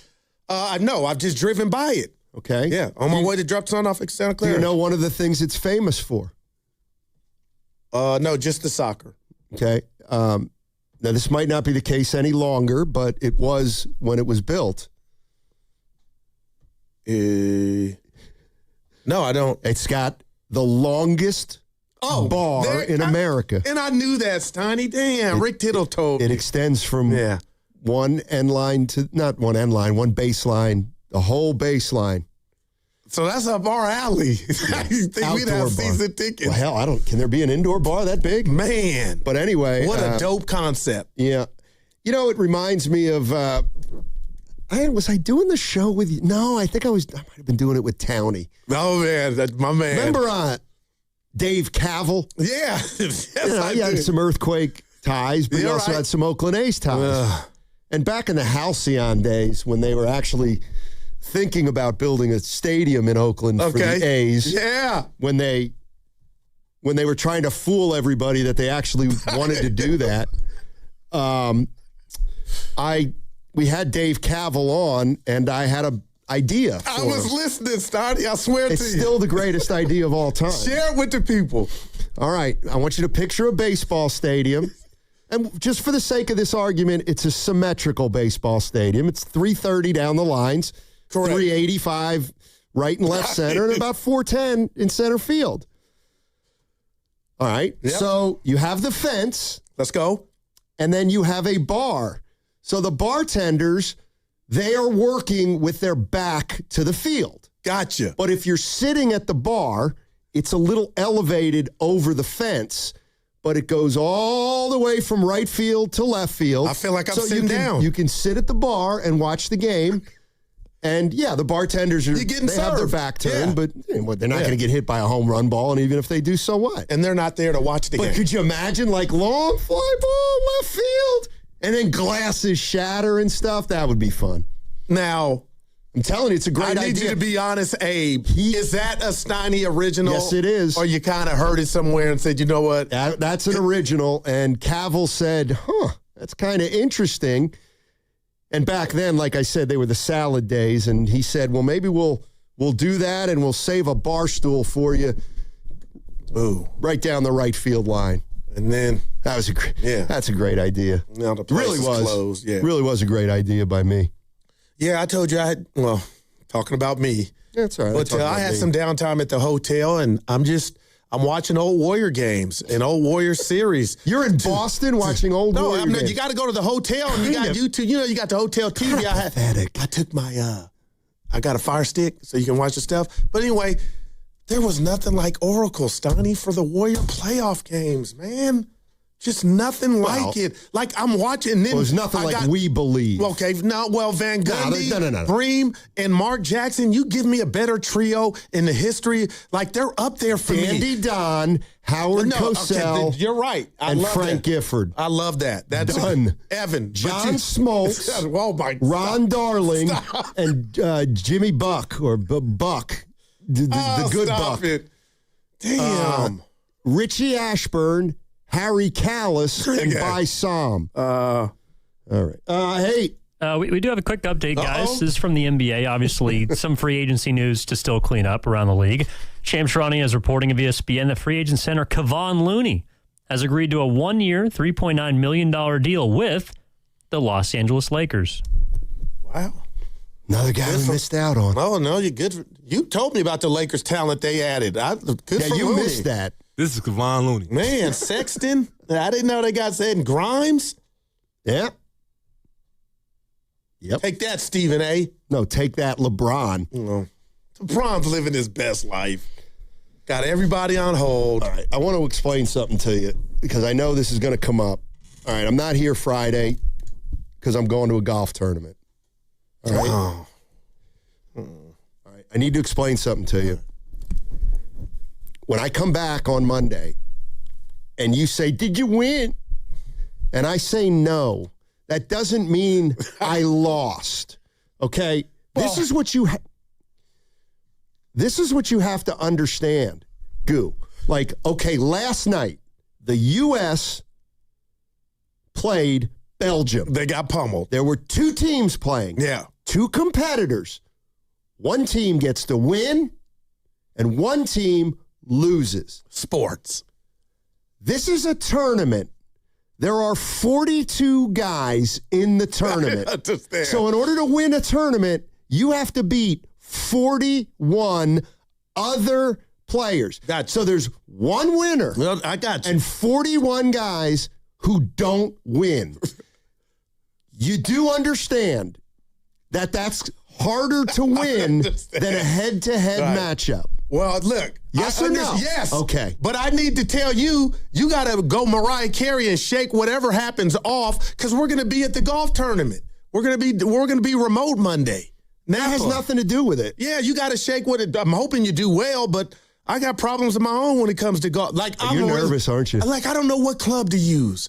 Like well, that's why you pick the guy you pick. Well, you know what? Going public with any no names, but we're studying the videos. Yeah, no doubt about it. We're studying the videos. Yeah, some leaders in the clubhouse. I got a guy that I want to play with that's on my radar. And I got jealous. One guy hit a ball. We saw the video, and you reacted like he hit the hell out of that. That's the guy you took. Yeah, that's the one. That's what I want my swing to be. Well, it's not going to be that way, but.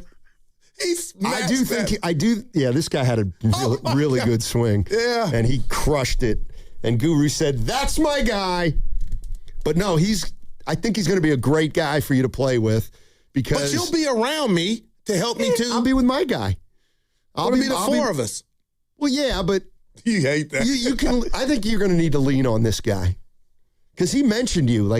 Yeah. What did he say? He said, somebody telling me, who is it? Felton Charlotte, real quick, Snotty. While you remember that thought, Guru used 3 clubs only. 2 iron, 9 iron. That's 2. Well, that's 2 clubs. Yeah. And probably a putter. And a putter. I need some readers. Yep.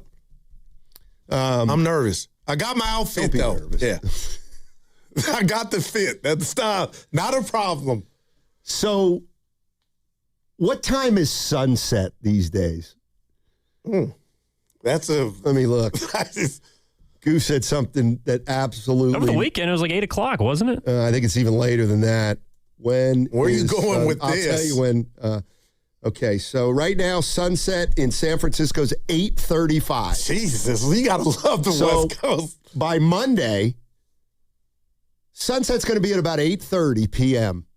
That's about when we'll be getting off the course. See, wow. We don't start till 2:50. Wow, 3:50, man. 4:50, 5:50, 6:50, Stoney, 7:50. We're looking at a 5-hour round. I need another night at the telly. You should get one. Yeah, I talked to the boss about it. Hadn't been approved yet. No, I'm serious, man. Driving home after that, man. I mean, but okay, then the next day you're going to have to drive far into work. No, if you don't stay. No. I mean, if you do stay. We'll worry about that when we get there. How about that? All right. Well, we made it. Another one. Hey, LeBron. Seriously, stop being a tool. Like, nobody's into this. I don't like it. Nobody is into this, LeBron. Rich Paul isn't even into it. You can tell he's getting tired of it. All right. A crossover coming up next on 95.7 The Game. Willard and Dibbs will be in here. Funnel your soccer questions to Dan Dibley. All right. Hey, lock in today at 4:30 as the Golden State Valkyries. They played last night, and they won last night. I almost did the dumbass Charles Barkley, and I'm a dumbass. Anyway, just download the Odyssey app, and you get access to a lot of stuff. A lot of stuff. We'll tell you about it on the other side. In 2026, Bay Alarm celebrates 80 years of security. With burglar and fire alarm systems, 24/7 in-house monitoring, and local service, our promise to the Bay Area remains the same. We got you. Learn more at bayalarm.com. Injured at work? Don't wait. Every moment counts. You may be entitled to medical care and financial compensation, but time matters. The attorneys at Boxer & Gerson are here to protect your rights and fight for the treatment and support you need. Boxer & Gerson have helped thousands of people across Northern California who were hurt on the job. Don't wait. Don't guess. Get answers. Call Boxer & Gerson today at 510-835-8870 or visit boxerlaw.com for a free consultation. Boxer & Gerson. Your life is worth the fight. They call this one Bill. Whoa, aliens? Am I in a spaceship? Affirmative, Bill. What's with the laser saw? Relax. We are cutting our bill in half. What? An Xfinity mobile transmission says you can cut your bill in half. Oh, your mobile bill, not me, Bill. Xfinity Mobile also says we can try it free for a year. Free. Yes, with no commitment. Can we put the saw away? I am reluctant. But we will find another being to bisect. That's not sci-fi. It's Xfinity Mobile. Xfinity Internet members cut your mobile bill in half. Plus, try Xfinity Mobile free for a year. No commitment. Learn more at xfinitymobile.com. Xfinity. Imagine that. Restrictions apply. Xfinity Internet required. Savings compares one line of Xfinity Mobile Select to comparable plans from T-Mobile, Verizon, and AT&T as of 3/24/26. Taxes, fees, extra. $30 monthly discount limited to new mobile customers only. After 12 months, regular rates apply. Some matches are too big to watch alone. That's why before the sun comes up, the lights are already on at Jack's Bar in San Jose's Japantown. Fans gather shoulder to shoulder as chants build toward kickoff. Tables shake after every goal. By sunrise, the whole place is roaring with the sound of the world's biggest matches. For decades, Bay Area soccer fans have found their way to Jack's for mornings like these. Open every weekend at 6 a.m. Real soccer culture. Real match day atmosphere. Jack's Bar in San Jose's Japantown. If you're still using a sports book to bet on the soccer tournament, you're getting robbed. Delete that app and join the millions using Polymarket. Polymarket is a prediction market, not a sports book. Trade against other fans, not the house. Polymarket, your go-to prediction market for soccer's biggest stage. Available in all 50 states. Download the Polymarket app. Use promo code BLAZE to unlock $50 free for your first trade. That's promo code BLAZE. Trading not available in all jurisdictions. Check local regulations before trading. Restrictions and eligibility apply. This hour is brought to you by Chase Sapphire Reserve for Business. The business card that gives back all you put in.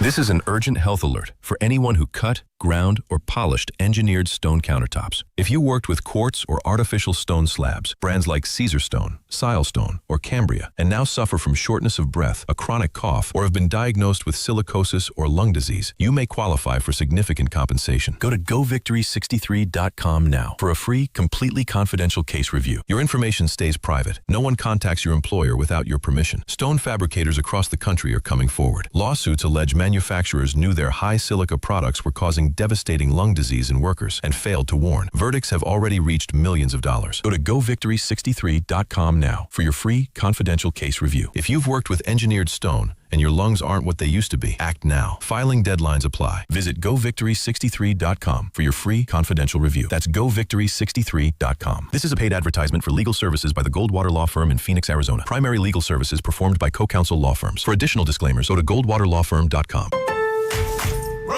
Fresh paint inside, fresh flowers outside. Summer at your house is looking good. During July 4th deals at Lowe's, buy one, get one free. Select interior paint via mail-in rebate. Plus, get 2 1.5-gallon red, white, and blue annual hanging baskets for just $15. Our best lineup is here at Lowe's. Valid through 7/8. Selection varies by location. While supplies last. See store at Lowe's.com for details and requirements. Excludes Alaska and Hawaii.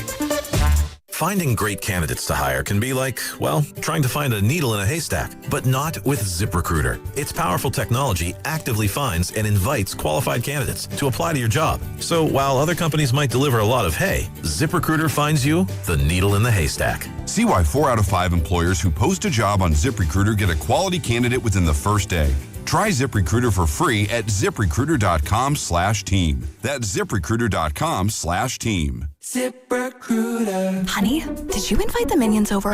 Well, you know how we talked about getting Wi-Fi from Xfinity? Yeah. I ordered it this morning, was online in minutes, then they showed up. So they just came over to use the Wi-Fi? For what? know. Get online in minutes with same-day Wi-Fi from Xfinity. Plus, lock in your price for 5 years and see Minions and Monsters only in theaters. Xfinity. Imagine that. Restrictions apply. Not available in all areas. Learn more at xfinity.com/same-day Wi-Fi.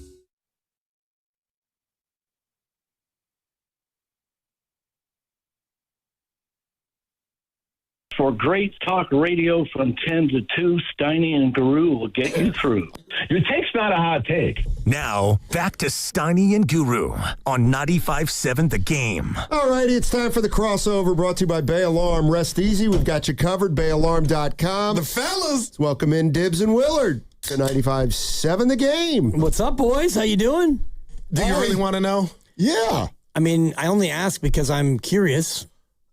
I'm being real. I'm petrified of this golf tournament, man. Like, Will, I need to borrow your clubs. All right. Christy tried to give them to me to tell Will, and your son Are you two lessons in or? No, one. One lesson in. Last week took a lot out of me, and Yeah, I get that. I get that, yeah. But Will, I'm nervous. Don't worry about the clubs. The clubs will be there. I'm going to text you last The clubs will be there.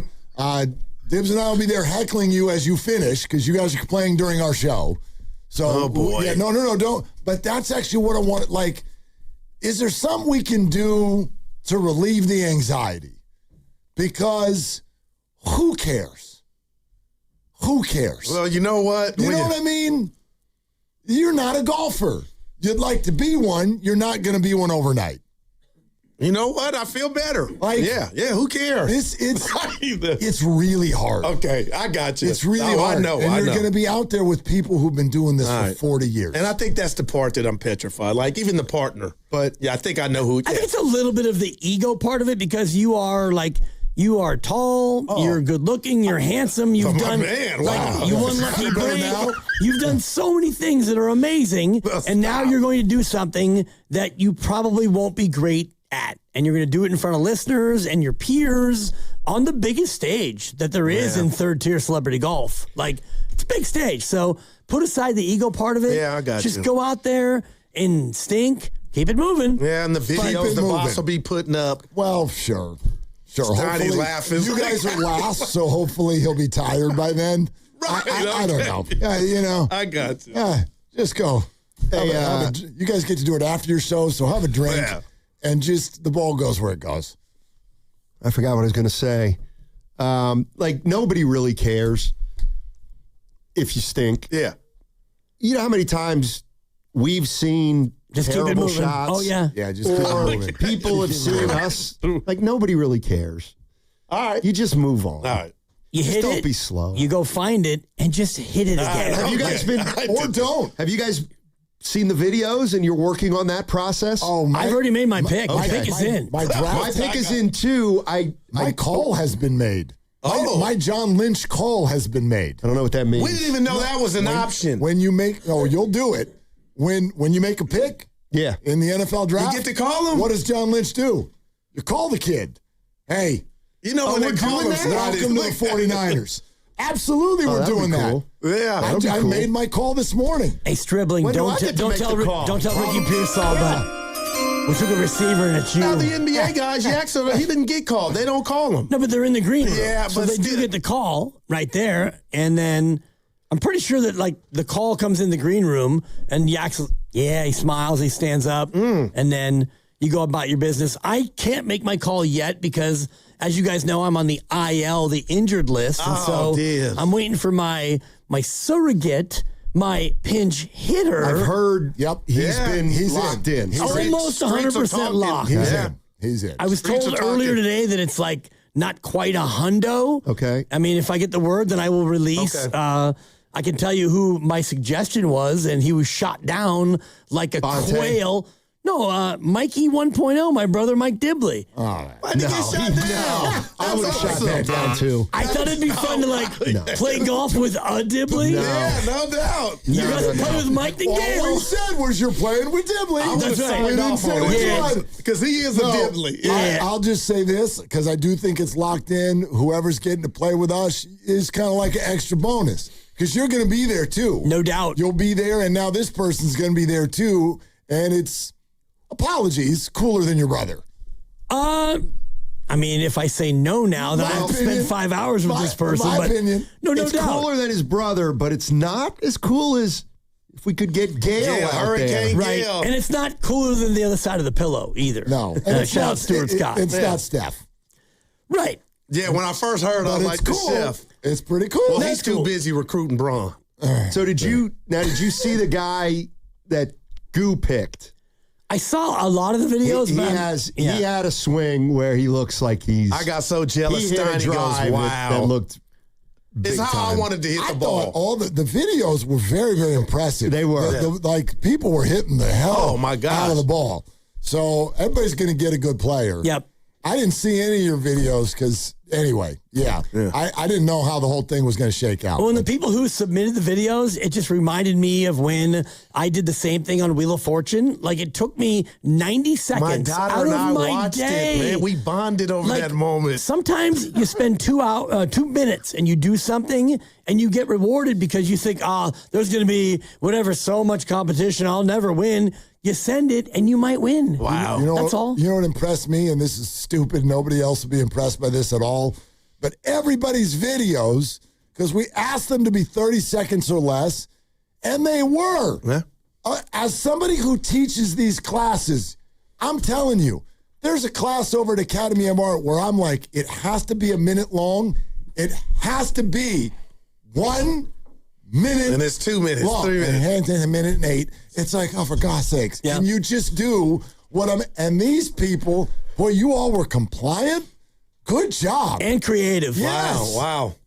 Very fun. A lot of good stuff and Really people fun. like mixing in show material. And I can't remember the guy you picked based on the videos, but when I saw the video, I'm like, oh, Steiny's taking that guy. So it was the guy that had a prop. There were a few props. Yeah. He had his own checklist. Did you see that? Oh, with yes. the pointer? Yes. He was my number 2 or 3. Yeah. But he's my number 1. Shasky's number 2 actually fell to me. And so I was like, I got to go with my guy. But there was another video who was like, oh, Steiny, your takes, like, oh, the wisdom and the genius. Oh, and I didn't see that one. I saw that one. I was like, oh my God, this is just, Yeah, I'm sorry. I had two issues. One was there was a guy apparently named Stein Cooler. Yes, Steiny. And he said he loved to play with another Steiny. And I just. He didn't want But he didn't send a video of his swing. He just sent a video. So I didn't go with him.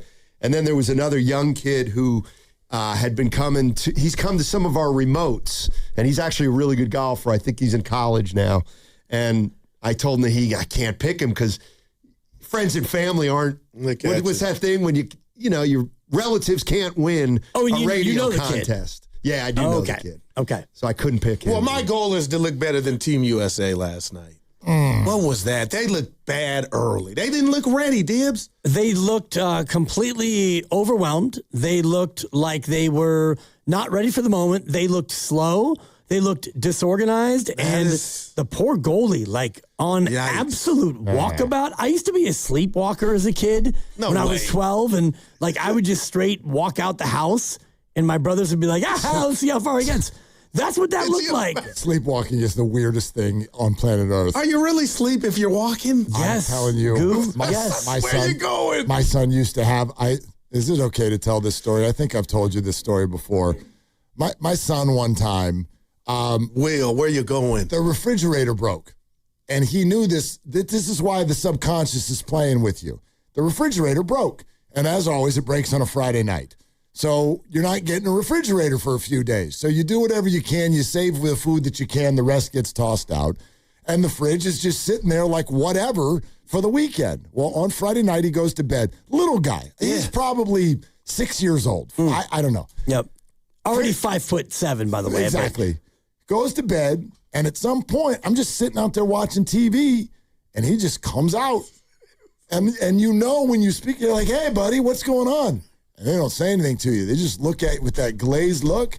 And he just turned left, went over to the kitchen, opened the refrigerator door, pulled it out, and peed in the refrigerator. Oh, man. Then tucked everything back away and went right back to bed. You know what that was, right? It It was absolutely a urination sensation. I had it. I wasn't sure if you refrigeration urination. It was a refrigeration. That too. He's in his bag. I mean, I ran to stop him, and then halfway over, I'm like, I just gotta let this play out. Yeah.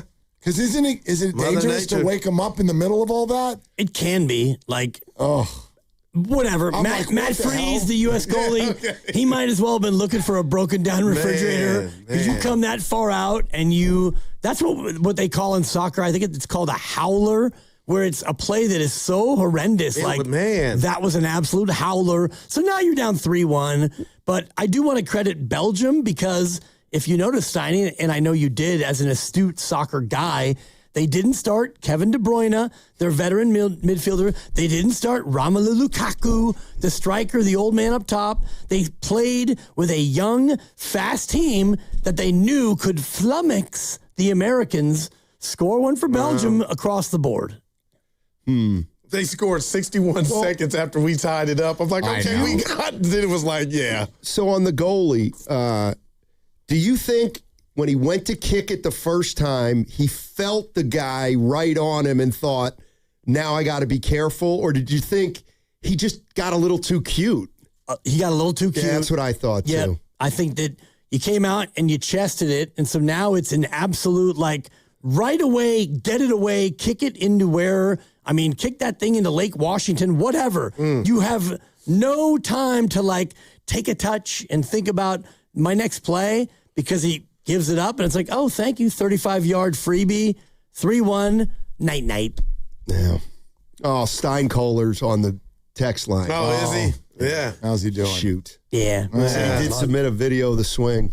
Yeah. I'm going to say, you know what? I'll talk to the boss about that. Well, you can talk to me now. Sorry, Steiny, there's no appeals process for the United States of America. I feel like that had nothing to do with him not being prepared. I believe Steinmetz takes Steinkooler. Don't make me make a call. I believe that. Thank you. It's a 2-1. Whatever. You know where I'm going. I believe that we won't win. I don't know. I think it changed the dynamic of the game For somehow. sure. Same way it did at the Knicks game. But I gotta say this: if I'm a boxer and I'm going in the ring against Mike Tyson and we're at the weigh-in and he says something about my mom, yeah, I'm gonna get you, but that ain't gonna change the bear I gotta face in the ring. You can say, you talked about. That's how I feel about the overturn. You still got to go out there and ball, man. I don't think it had anything to do with the outcome of the match. I just think it put sort of a. So Belgium's fire got really because the coach made us. I don't even know, but they're doing the stupid dance in the locker room. I saw so that. it clearly got to them. There's no way that changed the outcome. The United States got their doors blown off in this match, but it did. It stuck a icky cloud over the whole thing. Steiny said it, and it just did. Yeah, it just did. You guys aren't the only ones saying it. Well, it's hard to look at the whole situation where Belgium gets the news and they're like, no, we're going to protest the protest in honor of the protest. And so they go out there and maybe their president is not as powerful as ours, whatever. And so they lose. Now they go in the locker room. It's like, yeah, guys, they're allowing this guy to play. Are you going to let this all happen? Plus, you're already playing in America, so you've got that road game. Right. You've already got your cackles up because you're on the road. And, the odds, the U.S. is favored to beat you. You're couldn't Belgium, believe that, bro. man. So, and I thought the U.S. would beat them, so I'm a part of the problem. But if you're Belgium, the ruling goes against you. You're an underdog and you're on the road. Yeah, you're going to come out on fire. I wouldn't have even minded if they just lost, but they got totally blown out. So it's sobering because it does lead, and I've been listening to you guys all day, the Joes earlier today. It leads to the same conversation that we all have after every World Cup loss. Doesn't matter if it's group stage, knockout 1, knockout 2, doesn't matter. It's the same conversation. Why aren't we good at soccer? And there's the emotional side of we don't care as much as other countries, and then there's the socioeconomic conversation. What's your leader in the clubhouse? Willer's leader. Athletes here have a lot of options. And that's not the first thing that comes to people's mind. And then there's, the pay-to-play youth structure is an issue. But to me, the core of it all is in most nations, you grow up as a great athlete, two things happen. First of all, in other nations, you want to be a soccer player. First and foremost. That's the dream. Well, there you go. But number two, when they identify that you're good, they cultivate you. They immediately put their arm around you and say, let's make you the best you can be. Our country puts our arm around you and goes, can you pull out your card? Oh, man. Can you pull out your credit card? That'll be 2,000. Yeah. And No. 2,000? Hell, that's just to say hello at age 8. I mean, can you pull out your credit card and ruin your college education so that you can maybe buy your way into playing soccer for the next 10 years? You're listening to 95.7 The Game, KGMZ FM and HD1 San Francisco and Odyssey Sports Station. Always live on the free Odyssey app and now broadcasting from the Laughing Monk Studios. Lakers are still in on Jonathan Kuminga. Oh, thank God. They're pursuing Jonathan Kuminga. Does he get more or less than Quentin Post? Well, I heard he's getting more. I heard Post total contract is not all guaranteed. First year is. Okay, so let's say $10 million. Play with $10 million a year. He's getting that. Does Kuminga get $10 million AAV? No, I say no. I also said yes. Look at the comps. Anthony Simons is only making $6. Exactly. All right, that's Colin a bet. Sexton Both of you, I'm betting. Is Colin Sexton's making I know 2 you for 19? Yeah. You better be. The comps are not you might great. want to check the Lakers' salary cap situation before you make. I think Minnesota's also in on Kuminga. Oh, yeah, your boy Finchie. Yeah, I'm he gonna likes say the this guy to with you, the Will, and I ha-ha. asked Donnie this yesterday, and Dibs, I want your thoughts. It's kind of funny right now, but anyway, go ahead. My whole thing about Kuminga wasn't Kuminga. It was the team that he played for and what he was supposed to be for us. And when I say us, the Golden State Warriors, that didn't pan out. But I said this to this man. I'm going to say it to you. You're not dare looking at me, you and Dibs, calling Kuminga a scrub, right? I'm not going to call him a scrub. Okay, that's... I don't need to label Because there's it. some Joe... Yeah, exactly. I don't Like, need to dude label can it. play, and I don't know what happened. So. Atlanta, they thought they got over early. Thank you, boy. That was fans. Okay. That was fans. And Dominique Wilkins, Hall of Famer. And Thank Dominique you. Wilkins. Dibs, thank you. So but if he's not a scrub, man. I'm not going to call him a scrub. Right, okay. Well, what would you call him? In between jobs? No, I mean, you would call him a jag. I wouldn't call him. He's a player. Oh no. Okay, what would you call him if he's not a scrub? He's not a star. He's just still a guy. Yeah, he's got some potential that he hasn't tapped into yet, I believe. Yeah. Oh, you can believe that, but I mean, how long do we stick So with you really think he might get a contract lesser than $10 million? It's possible, but that's not... I don't know how he gets one more at this point. I don't even that's not like the financial structure of the way teams are doing this right now. Free agency feels kind of dead. No, I'm with you there. Who the hell who's gotten more than 10 as a free agent? Just a straight free Brooklyn, agent. right? Maybe What's the that? Warriors. Yeah, I'm just joking because yesterday you're like, Brooklyn's had the free agent. They've had all the cap room for 3 years. That's all we've ever said. Fun exercise. Give me the player who changed teams as a free agent and got more than $10 million. I'm sure there is one or two. I can't think of one. Oh, this go around, right? This right now. Yeah. Well, Tobias Harris got the mid-level. Okay, 15. Simons went down. Simons got 6. Down from about Donovan 24. Mitchell. Wow. But no, he didn't change teams. Oh, changed teams. Who changed teams and got over 10? I know there are a few, but we're talking like it feels like less than 10. But I get your drift. I got you. So wow, man. I would say the whole Kuminga thing, try not to take it personally. Yeah, and I'm not. It's not that he's a scrub, but this is the way it's played out. There is another side to this, though, Goo. I mean, this is a 4-year debate in this town. No doubt, man. And those who yelled that the Warriors are stupid are wearing it.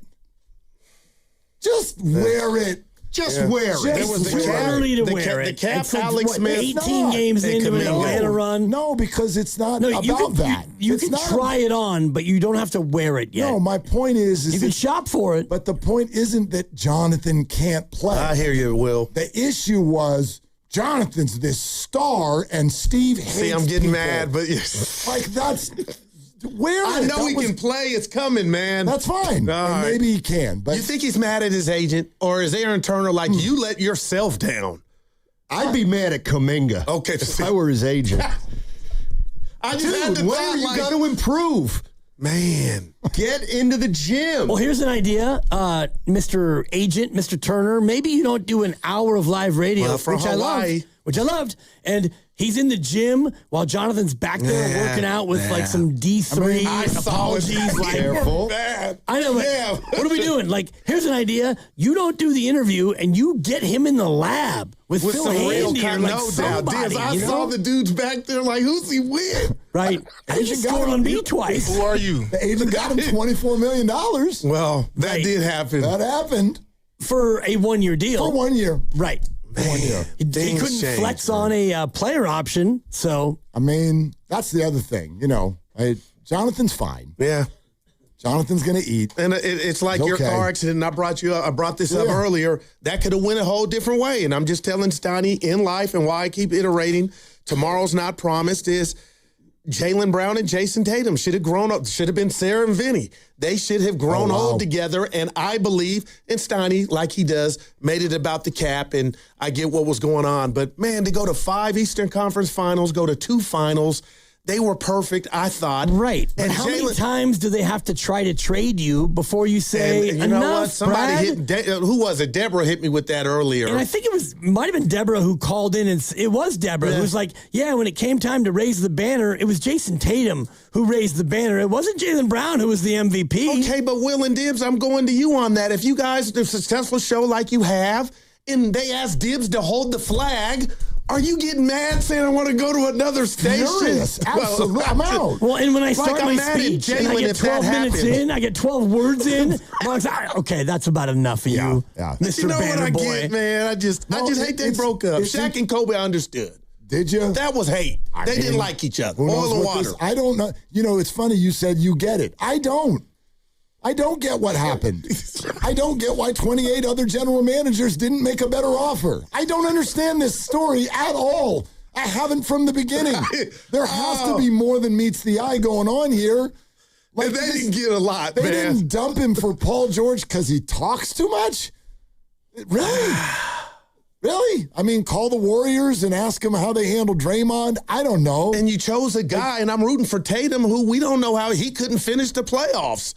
We don't. I'm just, man. You never know what. two max I mean, dudes. you and never chose- ultimately know what lies inside a clubhouse. Okay, all and right, there we go back to Barry Bonds and Jeff Kent, and those reports kind of came out early and often. But like Barry's got 3 lockers, and Jeff Kent's hitting 35 homers a year, and you guys are like raking, and you can't get along. I get it. Kobe and Shaq is a good one, and there's been a long list of Brady Belichick. Sure, situations where it just runs its course. You know. Yeah. But I think that those we had a sense that they were coming. You could feel it. Did you know that Jaylen Brown was this much of a problem? I don't know if he's the problem, but I guess that's where I'm at. I do know come that, from? like, by the time you got through this last year, you could tell that, oh, we're going to trade you again. It's like, enough of you trying to trade me. Like, just trade me, because, you know, you can try to trade somebody once and twice, and you keep throwing them out there. And I mean, I could see where somebody gets a little bit put off. I don't know. For Giannis, it took 4 years. Right. But he didn't have anybody in that locker room he didn't get along with. I don't know that. I mean, okay, well, let's don't say think you're on there's- vacation. Dibbs is in with Grandy. And after the show, Sounds Dibbs said, wonderful. this is one of the greatest shows and feelings I ever had. I mean, if you're Jay and Brown did that, would you feel some type of way? Well, the good news is I wouldn't be listening. I don't listen when I'm on vacation. Yeah, neither do I. Yeah. Yeah. And I wasn't on vacation. I was laid up in bed. Every time Grandy said something smart, my stomach pain. It hurt even a little bit more. Yeah, we have your text from Hawaii, unfortunately. So you do it on vacation, and too. you have my call from Vegas last year. I'll never forget that one. Also true. I will never remember that one. Hey, it's Dan Dibley. Oh, okay. Man. Hi, Steiny. Hey. How you doing? Dynamite. Yeah? I have a question for you guys about LeBron, and I feel like you guys had some callers on this today.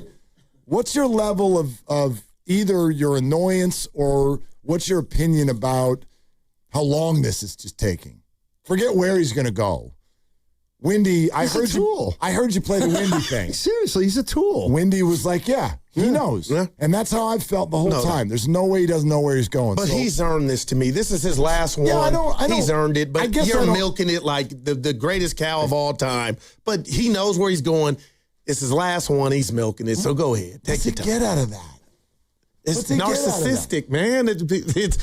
Where's he going? The World Cup, the championship's going to happen, Dibs. He'll probably make the announcement right before they drop the ball. And Steiny and I will be at Bay Street, so coming out and see us. That hurts me, too, yeah. Well, I mean... Yeah, have a good time. July 19th. You're out of town. No, Norm's having another... I apologize. Yeah. I knew that it kind of fell to me because normally it's a Steiny and Goo or it's a Willard and Dibs, and so I was like, oh, that's a nice... It's bothering me. I was asking, like, what time you meeting them? You guys driving together? He's like, no. No, I actually come from different directions. And I think I actually am gonna maybe bring supper. The wife. We're already looking at babysitters and make a little bit of an afternoon of it. Yeah. Well, let's hope she breaks out the wallet like Christy did when she came to Emeryville. Yeah. Okay. Yeah. All right. Boom. Yeah. All righty. Yeah. That's a boosh. That's gonna do it. Cash me out one time. 95.7, the game. Are they the smartest show in the Bay Area? You guys are an intellectual feast for the smart sports fan in the Bay Area. Wow. You're pretty much the smartest guys on the radio. I agree. Good Lord, how big is your ego? Are they the funniest show in the Bay Area? Give it a laugh. Come on. You're a funny guy. Come on. Give me a laugh. You are funny dudes. Hit that S again. Are they the coolest show in the Bay Area? And no white boys. They're cool. That's what people are saying. You guys are phenomenal. This is one of the most perfect ways that I could end my day, getting a chance to talk to Mr. Mark and Dan, you know? We'll let you be the judge. Oh. All I know is it's a couple of Bay Area boys talking sports. I know nothing. Thanks. It's Willard and Dibs on 95.7 The Game. Yeah, let's go. Let's get this thing started. So, that's the end of that. And this is something I reference every 4 years. And I think it's key to, maybe not why, but it is a piece of evidence, I think, and a significant one, as to why Team USA doesn't do more at the World Cup. And it is because whenever our World Cup run ends, we look at each other and go, that's a bummer. Yeah. Now, other countries What do you cry. want for lunch? Yeah. Other countries cry. Sometimes they attack their players when they get home. I'm not saying that that's what I want here by any stretch. Shout out Colombia. But that's how we react. Although, I think we would love to continue. There's been a lot of wonderful stuff, wonderful calls throughout the day on 95.7 The Game, and we can keep it coming on how you reacted. 888-957-9570, because I really think that this is key to the entire story that's being told. Team USA was supposed to be different this year. Right. And I thought that in some ways they were, but their exit was very familiar. It was more than familiar, and I can't help but think about to the moment that everyone likes to rip Chris Wondolowski for, Wando, when they played Belgium before, and that was 12 years ago. They played Belgium, and they didn't lose 4-1. They went to extra time and lost 2-1. And so, for me, this ouster is especially jarring because of, you go back to 2014 where, you were not up to the task against Belgium, but your goalie was amazing and you had a chance to maybe win late and you didn't, but you were so close to the quarterfinals. And then you go back to yesterday, and from the opening kick, it was, they're faster, they're more aggressive, they're winning every second ball, and Christian Pulisic is not totally sharp, and Balogun, he got cleared, but he never gets to actually kick the ball, and the defense was an unmitigated mess. And so, for me, what is so jarring is you look at yesterday's result, and you were not as good against Belgium as you were 12 years ago, and you were supposed to be better right now. Yeah. And you just weren't. No, they looked out of sync from the beginning, and I'm not going to act like enough of an expert to tell you why.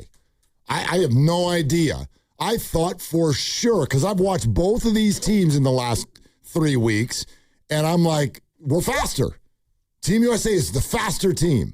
Then they went out there and they were not the faster team. Yeah. I actually don't think they got necessarily outrun as much as they just looked totally out of sync. And it was just not buttoned up and they couldn't get a flow. And then they finally started to get a little flow.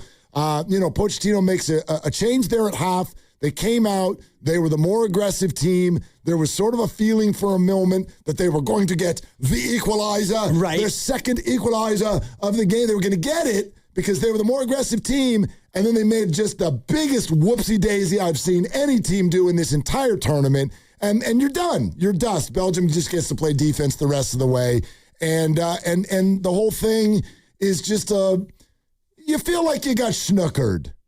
And that's what's bumming me out. No I doubt. don't care that we lost. I shouldn't say I don't care. I'm not surprised that we lost.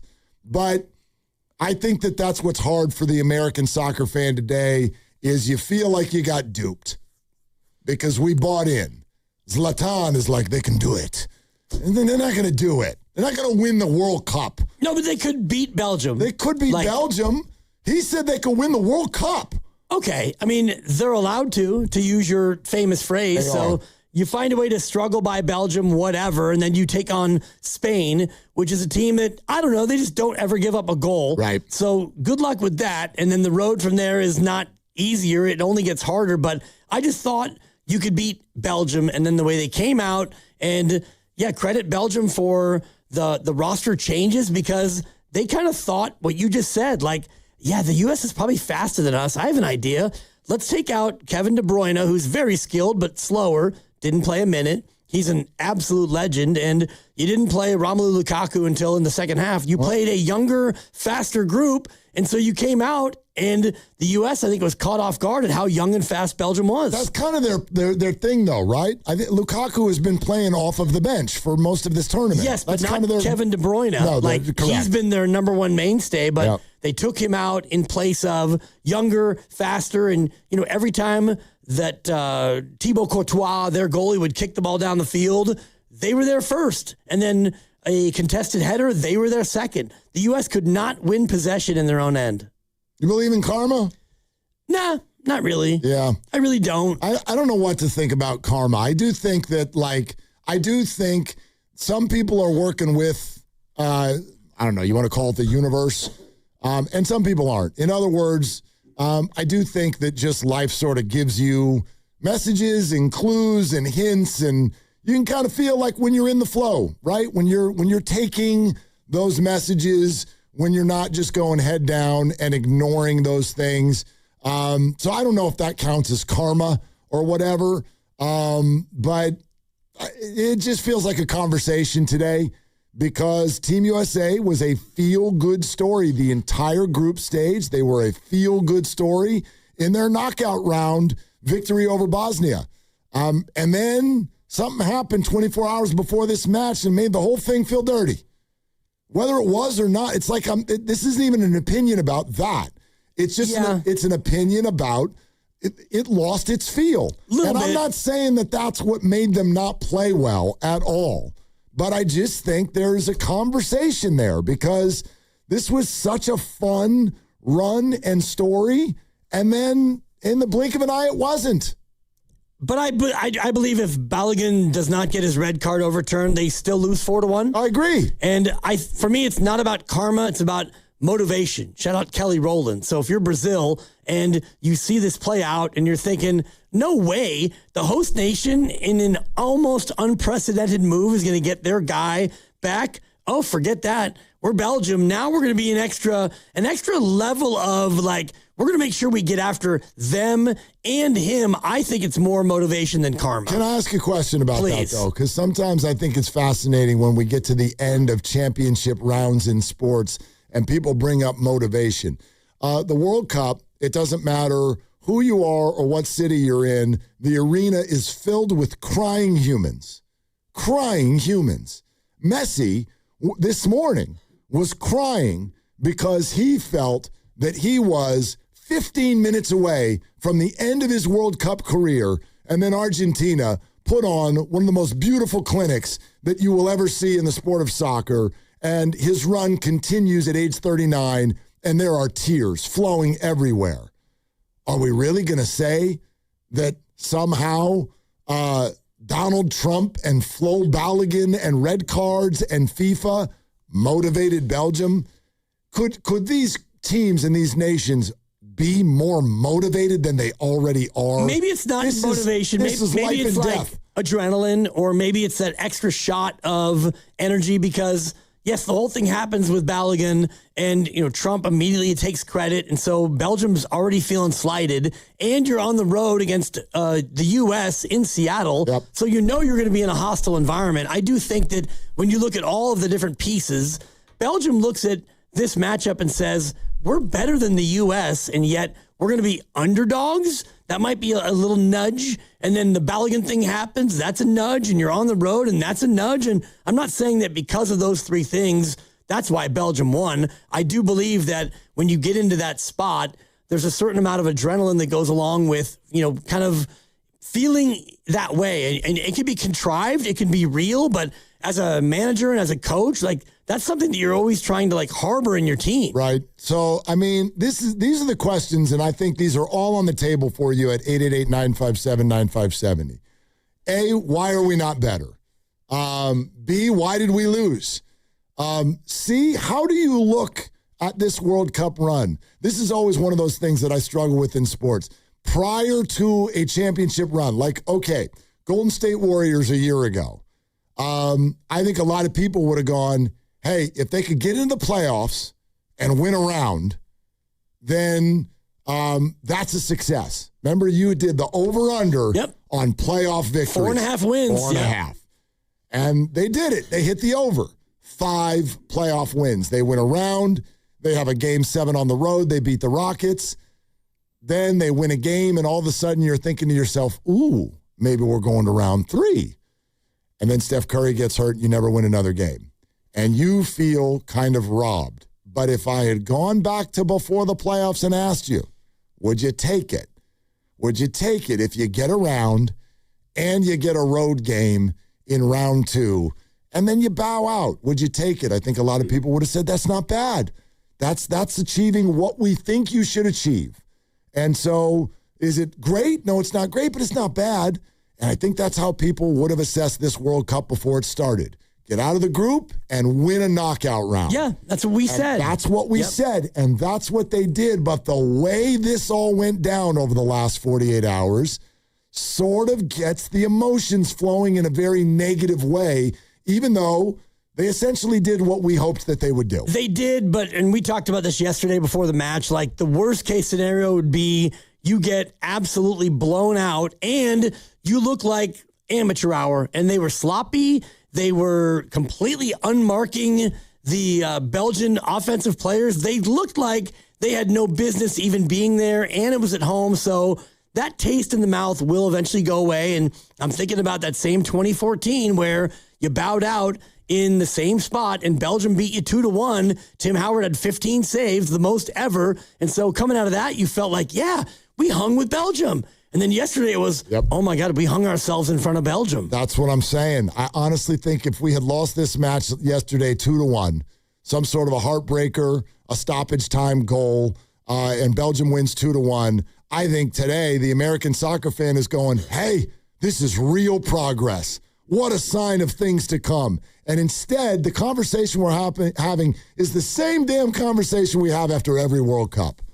And it's line everybody up and talk about why we're not as good as the rest of the world.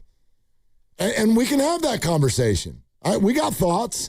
So let's get into it. Why aren't we as good as the rest of the world? And how does it sort of make you feel as there is so much more popularity around the sport now?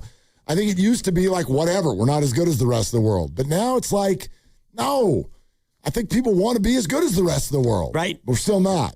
888-957-9570. We'll definitely take some calls here. USMNT out 4-1 to Belgium. We're sponsored by Crystal Geyser Alpine Spring Water. Ron Krojcik has been all over the Warriors for the Chronicle and joins us in 45 minutes for an update. We'll take your calls right now on Willard and Dibbs. What makes Crystal Geyser Alpine Spring Water different? We always bottle our Alpine Spring Water less than 1.5 miles from the spring source, and all our bottles are made with 50% recycled plastic from our own recycling plants. Crystal Geyser, bottled at the spring source. Hey, it's Willard. At Habits Law, it's never been about attention, never about applause, never about goofy smiles on candy-colored billboards.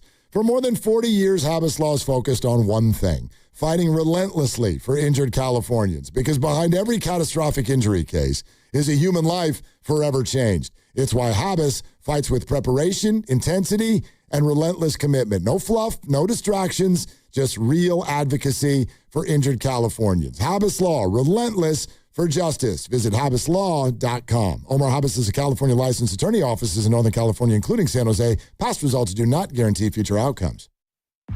Meet Sophia, a huge soccer fan. With her Real Unlimited from Total Wireless, she's streaming 3 games, video calling her cousin in Mexico, and running the quiniela all on my new Samsung Galaxy. She's practically running the whole tournament from her phone. Good thing I have Total Wireless. Switch to Total Wireless Total Max 5G or All Access plans to get on a network that won't put you second. Plus, a Samsung Galaxy on us. Total Wireless, your own Real Unlimited. Offer ends 7/8/2026 or while supplies last. Device taxes and fees may apply.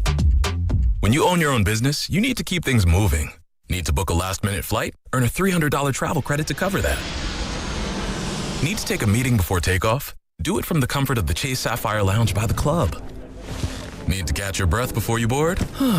Done. Chase Sapphire Reserve for Business, the business card that gives back all you put in. Visit chase.com/reserve business to learn more. Cards issued by JPMorgan Chase Bank, N.A. member FDIC, subject to credit approval. Terms apply.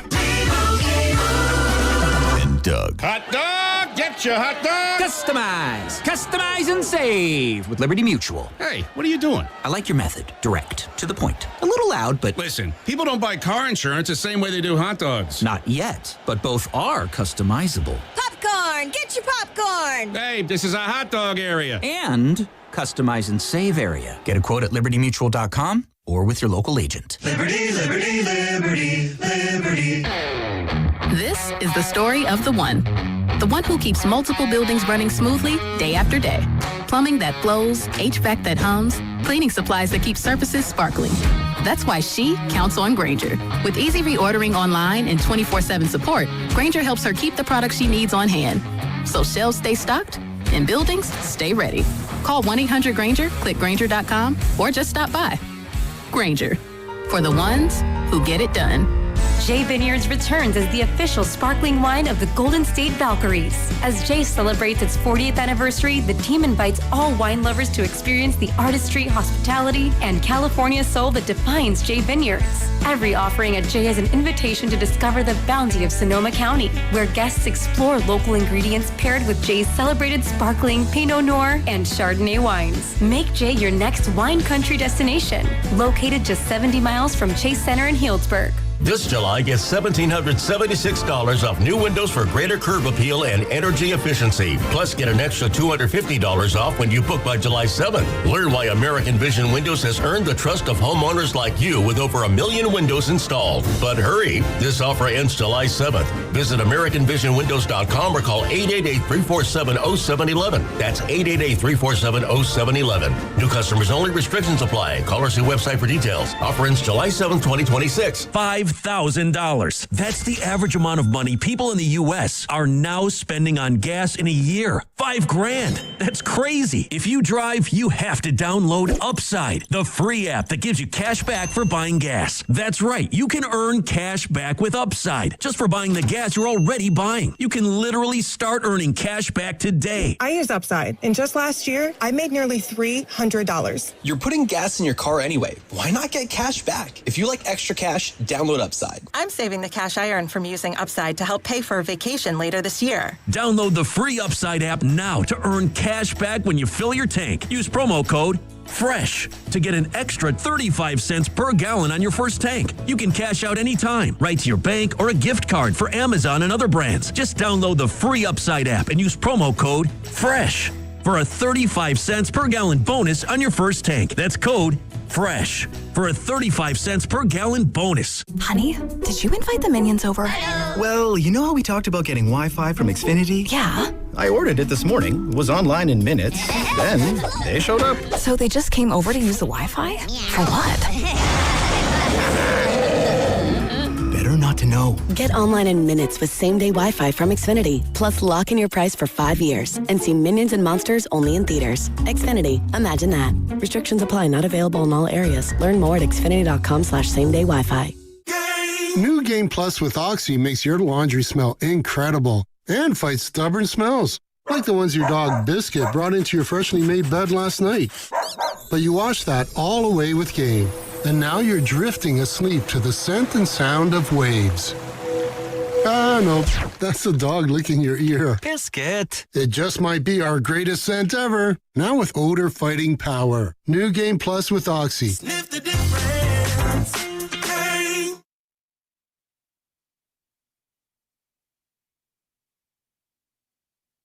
Now, back to Willard and Dibs. I want to give you guys an exclamation of my appreciation of listening to Dibs' agitation meditations about Butler's association, compensation, expectation, and Miami's expiration. Cha-ching! On 95.7 The Game. It's an underrated call in the history of this radio station. It's phenomenal. Yeah. And the only thing missing is what happened to the U.S. last night, which, as you know, is a elimination sensation. Very well played. Cha-ching! Yeah. And I thought they'd win, but I wasn't like, oh, if they don't win, it's a choke job. But then you watch it and it was, like that kind of sat with me like when you forget those veggies in the bottom drawer of the crisper for 3 weeks and then something doesn't smell right in the fridge and you open it up and it's like, oh my God, that zucchini's from late May. I'm glad you brought up food. It's your happy place. Well, it is. It's our love language, food. It is where my analogies go. There's no question. The food analogy on this is, you ever go out, and I'm talking Michelin star now, okay? You go to one of these, and you have a night, you say yes to everything. I'm going to eat it. Right? We're going to do not a glass of wine, we're going to do a bottle of wine. Damn corkage. Right? Am I right? That server comes over with that little tiny dessert menu at the end. Let's drink. And you always say no to that. No, thanks. We've had enough. Not tonight. The answer's yes tonight. Bring me some port, too. There you go. Whatever the hell that is. You say yes to everything, and you overdo it. Yeah. But on the way home, you're like, yeah, that felt good. That felt good. Like, that's that good kind of full. Or you can head to a fast food place and lose your bananas and have extra fries and do things like animal style and stuff like this. Oh. And you eat, and it's fun while you're eating. And then you get home, and you're like, oh, I feel gross. And that is how I would look at last night. I wanted last night to be Michelin star. It's okay if this goes a little awry, but I want to feel good about American soccer when I get home. Instead, I feel like animal fries. Somebody spit in your food. Uh-huh. And in the 8th minute? Is that when that first goal came? Or bloated. Right. I feel bloated. And it's a shame because we've been looking forward to this meal for 4 years. And it's at home and everything went according to plan up until then. And you know what? And I said this on the air and it's definitely a take that I have to wear, but I use the phrase, Belgium is vulnerable. Belgium. Belgium is vulnerable. That didn't age well. Hop. And they might still be vulnerable. Yeah, I don't think it's untrue. They're just not vulnerable to us. Right. And we were unable to take advantage of their vulnerability, and they flipped their lineup, and they got fast, and we looked slow, and just watching that here with you was like, oh, man. And even when they pull the one back, it's like, okay, I believe we'll give up another goal. Yeah. Or 3. And just... I believe we got a lucky goal. It's a deflection. Yeah. I mean, it was a great free kick taken by your great free kicker. I mean, he hit the ball real hard. That's great. Well, and the guy on the wall with the bald head kind of glanced it the other way, and Thibaut Courtois, who's like 47, couldn't double react, and so that's the way that went. Yep. But I look at the next World Cup, assuming we're able to qualify in 4 years, for this generation, this is going to pretty much be it. Like, you've got Pulisic who'll be 31, and Balogun a little bit younger. Tim Ream will be 70, and I think that he'll be gone. I had said that just for Mark Grandy. Grandy's upset. Better be gone. He didn't think he should have been playing now. How you doing, Grandy? You all right? Yeah, I'm all right. Okay. I thought it would be competitive. If, gun to my head, I would have picked Belgium to win. Yeah. But I'm upset.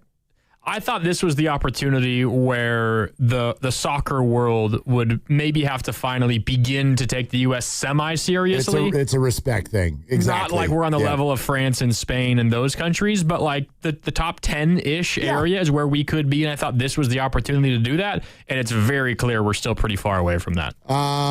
Banker Brian in Foster City. What up, FC? What up, Banker Brian? How we doing? Hello. Thank you guys for having me and taking my call. Yeah. Man, there's a lot to talk about. A lot of points you guys are mentioning and bringing up. One thing I would say, let's be real with this Belgian team. When we played against them March 28th, the U.S. lost 5-2. Yep. Almost the exact same starting lineup. So to think that we were just going to have all this momentum and be able to beat Belgium in the World Cup at the world stage, says, is it's a little laughable only for the fact that we have not the U.S. has not beaten a top 20 team this year. Every team that they played against this year, whether it's friendlies or in the World Cup, that's ranked top 20 or higher, the U.S. has lost against. So even though the U.S. has come a long way ever since they did not qualify in the 2018 World Cup, and they made it a mission to basically scrap everything, scrap all the players they had at that time, and make it a project to bring in a new golden generation. And they've come a long way. It's only been 8 years since that happened, and now they made a lot of noise in this tournament. It was great that in the group stage they did all this. They scored all these goals, so on and so forth. And what really, I guess, messed up that flow, that energy, that hype was what happened with the red card situation. I think a lot like what you guys said about respect, that respect for these top teams, a lot like what Belgium said, they made a post saying overturn this right after they beat the U.S., so like the respect still needs to be earned, but the U.S. needs to do it on their own. All these players on the wrong side of 30, like you guys said, there's still a lot of hope. The project's not over. There's a lot of new academy players. There's a lot of players that are very young, very talented, ultra talented. Case Sullivan, he's like 16, 17. The U.S. is going to be fine. But this is just an evolving project. And for what it's worth right now, the U.S. should at least be hyped and proud and just follow that momentum going on in the future. Do not stop supporting the U.S. Just keep following these players, keep following the growth, and that alone will continue the growth of soccer in the U.S. Baker Brian, thanks. I just find it to be such a fascinating conversation because you'll hear a lot of things, and a lot of them surround money, whether it is how youth soccer and the club program is done, or even like we have a text that just came through. Thank you, 415. The real reason is simple. The money, if they paid soccer players like they pay NFL and NBA players. Now, I stop there because it's like they do. You just have to go to a different country in order to do it. I mean, they do, but they don't. I mean, they do. The top European soccer players, Mbappe is, I feel like he's doing okay. Right, but the top American soccer player playing in Europe, and I'm looking at a list right now, it's Christian Pulisic, who makes $6 million a year. Yeah, but he's not top of the sport. Right, but I think that speaks to one of my core problems with the U.S. is that if you had LeBron James, if he was 18-year-old LeBron right now and he watched this tournament, he's like, man, I'm good at everything. I could be a pro basketball player, football player, baseball player, soccer player, whatever I can be. Let me take a look at my future. And you look at soccer and you think, okay, I could be the best American in the world and make $6 million, or I could be LeBron James and make a guaranteed 48 as a rookie. But the NBA is a global sport. LeBron isn't looking at it as I'm the best American player. He was the best player in the world. Right. And if you're the best soccer player in the world, what are you making? You're making a lot of money, but you don't. You're making LeBron James money. But no American has done that. Yeah, but that's just because they don't choose soccer. Well, it's because at least that's the point that people are making. And the other point about them choosing soccer is, for example, like Christian Pulisic. I was doing the homework earlier today on the entire roster. Like, where do these guys come from? Yep. And a lot of them are, like Christian Pulisic, where his mom gets a job in England when he's 7, and he goes and plays a year over there, and then he comes back and plays in Michigan where his dad has a job, and he's really good, and so he's kind of a global traveler, and some of these other Americans are guys who have never played in America before. So if you are like, I don't know, and we'll just use Grandy's unborn child as an example, due here maybe in 2034. Okay. If he is a soccer prodigy, he probably can't stay here. You're going to have to go somewhere else and play the top levels. That's a fair point. Yeah, you don't get to stay here. You go. I don't know if that's worse than Cleveland, but whatever. Yeah. That was an unnecessary shot. But anyway, Windsor, Cleveland. Windsor's considered the Cleveland of the North Bay. What the hell? I don't know. I'm just trying to see if you're listening. It's nice. By the way, it's lovely. Kind of slow, but it's nice. Since you are listening, I want to run a little test. Okay. Team USA's disappointment is less than 24 hours old. Uh-huh. I want you to compare that to your disappointment with the 49ers losing the Super Bowl 2.5 years ago. And what burns more? Niners in the Super Bowl. Okay, that was an easy answer for him. And that's my answer. That's my answer. Okay? I'm not calling any of your answers wrong. But the money and the youth soccer and the program and how it's all sort of conducted, my answer as to why we are always no better than a B+ in global soccer is because we don't care the same. And I know that bothers a lot of you because you do care increasingly. Dibs and I have been around for a minute. There's no question that soccer's popularity in the United States has doubled, tripled, quadrupled, and beyond since we first became sports fans. So I know a lot of you, air quotes, care. And you do care, but you don't care. You don't care the same way we care about other disappointments in sports. When we grow up with a team that's right down the street and you can go see them play and buy a ticket and all of those things. And if you look around at the way countries conduct themselves, the way fans react, the way players even react, hell, did it even sound like Christian Pulisic cared? His quote last night was, "Now I can rest." I'm sorry, were we bothering you? A little bit like Anthony Edwards, like, I don't want to be the face of the league. And I know what he meant. Dude's in pain. I'm not coming down Pulisic's road, but there's also no escaping that that's going to be a bad quote. Now I can rest. Do you think if Argentina hadn't done that? Was he exhausted? Can you imagine if Messi was like, "It's okay, I'm almost 40 and now I can rest"? Are you kidding me? The nation would have made him move to a new country. No doubt.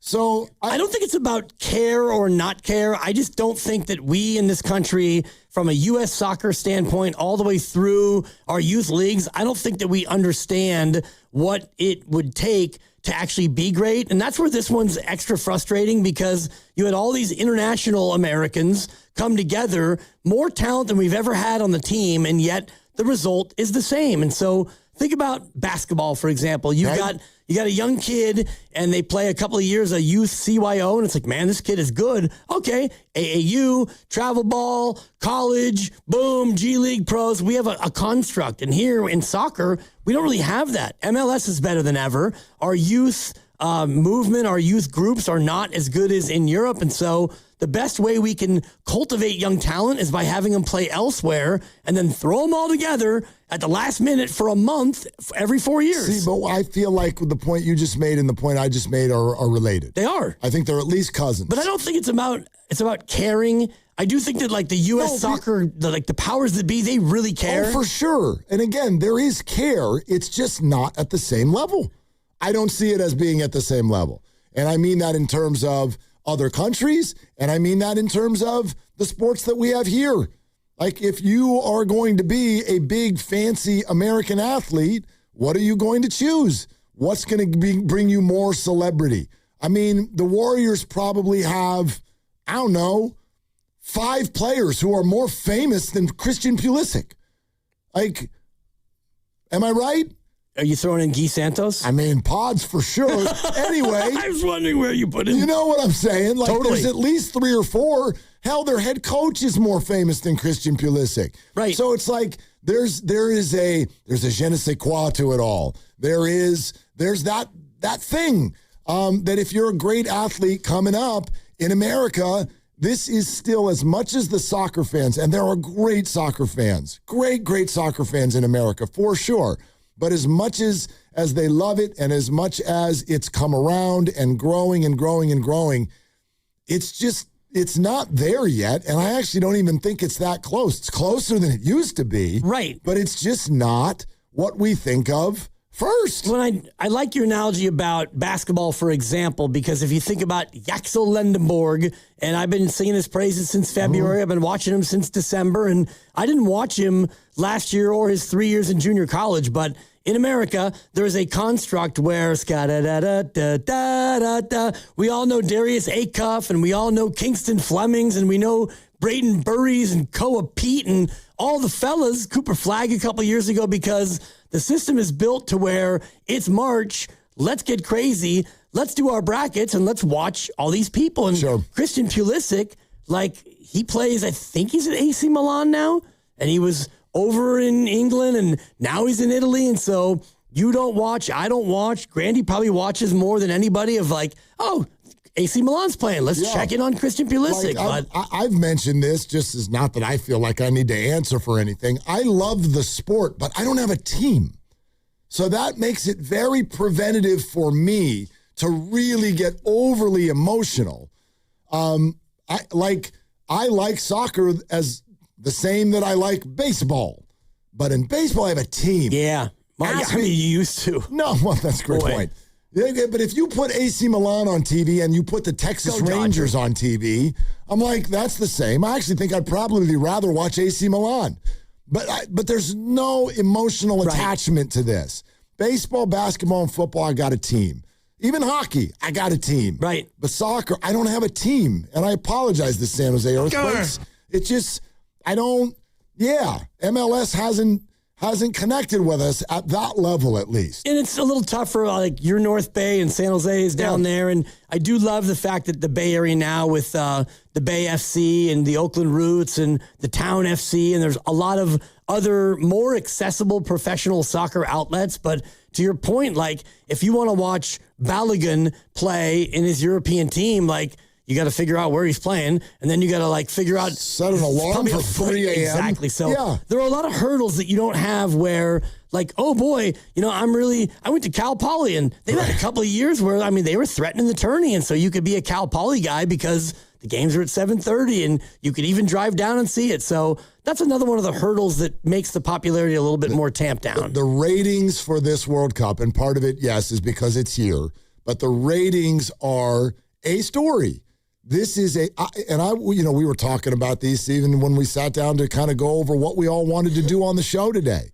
I don't know anyone in my whole world that's not at least at a peripheral level interested in this tournament. I don't know anyone. It's funny you said that because I got a call from Pop this morning, 82 years old, my father-in-law, and he wanted to see if I was in for bocce tonight. They don't need me, but they could slot me into game 3 if I'm available. And he said, you can't make it. Tell me about what we saw last night. What the hell is going on with this? And I'm like, Pop-Pop's 82. I don't know if he's ever struck a soccer ball with his foot. I'm pretty sure he didn't play as a lad in Highland Park, Illinois. But yet, to your point, like, we're all in. Did you tell him that Frisbee guy is in town? No. Yeah, Frisbee guy got a video last night on the big board. A tribute. Yep. Okay. And Logan Webb gave him a big Of course he did. For those of you who don't speak Willie and Dibby, Frisbee guy is Tyler Rogers. He plays for the Blue Jays. He's in town tonight. Go say hi. So glad they got rid of him because this pen, am I right? Yeah, they're crushing it. John, let's get to a lot of people want to talk soccer. Let's do this. John in Oakland. Hi, John. Thanks for calling us. What's up? Hey, guys. How's it going? Good, man. Thanks for taking my call. Yeah. So, wanted to jump in here. A couple of things.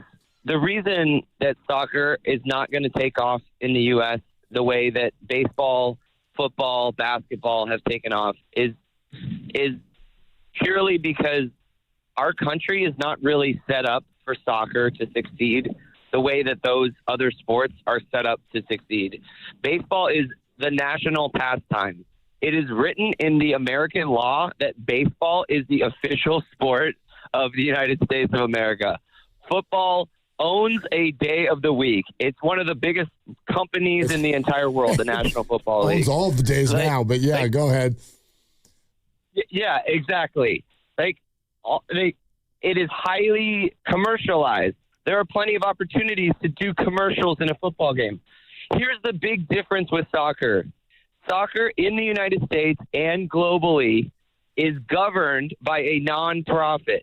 The U.S. Soccer Federation has a say in the way that some things happen in the MLS, and that is deteriorating a little bit because it is corporate America, but it is a thing. So they don't have a monopoly on the competition the way that the National Basketball Association doesn't have any repercussions for failing, and that's why we have tanking and, the teams can't go down and all that stuff. Globally, this is the case too with soccer, is all these other countries, they care more about the sport itself than the money-making aspect of it. I think the best example of that is how Europe and all these, these countries in Europe were able to shoot down the Super League for love of the game and for how it could ruin soccer. And they successfully made it so that the teams could not create the Super League. That type of movement would never happen in America because sports are highly commercialized. John, it's a great call. Thank you very much, John. That's sort of how I view it. I think the quicker way to say that, and we've said this many times before, the rest of the world has had kind of what you would call a huge head start on this. And I think that we like to think that we want to catch up. But do we? Are you willing to do the work to catch up? Well, they've done some of the work. Some. Expansion's been great. Yes. And Lionel Messi actually plays here now. Yeah. And turns out he's not in the twilight of his career. He still, it turns out to be a pretty good little player. So when David Beckham came over and exploded the LA market and, that led to more expansion. So yes, we're trying to, but we're not going as far as maybe we should to actually align our leagues with Europe. I don't know if we should. I don't know. I don't think we're doing anything wrong. Well, what we're not doing is we love what we love. Right, but we're not a real soccer league because we don't have relegation and we don't play at the same time as the other leagues. So to your point, we're trying, but we're not going to try to the extent to where we're going to sacrifice our own model. Raise your hand if when they lost last night, you went, training camp's open in 3 weeks. We're okay. A lot of you did that. I did that. A lot of people did that. The actual football is almost here. That's still king. And it always will be king. It always will be. Yeah, but, it always will be. You can make soccer, and soccer used to be like a 9th or 10th sport afterthought, and now it's creeping up the charts. We're brought to you by Fremont Bank, here for you, here for good. A lot of you want to weigh in. We're coming to you. 888-957-9570, Willard and Dibs. And this is Dan Dibley here, and the FIFA World Cup is entering its biggest matches, and there's no better place to be than on Kalshi, America's #1 prediction market platform. Coming up in a couple of days, it's France, who is trading at 78% probability to beat Morocco in the quarterfinals, meaning a $100 trade would pay out $126 if they win. On Kalshi, you're trading against peers in a live market, meaning there's no house. And as the probability changes, you can buy in and out of your position for a limited time. Download the Kalshi app and use code DIBS, D-I-B-S, to get $10 when you trade 10. K-A-L-S-H-I, Kalshi. Trade the beautiful game. 18 and over only. Restrictions and eligibility requirements apply. Event contract trading involves risk and may not be suitable for all investors. Prices, values, and available markets may differ from those mentioned. For more information, see kalshi.com/regulatory. Hi, welcome to Sprouts Farmers Market, where we guarantee none of our products have AI in them. AI? How would food have artificial intelligence in it? Oh no, I meant AI like artificial ingredients. Isn't that what AI stands for? Guess I've been spending too much time with local organic produce, 100% grass-fed beef, gluten-free snacks, dairy-free milks, surrounded by ingredients with nothing artificial in them. Oh, that sounds nice. With zero AI and healthy choices at prices you'll love, every aisle's a healthy aisle at Sprouts Farmers Market. Lawton Skilled Nursing and Rehabilitation Center is a 5-star facility located in the Sunset District of San Francisco and in close proximity to our preferred partner, UCSF Medical Center. At Lawton, you're in good hands with world-class nurses led by a well-known and UCSF-affiliated medical director in Dr. Darby Clayson. Contact Administrator Dan Daly at 415-566-1200. That's 415-566-1200 for any additional information. History San Jose and the Cruiser Shop in Campbell invite you to Shiny Side Up Bike Show on Sunday, July 19th from 10 a.m. to 3 p.m. at History Park, 1650 Center Road in San Jose. Experience 100-plus bicycles, local vendors, a live DJ, a kids zone with activities, BMX stunt shows, and food trucks. Tickets are $5 for kids and $10 for adults. Visit historysanjose.org for tickets and more information. Are you interested in being an install or service technician? Good news! R&S Doors and Gates is hiring. If you have good mechanical skills and a knowledge of power tools, welding, and motor controls, you should apply today. R&S Doors has openings to repair and install commercial overhead doors, entry doors, and loading dock equipment. You must be able to work in a professional, fast-paced environment. Call 800-FIX-A-DOOR and apply today. That's 800-FIX-A-DOOR or visit rsdoors.com. R&S Doors. Look for the red truck. This is an urgent health alert for anyone who cut, ground, or polished engineered stone countertops. If you worked with quartz or artificial stone slabs, brands like Caesar Stone, Silestone, or Cambria, and now suffer from shortness of breath, a chronic cough, or have been diagnosed with silicosis or lung disease, you may qualify for significant compensation. Go to govictory63.com now for a free, completely confidential case review. Your information stays private. No one contacts your employer without your permission. Stone fabricators across the country are coming forward. Lawsuits allege manufacturers knew their high silica products were causing devastating lung disease in workers and failed to warn. Verdicts have already reached millions of dollars. Go to govictory63.com now for your free, confidential case review. If you've worked with engineered stone and your lungs aren't what they used to be, act now. Filing deadlines apply. Visit govictory63.com for your free, confidential review. That's govictory63.com. This is a paid advertisement for legal services by the Goldwater Law Firm in Phoenix, Arizona. Primary legal services performed by co-counsel law firms. For additional disclaimers, go to goldwaterlawfirm.com. Attention. Have you racked up $10,000 or more in credit card debt? Are you barely getting by making minimum payments? With credit card debt reaching all-time highs, National Debt Relief is notifying consumers about significant debt relief options currently being made available to help those with overwhelming credit card debt. These options may reduce a large portion of credit card debt for those who qualify. You don't need to declare bankruptcy or take out a consolidation loan, and you may only have to pay back a fraction of what you owe, even if you have bad credit. National Debt Relief has already reduced the credit card debt for more than 550,000 consumers, so don't wait. If you owe $10,000, $20,000, or even $100,000 in credit card debt, you can now take advantage of this financial debt relief as the cost of living continues to skyrocket. To check what debt reduction you may qualify for, call 800-358-6868. That's 800-358-6868. Again, 800-358-6868. This is the story of the one. As a maintenance engineer at a beverage manufacturing plant, he starts his day knowing every line is ready to run because Grainger delivers the industrial-grade products he needs to keep mixers, conveyors, and packaging equipment moving. With Grainger's vast selection of bearings, belts, and motors, he keeps operations running smoothly, so nothing grinds to a halt. Call 1-800-GRAINGER, click Grainger.com, or just stop by. Grainger, for the ones who get it done. And the match is about to begin. Most of the team is out with COVID-19, so there'll be some substitutes tonight. What's this? We have an unexpected guest on the field. It's a dog. Well, they could do with extra players. She's going for the ball. Are front paws hands or feet? Soccer season is full of surprises, and COVID-19 could be one of them. If you test positive, prescription medications may help. Ask your doctor if they're right for you. Learn more at PfizerForAll.com. Sponsored by Pfizer. You're listening to 95.7 The Game, KGMZ FM and HD1 San Francisco on Odyssey Sports Station and the home of the Golden State Warriors and Valkyries. Always live on the free Odyssey app and now coming to you live from the Laughing Monk Studios.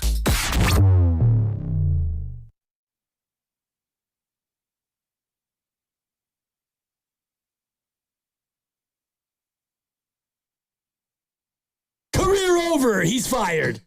Hey, it's Joe Shasky from the Morning Roast, and you're listening to Willard and Dibs. And you know, as much as I love Willard, I'm more of a Dibs guy. So if you want to do what I do, go check in on Dibs and say hi to him. Get in the YouTube chat. Do it right now on 95.7 The Game. Yeah, check in on him. You okay? Oh, I'm doing great. Okay. I mean, I'm doing as well as I can. Yesterday was disappointing, and just because of the way it went, like it was kind of It was hugely disappointing. just the way it played out. Like, okay, Belgium beats the U.S. in World Cup soccer. I get it. You're better. And I'm looking at the FIFA World Rankings right now, and of the remaining 9 teams, because we have the Swiss and the Colombians dueling right now, all 9 of the teams that are still alive are ahead of the U.S. Yep. Like, you're ranked 16. 9 of the 15 ahead of you are still playing, so I get it. There have not been many huge surprises. I mean, if you get Norway over Brazil, that's not even that much of a surprise. But yeah, the top teams are there, and it's going to make for an unbelievable quarterfinal. I have one other rule, and then we'll go back to the phones. But this is my new rule in sports: no more events in Seattle. That's it. I don't want any more events at Lumen Field. Period. I don't care what you call it. You can change the name all you want. I would like no more sports at Lumen Field. It's a blowout every single time. Yeah, I'm out. Right? I'm out on Lumen Field. No thanks. I mean, they probably could have used Sam Darnold last night in the in central defense. Ruining 2026. Kind of, right? That stadium is ruining 2026. Yeah, as much as I'd love to blame the stadium, it's the 11 guys running around in American jerseys. They kind of ruined it. Well, I mean, your opinion. I'm going to blame the field. Yep, do it. Fred on 880. Hi, Fred. Thanks for the call. Hey, fellas. What's going on? What's up? So, look, I think it's 2 things that need to happen for soccer in America to kind of catch fire and maintain. And I think the first one is the MLS has to figure out how to become the best league in the world and also the league of first choice for the better players. So I don't know if in terms of pay, they got to start offering top players that are in their prime, the kind of deal that Messi had down in Miami. But they've got to figure out how to take the MLS kind of away from like soccer's version of the senior tour. And I know a lot of times when the best players come over here, they're not in their twilight of their career, but I can guarantee you when those guys are working their way up through the club teams or whatever, they don't aspire to come and play in an MLS first. They want to go play in the Bundesliga, I think that's what it's called, or whatever other European league. And those kids, the best youth soccer players in the world, they don't aspire to come and play in the MLS first. They want to play over in Europe. And second of all, American soccer needs, and Vontae made this point this morning, but I'm going to kind of add it and kind of flip it around. American soccer needs a player like a Tiger Woods, but I'm going to spin it. Instead of a Tiger Woods, they need like a Steph Curry. They need a player that, you know, in terms of his stature, isn't what the typical soccer player would be and is a generational player, and he's got to play his majority of his career in the MLS. And so let's say if you had a player come along like that and they played a good, 15 or, 20, because I think that's about how long Cristiano Ronaldo has played or Messi has played.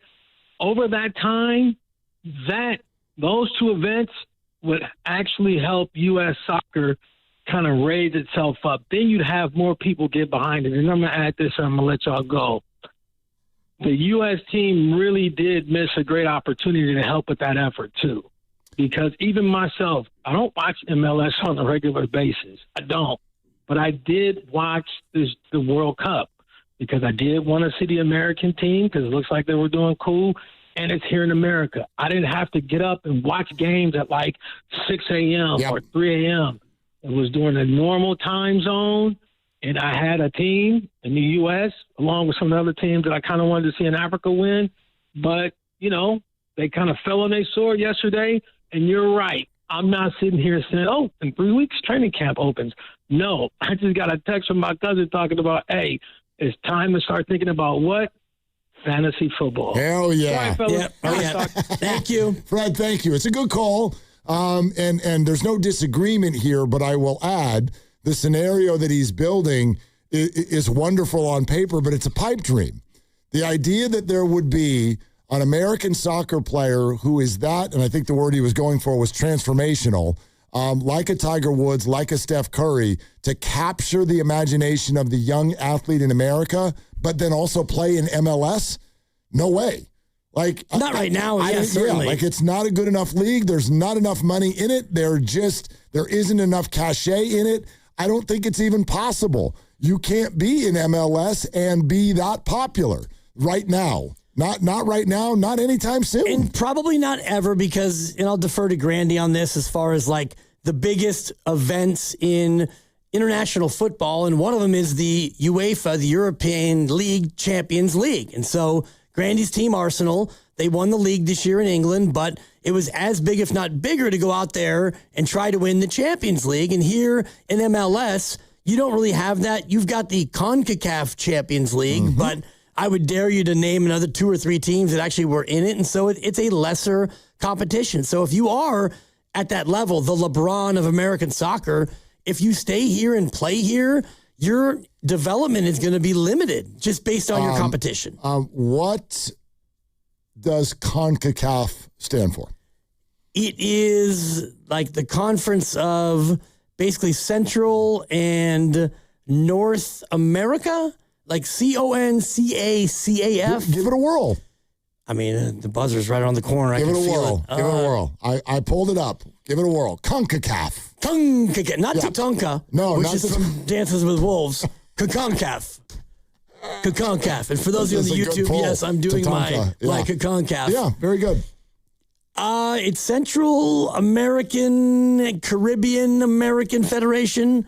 It's the Confederation of Central American, Caribbean American Soccer Federation of People. Yeah, that's very good. A lot of the words.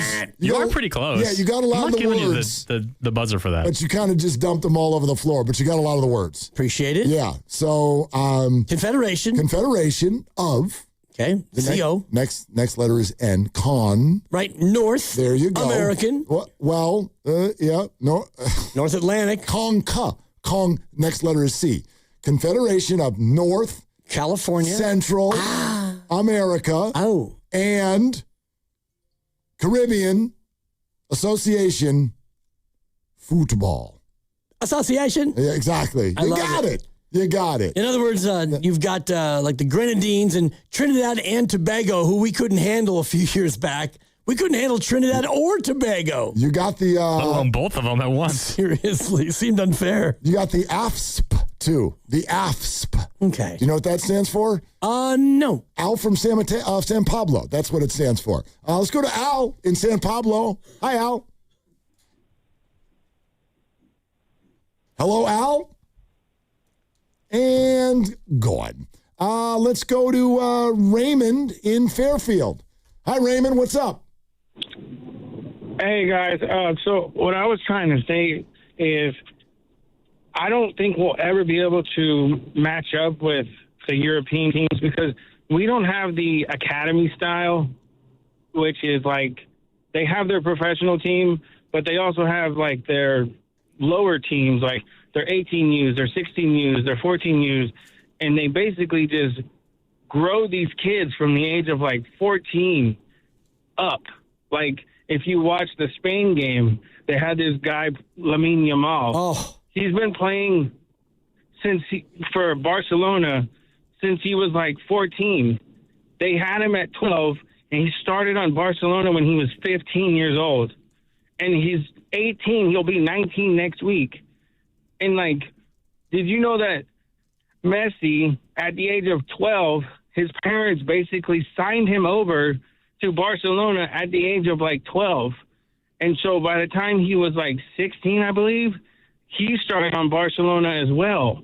It's like they shipped him from Argentina to Spain at the age of like 12 or 13 and had him on their academy since that age. It's like we as Americans find that like weird to have a child like go somewhere and like we can't do that to our children. Whereas, and they don't come from like great financial backgrounds. So of course they have to like pay these kids at a young age, but what they're doing is they're not only are they schooling them educational wise, but they're schooling them in the sport of, soccer. So they're just growing these they're turning these little children into like phenoms. Could you imagine the Niners having like an academy where they just grow 12-year-olds up to like 22-year-olds? We got a quarterback. He's in 6th grade. Wait till you see him. He spin it. Raymond, I love it. It's my favorite line. He goes, "We in America find that weird." Yeah.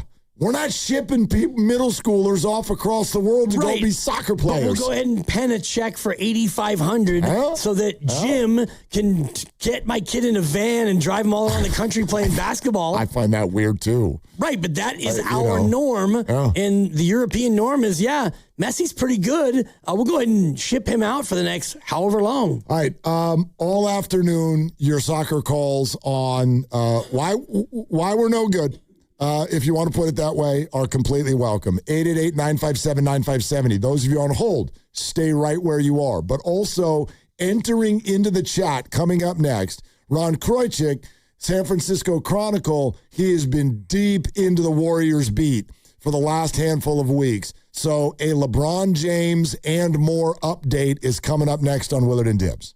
This game day traffic report is brought to you by Crystal Geyser Alpine Spring Water. Heading to Oracle Park for the 6:45 first pitch. 80 from the Bay Bridge, we do have some delays. 101 northbound delays as well, starting as far back as Cesar Chavez. You might try taking surface treats to get around. What makes Crystal Geyser Alpine Spring Water different? We always bottle our Alpine Spring Water less than 1.5 miles from the spring source. And all our bottles are made with 50% recycled plastic from our own recycling plants. Crystal Geyser, bottled at the spring source.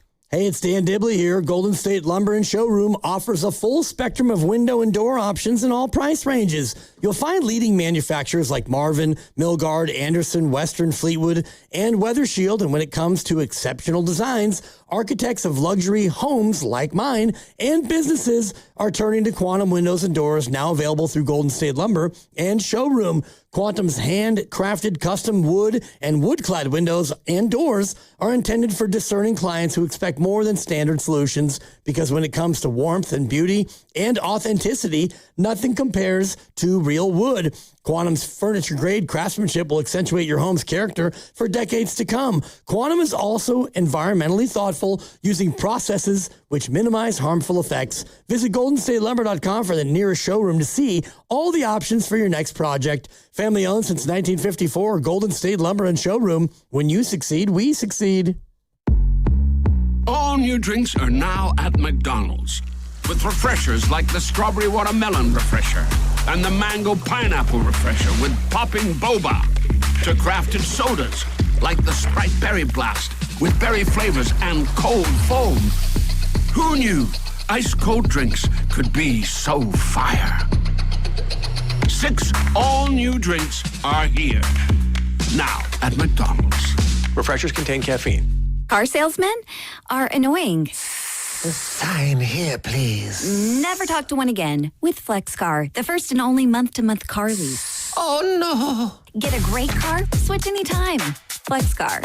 You drive everything. Hey, it's Willard. At Habas Law, it's never been about attention, never about applause, never about goofy smiles on candy-colored billboards. For more than 40 years, Habas Law is focused on one thing, fighting relentlessly for injured Californians, because behind every catastrophic injury case is a human life forever changed. That's why Habas fights with preparation, intensity, and relentless commitment. No fluff, no distractions, just real advocacy for injured Californians. Habas Law, relentless for justice. Visit habaslaw.com. Omar Habas is a California licensed attorney. Offices in Northern California California, including San Jose. Past results do not guarantee future outcomes. Whether you fill up your tank or plug in an EV to charge, it's time to earn more on the road. The Rewards Credit Card from Stanford Federal Credit Union offers up to 6% on gas and EV charging through September 7th, 2026. With low rates and no annual fee, get 25,000 bonus points worth $250 cash back when you open and use your new credit card. Apply online at sfcu.org. All credit cards are subject to credit approval and membership eligibility. Terms apply. sfcu.org. Hi, I'm David. I'm Chris. And I'm John. We are the three brothers who own Jack's Restaurant and Bar. And we are here to... Not again. That's my line. That was my line. Boy, stop it. Mom? What are you doing here? Have you heard your commercials? They're terrible. That's not our fault. You taught us how to cook delicious food. Using only the freshest ingredients. And to treat all our guests like family visiting our home. But you didn't teach us how to write catchy radio spots. They remember that and get back to work. Yes, Mom. Jack's, serving delicious breakfast, lunch, dinner, and drinks the way our mom taught us. ilovejacks.com. DraftKings Sports is live in all 50 states. Yes, that means you, California. Win or go home. That's it. That's the World Cup knockout round, and DraftKings has you covered for every single match. The DraftKings Sports app is now live in California, so whether you're catching the early kickoff before work or the late match at the bar, you're in on every minute, every match, every moment, all in one app. Right here in California, the world's biggest stage is in the palm of your hand. New DraftKings customers sign up with the code 957thegame, spend $5 to get $200 in total rewards. That's code 957thegame in partnership with DraftKings. The crown is yours. Event trading offered by DraftKings Predictions, a CFTC registered introducing broker. Trading involves risk of loss. Market availability varies. Eligibility restrictions apply. $50 every 7 days via click to claim issued in non-withdrawable predictions dollars that expire in 1 year. Ends July 19th. Terms dkng.co/predictions promo. At Uline,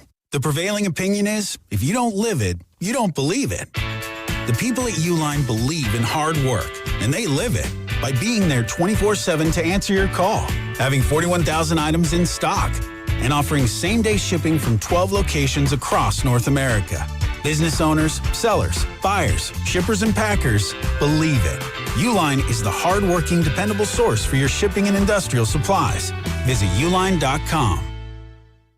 Skechers elite athlete OG Anunoby has been making history on the basketball court. Anunoby tips it in. Unbelievable. What a shot. He's been balling out in Skechers high-performance basketball sneakers, and the world is noticed. But how does OG train off the court to keep in peak physical condition? Hands-free Skechers Slip-ins Aeroburst. They help prepare OG for the physical demands of playing at a championship level. Get your pair of Aeroburst for only $165 at a Skechers store, Skechers.com, or wherever high-performance running shoes are sold. Jake from State Farm. I just beat my running PR, so I'm celebrating with the Banana Bonanza smoothie. Hey, and you can keep celebrating when you create an affordable price just for you by bundling your home and auto with the State Farm Personal Price Plan. Go bananas. I will. Hey, make it a large. Bundling, just another way to save with the Personal Price Plan. Like a good neighbor, State Farm is there. Prices are based on rating plans that vary by state. Coverage options are selected by the customer. Availability, amount of discounts and savings, and eligibility vary by state.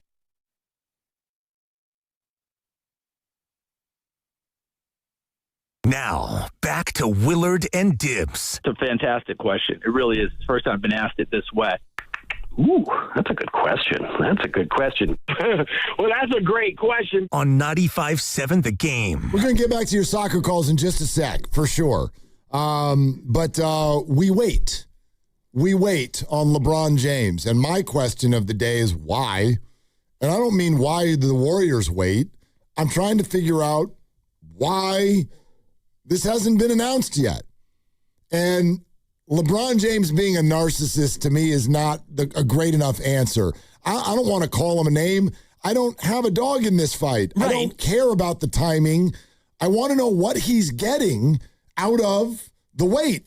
Like, was there a day that got circled on the calendar? Is there an event right? Is he announcing this in Tahoe? Is he jumping into the water? What are we doing here? We're waiting on LeBron. Why? Because LeBron has the Janet Jackson. He's got the control. Yeah. And there are multiple teams that are just waiting. It's like when you go to pick up your prom date And yeah, I'll be there at 6. And you get there at 6. Oh, she's still upstairs getting ready. But she's getting ready. There's a reason she's late. She's been ready, and I told you I'd be here at 6. Now you're just trying to play with my emotions. Yeah, that's different, I think. But maybe not. I don't know. Let's welcome Ron Krojcik into the conversation. All over the Warrior beat for the Chronicles. Been doing some great work on all of this, not just LeBron, Triple Yaxel, and the rest. So joining us on the River Islands guest line is Ron Krojcik. Hey, friend, how you doing? Good. How are you guys? We're hanging in there, but yeah, I can wait. I'm patient. I just want to know why. Why is this taking so long, Ron? Well, I hate to say these words, but Dibs is right. Yeah. Damn. Thanks for coming on, Ron. Go. We appreciate your appearance on 95.7 The Game. We'll talk to you again soon.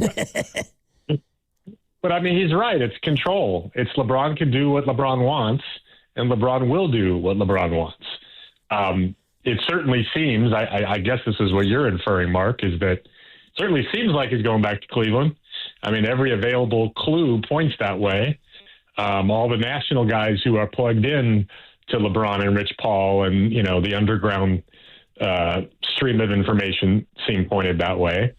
So, yeah, it'd be great if it was over because I've got other things to do in my life. But I don't know. I don't have a good answer for you other than Dibs' point, which would be my answer, is that LeBron's in control and he knows it. So if he does, in fact, go to Cleveland and the Warriors are kind of sitting here waiting for that phone to ring and waiting for an answer, is there any possible pivot that they can make, Ron? Well, I just wrote about that today, yesterday to some extent, and then or Sunday, I guess, to some extent, and then again today. Some of the targets they had circled have vanished from the market, right? Anthony Simons, who would have given them some athleticism that they could certainly use, and 27 years old, which is good in his prime. He's gone to the Sixers. Rui Hachimura, I hadn't thought of him as a big target, and I guess for some reason I thought he was older, but he's only 28, and he shot 44% from three last year and 56% from three in the playoffs, which is an eye-catching number. And he plays the wing, and he's good size, so he would have made a lot of sense. And apparently the Warriors were very interested, but I guess he wanted to stay in L.A., so he crossed town from the Lakers to the Clippers. So to answer your question, Dibs, some of their pivots are now no longer available. So DeMar DeRozan's very interesting, right? He came on the market yesterday when the Kings waived him. He's not a big three-point shooter, but the Warriors have been linked to him in the past. He makes a lot of sense as a guy who can go get a bucket, when they need it, and it's not all relying on Steph. And yeah, he's going to be 37 next month, but as I wrote in my piece today, and I looked it up, he's played in 74 or more games each of the last 5 seasons, and that's durability that the Warriors, obviously and desperately need. Ron, let me go back to your statement about, and I don't know if I'm making up a word, but it kind of feels like he's going to Cleveland. Because a week ago, it kind of felt like he was coming to Golden State, and I don't know that any of the reasons we used then or now are actual real things. Are we just kind of listening to voices and vibes, or do we have something kind of tangible here? It's all voices and vibes, right? Because LeBron's not talking. I guess the one thing that's not, that's a little more tangible is Rich Paul's going on that podcast Friday and with his whiteboard, kind of laying it all out, which is, modern sports, I guess, covered. That's how we get information now. Yep. The agent with a whiteboard. Gosh. And that made it sound, it's not like calling in working sources, you just got the agent with the whiteboard telling you how it is. That made it sound, I didn't listen to the whole thing, but the parts I watched made it sound like Philly was a very big option, right? If it's purely a basketball decision, Philly and Miami probably make the most sense. But I get the sense from what I read and what I hear that it's not purely a basketball decision. LeBron has supposedly said it's about his happiness, and it would make perfect sense, for a guy who, and I give him full credit for this. It means a lot to him that he's from Ohio, that he started his career with the Cavaliers, that he went back to Cleveland and he won a championship. So if he goes back for a third act to play one more year to finish his career, I mean, good for him. That's pretty cool, I think. We can't rip athletes for taking the most money and then also rip them for trying to go back home. I mean, I think that's kind of a cool thing. But to Mark's point, let's just make the decision and move on. So. Right, and is there any mystery in terms of what teams are still trying to do? I know that James Harden has opted out, and if it's me as LeBron, I'm looking at James Harden as a possible teammate and saying, that doesn't sound like much fun. I can barely even watch James Harden, much less play with him. I mean, he's a great player, no question. But stylistically, would you rather play with Steph Curry or James Harden? I mean, that's a pretty easy call. And I do think LeBron and Steph have and I covered the Olympics in Paris. They obviously have a significant rapport and bond and respect for each other. So, I mean, to Mark's question about was it tangible when we thought it was, he was going to come here, I think it is tangible, his connection with Steph, but is that enough, right? Because the Warriors are clearly not close to winning a championship. If they get a piece or two, you could see them getting back to the playoffs, which is really the realistic goal at this point, I think. But if LeBron is trying to go somewhere where he can realistically contend for a championship next year, it's probably not here.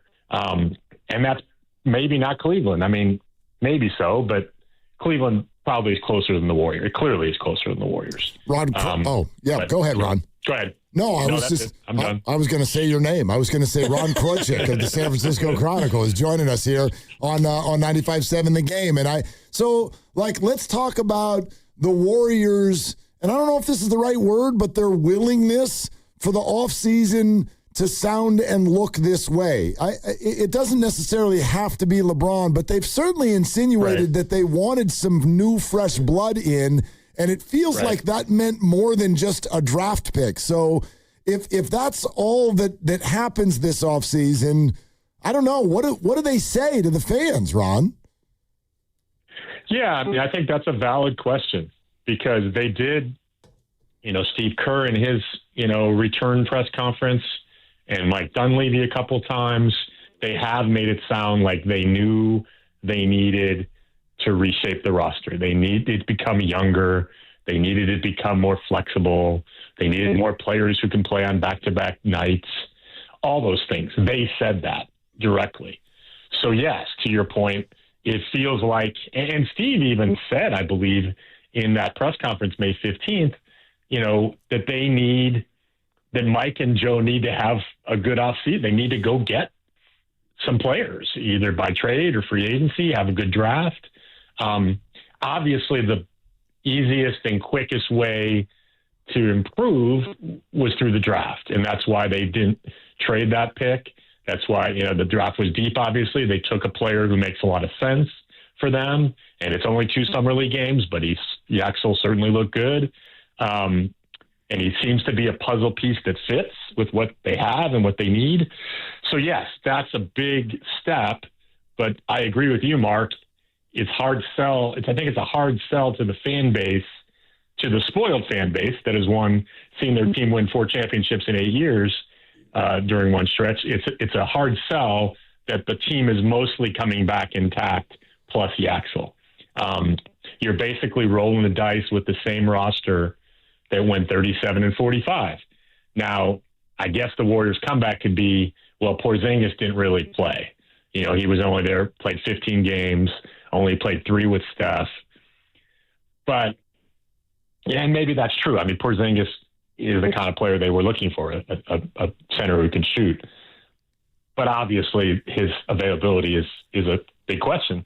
I mean, he hasn't played 60 games, I think, in any of the last 3 seasons. So, it's a good point. By putting your hope, by dreaming of LeBron, did you sacrifice other possible acquisitions? And it's starting to look like that might be the case. Could there be an 11th hour Kristaps Porzingis trade, Ron? Because I can't help but think about the structure of his deal to where they actually could trade him. Would that be a possible plan B in the 11th hour? Yeah, but who you're going to get? I mean, to me, that I don't know the details of this contract. I just know what I've read, like you have, that only $3 million each year is guaranteed and he's tradable and all that. To me, that felt like an escape route in case somehow the Anthony Davis thing came true, right? Because, if they could get Anthony Davis and that would help get them LeBron, that, they'd want to do that. And then that would allow them to get out of the Porzingis deal.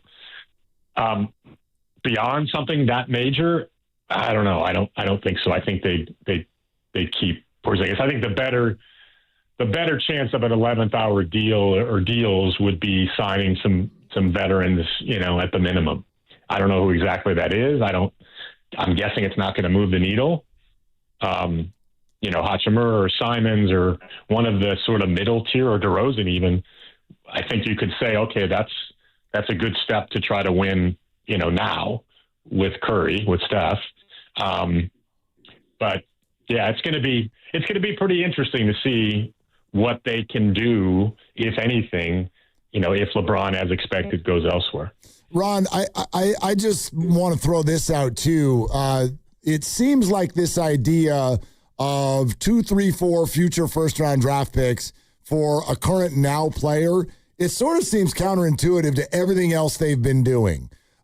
Is that on the table at all for the right guy? I think it would have to be a star. I think that was the chatter for a long time, right?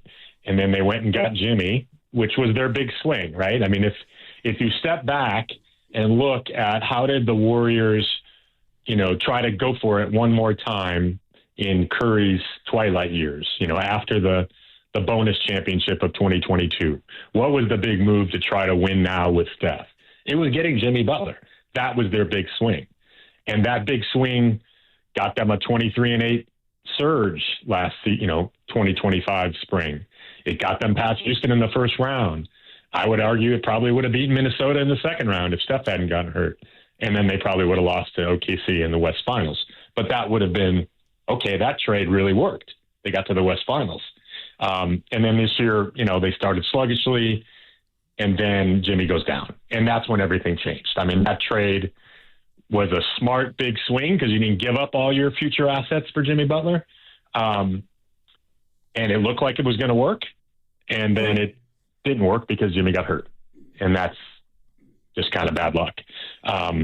So to your point, Mark, or to your question, I don't think they want to give up all their future assets for a star, unless it's a really big star. And I don't think that person's available. That player's available now. Yeah. So I think they've come to realize, and Steve and Steph have even said it, that they don't want the Warriors to mortgage the future on this desperate chase for one more title. I think they know drafting Yaxel and trying to develop him and, build the next phase of the Warriors with younger players is the smart way to go. Ron, great stuff. Really, really appreciate your time today, man. Thank you. No worries. Good talking to you guys, as always. Thanks, Ron. You too. Ron Kroichik, San Francisco Chronicle, all over the Golden State Warriors. Right. And the ongoing, it's not even a LeBron saga. It's like watching paint dry. You know that the paint's going to eventually dry, and then this turned out to be a lighter shade of beige than I would have thought. See, but this is what I'm getting at. Like, what's taken over now is, it feels like he's going to Cleveland. I've decided it doesn't feel like anything. It does, because in order for it to feel like something's happening, it needs to be evolving in real time. And this. I've never bought it. I don't buy it for a second. Listen to Windhorse. This is on 850 ESPN Cleveland just today. I think this is a key conversation. Listen to this. I have other people that I see and talk to every day that are very close to LeBron, that are spending time around LeBron, and he's not telling them. On that note, do you think LeBron knows now or no? Yes, absolutely. He knows what he's going to do. Can you count on one hand how many people Chris, what do you want me to say? 13 people know. 13 people know, and they've known for 17 minutes. Like, I don't know. Okay. Windy was in his bag today. Totally. He was like sarcastic Windy and having some fun. It was pretty funny. I heard a lot of this already. It was great. He was very comfortable. But the point I want to drive home out of that is LeBron knows what he's doing. He knows where he's going. And as I look at the landscape of the NBA, I can't figure out for the life of me what he's gaining by not just doing it. You're not waiting for another player to get it. What's he losing by not doing it? I guess nothing. Yeah. But is he really? I know where everybody's mind goes. He's really that motivated by control and attention. He's had that his whole life. He has that every day. Which is addicting. I guess. I mean, when you have that level of, whether it's, it's hubris and I kind of run things. I made a call and I got a red card rescinded. I ain't putting those two in the same What sentence, I'm talking about, Mark, all. is the level of, hubris, and when everything goes your way, you get used to it going your way. I live with a young lady who's not quite 4, and she gets a lot of W's, and so when she catches the occasional L, it's a tough one. She has a hard time. She's not quite 4. But this wouldn't be an L. Well, this would, again, every day it's a W for him because you're talking about it. I am. Windhorst is on with Cleveland at 8:50 a.m. I guess. If LeBron James at this point in his career is still making decisions based on how I can get people to talk about me, people are never going to stop talking. It's LeBron James, for crying out loud. I don't think he's making the decision based on that. I think he's holding his decision based on that. And, he'll come up with a cockamamie way to release the news. Maybe it'll be a gender reveal where he steps out back, blindfolded with a stick, and he hits a balloon and the color of the teams will burst in the air. I dig it. Yeah, a little water gun. You never know. It's blue and gold. Yeah. Listen, I'm not the only one to think this right now. I've given up on vibes and it feels like. I think the longer this goes, my mind gets to a curious place about the Warriors because they're still the only team that's acting with their actual maneuvers like they're getting them. They're still the only ones. Cleveland's not. Cleveland's not acting. What have they done? They haven't added anybody. They haven't shed the salary that they need to shed. Didn't Harden opt out, essentially? Yeah, but Harden opted out. I have no idea where that's even going. But they haven't gotten rid of the people they need to get rid of. And it seems to me, in other words, especially with what Wendy just said, the guy hasn't even told his best friends where he's going. Right. So now we've decided online that he's going to Cleveland. And the main thing we've got is he was in Cleveland last week, and there was a picture taken with one of his best friends who happens to also be an assistant coach on the Cavs. That's over. Oh, he's definitely going to Cleveland. Well, Wendy said 13 people have known for 17 minutes. But he was kidding. Might have been 17 people have known for 13 minutes. I don't think it's any people. I bet his wife knows. Right. And I bet his kids, I bet Bronny knows. I wonder if the agent even knows. And of course he does. That's one of his best friends. Yeah, and it's his business partner. I'm looking at the Kalshi markets, trade on anything. Yeah, Warriors are up a little today. July 1st, the Warriors were at 40%. Cleveland was at 33.5%. That is 6 days ago. And since then, it's now Cleveland 53%. The Warriors are 18%. So has the market caught on to the vibes or maybe LeBron's travel plans? Or is now a time to get in on the Warriors at 18%? Yeah, I won money on Giannis to Miami when they were careening down the board because everybody was so damn sure he was going to Boston. I am not I don't know, man. I don't know. He knows, Rich knows, and we're all acting like listen, if they're going to play a game with us, and we're all convinced they clearly are, then why would him taking a picture with his buddy in Cleveland be the final answer?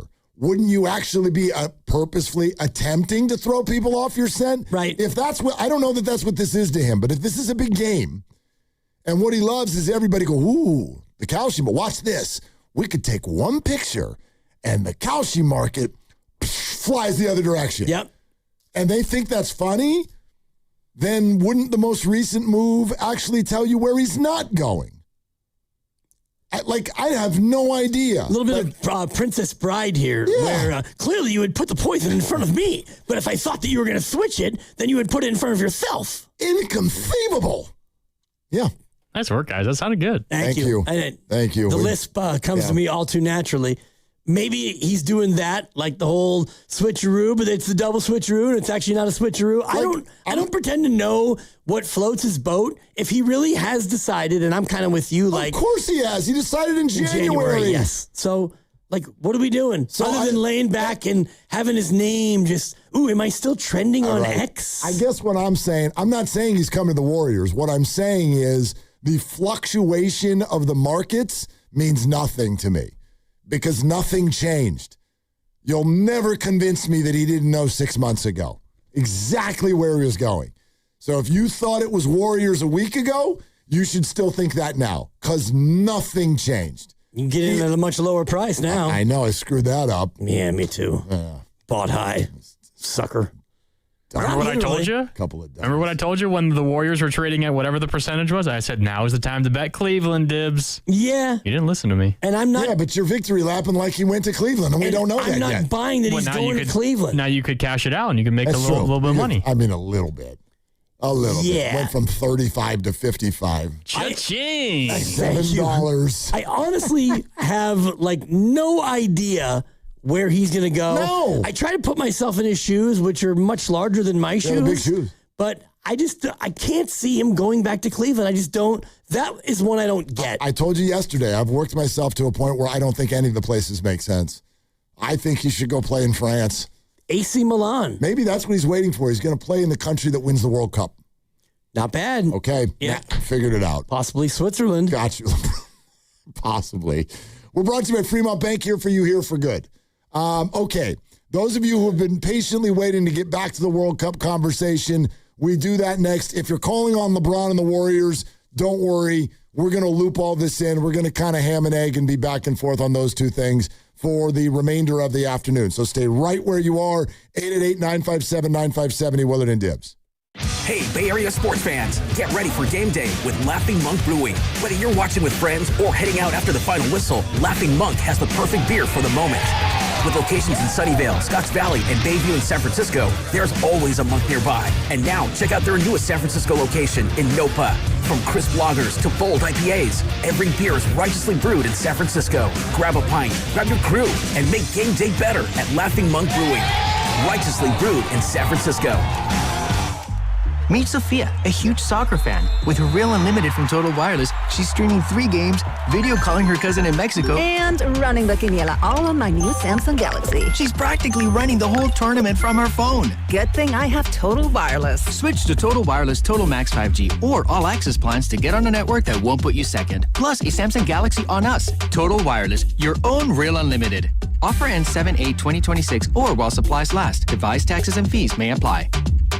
Hey, it's Willard. At Hobbs Law, it's never been about attention, never about applause, never about goofy smiles on candy-colored billboards. For more than 40 years, Hobbs Law is focused on one thing, fighting relentlessly for injured Californians, because behind every catastrophic injury case is a human life forever changed. That's why Hobbs fights with preparation, intensity, and relentless commitment. No fluff, no distractions, just real advocacy for injured Californians. Hobbs Law, relentless for justice. Visit HobbsLaw.com. Omar Habbas is a California licensed attorney. Offices in Northern California, including San Jose. Past results do not guarantee future outcomes. When you own your own business, you own every decision.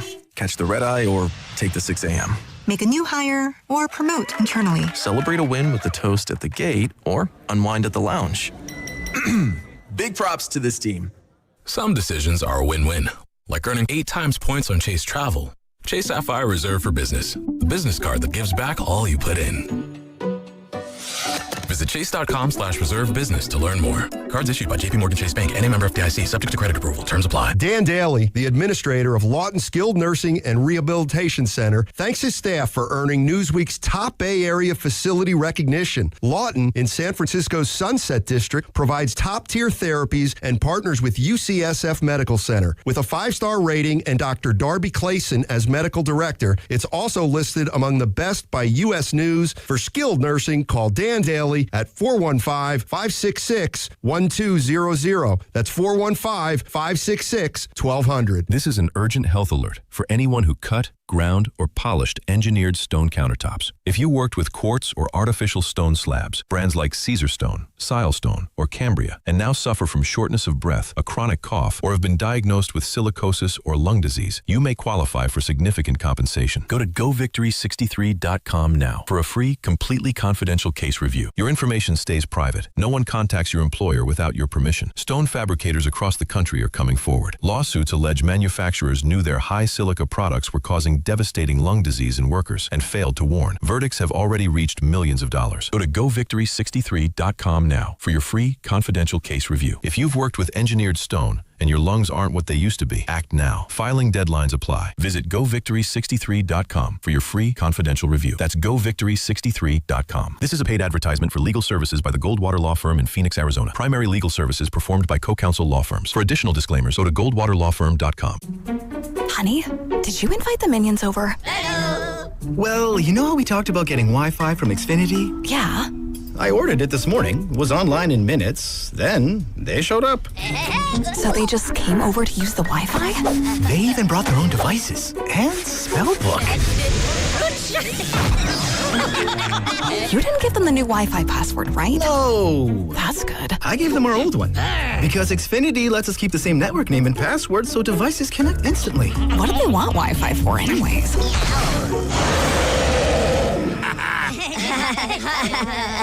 Better not to know. Plausible deniability. Get streaming or scheming instantly with same-day Wi-Fi from Xfinity. Plus, lock in one price for the most reliable fiber-powered Wi-Fi for 5 years.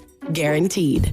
And see Minions and Monsters only in theaters. Xfinity. Imagine that. Restrictions apply. Not available in all areas. Use of fiber coaxial cable. Learn more at xfinity.com/same-day Wi-Fi. What's up? It's Draymond Green. I'm back for my 14th NBA season, and my podcast, The Draymond Green Show, is back too. This season, I'm breaking down games, reacting to the biggest NBA stories, and sitting down with teammates, rivals, and culture shapers. And trust me, I'm not holding back. On the court or on the mic. 2 new episodes every week. New segments, big conversations, real basketball talk for the real hoop heads. Listen to and follow The Draymond Green Show wherever you get your podcasts. We're back. We're better. Let's get it. This is the story of the one. The one who keeps multiple buildings running smoothly day after day. Plumbing that flows, HVAC that hums, cleaning supplies that keep surfaces sparkling. That's why she counts on Grainger. With easy reordering online and 24/7 support, Grainger helps her keep the products she needs on hand.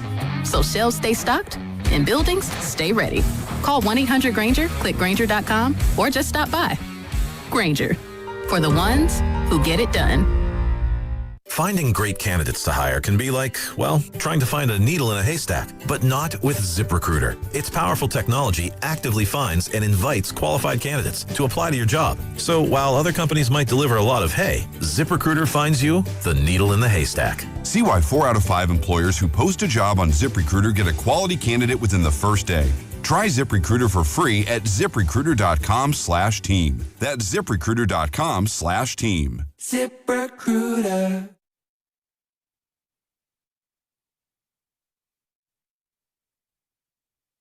Sanchi. Good old Sanchi.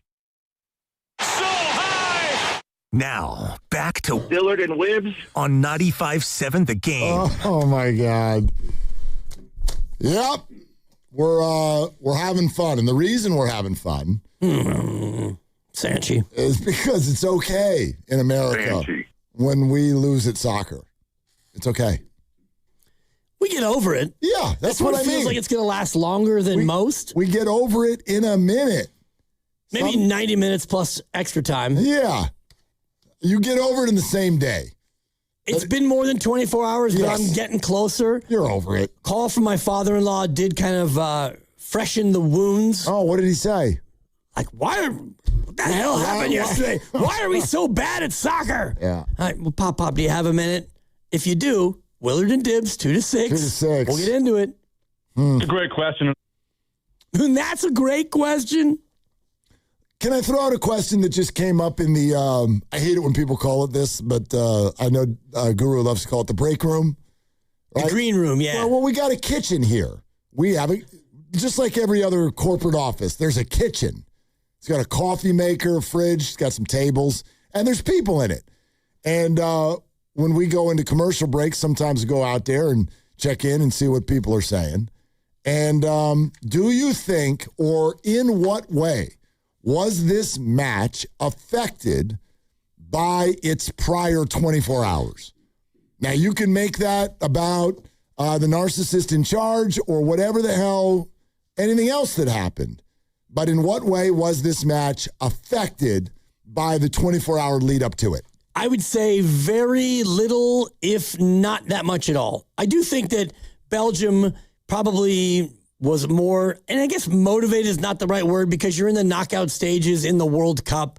You're motivated. If you're a pro soccer player, you're playing for your country for a spot in the quarterfinals, you don't need the Great Pumpkin to come out and motivate you any further, or an American crowd, or anything else. So I don't know if motivation is the right way to describe it, but if you are a Belgian representative player and the rest of it, and you see the machinations that took place, it might piss you off a little bit more. Yeah, but might give you a little bit of a bounce in your step. Okay, but so when none of this was going on with Belgium a handful of months ago, they beat the U.S. by 3. Right. And then this was in all a friendly. happening. Yeah, in a friendly. Which 5-2 doesn't seem that friendly to me. It's rude, actually. 2-2 seems pretty friendly. 5 was unnecessary. Totally, bro. Good point. Okay. But, and by the way, Switzerland has defeated Colombia in penalty kicks, 4-3 PKs. The Swiss are in. Colombia heads home, which is dangerous. Yeah, it can be. And, I don't want to get too far over my skis, but the Dipper's on a little bit of a heater. Oh, you had the Swiss? We had the Swiss, yeah. You also had the draw, right? Regular 90-minute draw. So, yeah, not enough of these matches left. What do you like tomorrow? It's Thursday, and I'll get back to you. There's no matches we can get back tomorrow. to Fade the Dipper. Yeah. But, 6 of the remaining 8 are European. So we can all talk about... Fade. Thank you. How long should you be disappointed? Well, only... Morocco and Argentina, they're the only non-Europeans still playing. So, honestly, when you step back, you shouldn't be that disappointed. Mexico, home team, out. Yeah. Canada's out. Again, Colombia out. Disappointed is the right word, but not for the reason that we're thinking. It's not disappointment that they only made the round of 16. I think that's what we expected. And before the match yesterday, I called that a par. So they didn't make a birdie, but they didn't bogey. They didn't bogey this tournament by any stretch. But the 24 hours leading up to it, yeah, I'm not going to make it about POTUS. It's not about that. What it is about, at least for me, is what was a cool story and a fun run turned into something that didn't feel good anymore. And that's especially crappy because the thing that actually happened 24 hours before the match should have been that way to begin with. Balogun never should have been carded in the first place. So he absolutely should have played. But the whole way that this unfolded, with the names that got attached to it, the process that was used, the whole thing suddenly felt like Team USA had some sort of evil label on their approach to this match, which is totally unfortunate. And I don't necessarily think it had any effect on the way they played. But then when they went out and got completely outclassed, you just walk away with a bad taste in your mouth. And in a match and at a time where we probably shouldn't have. Like I said, if Balogun stays out or is never red carded in the first place, Team USA loses 2-1. I think we walk in today with our head held high. Now, and instead, we're right back to, we suck at soccer and it's cute that we thought we were good. And I hate that. It's not a great feeling, but I believe it to be the overarching reality. And it's not that we, quote unquote, suck, but this was set up to be different than what we're used to because this is the generation we've been waiting for, and they're all between 24 and 30 for the majority of the players, and they're all athletically at their peak, and the tournament was at home, and now it's a 48-team group, which means every group is a little bit more watered down, and 3 of the 4 pretty much are going to make it. So you didn't have to qualify. You had a softy group. You were at home, and you had the best roster of a generation. So all those things together, and then you went out there, you handled it, 2 wins and a who cares loss to Turkey A because you already were going through. Yeah, they weren't playing their players. You beat Bosnia. Okay, now you're at the spot. Best roster in a generation. Yep. You're at home in Seattle with a great, rabid crowd. And Belgium, I thought, was a little bit vulnerable. Turned out not as so vulnerable as I thought. But everything had led you to a spot where this felt like it was going to be the time. And then you went out and you put that on tape. The Colombians right now walking off the pitch, and one of them was just quoted as saying, "Good, now I can rest." Yeah. So that's exciting. Not sure if that's exactly it. I might have misquoted. Maybe. Yeah. I forgot. That was our best player who said that. Anyway, Matt in Orinda. Hi, Matt. Thanks for your patience. What's up? Oh, gentlemen, I'm going to help you try to ham and egg this thing because I'm going to go back. I'm going to go back 2 segments here. But I'll give you the quick transition on the LeBron one segment back. The Warriors are where the Warriors were going to be, and you both know that. The Porzingis thing, it's a very tradable contract. Never should have signed Al Horford. But other than that, you got Melton on a sweetheart deal. There wasn't much of a market for him. This was always what it was going to be. The fact that the LeBron thing came up, Draymond opts out. Okay, great. You got to have account for that. But the Warriors, this is, 26, 27 was always going to be this for the Warriors, and it's next year going in with the most money in free agency. Here's our segue back. Ready, Dibs? Oh, yeah. Here we go. Are you ready? Give me the top 5 players in the NBA. Just bring them out there. Doesn't have to be the Ringer. Doesn't have to be NBA.com. Yeah. Just name the top 5 players in the NBA. Victor Wembanyama. Yeah, well, I'd go with Giannis Antetokounmpo. Shea, somebody bumped me. I'm on the ground. Gilgeous-Alexander. Sure. Okay, so he doesn't count because he's North American, but keep going. Oh, I see where you're going. The Joker. Yeah, Nikola Jokic. Sure. All right, so let's point made, Luka right? Doncic, if I can play into your bit. But I could say Anthony Edwards. Right. Okay, I could say Anthony Edwards. But he wouldn't allow it because he's going somewhere. We can. Right. No, I would allow it, right? That's why I said use the Ringer, use NBA.com, use whatever you want to ring. Rough and tough, right? We're saying, in the top 10, you've got Nikola Jokic, you've got Luka, you got Victor, you got, Giannis, all these guys. So, again, back 2 segments. Where are the American players that are playing at those elite levels in the European leagues? Now, maybe all the European countries went to Golden State Lumber and they built the single best basketball house on the planet to develop players. But look, the argument that, we are doing something right falls apart when you look at the NBA as an example, because we've been arguing about the same thing in soccer for 40 years. It's not like the NBA was that prolific 40 years ago in Europe. So, we have to be able to do better because, we don't have any player even remotely close to that caliber. Take me on, Dibs. No, it's a fair point, but your argument is just a little bit flawed because in soccer, as opposed to basketball, you can be Giannis Antetokounmpo and be 7'2". Well, guess what? You're probably going to be good at basketball because you've won the genetic lottery. In soccer, they don't really have that outside of Erling Haaland. So you have to be good athletically, but also skilled. In basketball, you have a certain advantage if you're 6'11", 250 as the Joker that soccer doesn't really translate to. Also want to kind of point out the statement that he said the argument that we're doing something right is basically flawed or maybe ridiculous or absurd or whatever. See, let's attack that for a second. I think we're doing exactly what we want to do. It's just that some of us are mad about what we want to do. It's kind of no different than, I don't know, pick your politics, pick your measure, your ballot measure that's out there. Even when it wins with 55%. That means 45% of the people didn't want you to do it. And then we're like, we're doing something right. Well, almost half the people disagree with you. We are doing exactly what our priorities would suggest we want to do.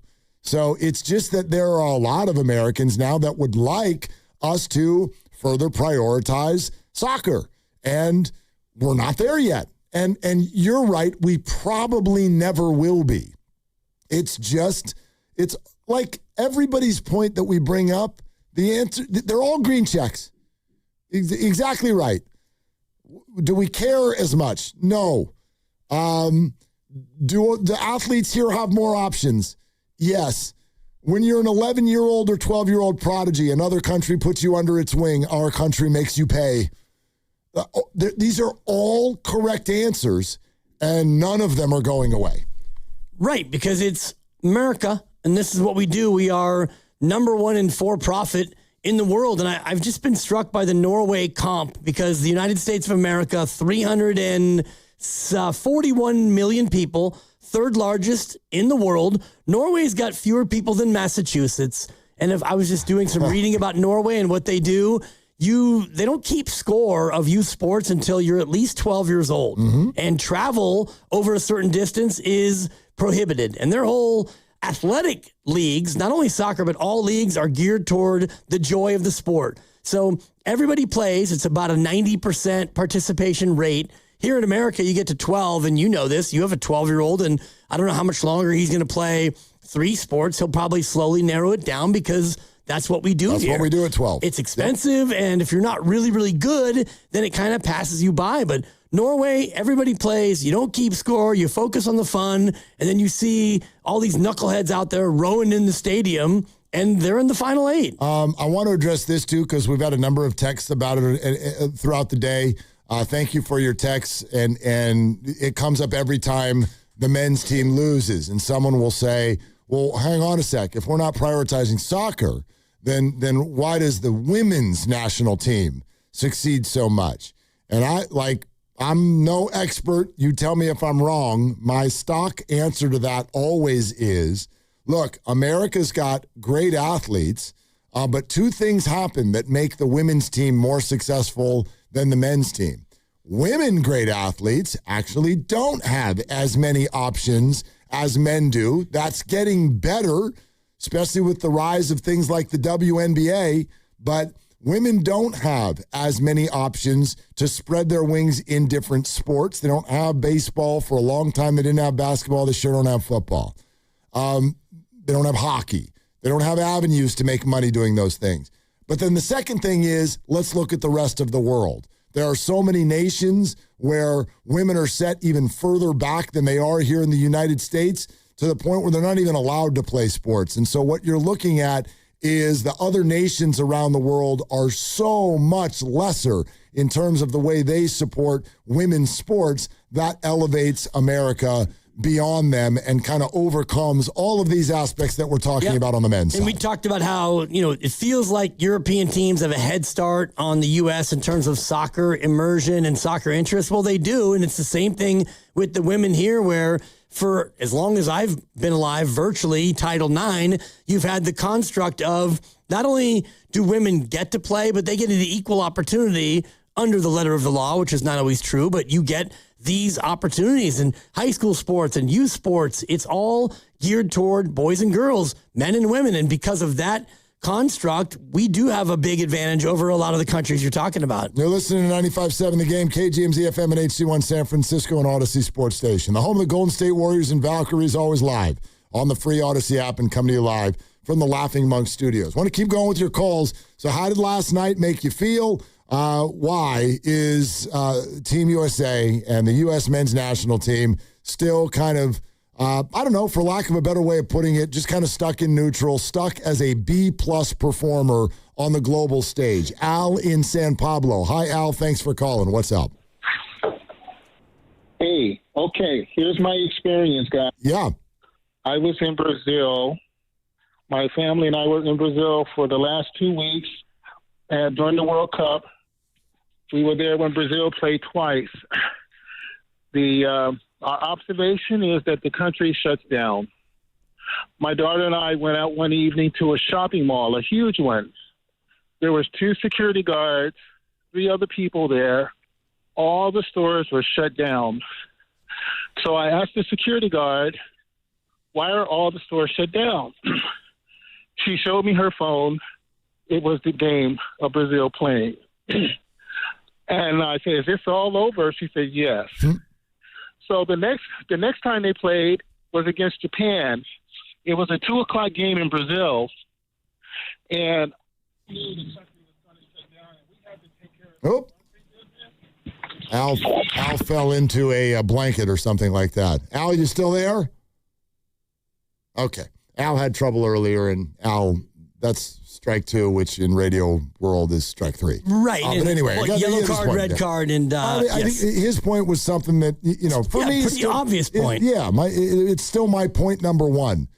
We care. I'm not taking I don't want any soccer fan in America to feel like, I don't know, you're not doing his or her job, or that your love of the sport isn't enough.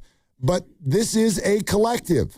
And the fact of the matter is, this is, no matter what any individual thinks, this is not the priority that it is in other countries. I'm not saying that's the whole picture. It's not. But for me, it's the number one answer on the board. Every year or every 4 years when we look at the World Cup, there are tears, face paint, singing. Sometimes it goes over the top to fighting. There is so much emotion put in to this every 4-year event. And in the United States, we sort of treat it like this vacation that we get to go on every 4 years. And we're like, this is really cool. Right. And we're really into it. And man, this would be great if we could do some things. And then we'll do a couple things and then it's over and we go, okay. That was fun. We're at the airport right now coming home. Yeah. And unfortunately, the last day of the trip, somebody took your wallet. And so now you got to call the credit card companies and like, oh boy, that was quite a night last night. It didn't quite go the way we wanted. But the numbers kind of prove out what you're saying. Doug Sovereign, formerly of KCBS on Twitter, points out that more Americans watched the game yesterday, 30 million, than watched Game 7 of the World Series last year. Oh, that's a no-doubter. Right, but your point is well taken because once the World Cup's over and we get back to our domestic league here in the MLS and you've got your MLS Game of the Week, I don't think you're going to get 30 million even if it's Messi's Miami against whomever's team. Can I throw a quick story at you and you tell me if this was World Cup related or not? Okay. All right. You and I got done with the show yesterday. It's almost halftime, and Belgium is up 2-1. And I scurried out of here. The lovely Christy and I were going to play a little evening 9 holes and then grab some dinner together.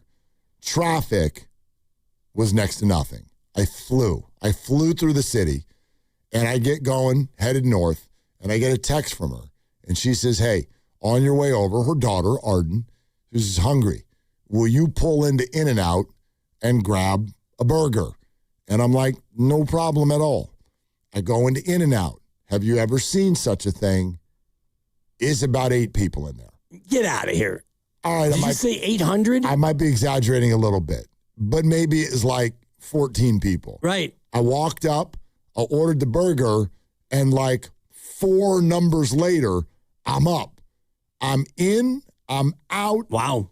Literally like the name of the place. I'm in and out. I pull up to their house. No joke here now, okay? I get up to Marin. We finish the show at 6. I have In-N-Out in hand and at their front door by 6:40. Wow, yeah. I walk in. She looks at me and goes, I'm not ready. What are you doing here already? You got In-N-Out? I got In-N-Out. You drove all the way here and you got In-N-Out already? Honey, I got in and I got the blank out. Yeah, like, look, the burger is in my hand right now. And my thought went to, Is this the World Cup? Is that why the roads were empty and In-N-Out was empty? Or was this? It was also, I think, the 4th of July weekend. People like myself who want to take that stretch 4. Okay. So you get the 3rd usually, and then you take the 6th on the backside, little backside stretch 4. So you think it was holiday weekend related? A little bit of that as well. But how about option 3? The Giants' first pitch was about to go off. Mop. Tyler Rogers video tribute, 6:40. That pitch came in, and Elliot Ramos hit that thing out. He had his own In-N-Out game. Almost. Yeah. Wow. Did you see him, air quotes, joke? Sure. That they need to move the fences in. Right. I mean, you got a Little League home run on the play. What's the big deal? Oh, because they didn't have to throw the ball away. He hit 2 other homers. Yep, sure did. Yep. But I mean, he said it. They're like, hey, Elliot, that was a home run in 29 of 30 parks. He goes, I knew it. I knew it. And I told Rafi, we need to move fences in. That's his quote last night. He said it with a smile, but he said it. And then they asked Rafi after the game, and he said, I decline to answer your questions. Go on. Yeah. Anyway, go unlike the Elliot Ramos hit, Rafi Devers was actually gone. Yeah, go on. Gone in all 30 of 30 ballparks, by the way, Rafi Devers. Does Dwayne Kuiper go down to the clubhouse after the game, and as Rafi scurries to his car, he goes, gone? and then he goes home. Is that how it works? And I wonder, Grandy, and you may know this, if they actually have Chatcast for the number of players who leave. Like Rafi Devers left early in 30 of 30 ballparks. Chatcast. I like it. Thank you. Workshop it. Let's go to Risotto. Is this Iden? Iden? Iden. I asked several times. I think it's Iden. If his middle name is No, I'm coming after you, okay? All right, let's go to Iden in Castro Valley. Hello, Iden. How are you? Hi. I wish I was doing better. Last time I called in talking about the World Cup, we were beating Australia, which is one of the other few countries that call it soccer. So I guess there's levels to this, you know? We can beat Australia. We can't beat Belgium. I think the frustrating part about the elimination, the round of 16 hurdle, that part sucked. But I think it would have been nice to be able to overcome, this type of difficult opponent. We just, the suspension is what it was. Wasn't a red card, but they gave it. We start whoever's behind Balogun, and then we see what happens. But because that whole situation painted a huge target on the USA team's back, just made it, something it shouldn't have been. Yep. And also being Mexican-American, it was a double elimination round of 16 because Mexico also lost. Yeah, it was a tough, like the whole picture. Canada, Mexico, United States, host. Go on. Rough round for CONCACAF. There's a CONCACAF. Which stands for? GONCACAF. Okay. Coming up here. 888-957-9570. If you're on hold, stay right there. Keep going. We're going to keep talking this out. Team USA is done. Why? Why isn't it better? How did this tournament run? How would you characterize it? How did it make you feel? But I also want to enter into the conversation, maybe a little levity. We need to hear a couple of the great goal calls that have happened recently, because no matter what is happening in your life, it will make you happy. And that's what we want to do on Willard and Dibs. This game day traffic report is brought to you by Crystal Geyser Alpine Spring Water. Heading to Oracle Park for the 6:45 first pitch. If you're coming off the Bay Bridge into the city, expect delays on the 80, both directions to 101. 101 from Cesar Chavez, delays into San Francisco as well. What makes Crystal Geyser Alpine Spring Water different? We always bottle our Alpine Spring Water less than 1.5 miles from the spring source, and all our bottles are made with 50% recycled plastic from our own recycling plants. Crystal Geyser, bottled at the spring source. Hey, it's Dan Dibley here. The FIFA World Cup is entering its biggest matches, and there's no better place to be than Kalshi, America's #1 prediction market platform. Coming up, it's Spain, trading at 70% to knock off Belgium. And if you do a $100 trade, it'll pay $133 if, in fact, Spain gets over on Belgium. On Kalshi, you're trading against peers in a live market, meaning there's no house. And as the probability changes, you can buy in and out of your position. For a limited time, download the Kalshi app and use code DIBS, D-I-B-S, to get $10 when you trade 10. K-A-L-S-H-I, Kalshi. Trade the beautiful game. 18 and over only. Restrictions and eligibility requirements apply. Event contract trading involves risk and may not be suitable for all investors. Prices, values, and available markets may differ from those mentioned. For more information, see kalshi.com/regulatory. Wow, what is all this? These screens, the food. All for the game, bro. Let us pitch in. No need. I'm saving $1,000 bundling my wireless and internet with T-Mobile. I've got it all covered. Goal! Here to score big with T-Mobile. Families save up to $1,000 a year when they bundle 5G home internet with 4 phone lines on Experience Beyond. Compared to regular rates after third line free on Experience Beyond plan with internet bundle discount via monthly bill credits and auto-pay discount. Credit stop if you cancel or change plans. Hi, welcome to Sprouts Farmers Market, where we guarantee none of our products have AI in them. AI? How would food have artificial intelligence in it? Oh no, I meant AI like artificial ingredients. Isn't that what AI stands for?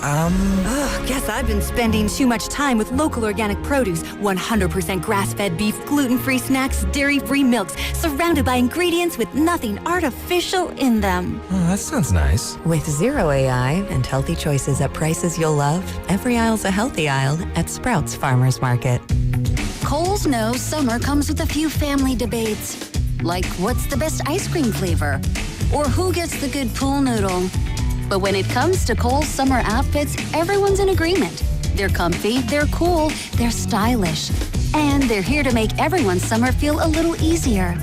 Shop now for looks that the whole family will sign off on at Kohl's and Kohl's.com. Select styles. Some exclusions apply. See store or Kohl's.com for details. Hi, I'm David. I'm Chris. And I'm John. We are the three brothers who own Jack's Restaurant and Bar. And we are here to... Not again. That was my line. Boy, stop it. Mom? What are you doing here? Have you heard your commercials? They're terrible. That's not our fault. You taught us how to cook delicious food. Using only the freshest ingredients. And to treat all our guests like family visiting our home. But you didn't teach us how to write catchy radio spots. They remember that and get back to work. Yes, Mom. Jack's, serving delicious breakfast, lunch, dinner, and drinks the way our mom taught us. ilovejacks.com. In 2026, Bay Alarm celebrates 80 years of security. With burglar and fire alarm systems, 24/7 in-house monitoring, and local service, our promise to the Bay Area remains the same. We got you. Learn more at bayalarm.com. All new drinks are now at McDonald's. With refreshers like the Strawberry Watermelon Refresher and the Mango Pineapple Refresher with popping boba. To crafted sodas like the Sprite Berry Blast with berry flavors and cold foam. Who knew ice-cold drinks could be so fire? 6 all-new drinks are here. Now at McDonald's. Refreshers contain caffeine. You've worked too hard to wonder if your wealth manager is actually working for you. The decisions you're facing, what comes next, who you trust, have consequences that last. Getting it right matters. Baylord has been in the Bay since 1969. No parent company, answering only to their clients. The kind of people who understand what you've built and what's actually at stake. The right wealth manager changes everything. Find out if Baylord is yours. Baylord.com. That's BAILARD.com. For adults with Crohn's disease or ulcerative colitis symptoms, every choice matters. Tremfya offers self-injection or intravenous infusion from the start. Tremfya is administered as injections under the skin or infusions through a vein every 4 weeks, followed by injections under the skin every 4 or 8 weeks. If your doctor decides that you can self-inject Tremfya, proper training is required. Tremfya is a prescription medicine used to treat adults with moderately to severely active Crohn's disease and adults with moderately to severely active ulcerative colitis. Serious allergic reactions, increased risk of infections or lower ability to fight them, and liver problems may occur. Before treatment, get checked for infections and tuberculosis. Tell your doctor if you have an infection, flu-like symptoms, or need a vaccine. Explore what's possible. Ask your doctor about Tremfya today. Call 1-800-526-7736 to learn more, or visit tremfyaradio.com. San Francisco weather, partly cloudy, 62. Tomorrow, 66, partly cloudy. Weather brought to you by Capital One. Capital One offers no fees or minimums on checking accounts. What's in your wallet? Terms apply. See CapitalOne.com/bank guide. Capital One NA, member FDIC.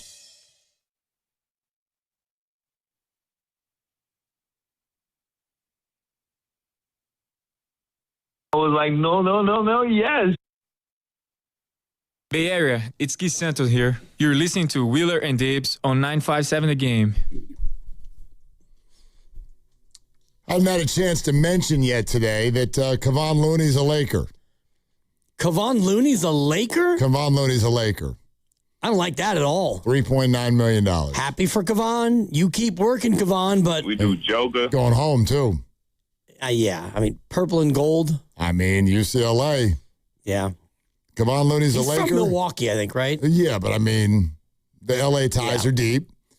And there is an entire story on ESPN right now that the Lakers have landed Looney and continue to pursue Jonathan Kuminga. All right. And pitched him on a high-usage potential starting role. Bay Area is Jonathan Kuminga. In an open floor situation next to Luka Doncic. The funny thing is, apparently they pitched this to Jonathan and his agent Aaron Turner, and then they immediately followed that up by using pretty much all of their money on all of these. The Lakers have, they brought in like 6 new players. Yeah. And so if they get him, it ain't going to be for much.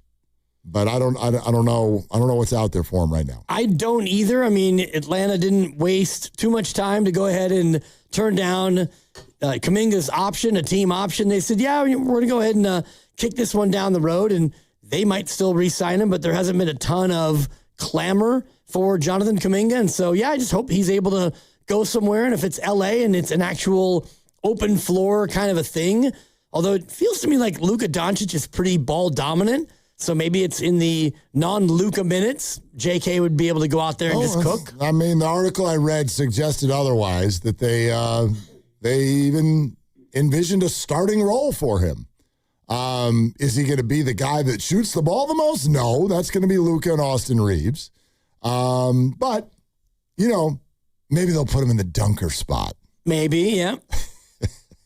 So anyway, yeah, that's the story. Jonathan remains a free agent, but Kevon Looney will be wearing purple and gold. Reading this update, the LA Times apparently wrote an update about Kuminga. The Lakers are after, and it would be a 2-year and $20 million deal for Kuminga. Oh, wow. So was that before or after Kevon? This was posted at about 12:30 today. That's pre-Kevon. Kevon didn't come through until about 2. So we'll see. Yeah, we'll see. But if they've got that to offer, then maybe that's where he ends up. I don't know what other offers are out there for Jonathan. We shall see how that one plays out. All right, back to the phones. 888-957-9570. We're talking about the departure of Team USA and the U.S. men's national team from the World Cup, how it made you feel, and why. Always the why. Why is America not better at this? So 888-957-9570. How about Ed in Sonoma? Hi, Ed. Thank you for calling into the show. Hey, good afternoon, gentlemen. What's up? I just want to say, I don't think the United States will ever catch Europe or South America with soccer because it's their number one sport. They don't play 3 or 4 sports all year long. They're soccer-centric. And here's something I noticed. So I went to the Giants game last night. They go, okay, it's exciting, but there's 162 of these games. I went to a game in Barcelona, and I got to see Messi play a few years ago. And the feeling in the stadium is like the game was a Super Bowl, and it was just a regular league match. 120,000 people, face painted, horns, songs. It's just different over there. There is no comparison to what we do here. I think that's completely true. Ed, thank you very much. Maybe that is the new motto that we should adopt. It's just different. And I don't mean that in a good way. Like soccer in Europe, it's just different. And I think that sometimes we have a hard time accepting that. We would like it to be different. That's sort of my takeaway. We would like this to be different, but we're not really interested in doing the work to make it different. But we don't have to do the work. And that's really my overarching point. What do you mean? That, like the majority of the guys on the U.S. men's national team roster, they play in Europe already. And we have more European top league players on this team than we've ever had before. So we can look at the result, 4-1 to Belgium, and it was embarrassing by even a novice's eye. That was not a pretty way to bow out of the tournament, but the roster is better, and the work is being put in by the individuals who are going out there and playing in the top leagues to try to get better. Right, but the work at the youth level, the programs, the entire idea of the United States Soccer Federation, the entire process that is used to get to this point it's just different. It's not the same. And that's what I mean. Like, maybe there's a better phrase to use than do the work, because I don't want to make it sound like athletes aren't working hard. I don't want to make it sound like Soccer Federation doesn't care. That's not what I mean. But it's almost like organic work. It would just have to mean more to individuals across the country with young athletes and focus and all of that. It would just organically have to mean more than it does. But for the most part, those top athletes realize what's going to bring the money, the attention, kind of also what are the chances that you grow up in a house that's screaming at its TV about soccer versus the NBA or the NFL or Major League Baseball or what have you. And then what kind of resources do you have?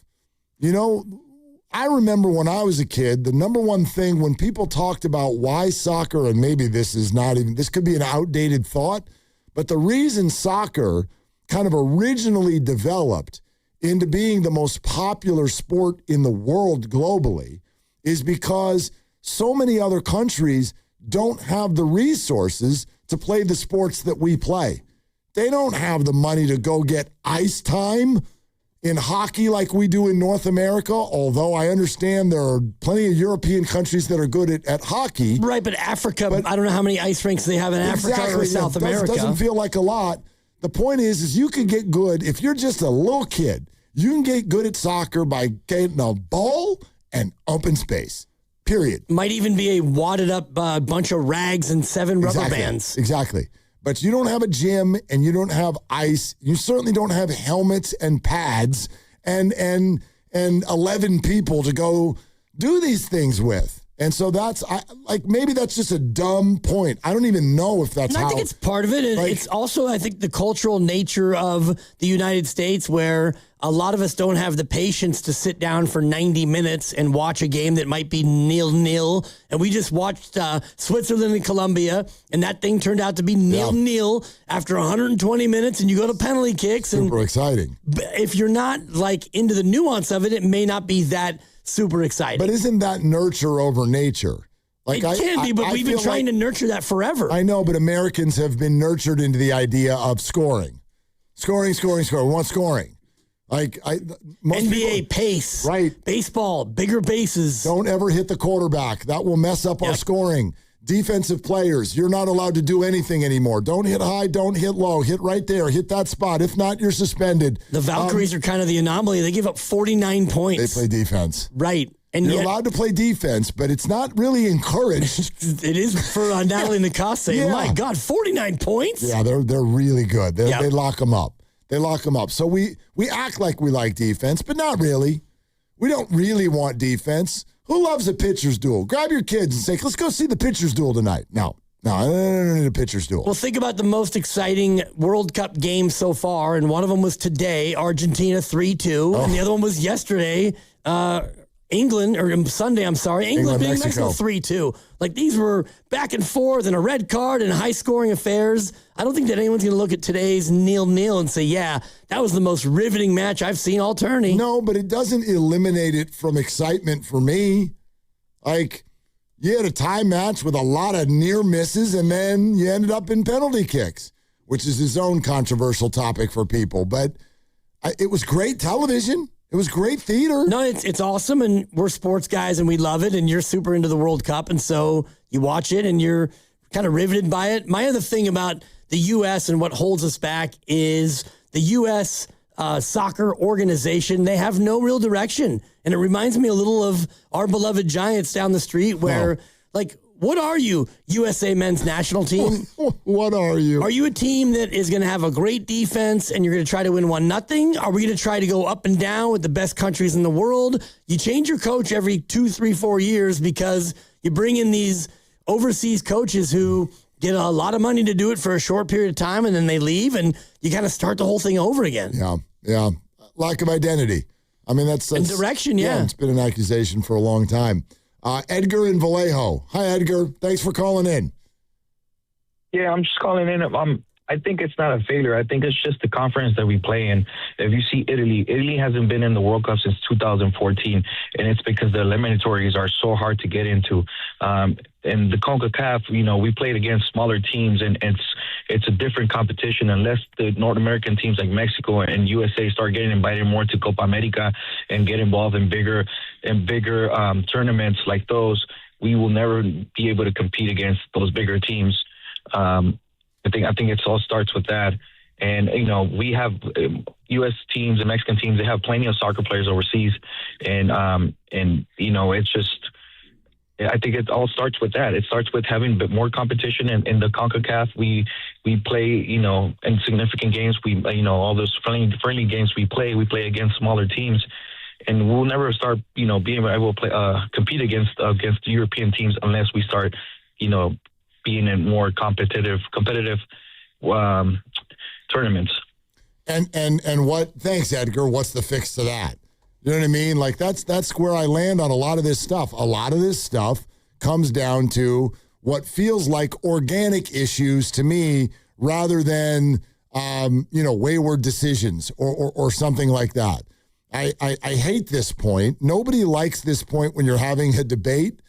But is it Bruce Hornsby? That's just the way it is? Yep. Some things will never change. This is the way it is. Balloon, balloon. And I hate that. I hate that because that tone and that sentence has been used for some really evil crap through the years. It has. And so I'm not like falling back on that, but this is, for all of these things that we're talking about today, this is the way it is. I'm not saying that it can't be improved or changed or whatever, but it's always a debate inside my own head with regard to soccer fans who are like, this is what we need to do better. And I'm always in my mind thinking, you're right, but we have to, like, house by house and family by family, we have to want that more collectively than we do. But to the caller's point, there is a certain amount that's built in endemically, and he's not wrong, where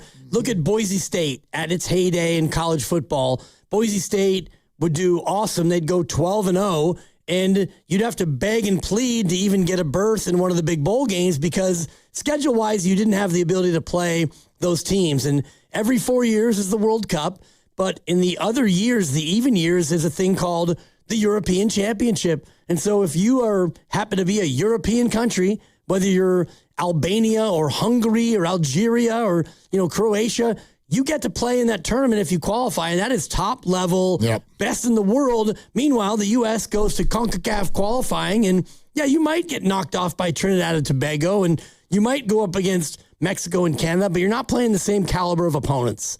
And so that's a fair point where... But that's chicken or the egg, isn't it? It is. I don't think just you play those opponents, now you're better. Like, you might play those opponents and just get your doors beat in. But if you play those opponents, you at least have the ability to see where you, stack up. I get it. But wouldn't it be better if the Colorado Rockies would play the Sacramento River Cats? And then they wouldn't suck every year. Right, but still, I mean, that... You get what I'm saying? I do, but it's not... I guess it's somewhat comparable because, hey, Colorado, you're really good, and then now you go into the National League playoffs, it's like, you get your doors blown off because, you padded your stats against, Curacao and, all these other small countries that can't possibly stack up. I think his point was, without the ability to go out there and play these teams, and you mentioned it before, you played Belgium in a friendly, and you lost 5-2. So that was kind of a litmus test, even though it's a friendly and you're not always going for it full steam, but you saw that you weren't as good as Belgium 3 months ago. It felt different this time based on what we were actually watching. I throw the Turkey match out. U.S. wasn't playing their players. In the other 3 matches, what did we give up? 1 goal? We gave 1 goal in 3 matches. And won a group and then won a knockout round. To say that you saw that coming, that they would come in and, quite frankly, not just give up 4. We're talking about some easy goals. And we're talking about some real mechanical defensive breakdown type goals that Belgium got. These were not beautiful goals. These were not difficult goals. Their first goal was just like just a boop, like you just... Unguarded, Right, unguarded. And then...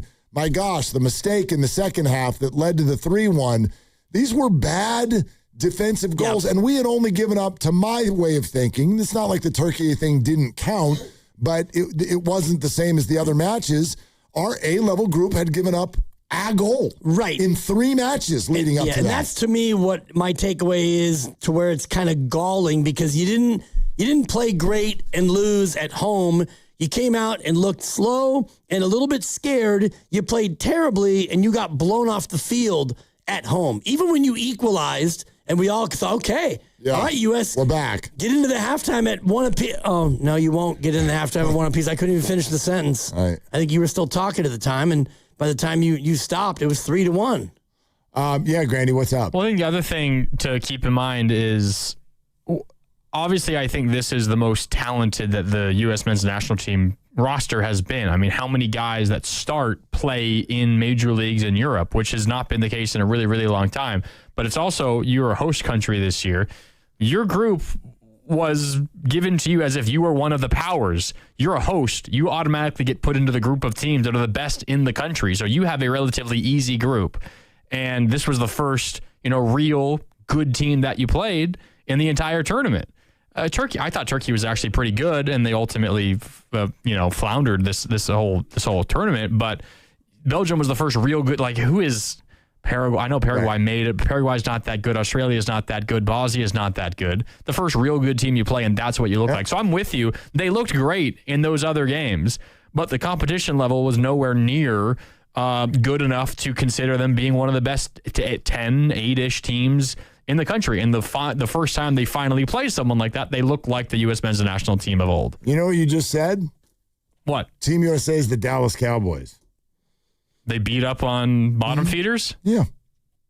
I was kind of thinking that they were more like whoever wins the NFC South every year. But like in 4 years, I mean that too. But it's much more fun in to 4 rip the years' Cowboys. time, they will not be in as great of a position to make it to the round of 16 because they're going to be in a tougher group because they're not going to be a host country. Right. And maybe you don't get Bosnia in the round of 16 or round of 32, whatever it is. Never, ever in our history, at least not to my knowledge, which isn't perfect by any stretch, but we don't have a big-time win over a European power in the World Cup ever, do we? Ever.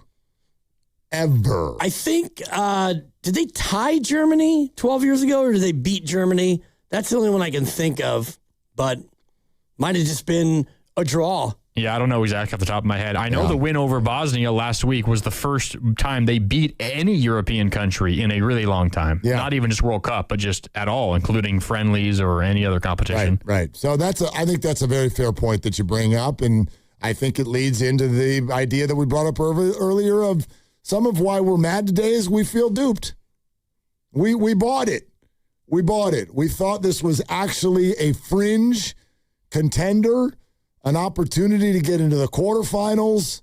We got big-time analysts on TV saying, yes, it is actually realistic that the United States goes all the way.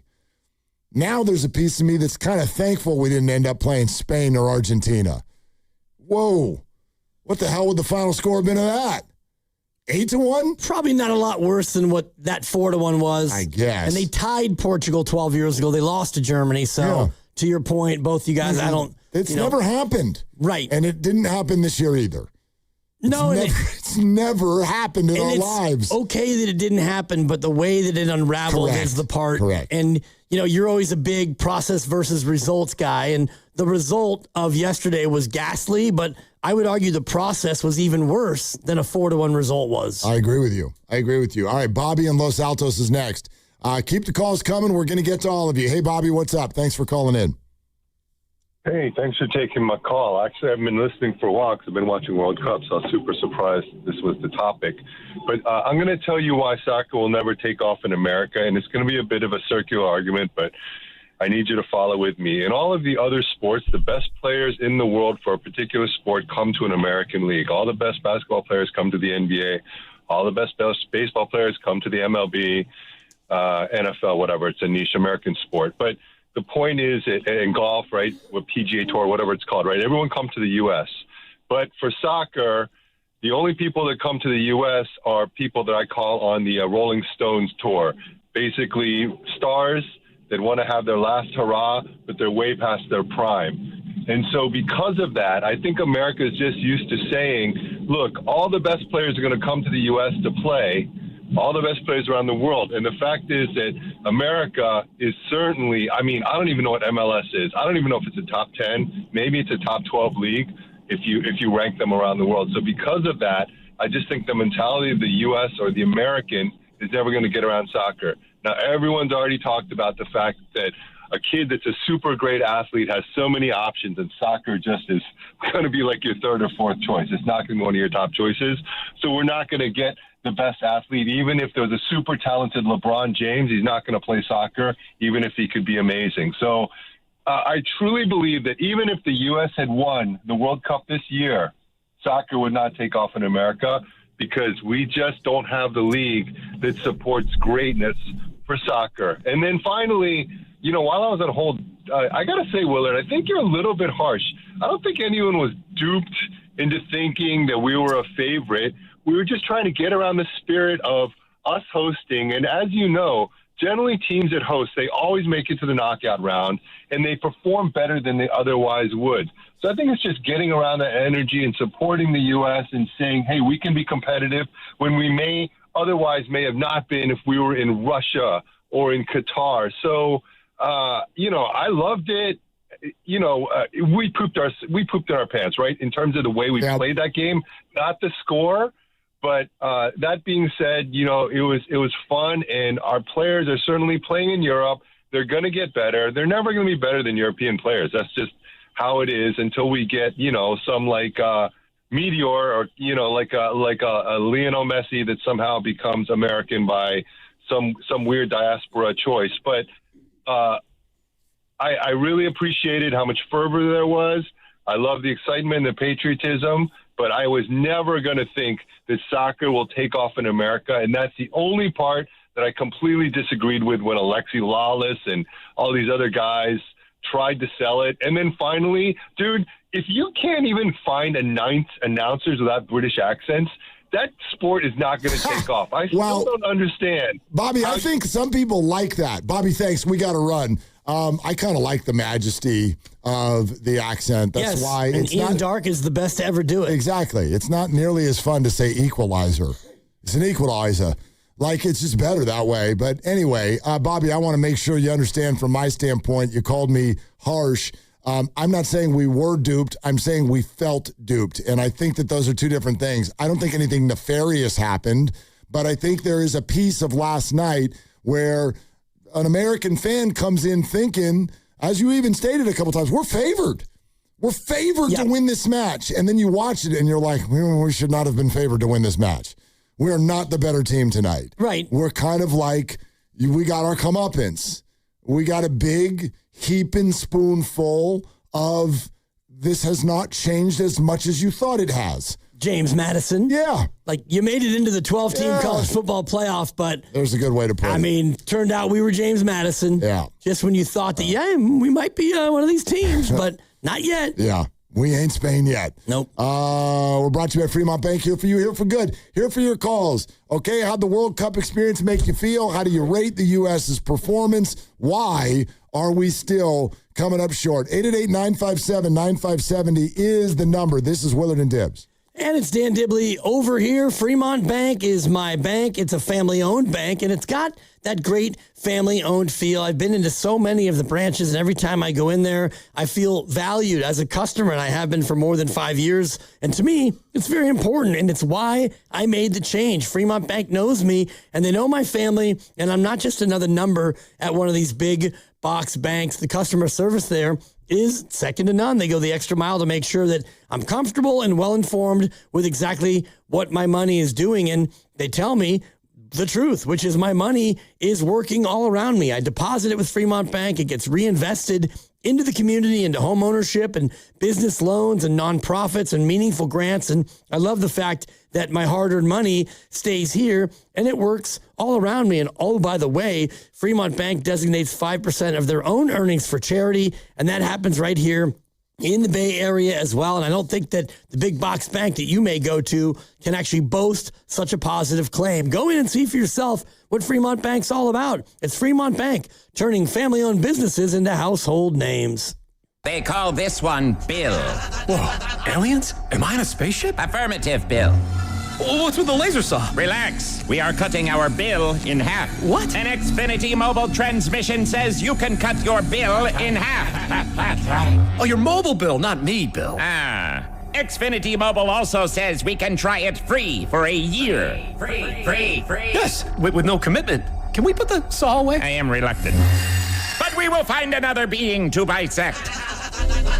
That's not sci-fi. It's Xfinity Mobile. Xfinity Internet members cut your mobile bill in half. Plus, try Xfinity Mobile free for a year. No commitment. Learn more at xfinitymobile.com. Xfinity. Imagine that. Restrictions apply. Xfinity Internet required. Savings compares one line of Xfinity Mobile Select to comparable plans from T-Mobile, Verizon, and AT&T as of 3/24/26. Taxes, fees, extra. $30 monthly discount limited to new mobile customers only. After 12 months, regular rates apply. If you're still using a sports book to bet on the soccer tournament, you're getting robbed. Delete that app and join the millions using Polymarket. Polymarket is a prediction market, not a sports book. Trade against other fans, not the house. Polymarket, your go-to prediction market for soccer's biggest stage. Available in all 50 states. Download the Polymarket app. Use promo code BLAZE to unlock $50 free for your first trade. That's promo code BLAZE. Trading not available in all jurisdictions. Check local regulations before trading. Restrictions and eligibility apply. 1-877 Cars for Kids. KARS Cars for Kids. 1-877 Cars for Kids. Donate your car today. 1-877 Cars for Kids. KARS Cars for Kids. 1-877 Cars for Kids. Donate your car today. Ready to get rid of that old car? Donate it to Cars for Kids. Call 877 Cars for Kids to speak to a friendly live agent. Donation is super easy, and your car can be picked up as soon as tomorrow. Go to carsforkids.org now or call 877 Cars for Kids to donate your car today. 1-877 Cars for Kids. KARS Cars for Kids. 1-877 Cars for Kids. Donate your car today. Did you know you can donate real estate too? Go to carsforkids.org. That's cars with a K. Meet Sophia, a huge soccer fan. With her Real Unlimited from Total Wireless, she's streaming 3 games, video calling her cousin in Mexico, and running the quiniela all on my new Samsung Galaxy. She's practically running the whole tournament from her phone. Good thing I have Total Wireless. Switch to Total Wireless Total Max 5G or All Access plans to get on a network that won't put you second. Plus, a Samsung Galaxy on us. Total Wireless, your own Real Unlimited. Offer ends 7/8/2026 or while supplies last. Device taxes and fees may apply. T-Mobile has an exclusive bundle for customers 55 and up. I'm Sarah Bowl. Yeah, I'm Frank Bowl. A reliable network is key for us. And with T-Mobile, it's been wonderful. And going to the 55 plus plan saved us so much money. A lot. And that's important. Trying to keep costs down. The home internet's been perfect. It's fast, it's quick. The setup was so easy, it took less than 15 minutes. It was like, ta-da! If you want simplicity, coverage, reliability, you want the whole package, T-Mobile has it. Right now, T-Mobile customers 55 and up can get 2 phone lines on America's best network, plus America's fastest 5G home internet for just $30 each. $30 per month each line with autopay plus taxes and fees. Minimum age 55. Pricing for home internet rely on 2 lines of Essentials Choice 55. $35 connection charge per line required. Best mobile network and fastest 5G home internet based on analysis by Ookla of Speed Test Intelligence data 2H 2025. All rights reserved. This summer, the Honey Pepper Pimento Chicken Sandwich and Pineapple Dragon Fruit and Sprite are back at Chick-fil-A. Let me tell you about the Pineapple Dragon Fruit and Sprite. It's bright, it's bubbly, it's back. The Honey Pepper Pimento Chicken Sandwich, it's so rich, and you can choose between the original or the spicy filet. Ooh, boy. And then you got those pickled jalapenos tucked right under the filet, and then just to top it all off, you've got a little honey drizzle right on top. Okay, now I'm a pimento fan. And I'm feeling the dragon fruit. Which fan favorite will you choose? Real customers paid for their testimonials. Get in the zone, AutoZone. Summer's finally here, and we're kicking it off with a whole lot of free. Free brake pads with Duralast rotors. Free oil filter with 5 quarts of oil. Free Armor All wipes with Armor All glass cleaner, and more. More free, so you can have more summer. Celebrate free at AutoZone. Now through July 27th. Restrictions apply. Get in the zone, AutoZone.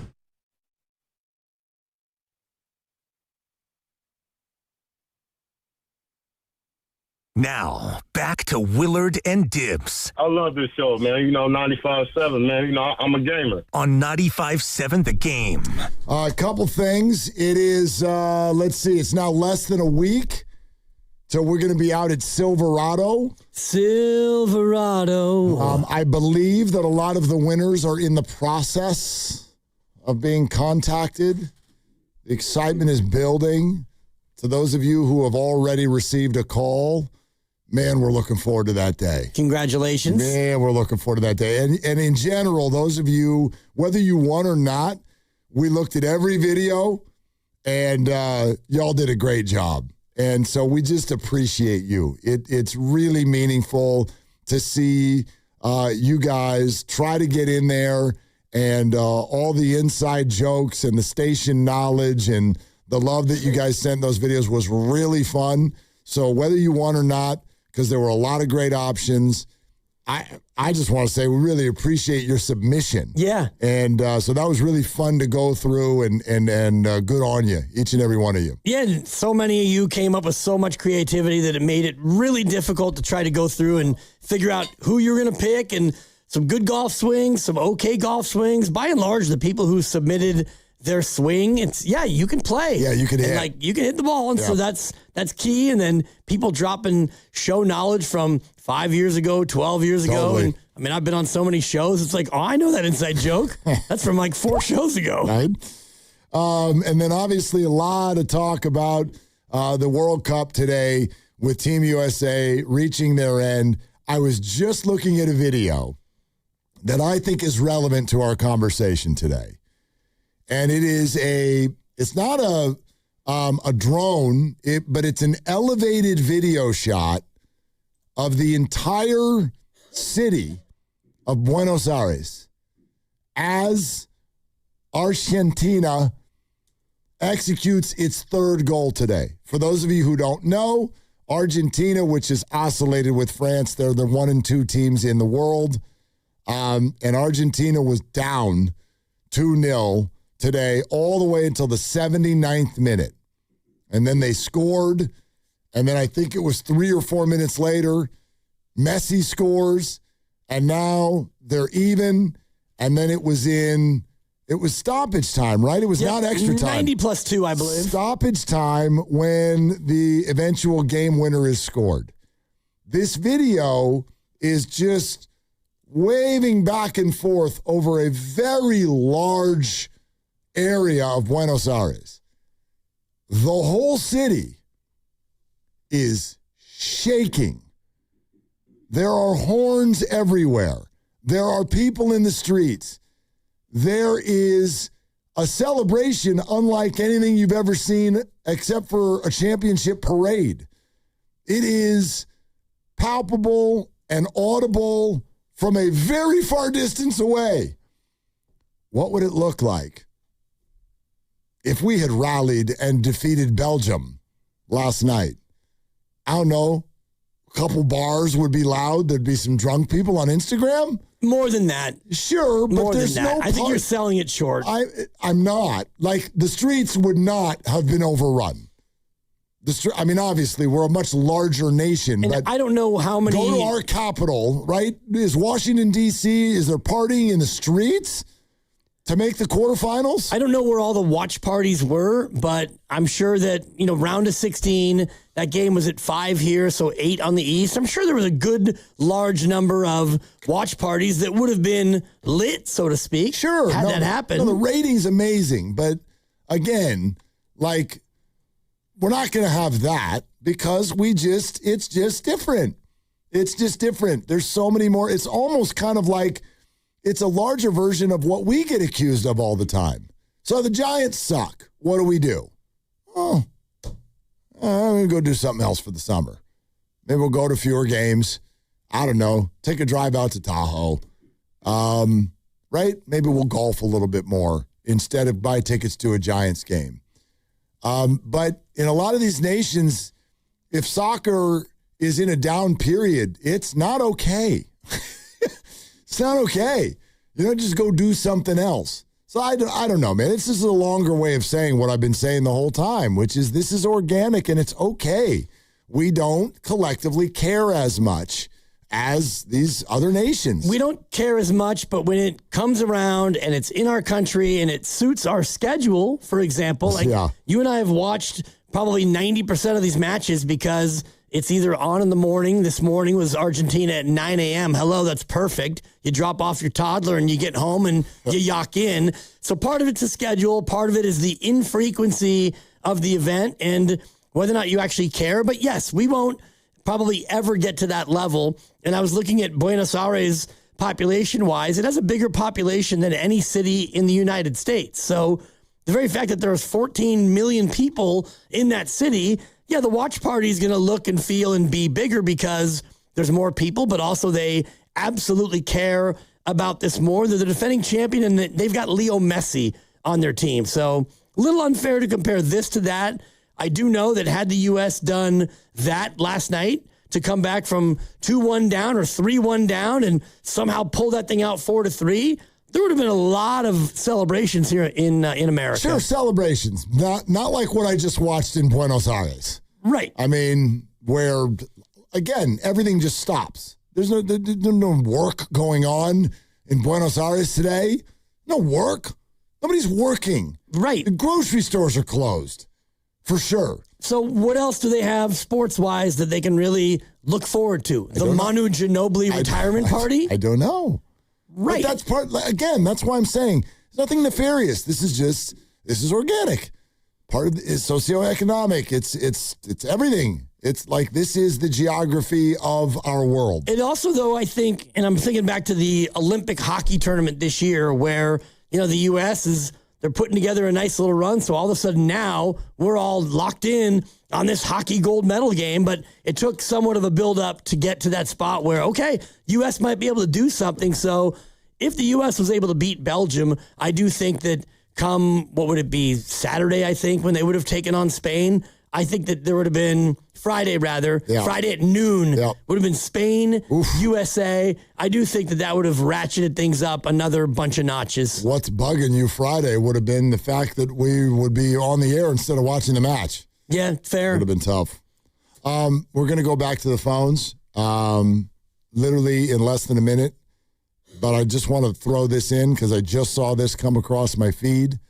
And I think that I would love a showdown.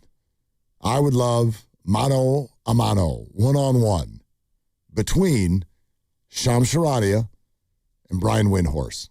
They're both with ESPN. And they keep telling us the exact opposite thing. Have you noticed this? I haven't really. Wendy said it earlier today. Of course LeBron knows exactly where he's going.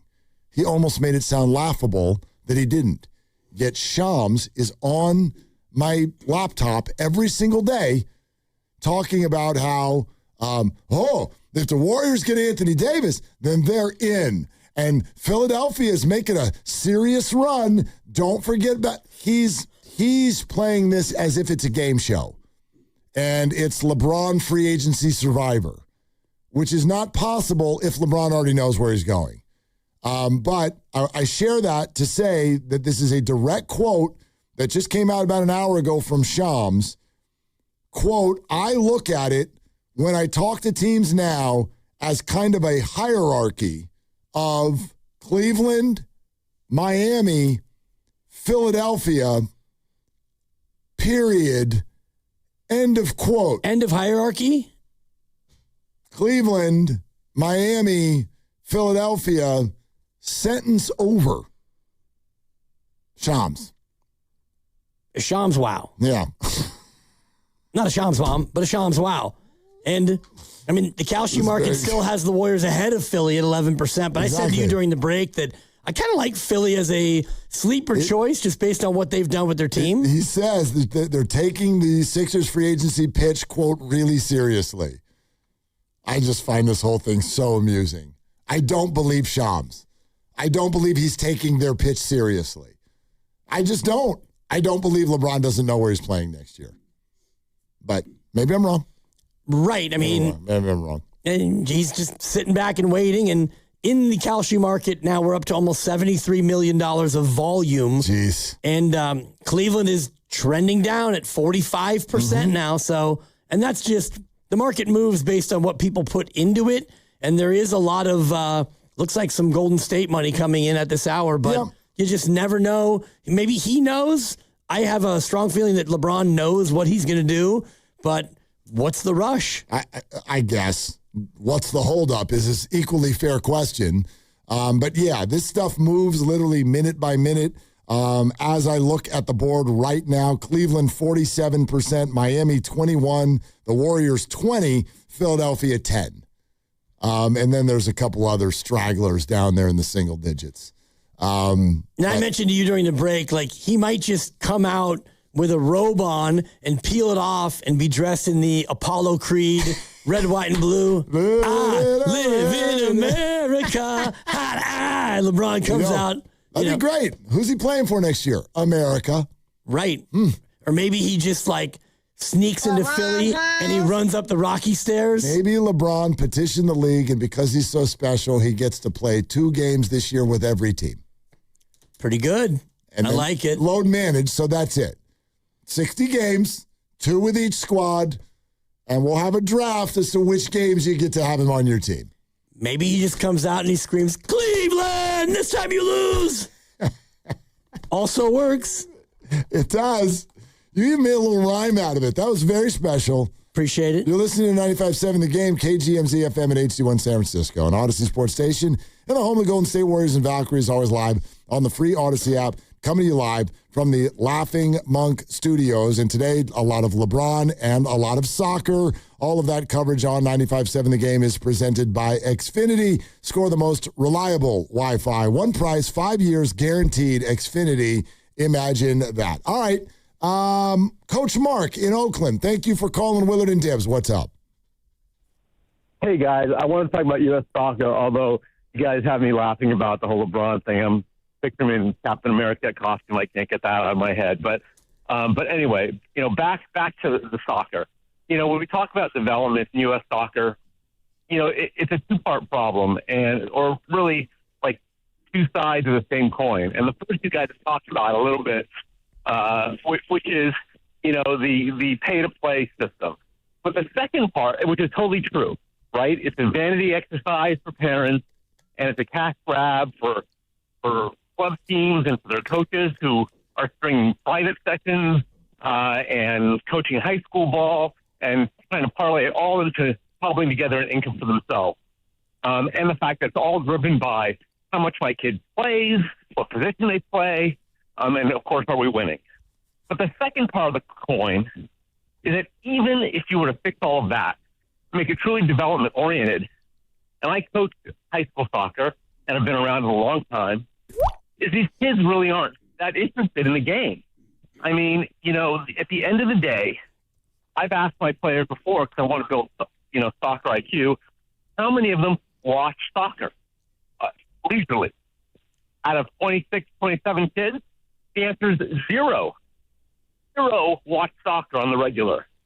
0 call their friends on the weekend and pick up a ball and say, hey, let's go meet at the park and kick it around.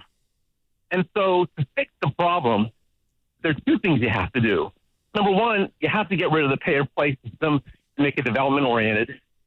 And you have to reach to those communities, largely immigrant communities, where soccer is a passion and priority for themselves and for their families. If you just try to fix one of those things and not the other, you're not going anywhere. Coach Mark, it's a great call. It's super interesting. Let's talk about this pay-to-play thing for a second, because it gets brought up a lot, and I think it's definitely part of the conversation. How do we blend that into the fact that that's not just soccer? That's every sport now. Right. That's all of the sports. If you want to play at a high level, I mean, look, even a sport. Even the lower levels, right? You're still doing your $350 to $650 in order to just play the league. You want to go play Little League, you want to play rec soccer, whatever. That's technically pay to play. But if you want to get into the club scene, any sport, right out of the gate, we're talking minimum thousands of dollars. Right. Just to get started. And it's year-round. And by the way, if you really want to maximize little Johnny's potential, then he needs to quit baseball and flag football, because we're going to need him 11 months out of the year. Yep. Which leads to burnout. I know Doc Pandy has been going crazy. Yeah, friend of the program on Twitter, and he's right. They get ticked at you if you're not going to show up. Right. They hold it over your head. I've watched and then they hold it against your kid. Yes, I've watched it happen a lot, where before they even decide who made the team, there's a call placed, or at least like a little form that you need to fill out. Do you hereby commit to 85% of our games? Right. And if you don't, guess what? They're going to pick someone else. Exactly. They won't even make the team. Won't make the team, and they'll take the check from somebody else, and your little Timmy's going to, quote, fall behind. The other piece of coach's call that I love is when we were younger, we would just meet at the park. Like on a day like today when you and I didn't have school, it's summertime. Like, what are we playing? where are we playing and who could we get to be there for a 4-on-4 or a 5-on-5, and that's what you did. And now our kids are all so overscheduled, they're overprogrammed, and elementary schools in many districts no longer offer PE from an actual PE teacher. So kids don't play organically on their own. Schools are limiting the amount of play that you do there, and yet we expect these kids to organically be like passionate about the game. Right. You know, one other thing that I noticed about this too, and I don't blame the people because, hey, I'm a hustler too. You got to do multiple jobs sometimes to handle yourself, handle your bills, whatever. But you watch this, and I'm like, okay, once your kid makes the team, and once I have completed my transaction, how much coaching is my kid actually getting? Often it feels like once that credit card goes through, it's like, okay, we're kind of done here. Here are the tournaments that you need to show up at. You can go ahead and get your kid there. You can pay for the hotel to get there. And oh, by the way, we're going to make sure you've got one game at 8 in the morning and the other one at 6 at night so that you've got about 12 hours in between so you can take all the kids to the mall and spend $500 more. But you know what I notice? Who's not there through the whole process? The coach. The coach shows up 5 minutes after the match started because he or she is running from one of their other 5 tournaments that are going on simultaneously that weekend. They look frazzled, stressed, overworked, overdriven. They're all over the place, getting from tournament to tournament because they're coaching like 5 teams. And I'm sitting here going, how many thousands of dollars did we need to pay to actually have someone, coach the team? Coach, could you be there? Could you be there? Well, the last thing I want to do is pay $2,000 so that you can ask me to fill in because you can't be there for the first hour of the match. Well, you can't be there because as a coach, you can't afford to just coach one team. And back in the day, I coached club volleyball, and I had 2 under 14 teams, and it was one practice after the other. And when you went to a tourney, you had to, grab Rosie Tuatagaloa to coach the B team, or if I was pissed at the A team, I'd give her the A team for crying out loud. And it was that way because coaching 2 teams is more lucrative than coaching one. No, that's what I mean. I don't blame them for it, but it's like the whole thing just feels like, oof, I want to avoid this word, but this is what, to me, it feels like as a parent, it feels like a scam. It really does. It's just for profit. And I come from the club volleyball world and I did it in Marin in the mid to late 90s where the club boom was happening. And so we had a club, Marin Juniors, and we had probably, 6 under 14 teams, 6 16s, and 6 18s. And the whole premise was you play club, you get better, you make your high school team, you stay with the club, and who knows what could happen in college. And so I'm coaching the 14 Jade, which is like the 3rd or the 4th team. And I'm looking at these young ladies thinking, you might get one of these kids to play in college, lower level college. I'm just trying to get you guys on the JV team next year, and yet some of the parents are being sold this bill of goods of you play club, you get good, you get a scholarship. It's worth a lot of money down the road. No, there's definitely peer pressure. Yep. And there's definitely that thought of, look, you don't have to do this, but if you don't, then they're not going to necessarily be on the track to make the high school team or whatever. The best story out there, and it's just one person, I'm sure there are other stories out there, but this was sort of well documented down in San Clemente, California. That's where Sam Darnold is from. And, obviously he's now a Super Bowl champion quarterback. And there were interviews with okay, how did you set him on the track for USC and then the NFL? And they were like, we told him to go outside. That's what we did. Right. He went outside. And in the offseason, he didn't play football. He played whatever the hell he wanted. And he went to the beach. And we let him, because here's the other thing, you mentioned this, you burn the damn kids out. Todd Marinovich, you burn another them USC out, quarterback. Right, and then you've paid $2, $3, $4, $5, $6, $7 grand, and you're in the stands, and you're pissed because you've paid all this money, and your kid is either riding the bench or arguing with a coach, and now you're ticked off, and we translate all of that pressure onto the kid, and guess what? At a certain point, they're 11, and they're like, this sucks. I don't want to do this anymore. Right. But so I hate it. I hate that whole process, number one. I hate how it makes you feel, and I do not think it's good for the kids. I don't think it fosters their enjoyment of the sport. There's not a straight line from, ooh, you're really good, to we're going to coach you and work you out all the time, and then that's going to lead to you being phenomenal. And we all look at the Tiger Woods model. Well, Tiger turned out to have some off-course challenges that maybe you didn't see coming when he was putting with Johnny Carson as a 5-year-old, but that's one of the rare examples of phenomenal talent, super hard work ethic from his dad and everyone, and he turns out to be one of the greatest of all time. So you look at that model and think, yeah, that's how you do it. You go from A to Z, and this is how it works, and that's 1 in a million. Right, but I love the point you're bringing up because he turned out to be one of the greatest golfers of all time. Guess what else he turned out to be? Wildly emotionally scarred. Yeah, underdeveloped at the very least. Completely. Yep. He loves his dad, but he's one of the most complicated relationships I've ever learned about. And I'm not going to act like I know it all by any stretch. But I'm not. If you're just a family person and you love your kids, the Tiger Woods track is not what I want to put them on. Like, yay, millions of dollars, but my God. Yeah. Like scarred in all of the ways that matter to us as human beings. And you know, he's lucky that his kids seemingly still love him. Yeah. You know what I mean?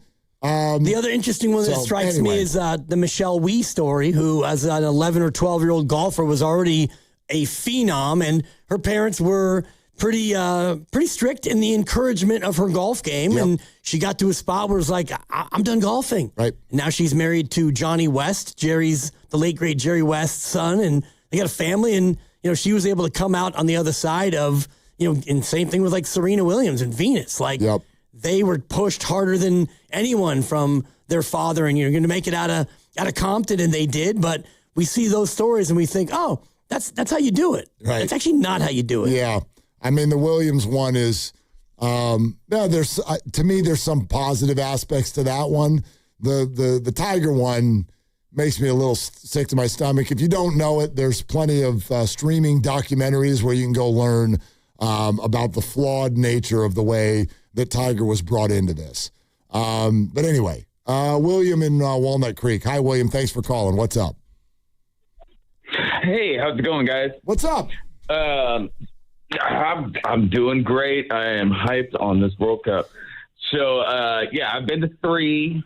So, got a little experience with it, but kind of want to make 2 points. Yeah, I like that little thing. But you can't deny, like, this World Cup is like just bringing the world together, and we need it right now, right? And I think part of the reason why the U.S. doesn't get it so much is just because we're not, 50% or lower of the U.S. don't even have passports. And so we don't really get that vibe. Europe has so many countries right next to each other. And, so it's like we're not totally ingrained into it whatsoever. But, so we don't understand it all that much.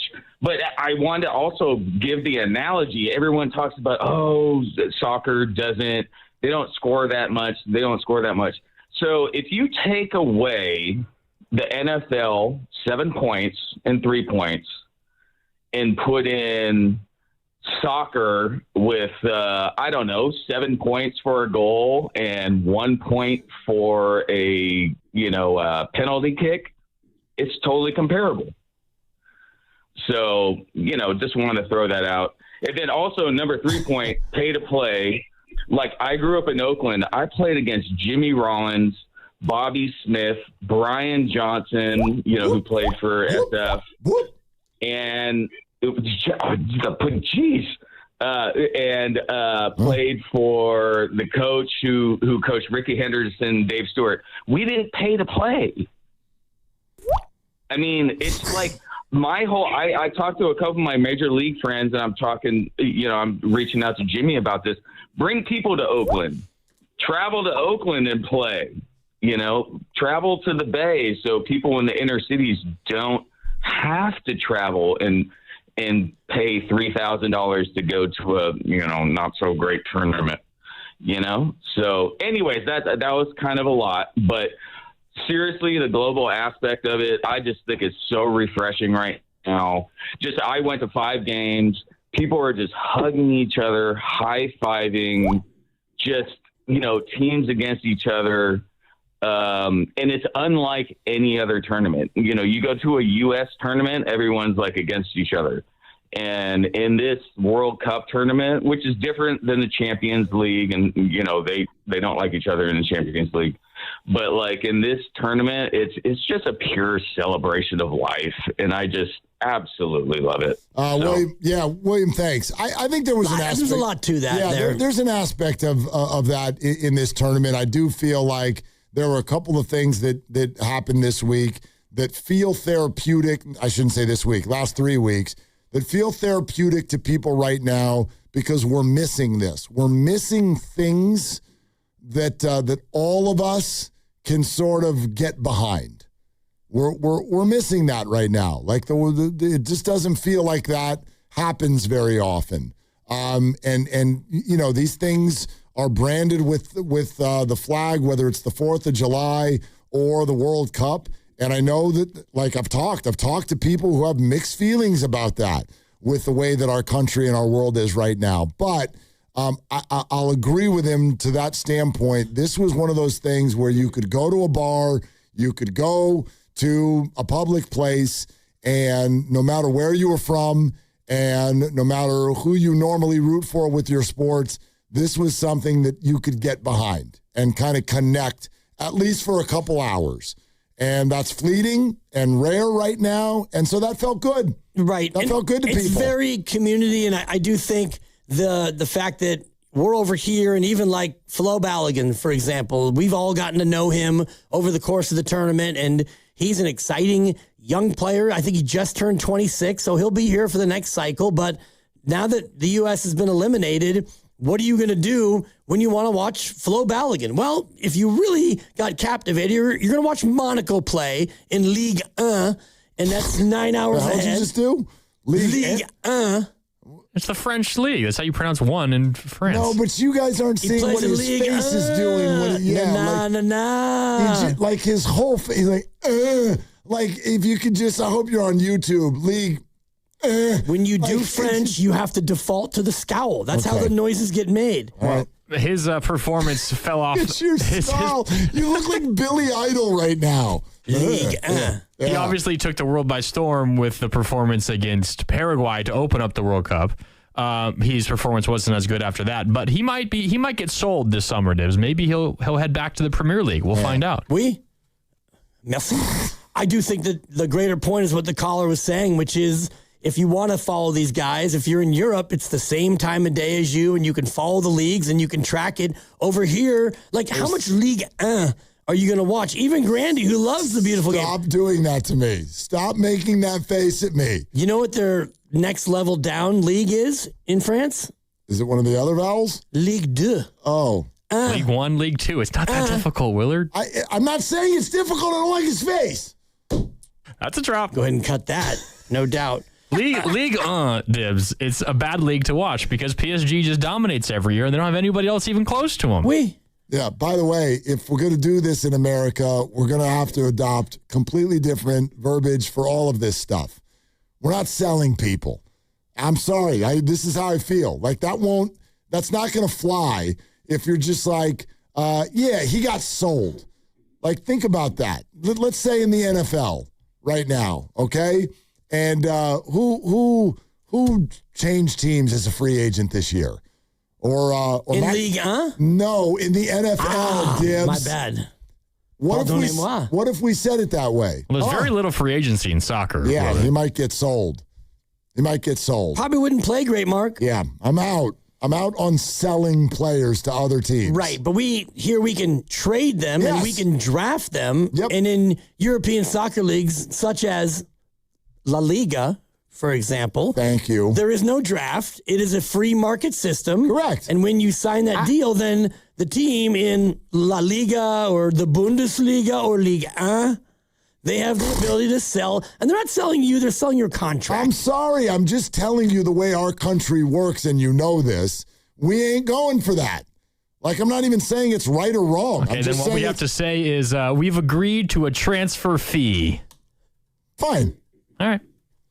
Well, and we do have posting fees in baseball when we want to get somebody from the KBO and whatnot. Yeah, it's been transferred. That's fine. The other point People do that from different colleges all the time. They transfer. The caller was making a point about Oakland baseball and Jimmy Rollins, and that was 36 years ago. And so, yeah, back then, I don't know if that league was one that you actually did have to pay for. How would it feel if Twitter 3 hours ago was like, breaking news, the Los Angeles Lakers have bought Kevon Looney for $3.9 million? How would that feel? I mean, they kind of have bought his services as a basketball player. They didn't buy him. I didn't say it wasn't true. I'm just talking about how we package this. It's just verbiage. I know. I know what you're saying. That's a big part of how we roll. Verbiage. Right. And, I mean, we would be... The Lakers have bought Kevon Looney. We would have gotten used to it by now. When you say it like this, and it's something that we've never expressed, it's jarring, but it's really not that jarring when you think about, like, Steph Curry. The Warriors have decided to repurchase Steph Curry for $62.8 million. Okay. It's a rebuy. You guys talking about the different levels of soccer in France wants me to ask Willard this question. So the Premier League is the top level in England. If I were to tell you League One in England, what tier of soccer is that in England? I haven't the slightest idea what you're talking about. So you know how there's relegation and promotion, right? Yes, of course. So if you finish in the top of one league, you jump up to the next league. Yeah. So there's a bunch of leagues, a bunch of tiers in English soccer. English Football League, League One.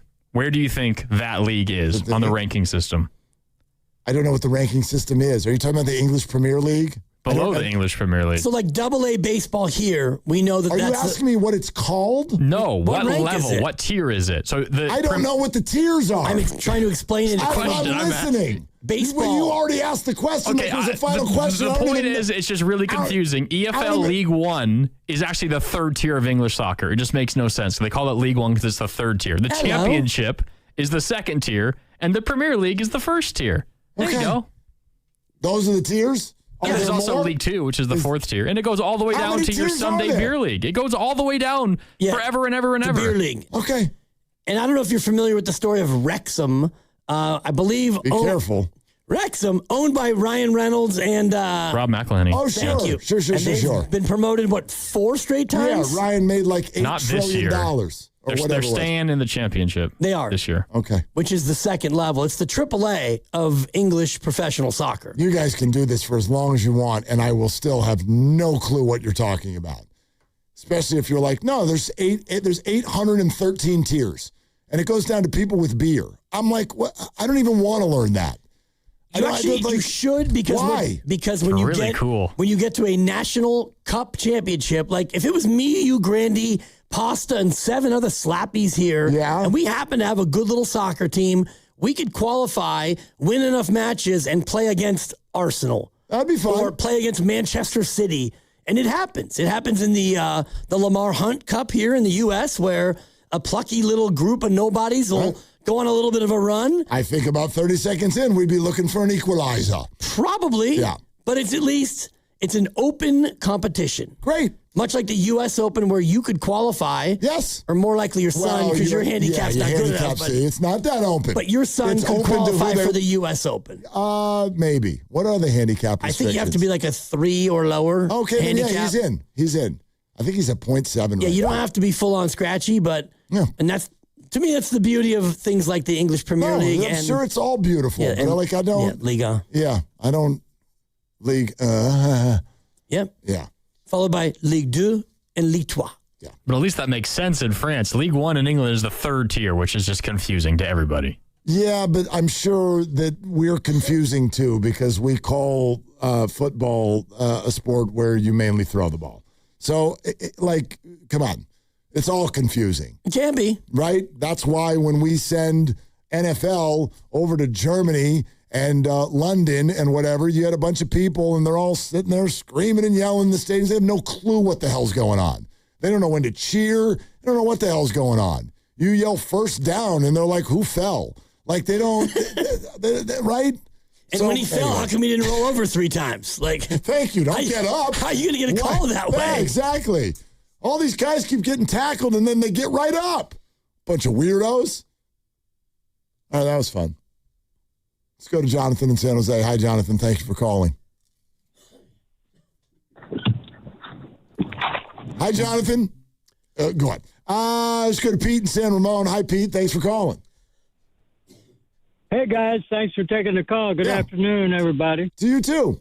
Thank you. A good intro to what's going on and has gone on with English soccer in particular is a Netflix movie called The English Game.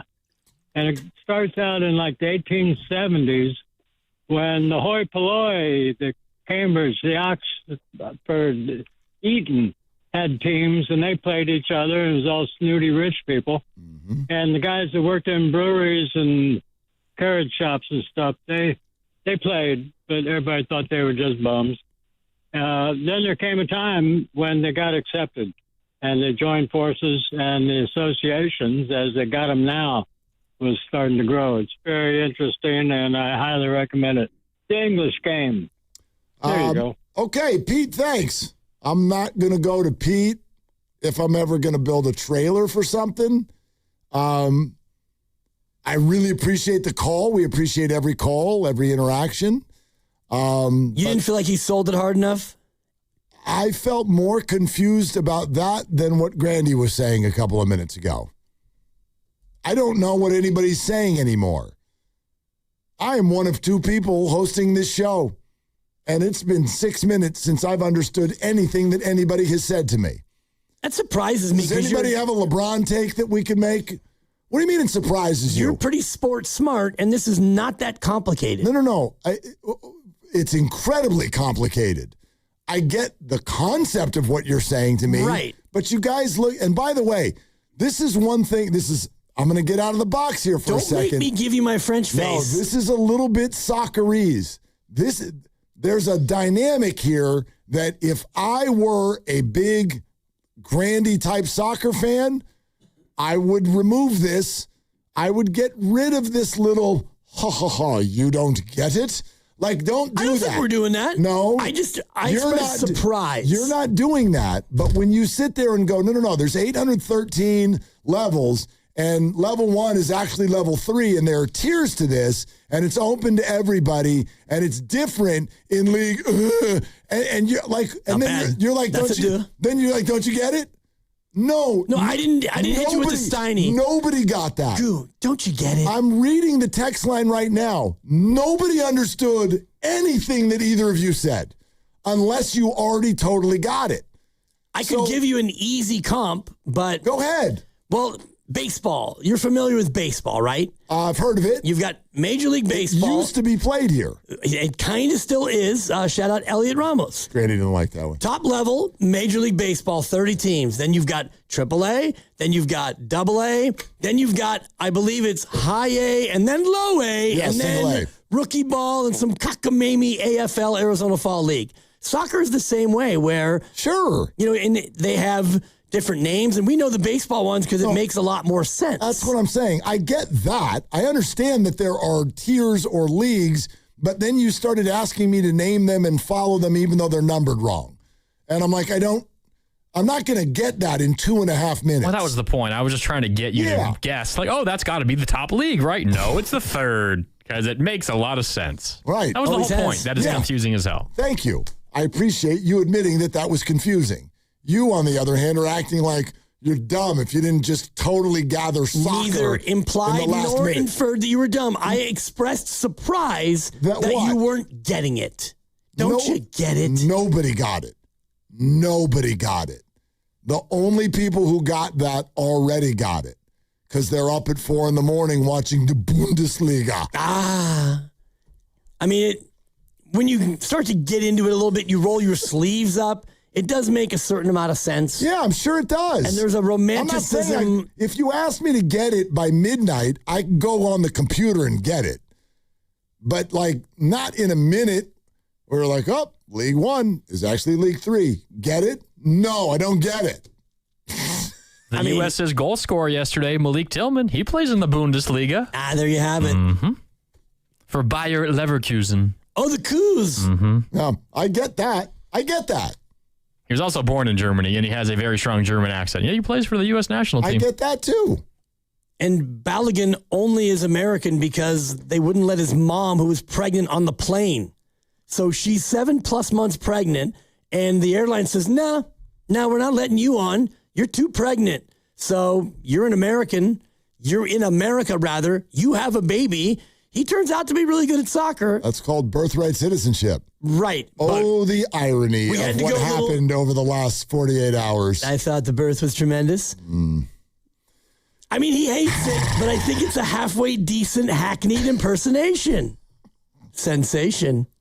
It's not the impersonation that I hate. It's the evocation of the individual. I get that. I don't know if you saw, but Don't you get it? Belgium did my dance. I found it to be highly offensive. There was a lot of wiggling and shaking. Jonathan in San Jose is trying again. Hi, Jonathan. Do you get it? Hey, good evening, boys. I don't get it. Thank you, Ty. What these or Cruz are talking about. No, I get you, Dibs. I just don't want Willard to feel alone. You know what I mean? Nice. But, Thank you, Jonathan. No, I'm just kidding, boys. I just wanted to add what I was going to go on about youth sports and a pretty good volleyball story for you, Dibs, about a high school team that didn't have a volleyball team, and then turned out a bunch of us got together and we ended up forming a team, but that's a story for later. I just wanted to point out something. Some of these callers said that, this World Cup has been one of the greatest. I have to bite my tongue.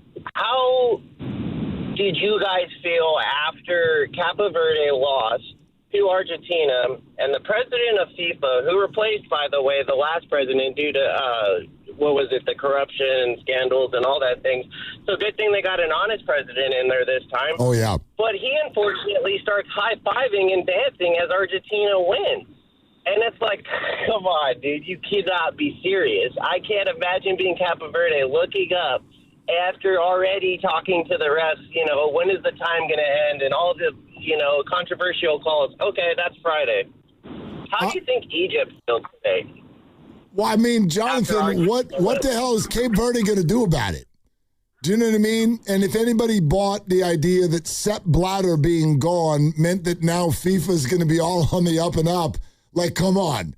I just think it's a big showing what a lot of people haven't seen, and I think that don't pay attention to the World Cup or FIFA, and I think things like that are very unfortunate, and It just kind of exposes how authentic these, tournaments actually are, and it's not, they got to do something about it. It's honestly kind of, like I said, Friday's one match, right? You throw that out, and then you get it today, and it's just kind of like, what are we doing? So as authentic, I can't say. I feel like this is that, but, we'll see for the rest of the tournament. But I just wanted to add, too, to the youth sports. You guys are not lying. There is a lack of, what do you want to say? I mean, coaches, staff. Softball father over here of girls and cheerleading, and it's just as bad. We actually had to step in. Two dads of mine, I actually was a carpenter, so luckily at that time wasn't in between projects and got to volunteer. But just like you said, man, we pay all this money and the gear's not there. Some of us have to volunteer and go out to the field and help it get set up. And it's just, I don't know what we can do in the Bay Area, but we got to get youth sports back to where it was because these kids deserve it. I think it put me in a really good place. I know the rest of you can speak from it. And, I just wanted to end on a good note. We need youth sports back, and I couldn't agree with you guys more, as sad as that is, with that being said. But I hope you both have a good rest of your day, and I appreciate you guys. Jonathan, thanks. Appreciate it so much. And isn't it sad that both of the things he's basically trying to get across, there's no way. There's no way. You're never going to make FIFA not corrupt. number one. Right. And how do you feel when he's, we got to do something and get our youth sports back?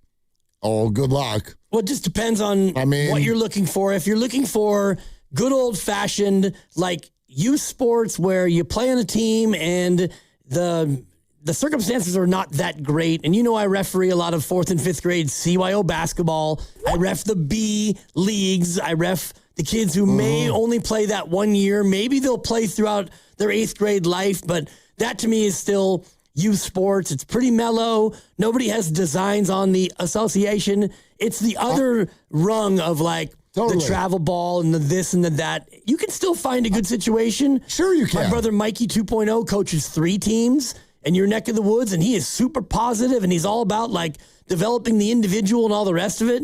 I think there's multiple ways to coach. I never like kind of turning a point like that because Jonathan had a really good call. I don't want to turn it back around on him or any of us, but in a way, you want to know what needs to go away? Our anxiety. That's what needs to go away. Our need to be the best. I still think youth sports can be really fun if we stop looking at it as an avenue for our kid to go pro. And that's kind of what I've always subscribed to, and I have no data to suggest that this is right. But I'm like, if you're special, if your kid is really that special, I say the world will find them. You don't need to go find the world. And I might be wrong on that. But that's the way I kind of look at it because the other way, to me, feels so dirty. The private coaching and the thousands of dollars so that you can travel all over the country for crying out loud to use your last dollar so that your kid can go to Nashville and play volleyball for a weekend or something is just nuts to me. Now, maybe if I had an elite athletic kid, if I had that, maybe I'd be doing it wrong. I'd be doing them a disservice by not putting them out there. But I don't know, let your awesome kid just dominate the hell out of the rec and see what happens. Send some videos to college when it comes to that time and see if you can get somebody to hook in. Because, by the way, some of the greatest athletes in our world didn't really get great college offers. Yeah. Why don't you go see the kid over at Chase Center? He had a pretty good career. Nobody wanted him other than Davidson. And he was lucky that he was able to travel with his dad and shoot around with his dad, and he was around the NBA. So his is just a different case. I'm thinking about 2 in baseball. One is Bryce Harper, who famously as a youth you just fly Bryce in. We got an attorney in Texas.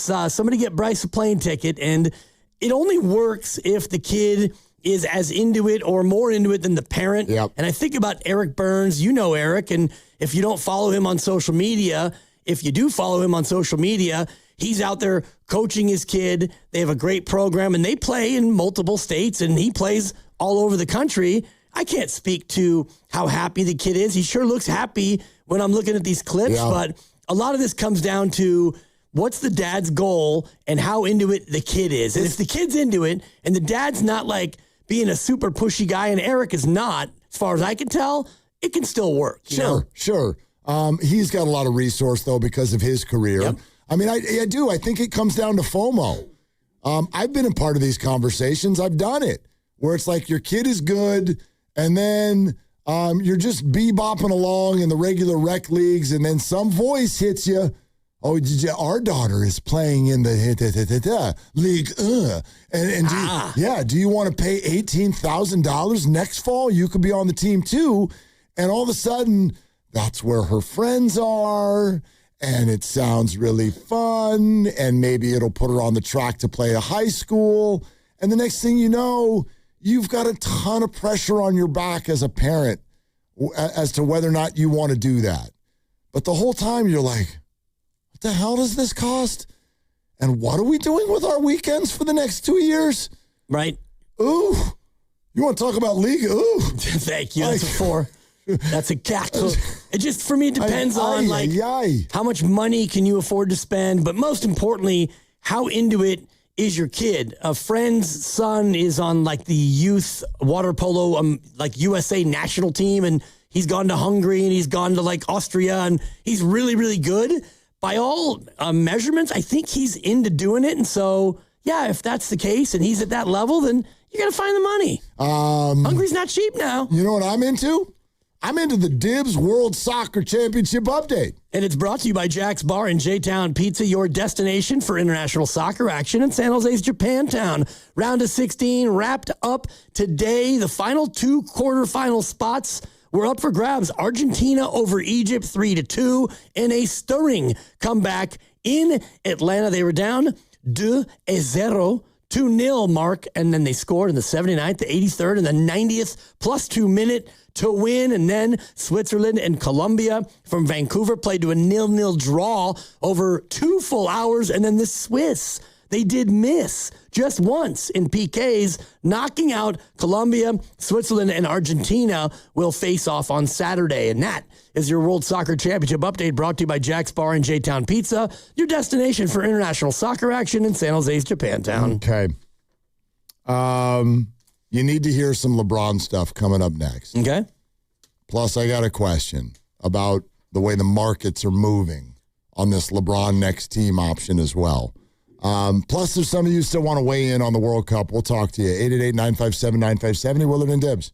This game day traffic report is brought to you by Crystal Geyser Alpine Spring. If you're heading to Oracle Park and you're coming off the Bay Bridge into the city, expect delays on the 80 in both directions. 280 to downtown China Basin with King Street. We've got major delays there. What makes Crystal Geyser Alpine Spring Water different? We always bottle our Alpine Spring Water less than 1.5 miles from the spring source. And all our bottles are made with 50% recycled plastic from our own recycling plants. Crystal Geyser, bottled at the spring source. Hey everybody, Dan Dibley here. Baseball season is in full swing. You can trade every game on Kalshi. On Kalshi, you can trade every game, futures, and even the big all-star events. There is an American League team in the Big Apple that's trading at 13% to win it all, meaning a $100 trade pays out $722 if, in fact, they get the job done. On Kalshi, you're trading against peers in a live market, meaning there's no house. And as the probability changes, you can buy in and out of your position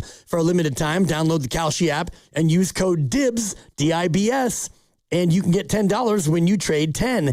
K-A-L-S-H-I, Kalshi. Trade on anything. 18 and over only. Restrictions and eligibility requirements apply. Event contract trading involves risk and may not be suitable for all investors. Prices, values, and available markets may differ from those mentioned. For more information, see Kalshi.com/regulatory. Meet Sophia, a huge soccer fan. With her Real Unlimited from Total Wireless, she's streaming 3 games, video calling her cousin in Mexico, and running the Quiniela all on my new Samsung Galaxy. She's practically running the whole tournament from her phone. Good thing I have Total Wireless. Switch to Total Wireless Total Max 5G or All Access plans to get on a network that won't put you second. Plus, a Samsung Galaxy on us. Total Wireless, your own Real Unlimited. Offer ends 7/8/2026 or while supplies last. Device taxes and fees may apply. DraftKings Sports is live in all 50 states. Yes, that means you, California. Win or go home. That's it. That's the World Cup knockout round, and DraftKings has you covered for every single match. The DraftKings Sports app is now live in California, so whether you're catching the early kickoff before work or the late match at the bar, you're in on every minute, every match, every moment, all in one app. Right here in California, the world's biggest stage is in the palm of your hand. New DraftKings customers sign up with the code 957TheGame, spend $5 to get $200 in total rewards. That's code 957TheGame. In partnership with DraftKings, the crown is yours. Event trading offered by DraftKings Predictions, a CFTC registered introducing broker. Trading involves risk of loss. Market availability varies. Eligibility restrictions apply. $50 every 7 days via click to claim issued in non-withdrawable predictions dollars that expire in 1 year. Ends July 19th. Terms dkng.co/predictions promo. Honey, did you invite the minions over? Well, you know how we talked about getting Wi-Fi from Xfinity? Yeah. I ordered it this morning, was online in minutes, then they showed up. So they just came over to use the Wi-Fi? They even brought their own devices and spellbook. You didn't give them the new Wi-Fi password, right? No. That's good. I gave them our old one. Because Xfinity lets us keep the same network name and password so devices connect instantly. What do they want Wi-Fi for anyways?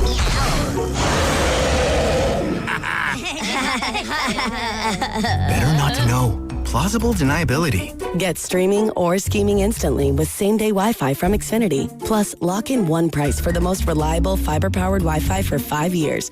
Guaranteed. And see Minions and Monsters only in theaters. Xfinity. Imagine that. Restrictions apply. Not available in all areas. Use of fiber coaxial cable. Learn more at xfinity.com/same-day Wi-Fi. Tune in for World Soccer Championship updates on the Morning Roast with Joe Spadoni and Afternoons with Dan Dibley. Right here on 95.7 The Game. Brought to you by Jack's Bar and J-Town Pizza. Your destination for international soccer action in San Jose's Japantown. Wow, what is all this? These screens, the food. All for the game, bro. Let us pitch in. No need. I'm saving $1,000 bundling my wireless and internet with T-Mobile. I've got it all covered. Goal! Here to score big with T-Mobile. Families save up to $1,000 a year when they bundle 5G home internet with 4 phone lines on Experience Beyond. Compared to regular rates after third line free on Experience Beyond plan with internet bundle discount via monthly bill credits and auto-pay discount. Credit stop if you cancel or change plans. This is the story of the one. As a maintenance engineer at a beverage manufacturing plant, he starts his day knowing every line is ready to run because Grainger delivers the industrial-grade products he needs to keep mixers, conveyors, and packaging equipment moving. With Grainger's vast selection of bearings, belts, and motors, he keeps operations running smoothly, so nothing grinds to a halt. Call 1-800-GRAINGER, click Grainger.com, or just stop by. Grainger, for the ones who get it done. Indeed presents hires you can't afford to get wrong, like head administrator for a state-of-the-art surgical center. What can I do for you, Doc? We need to talk about the lights. Ah, the mood lighting, relaxing, right? Much better than those old hospital vibes. A hospital's supposed to have hospital vibes. You seem tense. Let's dim the lights a bit. This is the job for sponsored jobs. This is what happens when you don't sponsor your job on Indeed. Next time, get matched with quality candidates with Indeed sponsored jobs. Visit Indeed.com/hire now and sponsor your job today. Back to school starts now. Get long-lasting battery life on the Dell XPS laptop powered by Series 3 Intel Core so you can work from anywhere. Now starting at $699 with exclusive student pricing starting at $599. Complete your setup with savings on select monitors and must-have electronics and accessories. Limited time deals and free shipping on PCs and more await you at Dell.com/deals. That's Dell.com/deals.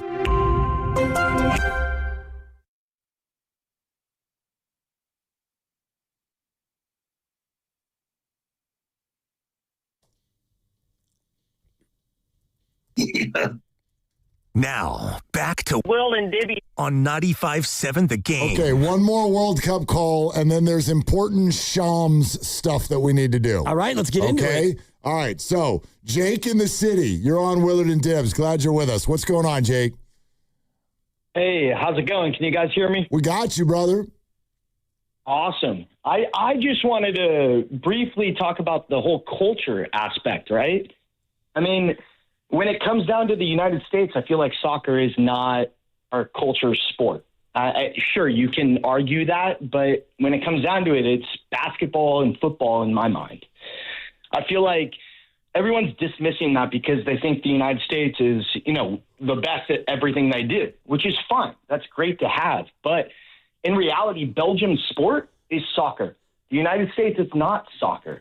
And I feel like everyone's just dismissing that. And then there's other talks about, I heard water polo was mentioned. That's the sport I played. And that's why I think I have this perspective. It's because I grew up playing water polo on the national teams and going to these national tournaments in Croatia, Montenegro, Hungary, and they were significantly better than us. That's nothing to be ashamed about, but that's because their dads, their mom's dads, their family, they have generations of water polo players. I knew very, very few people growing up that played water polo generationally. So it's until soccer can be embedded into our culture like it is in these other countries, I don't think we're going to have that level of play, which is fine, but we can't expect to compete with the Belgians of the world every single time or have a good game. Sure, anyone can win at any time, but it's the culture, it's the aspect, if that makes sense.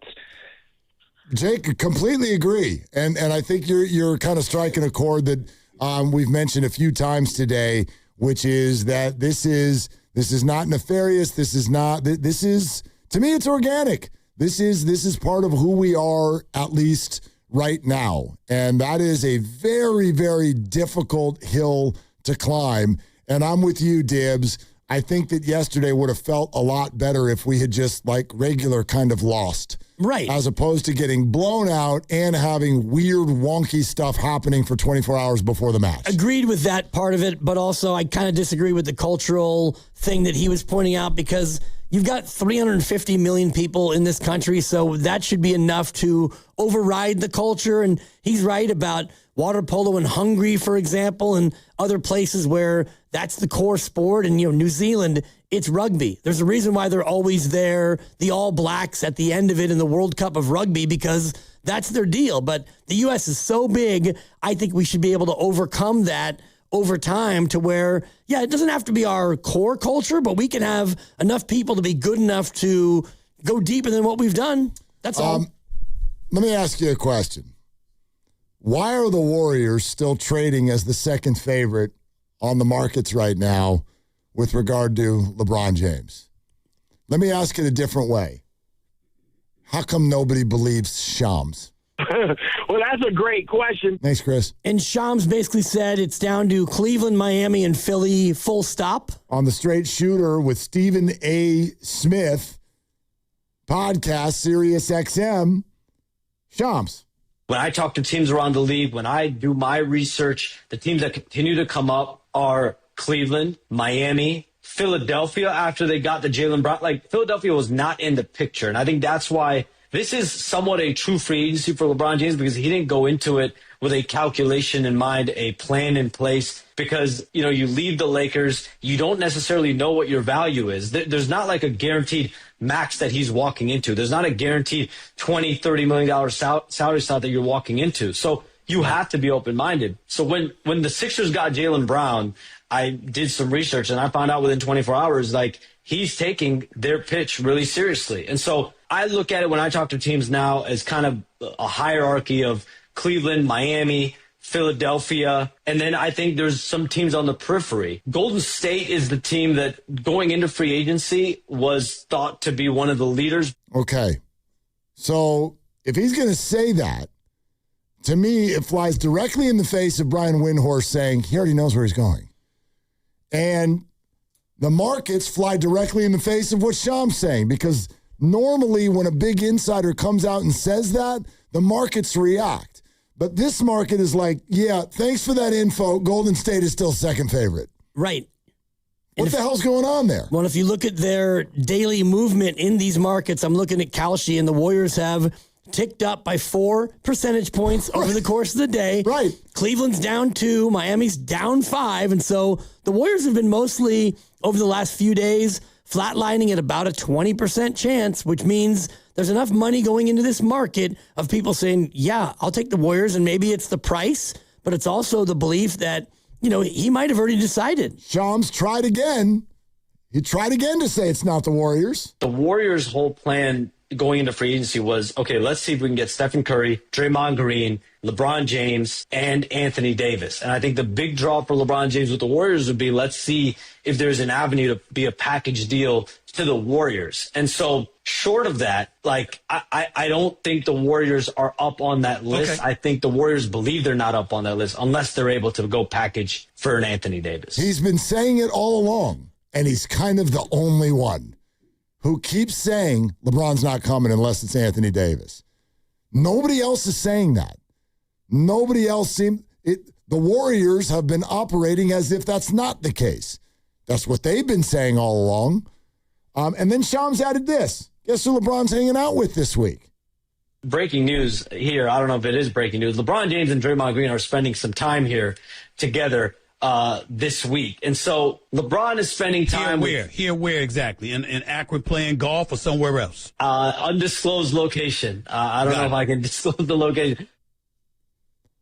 So, an undisclosed location. I'm just puzzle piecing here. So stand on it. The Sixers get Jaylen Brown, and then all of a sudden it's the Sixers. And then LeBron shows up in Cleveland with his friend, and now it's the Cavs. Now he's going to go to an undisclosed, maybe it's the Inn at the Tides. Man. With Draymond. But Shams is still over here yelling about Anthony Davis, despite the fact that the Wizards say they have no plans to trade Anthony Davis. But I don't even know if I believe them, because if they wanted to keep Anthony Davis, why are you acquiring DeAndre Ayton and not signing Anthony Davis to an extension? There's that, yeah. So what is really, really going on here? Meantime, Shams is doing his absolute best to be like, it's not the Warriors. I'm telling you, I've done research around the league. I've called people, and it's not the Warriors.